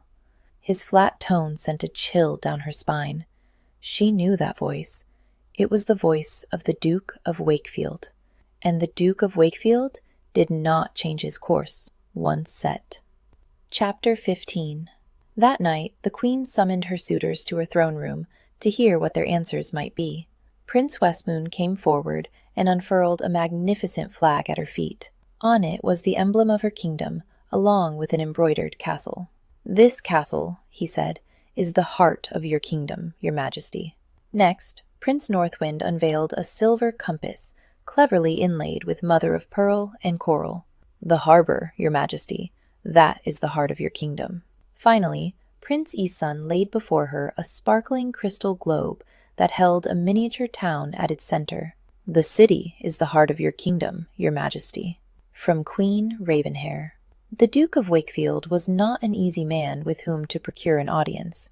Griffin had spent half the afternoon cooling his heels in first one sitting room and then another at Wakefield House. Presumably he was moving closer to the great man, but at the rate he was going, it would be well past Christmas before he got there, which was why he was striding down a long and formidably elegant hallway in search of his Grace's study. He had no doubt that the man didn't want to see the seducer of his sister, and a gin distiller to boot, but that was just too bad. His and Hero's future depended on this meeting. He passed a small library and yet another sitting room. How many did one man need? Before coming to a closed door on the right. Griffin opened it without knocking. Considering that he had a huge mansion with an overabundance of rooms, The Duke of Wakefield had chosen a relatively small space for his study. The room must be nearly at the back of the house, an odd situation for the master. The study's walls and ceiling were covered in dark wood, intricately carved as if from some medieval monastery. Beneath his feet was a carpet, richly embroidered in amber, ruby, and emerald. At one end, taking up nearly the entire width of the room, was a huge, rather ugly desk, also carved from dark wood. Behind the desk was the Duke, scowling at him. Griffin made a leg. "Your Grace, I hope I am not disturbing you." One ducal eyebrow slowly rose at this bit of blatant lying. "What do you want, Reading?" "Your sister." Wakefield's eyes narrowed dangerously. "According to her, you've already had her." "I have. No use trying to pretend innocence. And that is why I desire her hand in marriage, now." Wakefield leaned back in his chair. "If you think I'm letting my sister be seduced into a trumped-up marriage with a fortune hunter—" "I'm not a fortune hunter." Griffin flexed his fist, still sore from his brother's jaw. Losing his temper now would not serve his cause well. "I have enough money of my own." The Duke's upper lip curled ever so slightly. "Think you that I haven't made inquiries about you and your business?" Griffin stiffened. "You're a profligate rake," Wakefield said. "You enjoy the affections of numerous ladies, the majority married. You have only a small inheritance yourself, but your brother, for some reason, sees fit to let you manage both it and the Mandeville lands. Add to that the fact that you are distilling gin illegally in St. Giles, and it's not a very nice picture, is it?" Griffin looked the other man in the eye. "I don't gamble or drink to excess. I have increased what you term a small inheritance fourfold since I got it, and confidently intend to continue to build it. I may be known for my affairs of the heart, but I fully plan to be faithful to your sister when she marries me." Wakefield smiled cynically. "Few men of our class refrain from keeping a mistress once married, and yet you expect me to take you on your word alone that you will not?" "Yes." "And what of yours still? Will you give it up for my sister?" Griffin thought of Nick covered in jellied eels and his own life's blood. "No, not yet anyway." The Duke watched him silently for what seemed like a full minute. Griffin could feel a bead of sweat trickle down the small of his back. The urge to say something was nearly overwhelming, but he knew he'd laid his case before the man as strongly as possible. Speaking now, in the face of the intimidating stare, would only show weakness. Finally, Wakefield spoke. "It doesn't matter anyway. This entire discussion is moot. I've already informed Hero that she will be marrying your brother on Sunday. And if you haven't given up your still by then, no doubt I will be visiting you with my soldiers very soon thereafter." He picked up a piece of paper from his desk. The interview was obviously over. Today was Wednesday. Sunday was only 4 days away. Griffin took one step toward the big desk and swiped his arm across the entire top. Pens, papers, books, a small marble bust, and a gold inkwell all crashed to the floor. Griffin leaned across the desk, his arms braced on the now clear top, and stared into Wakefield's outraged eyes. "We seem to be under a confusion of communication. I did not come here to ask for your sister's hand. I came to tell you I will marry Hero, with or without your permission, your Grace. She has lain with me more than once. She may well be carrying my child, and if you think that I'll give up either her or our babe, you have not done nearly enough research into my character or history." Griffin pushed himself off the desk before the other man could utter a word, and strode out the door. It was very, very late at night, and Thomas squinted as he propped himself up with one hand on the door jamb, while he used the other to pound on the door. It was the second time he'd knocked, and he stepped back to squint up at the townhouse. This was the correct house, all right. He wasn't likely to ever forget it. Which meant the Jade was either not answering him, or, worse, was visiting one of her many young paramours. If she was, he'd.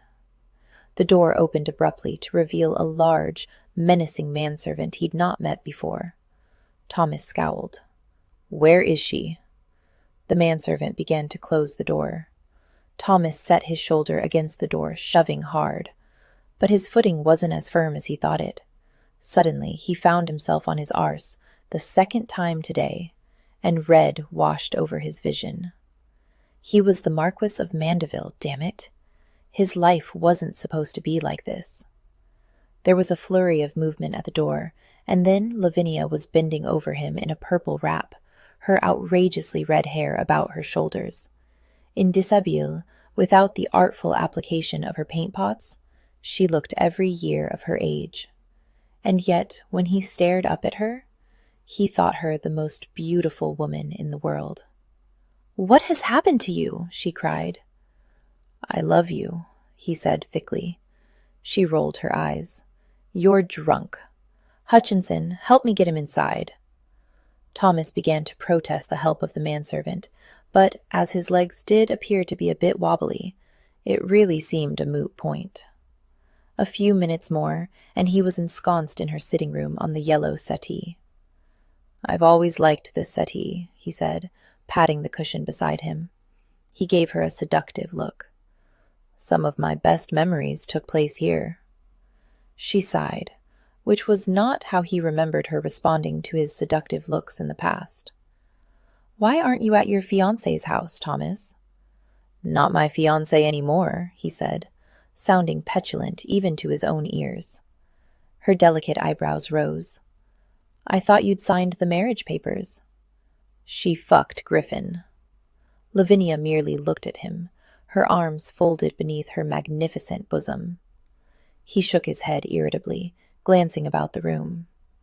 "Fucked him under my own nose, just like Anne. Whores, all of 'em." She moved slightly at the second use of the crude verb. "You know I dislike such language, Thomas." "Sorry." He laid his head in his hands, for it had begun to spin slowly. "What happened to your face?" she asked softly. "Griffin." He laughed, feeling his nose. It was large and lumpy, and no doubt broken, but at the moment he hardly felt it. "He attacked me, if you'll credit it. After seducing my fiancé, he hit me. Should call him out." "Did you deserve it?" He shrugged guiltily. "I hit her. Lady Hero. I've never before struck a woman in my life." "Then it does sound like you deserved it," Lavinia said briskly. She bent to examine him. "Even so, your nose looks quite painful." He looked at her slyly. "You always cared for me, Lavinia." "Not anymore." He frowned. She could at least pretend a sentimental affection. "Lavinia," she sighed, "you need cold water for that nose." She moved to the sitting-room door, and he watched her longingly as she called for the hulking butler and asked for cold water and a cloth. Her wrap was a deep amethyst that hugged her luscious bottom. He noticed that her slippers were worn, though, the embroidery tattered. She should have new slippers, ones with jeweled heels. He'd give her jeweled slippers and much, much more, if only she came back to him. He closed his eyes a moment. When next he opened them, Lavinia was beside him with a basin of water. She draped a cold cloth over his nose. "Ouch!" Thomas winced. "Hold still," she said. He watched her as she leaned over him, her brows knit. "Why did you leave me?" he asked. "You know why." "No, but really," he said somewhat indistinctly. He needed the question answered right this moment. "Why?" "Because," she said, as she lifted away the cloth and re-wetted it, "you decided it was time to marry. You asked Lady Hero to be your wife." "But why leave me?" he asked stubbornly. "You know I could have kept you in luxury for the rest of your life." "The rest of my life?" Her brown eyes met his, and he couldn't read the emotion that lay within them.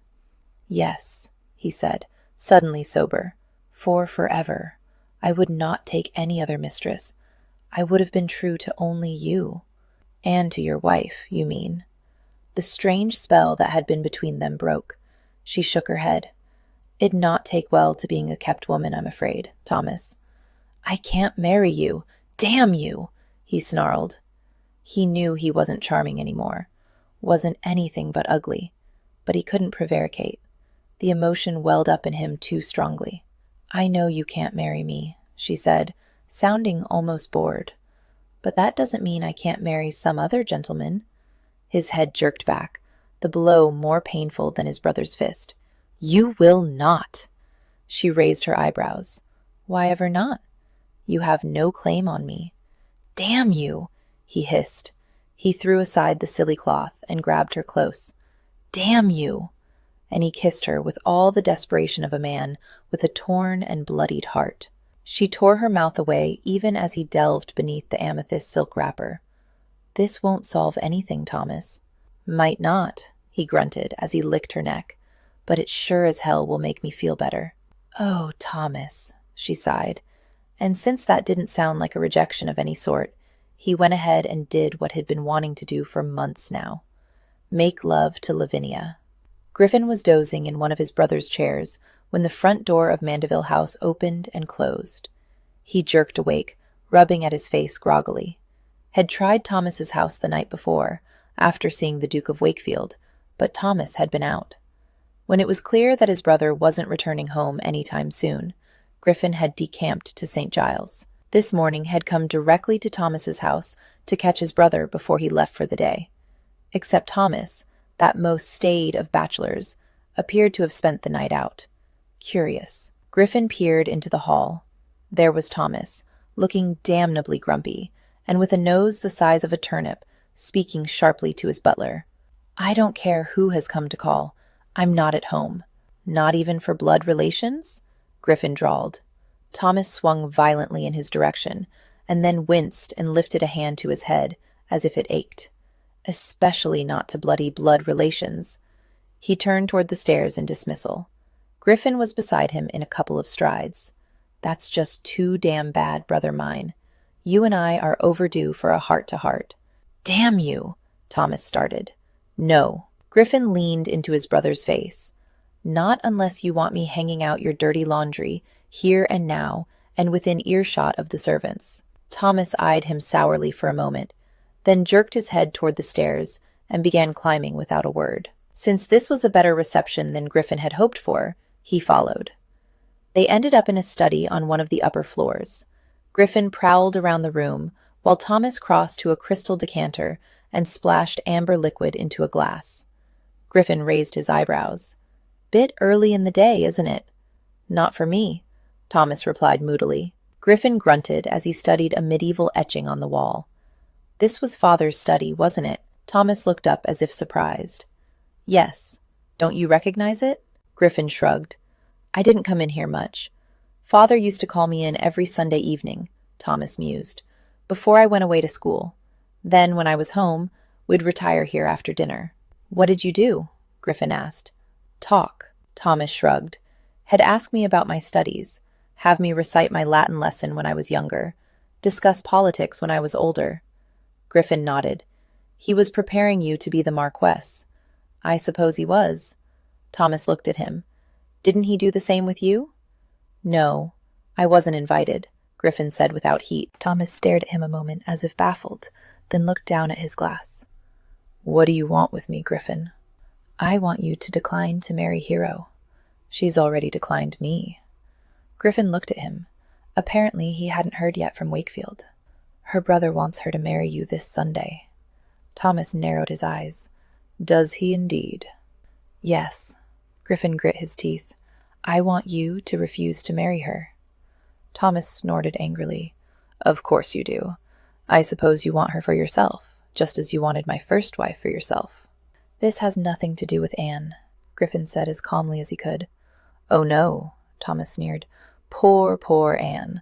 What would she do if she knew her lover had forgotten her so easily? But then, you do go through women fast enough. I suppose there's little point in learning their names, much less remembering them when dead. Have you told Hero about Anne? Yes. The reply pulled Thomas up short. He blinked before recovering. What?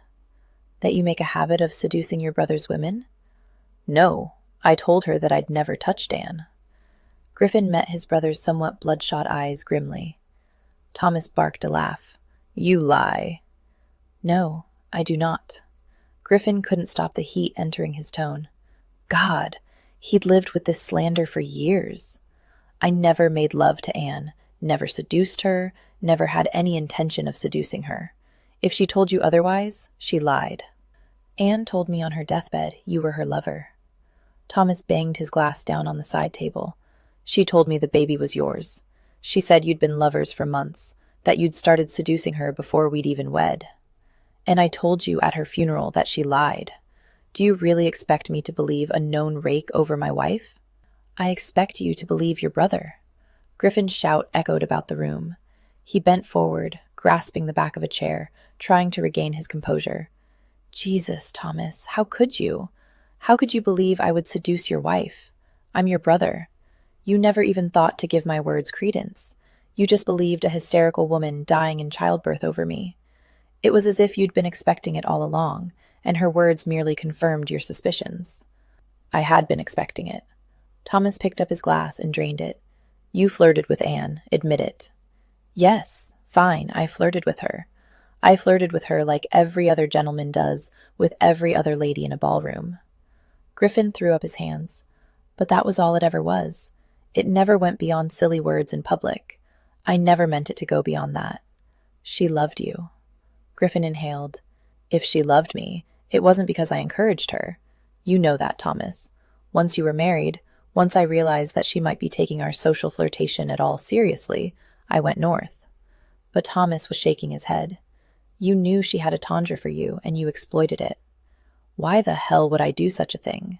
Griffin asked in exasperation. "Jealousy." Thomas gestured with his glass. "You said it yourself. Father never invited you to his study. You weren't the heir." Griffin laughed incredulously. "Do you think me such a pathetic man that I'd seduce my brother's wife out of jealousy?" "Yes." Thomas downed the rest of his glass with one gulp. Griffin closed his eyes. If Thomas had been any other man, Griffin would have called him out. The insult to his honor, to his integrity, to his very character was unbearable. But this was Thomas, his brother, and he still needed something from him. Griffin inhaled slowly. "I think you know, somewhere under that stuffy, stubborn hide, that I'm innocent of this heinous charge." Thomas started to talk, but Griffin held out his hand. "Let me continue." After a moment, Thomas nodded stiffly. "Thank you." Griffin looked at him. "You don't love Hero." "She has admitted being my lover." "I don't think you want to marry her." "Let me have her, Thomas." "No." Despair clawed at his chest, but Griffin didn't let the weakness show. "You don't want her." "I do. Don't be a dog in the manger." Thomas laughed. "The tables have turned, haven't they? Not so cocky now, are we?" Don't, Thomas." Griffin closed his eyes. "If Wakefield has decided we'll marry this Sunday, I fully intend to comply. I love her." Griffin opened his eyes on the stark words. They were true, he realized. The understanding should have been a shock. Instead, it felt strangely right. He stared at his brother without hope, but without fear either. Thomas looked startled a second, then he glanced away uneasily. "More fool you." And he left the room. Hero was lying in bed that night, sleepless, her mind running in tight, erratic circles, when she heard the sound at her window. It was a tiny thing, something like a scratch, and if she hadn't been wide awake and worrying, she wouldn't have heard it at all. Could a cat have climbed up to her balcony? She propped herself up and stared toward the long windows. Her room was black, but muted moonlight lit the window dimly. She squinted. Surely. A large shape suddenly loomed, silhouetted black against the window. Hero gasped and choked, struggling to scream. The shadow moved, the window opened, and Griffin calmly stepped into her bedroom. Hero found her voice, even as her heart leaped in gladness at the sight of him. "What do you think you're doing?" "Hush," he said, sounding like a disapproving schoolmaster instead of a midnight marauder. "Do you want to wake the entire house?" "I'm most definitely contemplating it," she replied, though he no doubt knew as well as she that she lied. Hero sat up in her bed and tucked the sheets primly under her arms. She wore a chemise, but she didn't want him to get any ideas that she was wanton. Well, even more wanton than she'd already shown herself to be. He didn't make a reply but prowled closer. The room was dark, and as he moved, she lost his shape behind the bed curtains. She felt an awful moment of panic as he disappeared from her sight, as if she'd never see him again. She reached out to brush aside the curtains and saw him by her dresser. He seemed to be studying the things on the top.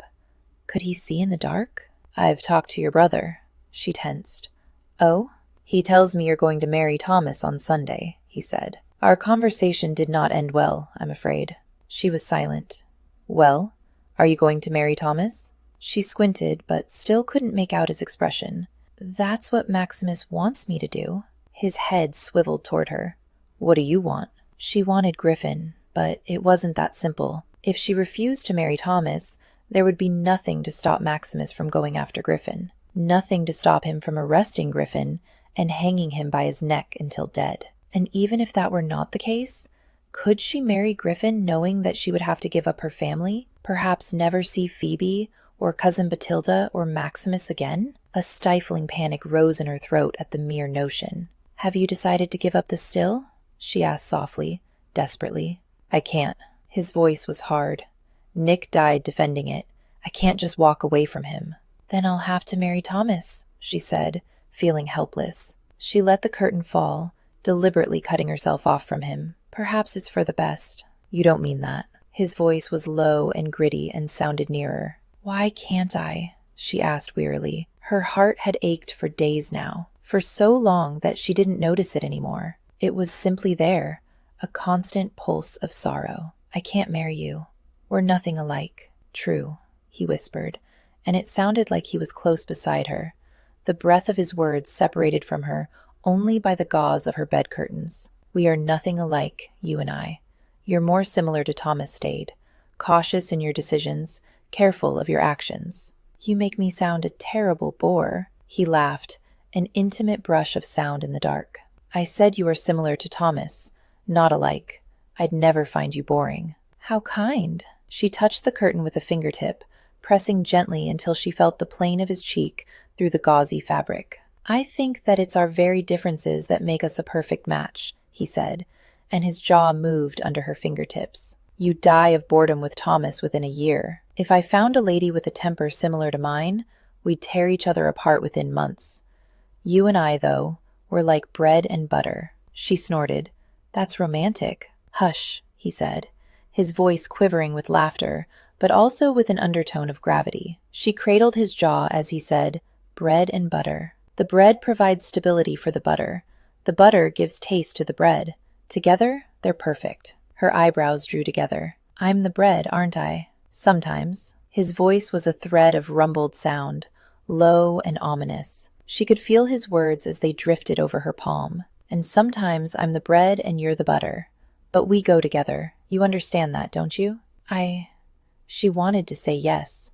She wanted to agree to marry him and turn a deaf ear to all the dissenting voices in her head. "I don't know. Hero," he whispered, and she traced the movement of his lips through the curtain as he spoke. "I've never felt this way about any other woman.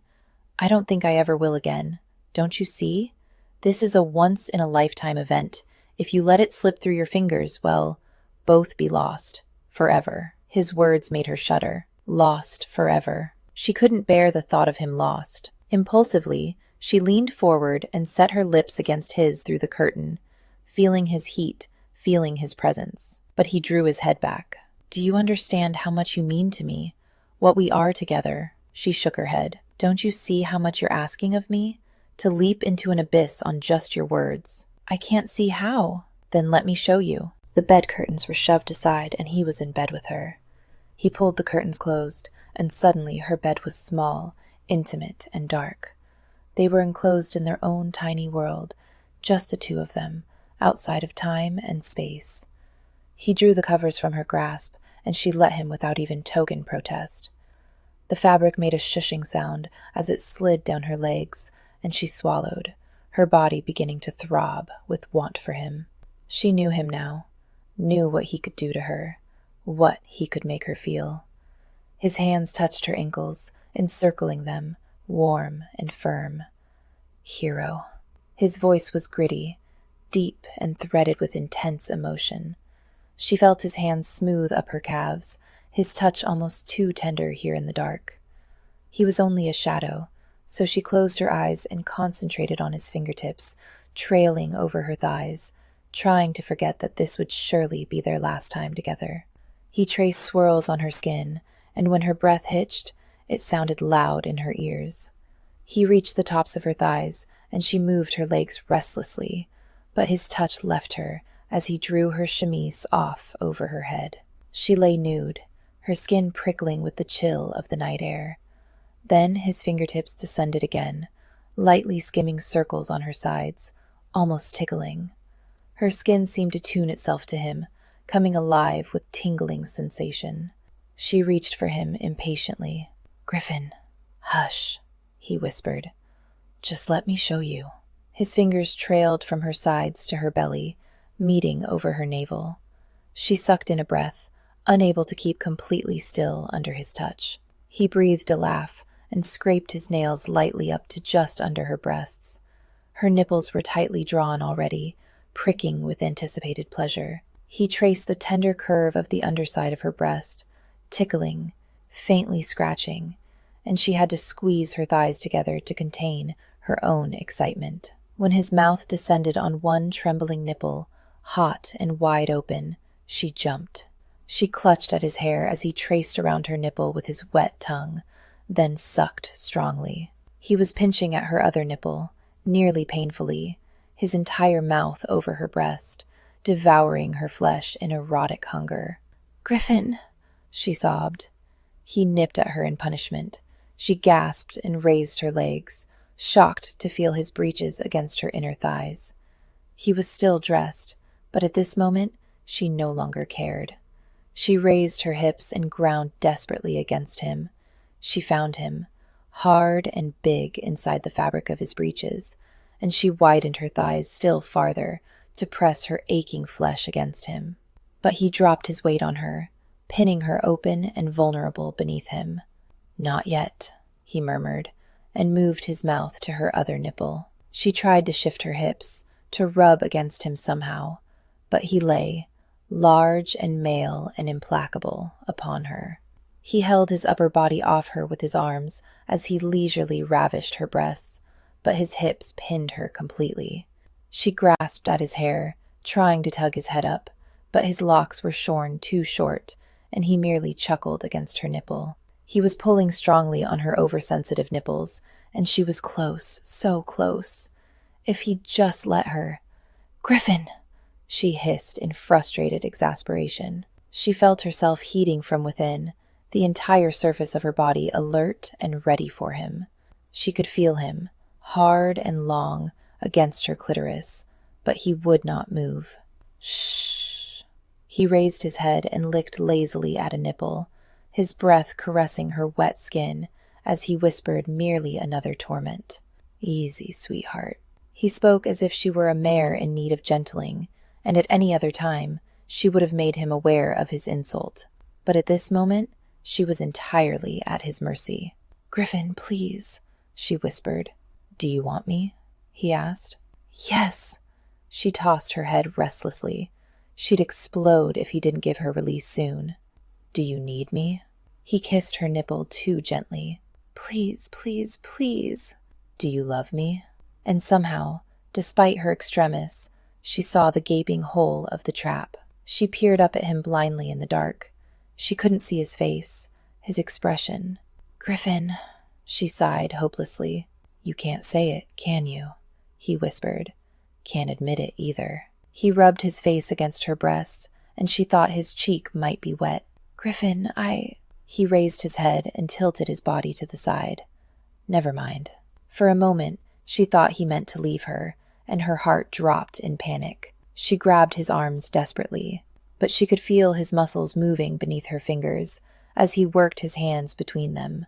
"Shh, it's all right," he murmured as he settled between her thighs again. His penis was naked and big. "I've got what you want and need, if not love." She shook her head, no longer sure, no longer able to decide what was real and what was sexual excitement. I don't. Hush. The head of his cock nudged her entrance, and she felt the delicious stretch. That's good, isn't it? A rough edge lined his voice now. He entered her, one slow inch at a time, and it was torture. She made to arch up, to embed him all at once, but he shifted one hand, holding her hips firmly down. Take it, he growled. Let me give you this at least. He withdrew a bit, and she mewled in protest. Then he was crowding into her again, his length endless and rock hard. He shoved and shoved again, and she felt his pubis meet her mound. He paused, and she could hear his breath coming in quick pants. But when he spoke, his voice was even and smooth. There, that's better, isn't it? That's what you want. Good, hard cock. On the last word, he reared and withdrew his length to the very tip before slamming his hot flesh back into hers. And he was right. It was what she wanted. It was perfect, in fact. Him moving on her like a stallion, all muscle and sweat, intent on their mutual pleasure. He grabbed her knees and raised them higher, spreading her wide for his pleasure as he hitched himself up her. He pounded into her in a strong, insistent rhythm. With every thrust, he shoved her up the bed until her head was buried into her pillow, the pillow hard against the spindles of her bed. She gasped helplessly, glorying in his savagery. She loved this, wanted it to continue forever, wanted him to thrust into her until she forgot who he was, who she was, until time itself stopped. But neither of them could continue indefinitely. His thrusts were becoming jerky and hard, and she felt herself at the edge of her own release. She arched beneath him, her hands scrabbling at his shoulders. He slammed his mouth over hers, just as she opened it to scream. Hot flashes of lights were going off behind her eyes. His cock was rubbing over that one delicious spot, and she was going to die from the endless pleasure. He thrust his tongue into her mouth, and she sucked it helplessly. He ground his hips into her and shuddered. She felt the tremors rack his big shoulders. He tore his mouth from hers and groaned, long and low, his body shaking as it poured life into hers. He dropped like a stone onto her and lay unmoving for a moment while she tried to catch her breath. Finally, he turned his head toward her face and brushed a kiss over her cheek. I love you, and I believe with all my heart that you love me as well.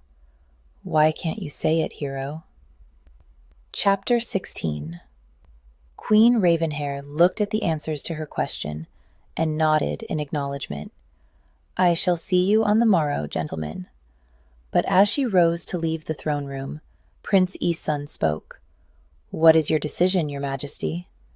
She looked and saw that all three princes were staring at her rather sternly. Yes, which of us have you chosen? Prince Northwind demanded. We have answered each of your questions, yet you have said nothing. You must decide, Prince Westmoon said. You must decide and tell us on the morrow which of us you will marry. From Queen Ravenhair, Griffin got up and lit a candle from the banked embers in her fireplace. He walked back to the bed, arrogantly nude, the candlelight shining on his smooth stomach. He set the single candle on her bedside and climbed in beside her again, large and male and demanding. Well, why can't you say it? Hero looked at Griffin and felt her heart begin to crumble. Does it matter so much? 3 little words? You know it does. But she shook her head. I can't. You want me to give up my family, all that I know, and you won't even give up your awful still. Can't you see that what you're asking is impossible? She expected anger and harsh words. Instead, he merely closed his eyes, as if too weary to keep them open. I need but a little time with the still. After I take down the vicar. After... How long, Griffin? Her voice rasped in her throat. Days? Weeks? Years? I cannot wait that long. Maximus and your brother will not let me. He opened his eyes, and his gaze was hard now. So it comes down to this. You will choose marriage to my brother over marriage to me? Yes. How can you do this to me? To us? She bit her lip, trying to find the words. I've spent my life obeying the rules set before me by society and my brother. Maximus has decided that Thomas is the better man for me. You accuse me of not giving up my still for you, he said quietly, but I think you are the greater coward. You will not give up your brother's approval for me. Perhaps you're right, she answered. I cannot go against Maximus now. I cannot. He has the power to ban me from my family. Besides, he's made the right choice. Thomas is reliable. He's safe. And I'm not? No. The word dropped between them like a leaden weight. Hero felt tears fill her eyes, though she wasn't sure for what she mourned. The bed shook, and suddenly Griffin was atop her, his weight pressing her into the mattress, his breath hot and angry against her cheek. He might be safe, but do you love him, Hero? No, she sobbed. Does he make you blush with anger and then with want? He kicked apart her legs, settling hot and heavy between them. Does he know how sensitive your nipples are, that you can come just by me sucking them? God, no. Does he watch you like I do? Does he know that your eyes turn to diamonds when you're aroused? He nipped along her neck, his kisses insistent and hard. Does he know that you like to read in Greek but loathe drawing? Does he wait with bated breath for you to arch your left eyebrow so prissily and then grow hard when you do? He thumbed both her nipples at once, bringing a surge of heat between her thighs. Tell me, Hero, God damn it to bloody hell, tell me.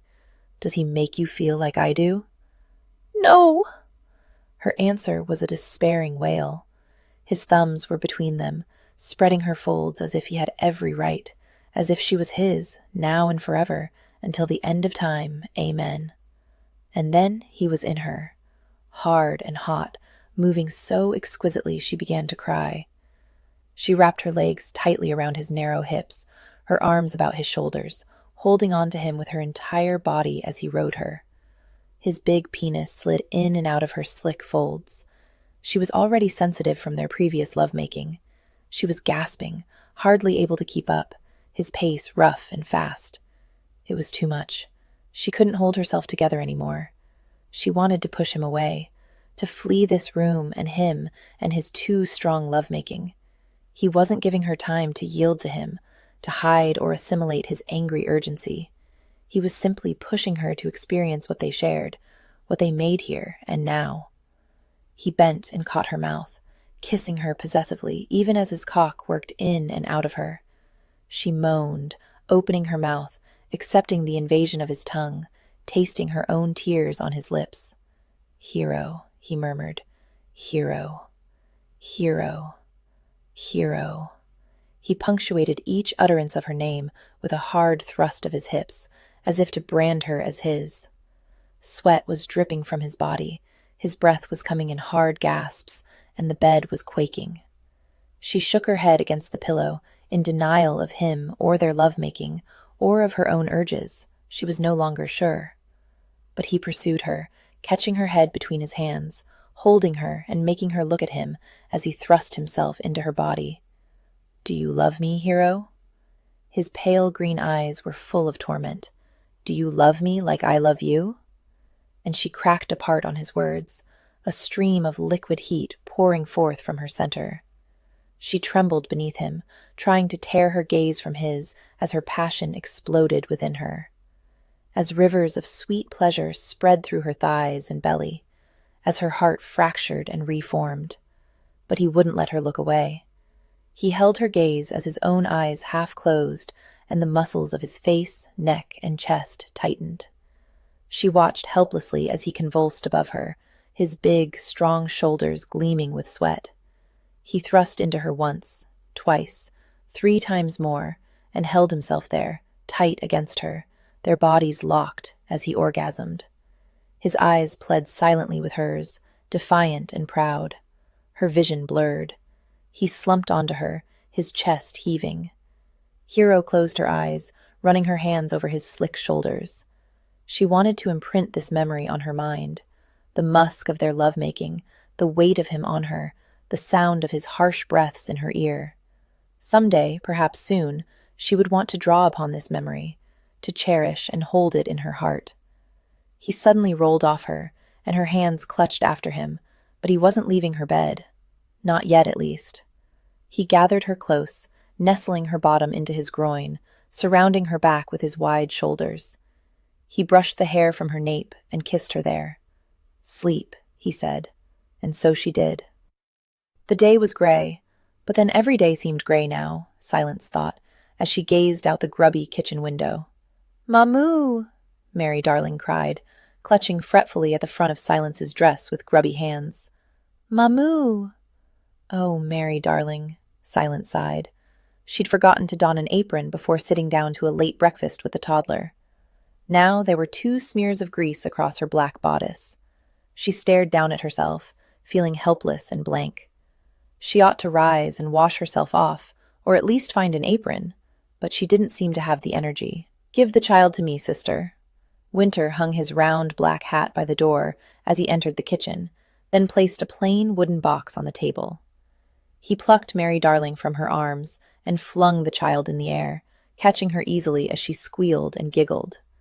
Why must men fling babies about? Even Winter, the most staid of her brothers, was prone to the disease. "I'm always afraid you'll drop her when you do that." "But I never do," he replied. "What are you doing home in the middle of the morning?" Half the boys were absent, sick from some type of fever, and the other half could not concentrate. Winter shrugged. "I sent the remaining boys home." "Where is everyone?" "The children have already eaten. Nell has taken them for a morning walk." Winter glanced over the baby's shoulder, eyebrows raised. "All of the children?" "The ones big enough to walk, anyway," Silence said, feeling guilty. "I should have gone with her." "No, no," Winter said hastily. He tucked the baby against his side and took down a plate from the cupboard. "We all must take a respite from work now and again." "You don't." "I haven't lost a dear one recently," he replied softly. She pressed her lips together for a moment, then rose and took the plate from her brother. Silence crossed to the hearth and filled the plate with porridge from a pot hanging there. She brought the plate back to the table and set it in front of him. "Let me take Mary. She'll have the porridge all over your coat in no time." "Thank you," Winter said. He spooned up a mouthful of the thick porridge and murmured in contentment as he ate it. "That's very good." "Nell made it," Silence said dryly. Her own cooking left much to be desired. "Ah." Winter swallowed and gestured to the wooden box. "I found that on the front step." "Did you?" Silence felt a spark of curiosity and looked at the box with more animation than she had in days. "Do you think it's Mary Darling's admirer?"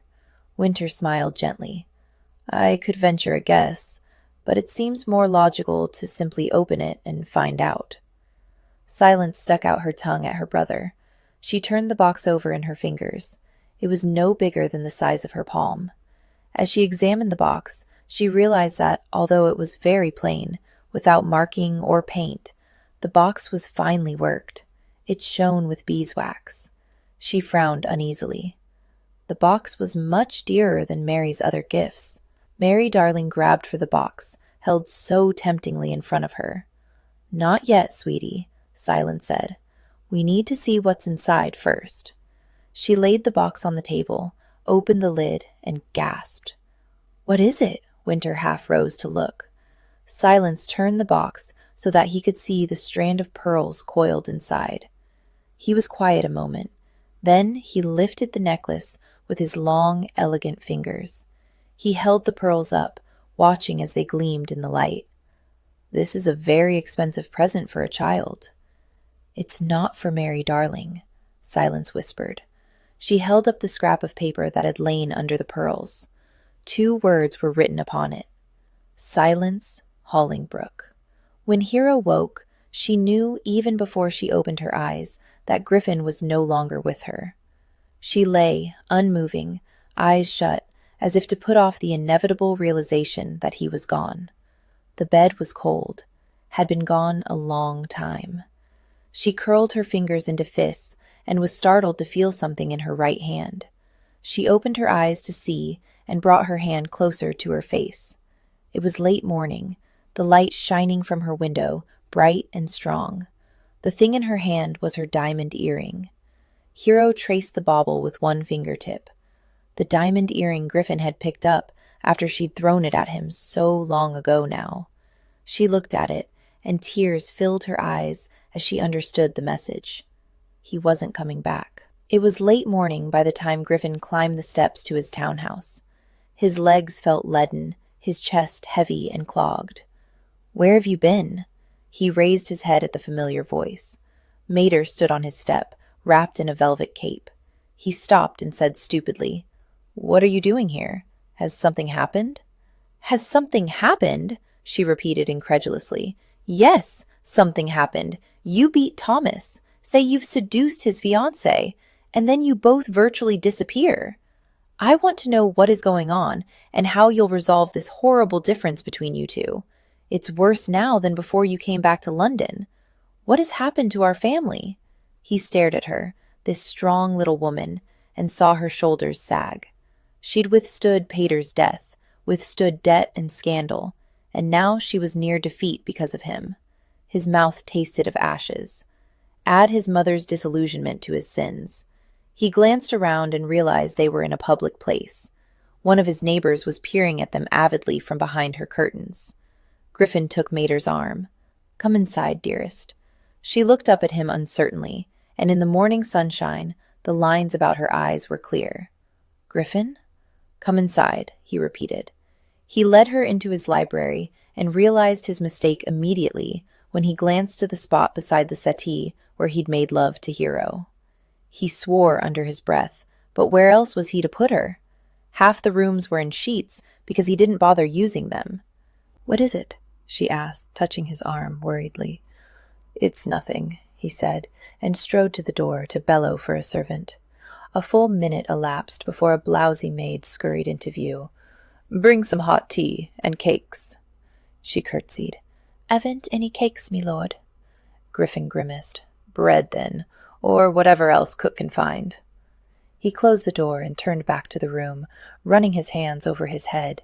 He wasn't wearing a wig, hadn't shaved in days, and his house and staff were wretched. Well, the last hardly mattered any more. Once he'd dealt with the vicar, he'd let the lease lapse and remove himself and Deedle to the north.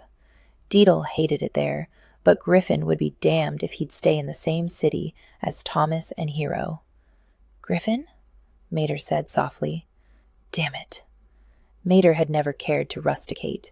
He'd be leaving her behind as well, unless she decided to take up residence in a city nearer the Mandeville estate. But that still wasn't London. Nothing was the same as London. "Griffin!" His mother crossed the room and took his hands. "You must tell me what you're thinking." He smiled wearily. "It's not so very dramatic as all that, Mater. I'm making plans to leave London." "But why?" He closed his eyes. "I can't live here with Thomas and her." "Lady Hero, you mean?" She half laughed, and he opened his eyes to see her staring at him in exasperation. "Are we not to speak her name now?" "That would be rather hard for Thomas," he said wryly. She blinked. "He's not?" He nodded. "They will be married Sunday." He dropped her hands and crossed to pour himself a healthy glassful of brandy. "But I thought—" "That I'd marry her?" he asked, his back still turned to her. "Apparently not." "Why not?" He shrugged. "Does it matter? Anyway, Thomas will have his revenge for my seduction of Anne." "Don't be silly." She made a dismissive sound. "I never believed you'd seduced Anne." He turned, vaguely surprised and rather grateful. "No? Everyone else did." "I'm your mother, Griffin." She placed her hands on her hips and looked at him with exasperation. "Do give me some credit." "Oh, Mater, I love you so." He smiled wryly and drank some brandy, wincing slightly as it burned his gullet. "No one believes that old gossip any more." Thomas does. She stared. What? He nodded and drank some more brandy. The second sip was smoother. Perhaps he'd become a sot. But that can't be. Said so himself, he assured her. Got it from Anne's own lips as she lay dying. That girl always was a ninny, God rest her soul, Mater muttered. Did you tell him point blank that you didn't do it? Yes, and he point blank did not believe me, perhaps because of my recent actions with Lady Hero. That's an entirely different matter, Mater said. Is it? He asked. To Thomas, I doubt it is. Anne was his wife. Lady Hero is only affianced to him. Besides, she trailed off, biting her lip. Griffin narrowed his eyes at her suspiciously. Besides what?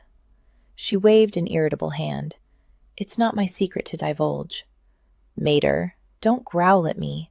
She locked gazes with him for a moment, then looked away. He can be so foolish sometimes. Tell me. It's none of your business, Griffin. If it involves Hero, it is. I love her. Her face softened immediately. Oh, do you? Yes, unfortunately, he said. Now tell me. It's just that Thomas took up with a rather risque lady last season, a Mrs. Tate. He tried to hide it from me, of course, but I saw nonetheless. He couldn't keep his eyes off her when he'd seen her at a ball or some other such place. Thomas has a mistress? Damn it, I knew it. He was following her at Heart's Folly.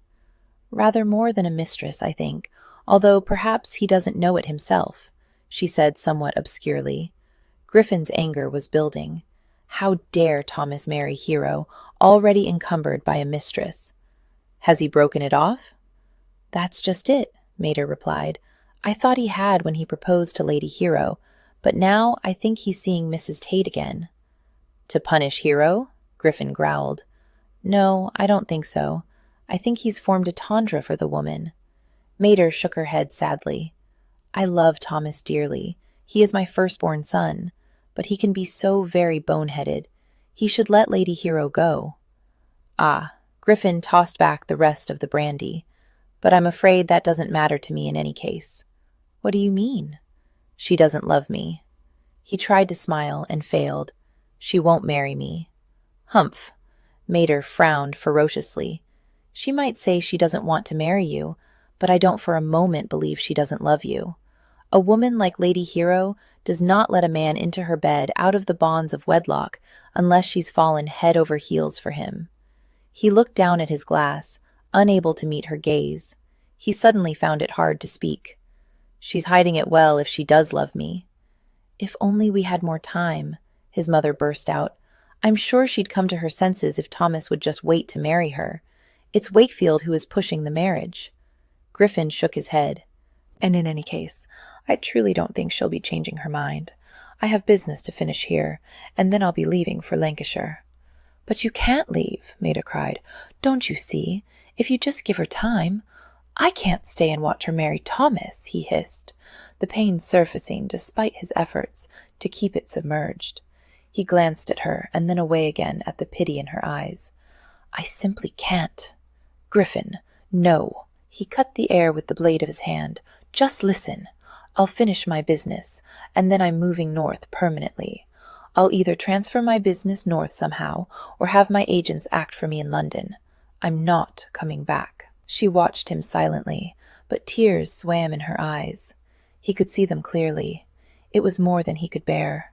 She doesn't love me. I have to accept that fact and go on. He picked up the decanter and a glass and strode to the door.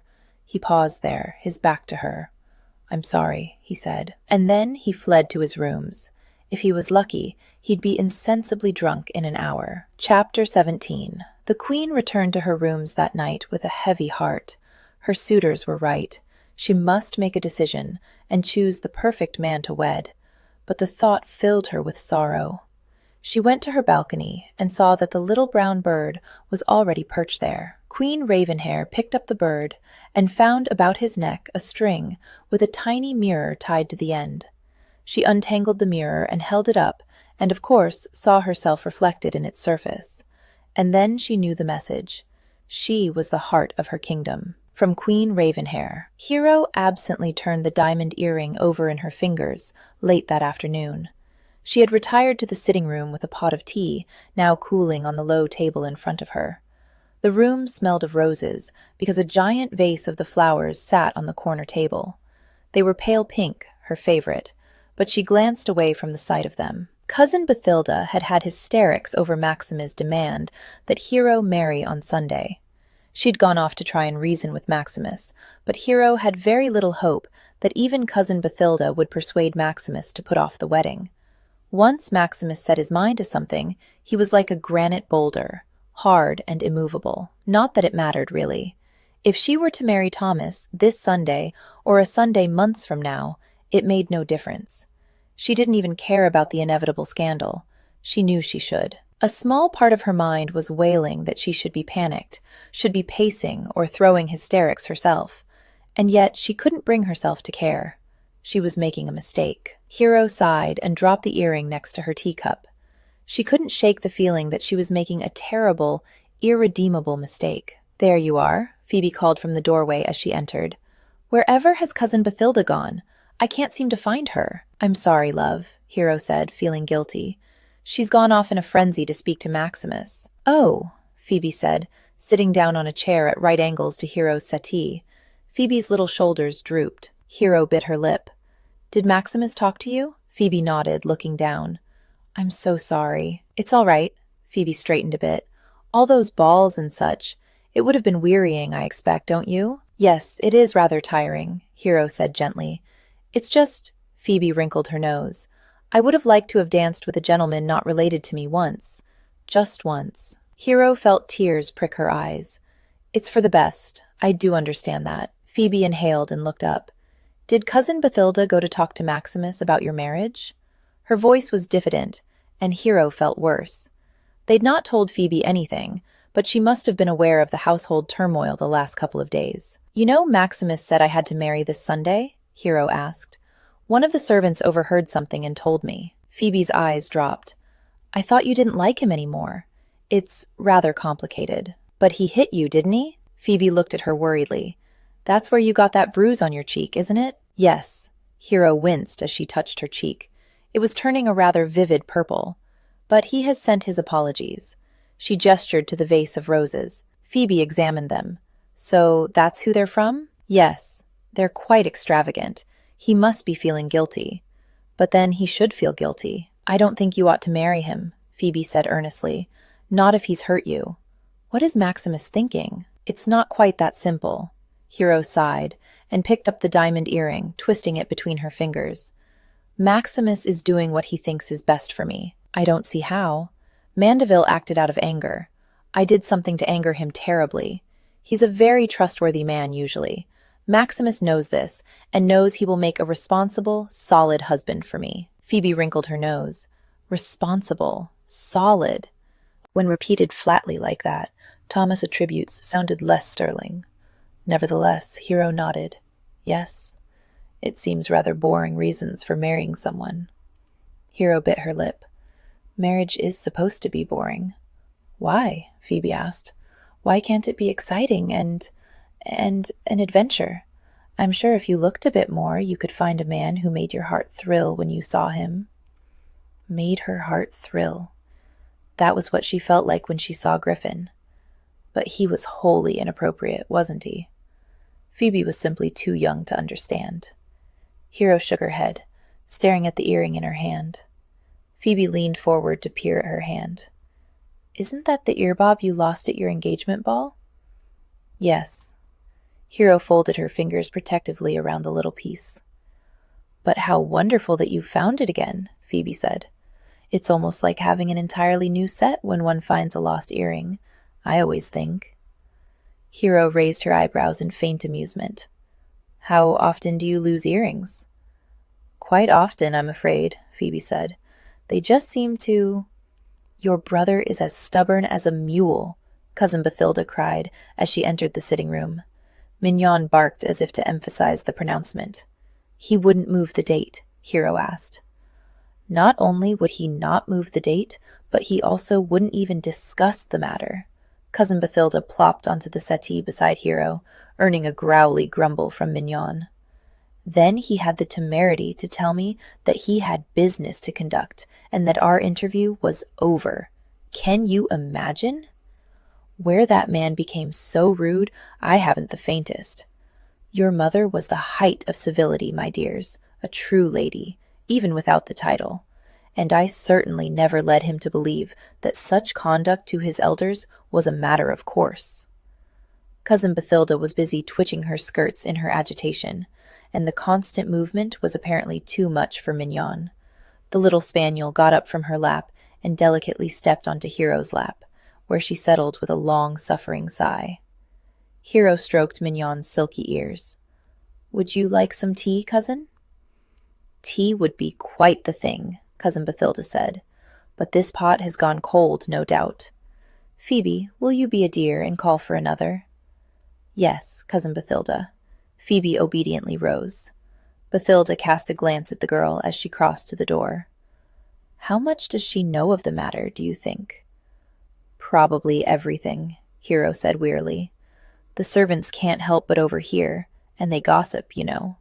"Wretched gossip," Cousin Bathilda humphed. Phoebe returned, and Bathilda smoothed her face. "Thank you, my dear. I'm glad to know that I instilled some manners in you girls, at least. I don't think anyone could make Maximus do something he didn't want to do, manners or not," Phoebe said cheerfully. "He's the Duke, after all. Sometimes it's hard to imagine him as anything else, but he must have been a baby with pap on his face once upon a time." She frowned uncertainly. "He was, wasn't he?" "Of course," Bathilda said. "He was an adorable baby, although very grave even when in leading strings. Your mother used to laugh at his solemn face." "Did she?" Phoebe leaned forward. She was always interested in discussions of their parents. Since she'd only been an infant when they died, she had no memories of them. "Oh, yes," Cousin Bathilda said, "though your father chided her for it. He said such solemnity in a boy would make a good duke in a man. And he was right. Maximus is a magnificent duke, even if he is stubborn as a mule." The maids entered with new tea things, and there was silence a moment as they cleared the old tea away and set out the new. Hero thanked them, and they curtsied and quietly left the room. "This looks nice and hot," Cousin Bathilda said, as she sat forward to pour. "Phoebe, would you like a dish? Hero?" Hero shook her head, and Cousin Bathilda assembled a dish of tea for Phoebe, and one for herself. Cousin Bathilda sat back with her dish, inhaling the steam. "Ah, this is restorative. I can't think why your brother must torment me so, my dears. Perhaps his business was very important," Phoebe offered, as she sipped her own tea. Cousin Bathilda snorted delicately. "He said so, and perhaps thought so, but I don't see how arresting some illicit gin-maker in the worst part of St. Giles can be all that important, no matter what he says or thinks." Mignon squeaked as Hero clutched involuntarily at her ear. Maximus was after a gin-maker in St. Giles today? Griffin had said just last night that he'd argued with Maximus. If Maximus saw Griffin as a threat to her marriage to Thomas, he might consider it a deed well done to get Griffin out of the way. Hero shivered as fear raced up her spine. Her brother could be very ruthless, but surely he wouldn't move against Griffin when she was about to marry Thomas. Hadn't he promised her? But no, he hadn't actually put the promise into words. She'd simply asked if she wanted Griffin arrested. The implication had been that he would have Griffin arrested if she didn't marry Thomas. But after that, Griffin had argued with Maximus. Had Maximus decided to eliminate the threat that Griffin posed to her marriage to Thomas? Cousin Bathilda glanced at her. "Something the matter, my dear?" I was just wondering when Maximus plans to arrest this gin distiller." Hero dug her fingers into Mignon's soft fur, and Mignon licked her hand. At this very moment, Cousin Bathilda replied, causing Hero's heart to nearly stop. "Well, soon in any case. He was muttering something about taking soldiers and finding his informant as he escorted me to his door." Hero leaned forward urgently. "Then he hasn't done it yet? There's still time?" Cousin Bathilda looked startled and slowly lowered her teacup. "Why, yes, I suppose so, dear. Why ever do you ask?" I've remembered an appointment," Hero said, standing and unceremoniously dumping Mignon to the floor. The little dog squawked and retreated under the settee. "Is the carriage still in front?" "I don't know," Cousin Bathilda called behind Hero as she rushed to the door. "Hero, what is this about?" But Hero was already in the outer hallway, making for the stairs. She hadn't time to explain to either Bathilda or Phoebe. She hadn't time to find help. She had to go to St. Giles and warn Griffin before her brother threw him in jail. On a hanging charge. Thomas was surprised to see a coach outside Lavinia's house when he climbed down from his carriage late that afternoon. He frowned, a vague worry beginning to niggle at the back of his mind as he knocked at her door. The imposing butler answered and scowled down at him. Thomas didn't bother with any niceties. He brushed past the man, noticing crates and baskets piled against the walls of the hall. "Where is she?" "Mrs. Tate is in her rooms," the man said sourly, and he dropped the "my lord," Thomas noted. Thomas ran up the stairs without another word. Damn the man anyway. He was but a mere servant. Thomas was determined to have a word with Lavinia about her staff. But when he reached her rooms, he stopped dead instead.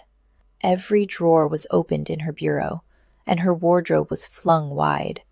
Dresses, petticoats, stockings, shoes, chemises, and other female odds and ends were strewn on every available surface. And in the midst of all this chaos, Lavinia was directing 2 maids as they packed the clothes into boxes.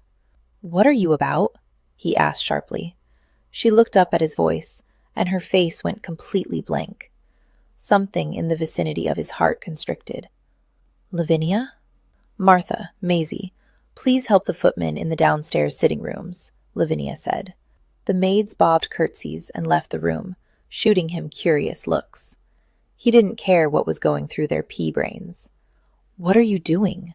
She lifted her chin. "I'm packing to leave, of course." She wore a simple gray dress today, not at all her usual style, and against her bright wine-red hair, it gave her a severe look. He had a savage urge to tear it from her body. "I thought—" He had to stop and swallow, past a sudden swelling in his throat. He had a wrenching, horrifying notion that he might weep. "I thought you would stay with me. Because I let you bed me?" "Yes, damn you," she sighed. "But I told you already that I will not be your mistress while you are married to another woman, Thomas. I never changed my mind." She turned back to the bed, but he grabbed her arm roughly. "You love me." "Yes, I do."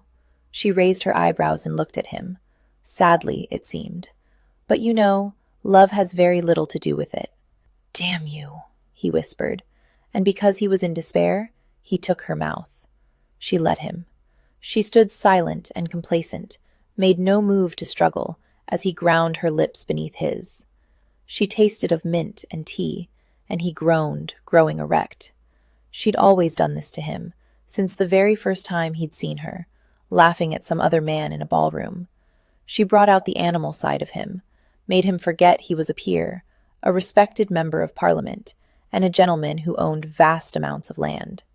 She made him into a man, only a man, and in the past he'd hated her for it, reminding him that beneath the ermine robes he was merely blood and bone, like any other wretch who scrabbled for a living in London. But here, now, he no longer cared. He was going to lose her, once and for all. She would simply walk away, wine-red hair, maddening laugh, and those plain brown eyes that saw all of his most shameful secrets and loved him anyway. And in the end, when he finally took his mouth from hers, she simply looked at him and turned away. She picked up a stocking and began carefully rolling it. "Goodbye, Thomas." He sank to his knees, there in her room on the carpet that was worn in spots, and said the first thing that popped into his mind. "Please marry me, Lavinia." "You look like you've died, been buried for 3 days, and then been dug up," Deedle greeted Griffin cordially that evening in St. Giles. Deedle tilted his head and took a closer look, And been to Elle in the meantime, too. Thank you, I have, Griffin growled as he filled a nosebag for Rambler. He'd not sufficiently trusted any of the men at the still to put them in charge, so he'd been forced to press Deedle into service.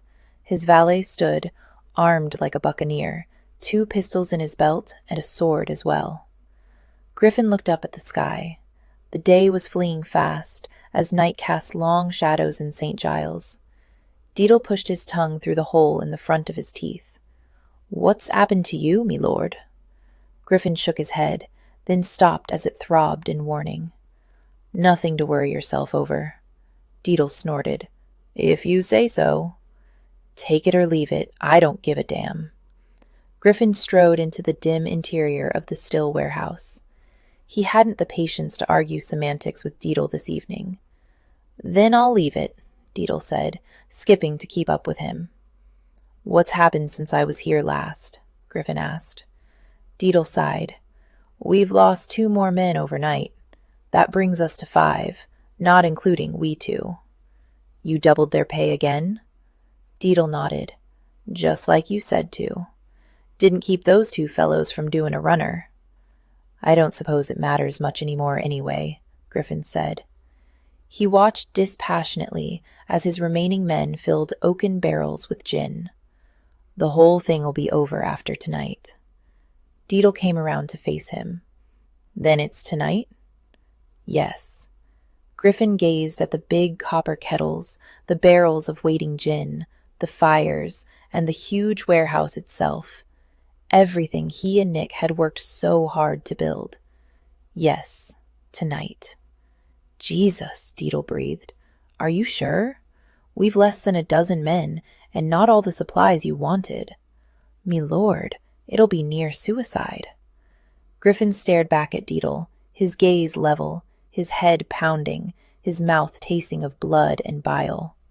He'd lost Hero, would lose his mother to London, never had a chance of reconciling with Thomas in the first place, and Nick, his dear friend, was dead and buried. The bloody still was the last thing he had left in London. Tonight or never. "I'm not waiting any longer. I want this over with." He turned and picked up one of the wicked-looking swords his men used, and then glared back at Deedle. "Are you with me or not?" Deedle swallowed and gripped his pistol. "Aye, me lord, I am." Chapter 18. Tears filled Queen Ravenhair's eyes at the simplicity and beauty of the tiny mirror's message. She held the bird in the hollow of her palms. "What shall I do?" she whispered into the downy feathers. "Who shall I take as husband?" She let the bird go, and he flew away. But instead of disappearing for the night as usual, it was back again within minutes. It alighted and opened its beak to sing. "Let the heart of the heart decide," from Queen Ravenhair S. "Cornered," Freddie said with satisfaction that evening. "Reading won't be getting out of this one alive, I'm thinking. S lost Nick Barnes, and most of his men have deserted him." Charlie nodded, listening with one ear to the click of the dice in his fingers, and with the other for any sound overhead. "Our informant has told Wakefield where Reading still is?" "Told him, and is leading him to Reading still as we speak," Freddie said. So great was his glee that he almost looked Charlie full in the face. Almost, but not quite. Charlie spilled the dice to the table. 2 aces. Deuce. For a moment he stared, mesmerized by the ill omen. Deuce could foretell death, but whose? His enemies or his own? Or perhaps the woman who lay above? "Well, draw him out," Charlie whispered, still mesmerized by the unlucky dice throw. "Draw him out, kill him, and fire the still." The sky was turning gray as Hero climbed from her carriage at the edge of St. Giles. "I don't like this, my lady," George the footman said. He hoisted a lantern and fingered one of the pistols she'd given him. A shout rose from the group of men, arguing over an overturned cart in the road. Her carriage was stuck behind the accident in a street too narrow to turn around. "I understand your objections," Hero murmured, "but I cannot wait for them to clear the road. It could take hours." "Begging your pardon, my lady, but couldn't we send word back home for another footman or two to join us?" "I've told you, I haven't the time." Hero picked up her skirts and began to walk briskly away from her carriage and the accident. "But after dark," George fretted. "What if we're attacked, my lady? You've got the pistols," Hero said soothingly. George looked unconvinced by this assurance, but he made no more protestations. Instead, he fixed a suspicious eye on their surroundings. Hero bit her lip as she wrapped her cloak about herself. She couldn't blame George. This expedition was dangerous, very dangerous. Normally, she never even contemplated going into St. Giles after dark, let alone on foot and with but a single bodyguard. She was quite aware of the dangers St. Giles posed. But what other choice did she have? She needed to get to Griffinstill as soon as possible. She hadn't wanted to risk arousing Cousin Bathilda's suspicions by taking more than one footman. Hero glanced about them. The street they were in was darkening and becoming deserted as she watched. Everyone seemed to want to get inside before full dark. She shivered. Dear Lord, what if she was too late and Maximus had already made his raid on the still? The thought of Griffin in chains, of him being thrown into some wretched prison, was almost more than she could bear. He was so proud. Worse, what if he resisted being taken? What if he were shot? She nearly sobbed at the thought. This was insane. Just last night she rejected him as thoroughly as if she'd written it all down on paper. Now she was racing through the St. Giles alleys in fear for his life? Had she gone insane? Or had she simply made a terrible mistake? Why had she sent him away in the first place? All the considered arguments she'd given him, all the well-reasoned points, none of them made sense anymore. All she knew was what her innermost heart felt. She wanted Griffin. Despite his wild ways, despite his shady past, despite the fact that her brother was about to arrest him for distilling gin, she wanted Griffin. She'd die if anything happened to him, and she very much feared that her life would be a long, gray, boring test of endurance without him in it. She wanted him. She needed him. And yes, she loved him. She'd admit it now that it might be too late. She loved him. And that was all that mattered. "This barmy," Deedle hissed under his breath. Griffin glanced back at him over his shoulder. Night had fallen, and the alley behind the warehouse still was swallowed by shadows. The blackness was a boon for the predators of the night, hiding any lurking assassin or creeping attacker. Of course, the shadows also hid those who preyed upon the predators. Tonight, that included Griffin and Deedle. Griffin checked with his fingers that his gun was cocked. "It might be barmy, but it's our only chance." Deedle grunted. "The vicar and his gang won't be expecting us, that's for certain. Not sitting out here in the dark." Something scraped and Griffin turned his head toward the sound, alert and silent. A low shape darted across the alley. "Cat," Deedle whispered. "Think the vicar will attack tonight?" "He's been waiting since they killed Nick," Griffin murmured. "He's hoping most of my men have fled, which they have, damn him, and he wants me desperate and afraid. I'd say there's a good chance that tonight's the night." Deedle gripped Griffin's shoulder just as Griffin saw the shadow move. 3 men were creeping up the alley. One leaped and clawed at the wall of the warehouse. They were going to stop the chimneys again in preparation for the rest of the attack, if Griffin wasn't mistaken. Griffin charged low and fast and without sound. He caught the first man by the hair and clubbed him with the butt of his gun. The man went down like a felled tree. The second man shouted, but Deedle shot him. Griffin turned and aimed at the man scaling the wall. He squeezed the trigger and felt his chest expand in savage triumph when the man fell. Then someone hit him from the side. His pistol flew from his hand as he was thrown violently against the wall. His attacker was a giant with a giant's fists, pounding at his face, his belly. Griffin gasped, winded, the world spinning. He drew his pistol and shot point blank into the other man's face. He felt the sting of gunpowder against the side of his face, the spray of something wet and sticky. He pushed aside the body and glanced up, his ears strangely muffled. Men were pouring in at the far end of the alley, running toward him and Deedle, at least 20 of them, maybe more. It was a trap, he thought, oddly composed. The vicar had been waiting for them to emerge from the walls of the still warehouse. And they had. They had.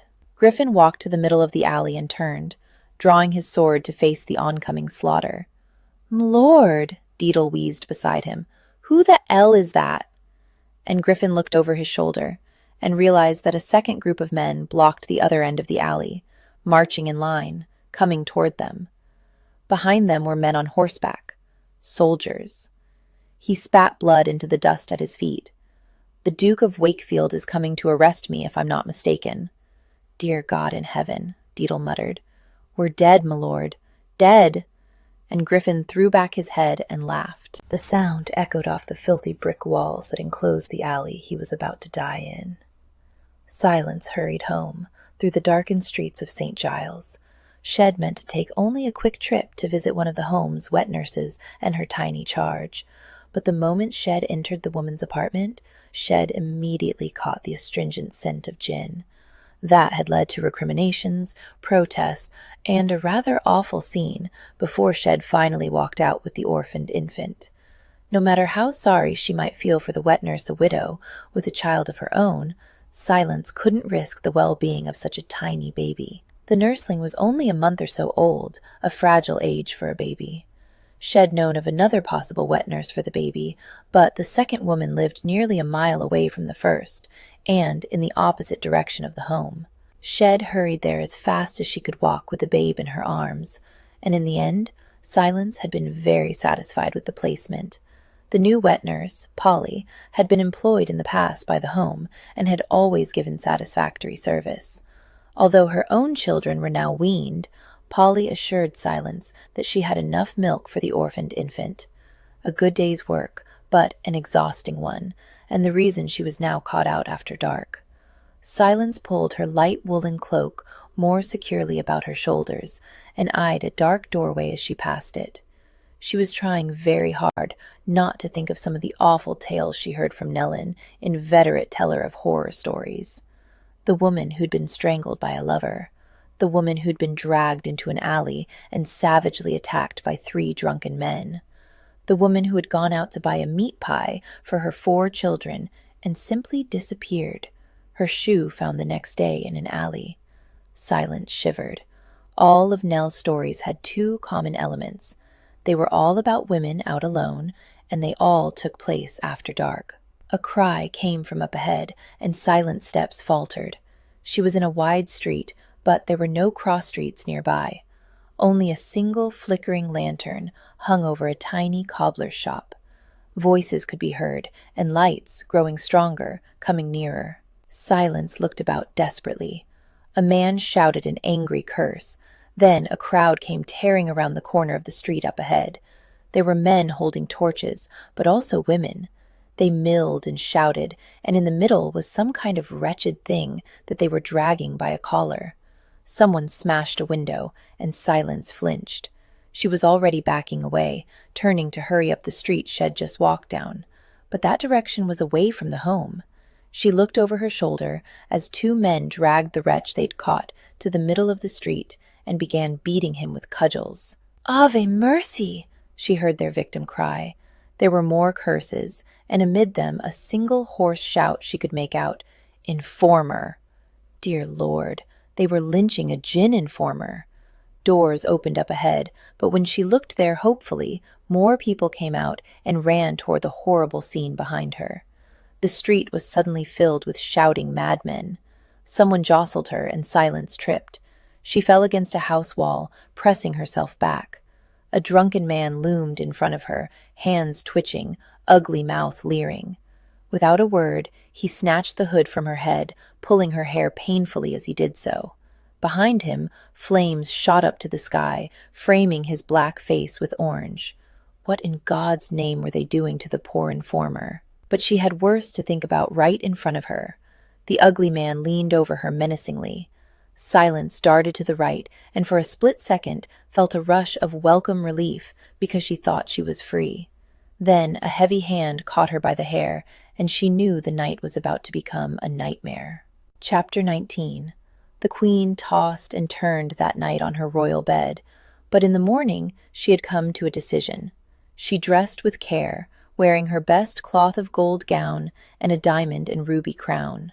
Then she strode into the throne room to meet her suitors. The princes had dressed in their best as well.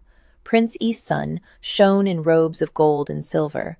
Prince Westmoon wore a doublet sewn with emeralds, and Prince Northwind was fairly encrusted with pearls. All three men stood tall and handsome, perfectly perfect in their splendor. "Have you made your decision?" Prince Eastsun asked. Queen Ravenhair tilted her chin. "Yes," from Queen Ravenhair. The first wave of attackers hit like a battering ram. They didn't seem to have pistols, but they were armed with cudgels, and a few bore swords. Griffin fired his last shot from his remaining pistol, taking down the man leading the charge. Griffin drew his sword. "For Nick Barnes!" A shot came from behind him, and then the vicar's men from one end and the soldiers from the other converged, and he and Deedle were in the middle of a melee. Griffin swung his sword with one hand, nearly severing a man's arm. The man howled and fell and was trampled by a horse. For a moment, through the mass of heaving men, Griffin saw a face, or what might be a face, in a nightmare. The man's flesh looked as if it had turned to wax and melted down the side of his skull before hardening in a grotesque parody of facial features. Griffin blinked, and the vision was gone. Griffin punched another man and was shoved hard in return. Someone swung a cudgel at him, and he took the blow on his left shoulder, his entire arm going numb. He shook his head, trying to clear a trickle of blood from his eyes. He didn't even remember the wound from which it came. He expected at any moment to be shot or impaled from behind, but didn't bother looking. Death would find him soon enough. Beside him, Deedle cursed. Griffin turned to see Deedle stagger back from three men. His arm was painted red. Griffin shouted and charged Deedle's attackers. He felt his face stretch into a grin as he threw the first man aside. The other two turned tail and ran. Then, suddenly, there was a break, and he was face to face with a gleaming black boot ornamented with a gold spur. He looked up and saw Wakefield glowering down at him from atop a huge black horse. "Reading!" Wakefield shouted. "Is this yours still?" "Fuck you," Griffin replied, and elbowed a short, bandy-legged tough in the face. Wakefield drew a pistol, aimed it over Griffin's head, pulled the trigger, and nearly deafened Griffin with the boom. He looked at Griffin again, frowning, and his lips moved, but Griffin couldn't hear him. He was jostled from behind, and Griffin turned. Deedle was using one of his pistols to beat a man about the head. Griffin felt a touch on his shoulder and swung his sword. Wakefield jerked up, then cupped his hand about his mouth, shouting, "Are these your men? Would I be fighting my own men?" Griffin asked in exasperation. He dodged aside as a man staggered toward him, then kicked the fellow's feet out from under him before stomping him once viciously in the head. He glanced around. Most of the vicar's men were fleeing in disorder, routed by the more experienced fighting of the soldiers. "It appears you have a business rival, then," Wakefield observed. He drew his sword and leaned down to slap the blade against the face of a charging rough. The man spun with the force of the blow and his own momentum, and Griffin finished him off by hitting him across the back of the head with the hilt of his sword. Griffin watched the man slump to the ground and then turned to Wakefield with a sarcastic reply on his lips. But he saw a movement beyond Wakefield's giant horse, and Griffin's shoulders tensed in horror instead. There, at the mouth of the alley, Hero was picking her way delicately toward the fight, the footman beside her armed only with a lantern and a wavering, drawn pistol. "Christ!" Griffin breathed. Wakefield glanced over his shoulder. "What the hell is my sister doing here? Reading?" Thomas had never knelt to anyone. He was aware, as he looked up at Lavinia, how humble the position was, but that was appropriate. He was a petitioner for her hand. Indeed, he was desperate for her hand. If Lavinia left him, he'd have nothing. If she asked him, he'd crawl to her on hands and knees. Had she any idea the straits she'd left him in? But her brown eyes had filled with tears that made them glitter. "You know you cannot marry me, Thomas. You've told me so many times before." She started to turn from him, but he was up and off the rug in a thrice, taking her hand, holding it between his own. "I've told you so, but I lied, Lavinia, both to me and to you. I can marry you." "But what about Anne? What about your fears of betrayal?" He felt ignoble panic rise in his chest. "They don't matter." "Yes." She took a deep breath. "Yes, they do. Anne horribly betrayed you, and you haven't trusted a woman since. I can't live with the constant fear that I'll do something that you'll misinterpret." "No!" He closed his eyes, trying to control himself so he could make this important plea. "I was a cad, I admit it, to ever doubt you. You never strayed from me when we were together. You weren't the one who found someone else. I was. But, no, hear me out." He squeezed her hand. "I know I am the problem. Griffin told me that he'd never seduced Anne, yet I refused to give him the satisfaction of believing him. Please, please, Lavinia, trust me. Let me prove I can change." She was shaking her head, trying ineffectually to wipe at the tears. "What of Parliament, or the succession of the Marquisate? Don't you see?" He shook his head, searching for the words, he who was known for his eloquence on the floor of the House of Lords. "None of that matters. Without you, I am a shadow of a man, a mere wisp. Parliament, even the Marquisate, can survive without me, but I cannot survive without you." She made a sort of gasping sound. "I love you, Lavinia," he said, desperate now. "I don't think that's ever going to change, because I've tried to stop and I can't. I love you and I want to marry you. Will you marry me?" "Oh, Thomas!" She was half laughing, half crying. Her eyes were red, her cheeks blotchy, and strangely, she was the most beautiful woman he'd ever seen. "Yes, I'll marry you." Hero started running the moment she saw Griffin beside Maximus on his horse. They were lit by flickering torches and in the midst of a desperate battle, but all she could see were the two men. Dear God, was her brother about to kill her lover? "My lady!" George shouted, and blocked a blow from a man with a large stick. "My lady, please!"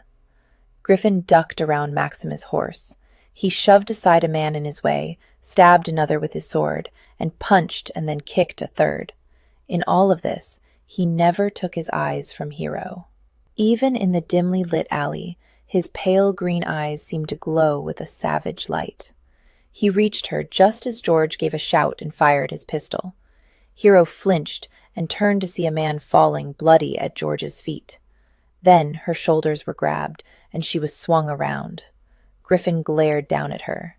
He'd lost his wig and was bleeding from a cut on his forehead. Blackened blood was drying on the right side of his face, his right eye gleaming in the midst of the gore like a demon. She almost fainted from the relief of seeing him alive and whole. Thank God she'd arrived in time. Thank God she'd not have to spend the rest of her life mourning him. Thank God Griffin opened his mouth. "What the hell are you doing here, you bloody stupid woman?" She blinked and stiffened. "I just spent the last hour traveling across London to get to you.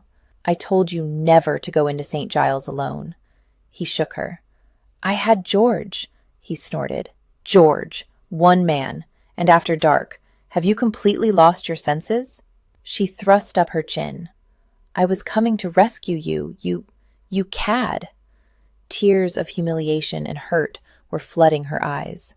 She shoved away from him and turned to flee. He muttered a completely inappropriate curse and grabbed her from behind. He swung her around, and then his mouth was on hers, hot and angry and oh so alive. She was glad, so very glad that he was well, even if he'd just been awful to her, that she opened her lips beneath his and wrapped her arms as tightly as she could around his neck. Sight and sound and place disappeared until it was just the two of them, alone in their own world. Her heart was beating loud in her ears. She could smell gunpowder and sweat on him, and the sharp, acrid scents made him more real, more alive. She could taste her own tears on his lips' tears of joy. "Hero," he groaned. "Griffin," she sighed. "Jesus," someone muttered in disgust nearby. Griffin raised his head, but didn't take his emerald eyes from hers. "Go away, Wakefield." Hero's eyes widened, and she glanced wildly around until she saw her brother, still seated on his black horse, staring disapprovingly down at them. "You can't take him!" she cried, and clutched at Griffin's broad shoulders. Maximus could hardly arrest Griffin if she clung to him bodily. "He's not going to arrest me," Griffin said, arrogant as always. "Not if you marry me." "Are you blackmailing my sister?" Maximus growled. "If I have to." Griffin's gaze had returned to hers, and what she saw there suddenly made her heart fly free. "I'll do whatever it takes to marry you, Hero." She caressed his jaw, the only part of him not covered in blood, with unsteady fingers. "You don't have to blackmail me to marry you. I love you." His eyes flared, and he pulled her close again. "Do you mean that? You'll marry me?" "Gladly," she breathed. He bent his head and kissed her, but just as she opened her mouth beneath his, he jerked his head up. "My lord!" A soldier had come running up to Maximus. "There's rioting just to the west of here. Shall we send for reinforcements?" Hero looked at Griffin in horror. "That's where the home is." He nodded. "Right." He glanced about and bellowed, "Deedle!" Griffin's valet appeared, his hair on end, one arm bloodied, but he was standing upright. "Aye, lord." "Have the vicar's men taken the bait?" Griffin asked cryptically. Maximus frowned. "What's this?" Deedle grinned from ear to ear. "'Is men are in and ours are out, my lord." "Then do it." Deedle nodded. He placed 2 fingers between his lips and blew a shrill, piercing whistle. Griffin turned to Maximus. "I suggest you call your men to you." Maximus raised his eyebrows suspiciously, but shouted, "To me!" At once, the remaining soldiers started for him. "Taking a while, isn't it?" Deedle said worriedly. Boom! A huge concussion made the very ground shake. Bricks tumbled from the nearest buildings, while at the same time an intense light lit the night. The smell of smoke filled the air. Hero grabbed for Griffin. "What was that?" "That'll cut the vicar down to size." Griffin grinned ferociously. "Nick would have liked the pretty trap we set for the vicar and his men." Maximus, who had been eyeing the explosion, turned to look down at them. "You blew the still, didn't you?" Griffin grinned. "I haven't the faintest idea what you're talking about, but if a still did blow, it might be because a very insistent lady recently showed me the evils of gin and gin distilling." Hero's heart swelled as tears pricked her eyes. "Oh, Griffin." Maximus grunted. "You're an annoying prick, but I suppose I must accept you into the family." He glanced at Hero. She tilted her chin up. "Unless you prefer I elope?"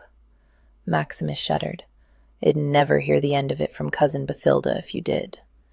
He leaned down and offered his hand to Griffin. "Pax?" Griffin took the proffered hand. "Pax. Now." Maximus straightened in the saddle. "Where is this orphanage?" Silence looked up at the drunken tough advancing on her, and wondered if she would want to live after he finished with her. A shout came from behind the man. Since it was merely one of many raucous voices raised in the night, her attacker ignored it. But he couldn't ignore the gloved hand that slapped down on his shoulder. The drunken lout began to turn, but he suddenly spun in an oddly graceful movement that ended with him face first on the ground. Silence blinked and glanced up at her savior, and then she could only stare. The man before her looked like something out of a pantomime. He wore breeches and a tunic patterned all over in a harlequin's red and black diamonds. On his feet were tall black jackboots, and cuffed black gloves covered his hands. A grotesque half-mask with an enormous hooked nose concealed his features, leaving only his mouth and chin bare. As she looked at him, he doffed a huge, wide-brimmed black hat and swept her a courtly bow. "You're the ghost of St. Giles," she blurted. His mouth curled at the corner, but he made no sound, simply gesturing with his hat before him as if to direct her path. "I live over there," she said, feeling a bit foolish for talking with a mute comic actor. His mouth tightened, and again he bowed, and most definitely directed her in the opposite way from the home. "I suppose I can trust you?" she said. He grinned, which did not at all set her mind at rest. On the other hand, he had saved her, and with such a notorious escort, she had no fear of being accosted again. "Very well." She lifted her skirts, and then stopped as she saw someone beyond him. There, on the other side of the street, was Mickey O'Connor. He stood facing her, hands on hips, a slight frown between his beautiful brows, making no attempt to conceal himself from her. But then, why would he have any reason to hide from her?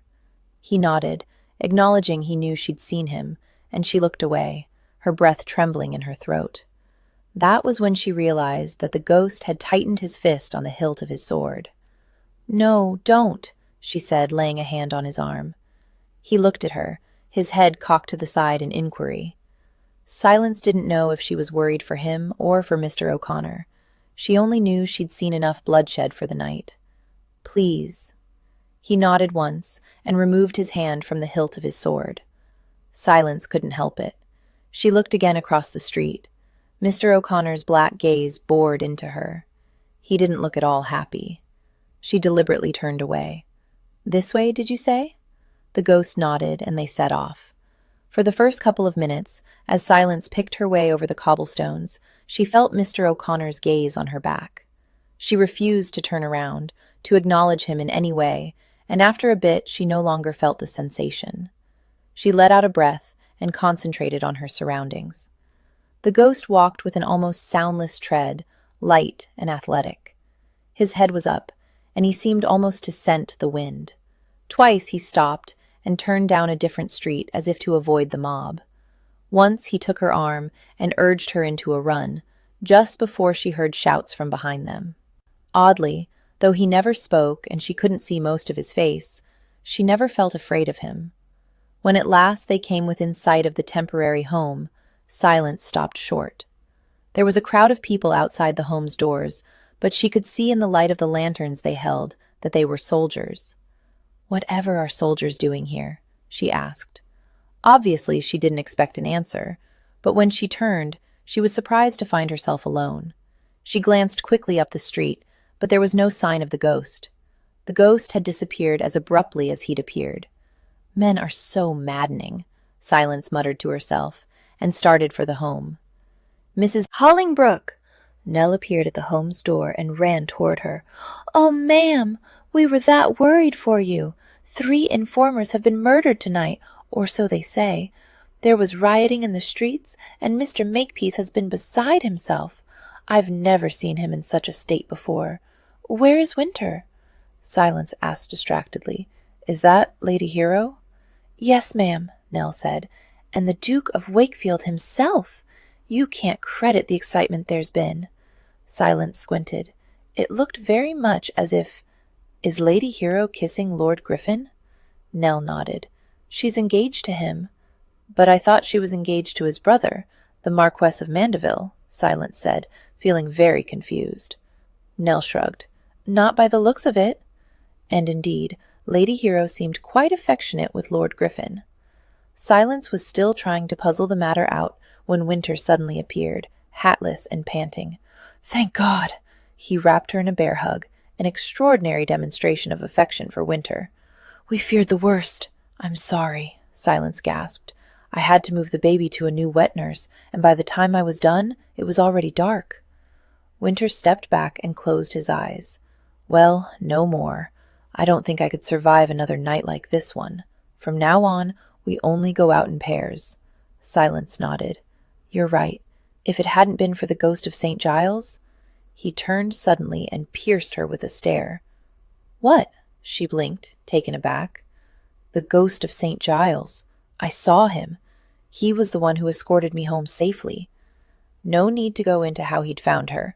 Winter was already anxious about her well-being without telling him how close she'd come to rape and worse. Winter lifted his head, glancing about the dark street. "He was here?" "Yes," Silence said slowly. "He brought me here and then disappeared. Why do you ask?" Winter shrugged. "The ghost always seems to be about when I'm not. I'd like to catch a glimpse of this phantom apparition someday." "He isn't a phantom, that I can assure you," Silence said. "He was as real as you and I." Winter grunted. "Well, in any case, we don't have the time to speculate about the ghost at the moment. Our illustrious visitors require our attention." "Lady Hero said she had something to speak to you about," Nell said. "I just remembered." "What is it?" Silence asked. Nell knit her brows. "Something about spinning. I can't think what, but she did seem most insistent." "Spinning?"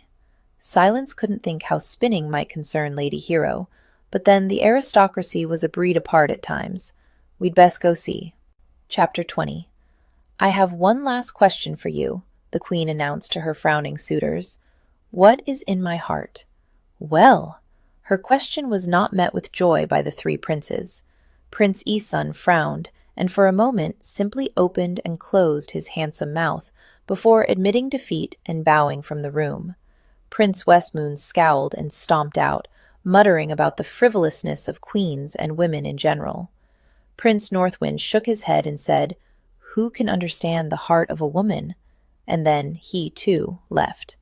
The advisers, ministers, and men of letters fell to arguing, but Queen Ravenhair quietly left the throne room and made for the stables. From Queen Ravenhair, 6 weeks later. "He's a priggish ass, and I don't see why I should bother to even reply." Griffin threw the letter from Thomas on the breakfast-room table. Across from him, his wife of only 1 week continued to serenely pour her tea. "You need to not only answer him, but also agree to see him for dinner, because he is your brother." "Humph." Griffin crossed his arms on his chest and attempted to glare at Hero, but was somewhat diverted by the magnificence of her décolletage. "Is that a new frock?"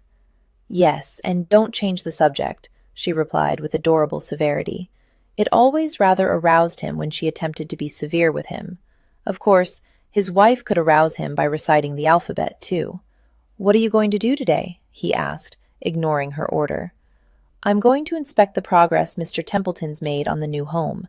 He thinks they may actually be done before spring. After that, I'll stop by the home and see how the spinning lessons are going." Splendid. Griffin had already bought a prize ram and breeding ewes. By spring, the children would have new wool to spin. She smiled. "And then I'm off to a tea at Lady Beckenhall's, where I hope to persuade her to join my ladies' syndicate for the benefit of the home for unfortunate infants and foundling children." He made a show of shuddering. "The name alone strikes fear into my heart." "Why? A syndication of ladies involving both one's wife and one's sister," he replied darkly, "would strike fear into any man's heart." "Silly," she said blithely. "Margaret will laugh when I tell her you said so, and prove my point." She gave him a look and set down her cup of tea. "Now, as to your brother, name me one good reason why I should see him." Griffin held up a finger as she opened her lips. "Besides the fact that I'm unfortunately related to him." She smiled sweetly, which he had begun to realize in the last week was a warning sign. "It would please your mother." "Huh," was his devastating reply. The fact was that he'd do almost anything to make Mater happy, and Hero well knew it. "And," she said, picking up a piece of toast, "it would please me as well." Griffin straightened in outrage at that. "He hit you?" "And I've forgiven him," she said. "He did give me that incredibly expensive emerald necklace in apology." "Lavinia made him do that," he pointed out. "It was still a lovely gesture nonetheless." She eyed him as she crunched her toast. "And that was after he sent me roses daily for 3 weeks straight. I don't know why you stopped him." "Whole damned house smelled of wilting roses," Griffin muttered. "Irritating as hell." His wife looked at him with those diamond eyes. "Don't you think that if I can forgive him, you should too?" Huh.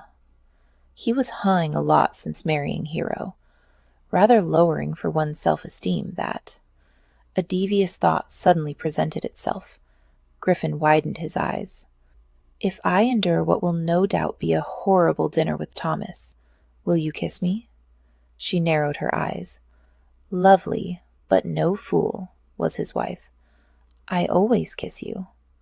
Not, he said silkily, that kind of kiss.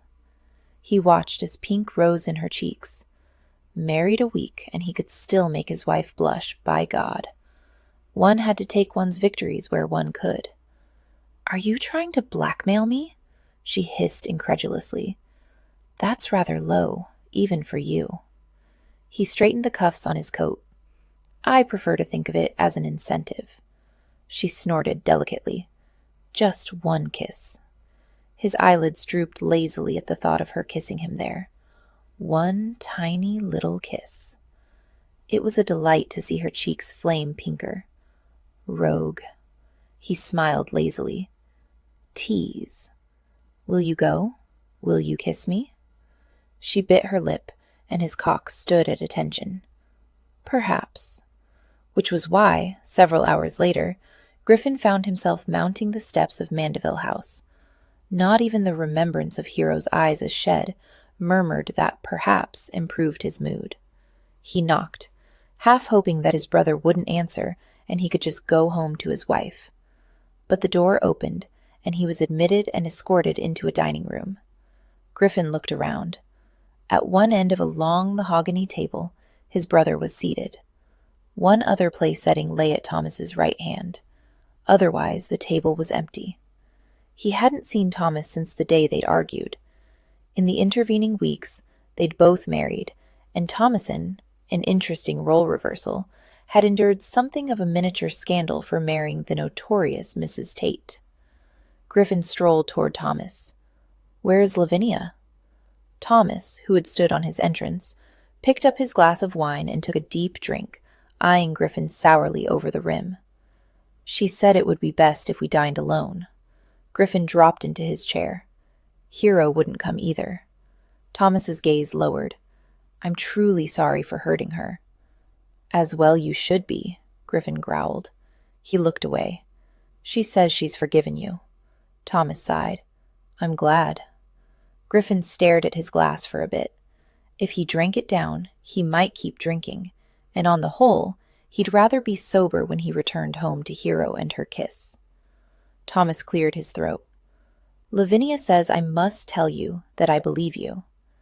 It took a moment for Griffin to work out that complicated comment. Then he straightened in his chair. You do? Thomas nodded, sipping his wine. Griffin slammed his palm down on the table. All the dishes jumped, and a fork fell off the edge. Then why the hell didn't you say so earlier? Thomas scowled. She always liked you. Anne? Griffin asked incredulously. Thomas nodded. So? You were the one she married. But if I hadn't had the title. But you did have the title, Griffin near roared. Of all the stupid, soft-brained... Thomas slammed his own hand down. A glass crashed to the floor. You don't understand. You've never understood. I might have the title and father's affections, but you have mother's and everyone else's. Griffin blinked. You were jealous? Of me? Thomas looked away, a muscle ticking in his jaw. And it was suddenly too much for Griffin. He shouted with laughter, holding his belly, doubled over the table. It's not that funny, Thomas said when Griffin paused to take a breath. It bloody well is, Griffin assured him. You've barely talked to me for over 3 years, and all because you were jealous. Jesus, Thomas. You're richer, older, and scads more handsome than me. What more do you want? Thomas shrugged. She always liked you better. Griffin sobered. Who? Anne or Mater? Both. Thomas stared moodily into his glass. When father died, I thought I'd be the one in charge. I was the Marquess, after all. But then we realized father's debts, and she called you home from Cambridge. I do have the better head for business. Thomas nodded stiffly. You do. You did. Even though you were only 20 and 2 years younger than I, you immediately set to improving our finances. Would you prefer I'd let us all go to debtor's prison? Griffin asked dryly. No. Thomas raised his face and looked him frankly in the eye. I'd prefer that I were the one who could save Mother from financial ruin." Griffin stared at him for a moment and thought about what it must have cost Thomas to admit that he wasn't good at something. He leaned forward and poured his brother some more wine. "Every time you've ever made a speech in Parliament, Mater has written all about it to me. Pages and pages of details, the points you made and the reaction of the lords." Thomas' mouth dropped open. "Truly?" Griffin nodded. "Truly. Haven't you ever noticed her in the ladies' gallery?" "No." Thomas shook his head, looking a little dazed. "I had no idea." "Well, now you do." Griffin set the bottle down and leaned back in the chair. "Besides, what good would two financial geniuses in the family do?" The opening of the bedroom door woke Hero that night. She yawned and stretched indolently as Griffin set down the candle he carried and took off his wig. It was sadly unsophisticated, but they decided they preferred to share a room and a bed that night. So upon their marriage, she moved into his bedroom and was in the process of redecorating the sitting room on one side into a dressing room for her. "You were out late," she murmured, her voice husky from sleep. Griffin, who'd splashed water on his face from the basin on his dresser, turned to her with a cloth in his hand. Thomas wanted to discuss his estates. His voice was relaxed, a far cry from the tension in his body when he'd left this evening for his brother's house. "It went well, then?" "Well enough. He's very interested in the new weaving venture." He threw the cloth to the dresser top and prowled toward her, his gaze roaming over the silk coverlet she held to her chest. "Are you wearing anything under there?"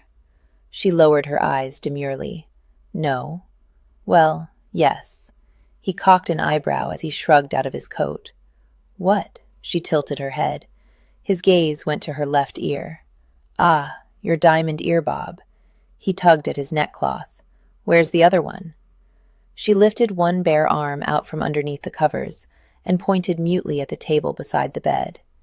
He dropped his neckcloth and waistcoat onto a chair, then came over to look. Griffin picked up the other ear bob. "Is this the one you threw at me?" "Yes." She lay back against the fluffy down pillows. "I see."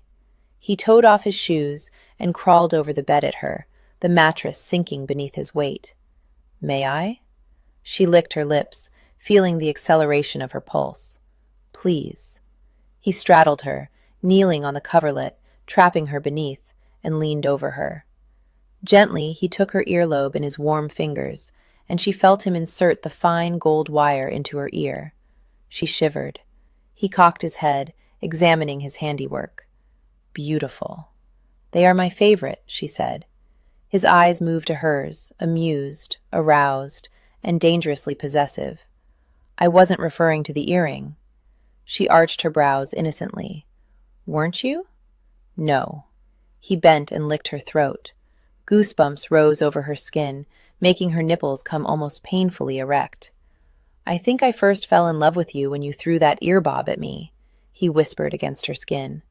"How could you?" she gasped. She wanted to take her arms out from underneath the covers, but his weight on the sheets prevented her. "You were making love to another woman." "Not making love," he contradicted her choice of words. "I never made love until I met you. And besides, it doesn't matter. I forgot her the moment I saw you." She laughed, though her lips trembled. "Do you expect me to believe such balderdash?" "Oh, yes," he murmured, tugging the sheet lower on her bosom. "Believe me and love me in return." He raised his head, and she met his gaze, suddenly serious. I do love you." A corner of his mouth quirked up. "When did you know?" She bit her lip, wishing he'd go back to kissing her, wanting at the same time to draw this out endlessly. "You're fishing for compliments." "And if I am?" He took the coverlet between his teeth and tugged it down beneath one breast. He hovered over the nipple, close enough that she felt his hot breath, but he didn't touch her. "I think it was when you kissed me at Heart's Folly," she whispered. He snorted. "You thought I was Thomas." She laughed. "I didn't. I was only teasing you by pretending I thought you were. You'd made me so irritated. I'd never mistake you for—" "Oh." He'd leaned down and delicately taken her nipple between his teeth. She felt the flick of his tongue against the sensitive tip, and then he was sucking strongly on her. She moaned, low and shockingly animal. He let go of the nipple. "You were saying?" "I'd never mistake you for another," she whispered, watching him from beneath half-closed lids. "We talked about true love on that first night. Do you remember?" "How could I forget?" He pulled the coverlet down another inch and exposed her other breast. Idly, he played with her nipples. "I had an uneasy feeling, even then, that you were the one for me." She swallowed, having trouble forming words with his hands working so exquisitely on her. "You are my true love, Griffin, now and forever. Sometimes, when I think how close I came to turning away from you out of pure cowardliness, I want to weep." "Hush," he murmured, brushing kisses over her lips, still pinching and fondling her nipples. "You didn't. We are together and will remain together. Forever." "Promise?" she whispered beneath his lips. "Promise," he said, just before kissing her deeply. When he raised his head again, she was wet and wanting, but he still had her pinned beneath the coverlet. "Are you ever going to let me go?" she asked. "No," he said, looking very satisfied. "I think I rather like you in this position, unable to move or object to whatever I want to do to you." She squirmed a little, feeling the slide of the silken covers against her bare skin. "I do like this, but it does have one drawback." "What is that?" he asked absently, as he traced circles on her breasts. "I might find it hard to kiss you." "What do you mean?"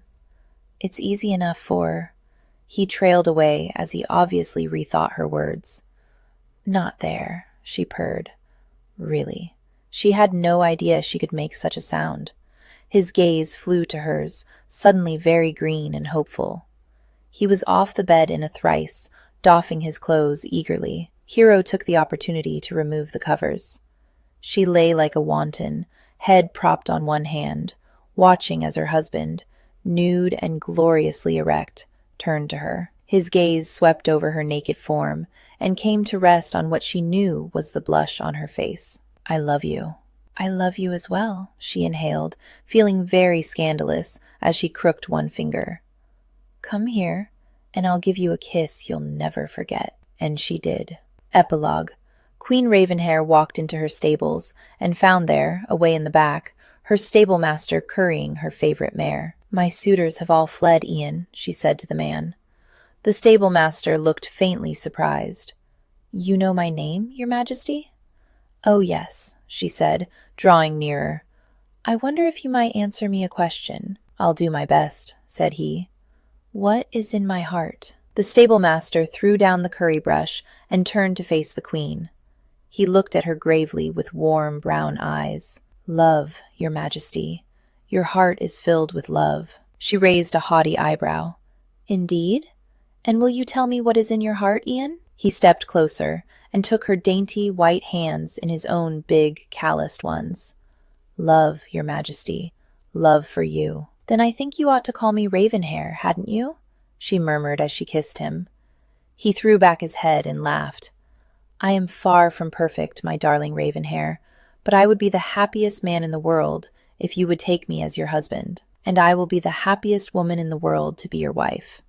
She smiled back, her heart overflowing with joy, and rose on her tiptoes to whisper in his ear, "I don't think I truly want perfection anyway." From Queen Ravenhair. "Mamoo!" Mary Darling giggled as she knocked over the tin cups Silence had carefully helped her stack on the kitchen floor. The cups fell with a great clatter, and the little girl clapped her hands in glee. "Goodness, that was very loud," Silence said fondly. The baby bounced on her bottom. "Mo! Mo!" "Very well, well, stack them once more, and then, young lady, I think it'll be time for a nap." Silence had found that though Mary Darling might protest mightily at the thought of a nap, she was much happier with one. "You look cheerful this afternoon, sister." Winter came in the kitchen and set down his bundle of books. "Do I?" Silence was aware that Winter had been keeping a close eye on her since William's death. "Yes." Winter made a sudden, horrible face at Mary, which sent the baby into gales of laughter. "I think that cap becomes you." Silence smiled a little sadly. It wasn't the cap, she knew. It was little Mary Darling. One couldn't let oneself wallow in grief with an active baby to care for, and perhaps that was for the best. She stroked a finger over Mary's downy cheek. Life had to go on after all. "Is it stew again?" Winter peered into the pot on the hearth. "Beef and cabbage," Silence replied. Good. Winter never seemed to notice what was set before him, but like all men, he had a deep appreciation for tasty food. "I'll just go and wash before luncheon." "Hurry," she called after his retreating back. "I've still got to put Mary down for a nap." He waved over his shoulder to indicate he'd heard her. "Let's just hope Uncle Winter doesn't start reading a book up there," she confided to Mary. The baby chortled and knocked over a tin cup. "Mrs. Hollingbrook!" Joseph Tinbox, one of the home's older boys, ran into the kitchen. "Look what I found on the step!" He held out a small wooden box. Silence stared at the offering like it was an adder. Their step had been mercifully free from any gifts since the morning of the riots, and she had been hoping that perhaps the giver had forgotten them. "Shall I open it?" Joseph asked eagerly. "No," Silence said, a little too sharply. She inhaled. "Shouldn't you be at your afternoon lessons?" "Aw," she lifted a brow. "Now, Joseph." Joseph wrinkled his nose but slumped off obediently to his lessons. Silence picked up the box with trembling fingers. She prized open the lid and stared inside. A lock of hair lay there, tied with a scarlet ribbon. She picked it up between thumb and forefinger, but no note was hidden underneath. "Whose do you suppose it is?" she whispered to the baby. It was a black lock, the hair so dark it shone blue-black. In fact, it was very like Mary Darling's own hair. Now that her curls had grown in thickly, they'd revealed themselves as inky black. Silence held the lock to the baby's head experimentally as Mary bent over her tin cups. The hair was a perfect match. But the lock didn't come from Mary Darling's head. Silence would know if someone had cut it, and besides, Mary's hair was still too short. No, the lock of hair was long and curling, and really rather beautiful. A woman with hair like this? Silence suddenly dropped the lock in shock. Or a man. She knew of one man who had long, curling, inky black hair. She gazed in horror at the baby playing before her, the baby she had nursed and played with and sung to like she was her very own for the last 7 months. The baby she had given her heart to. Mary's hair matched charming Mickey's hair exactly.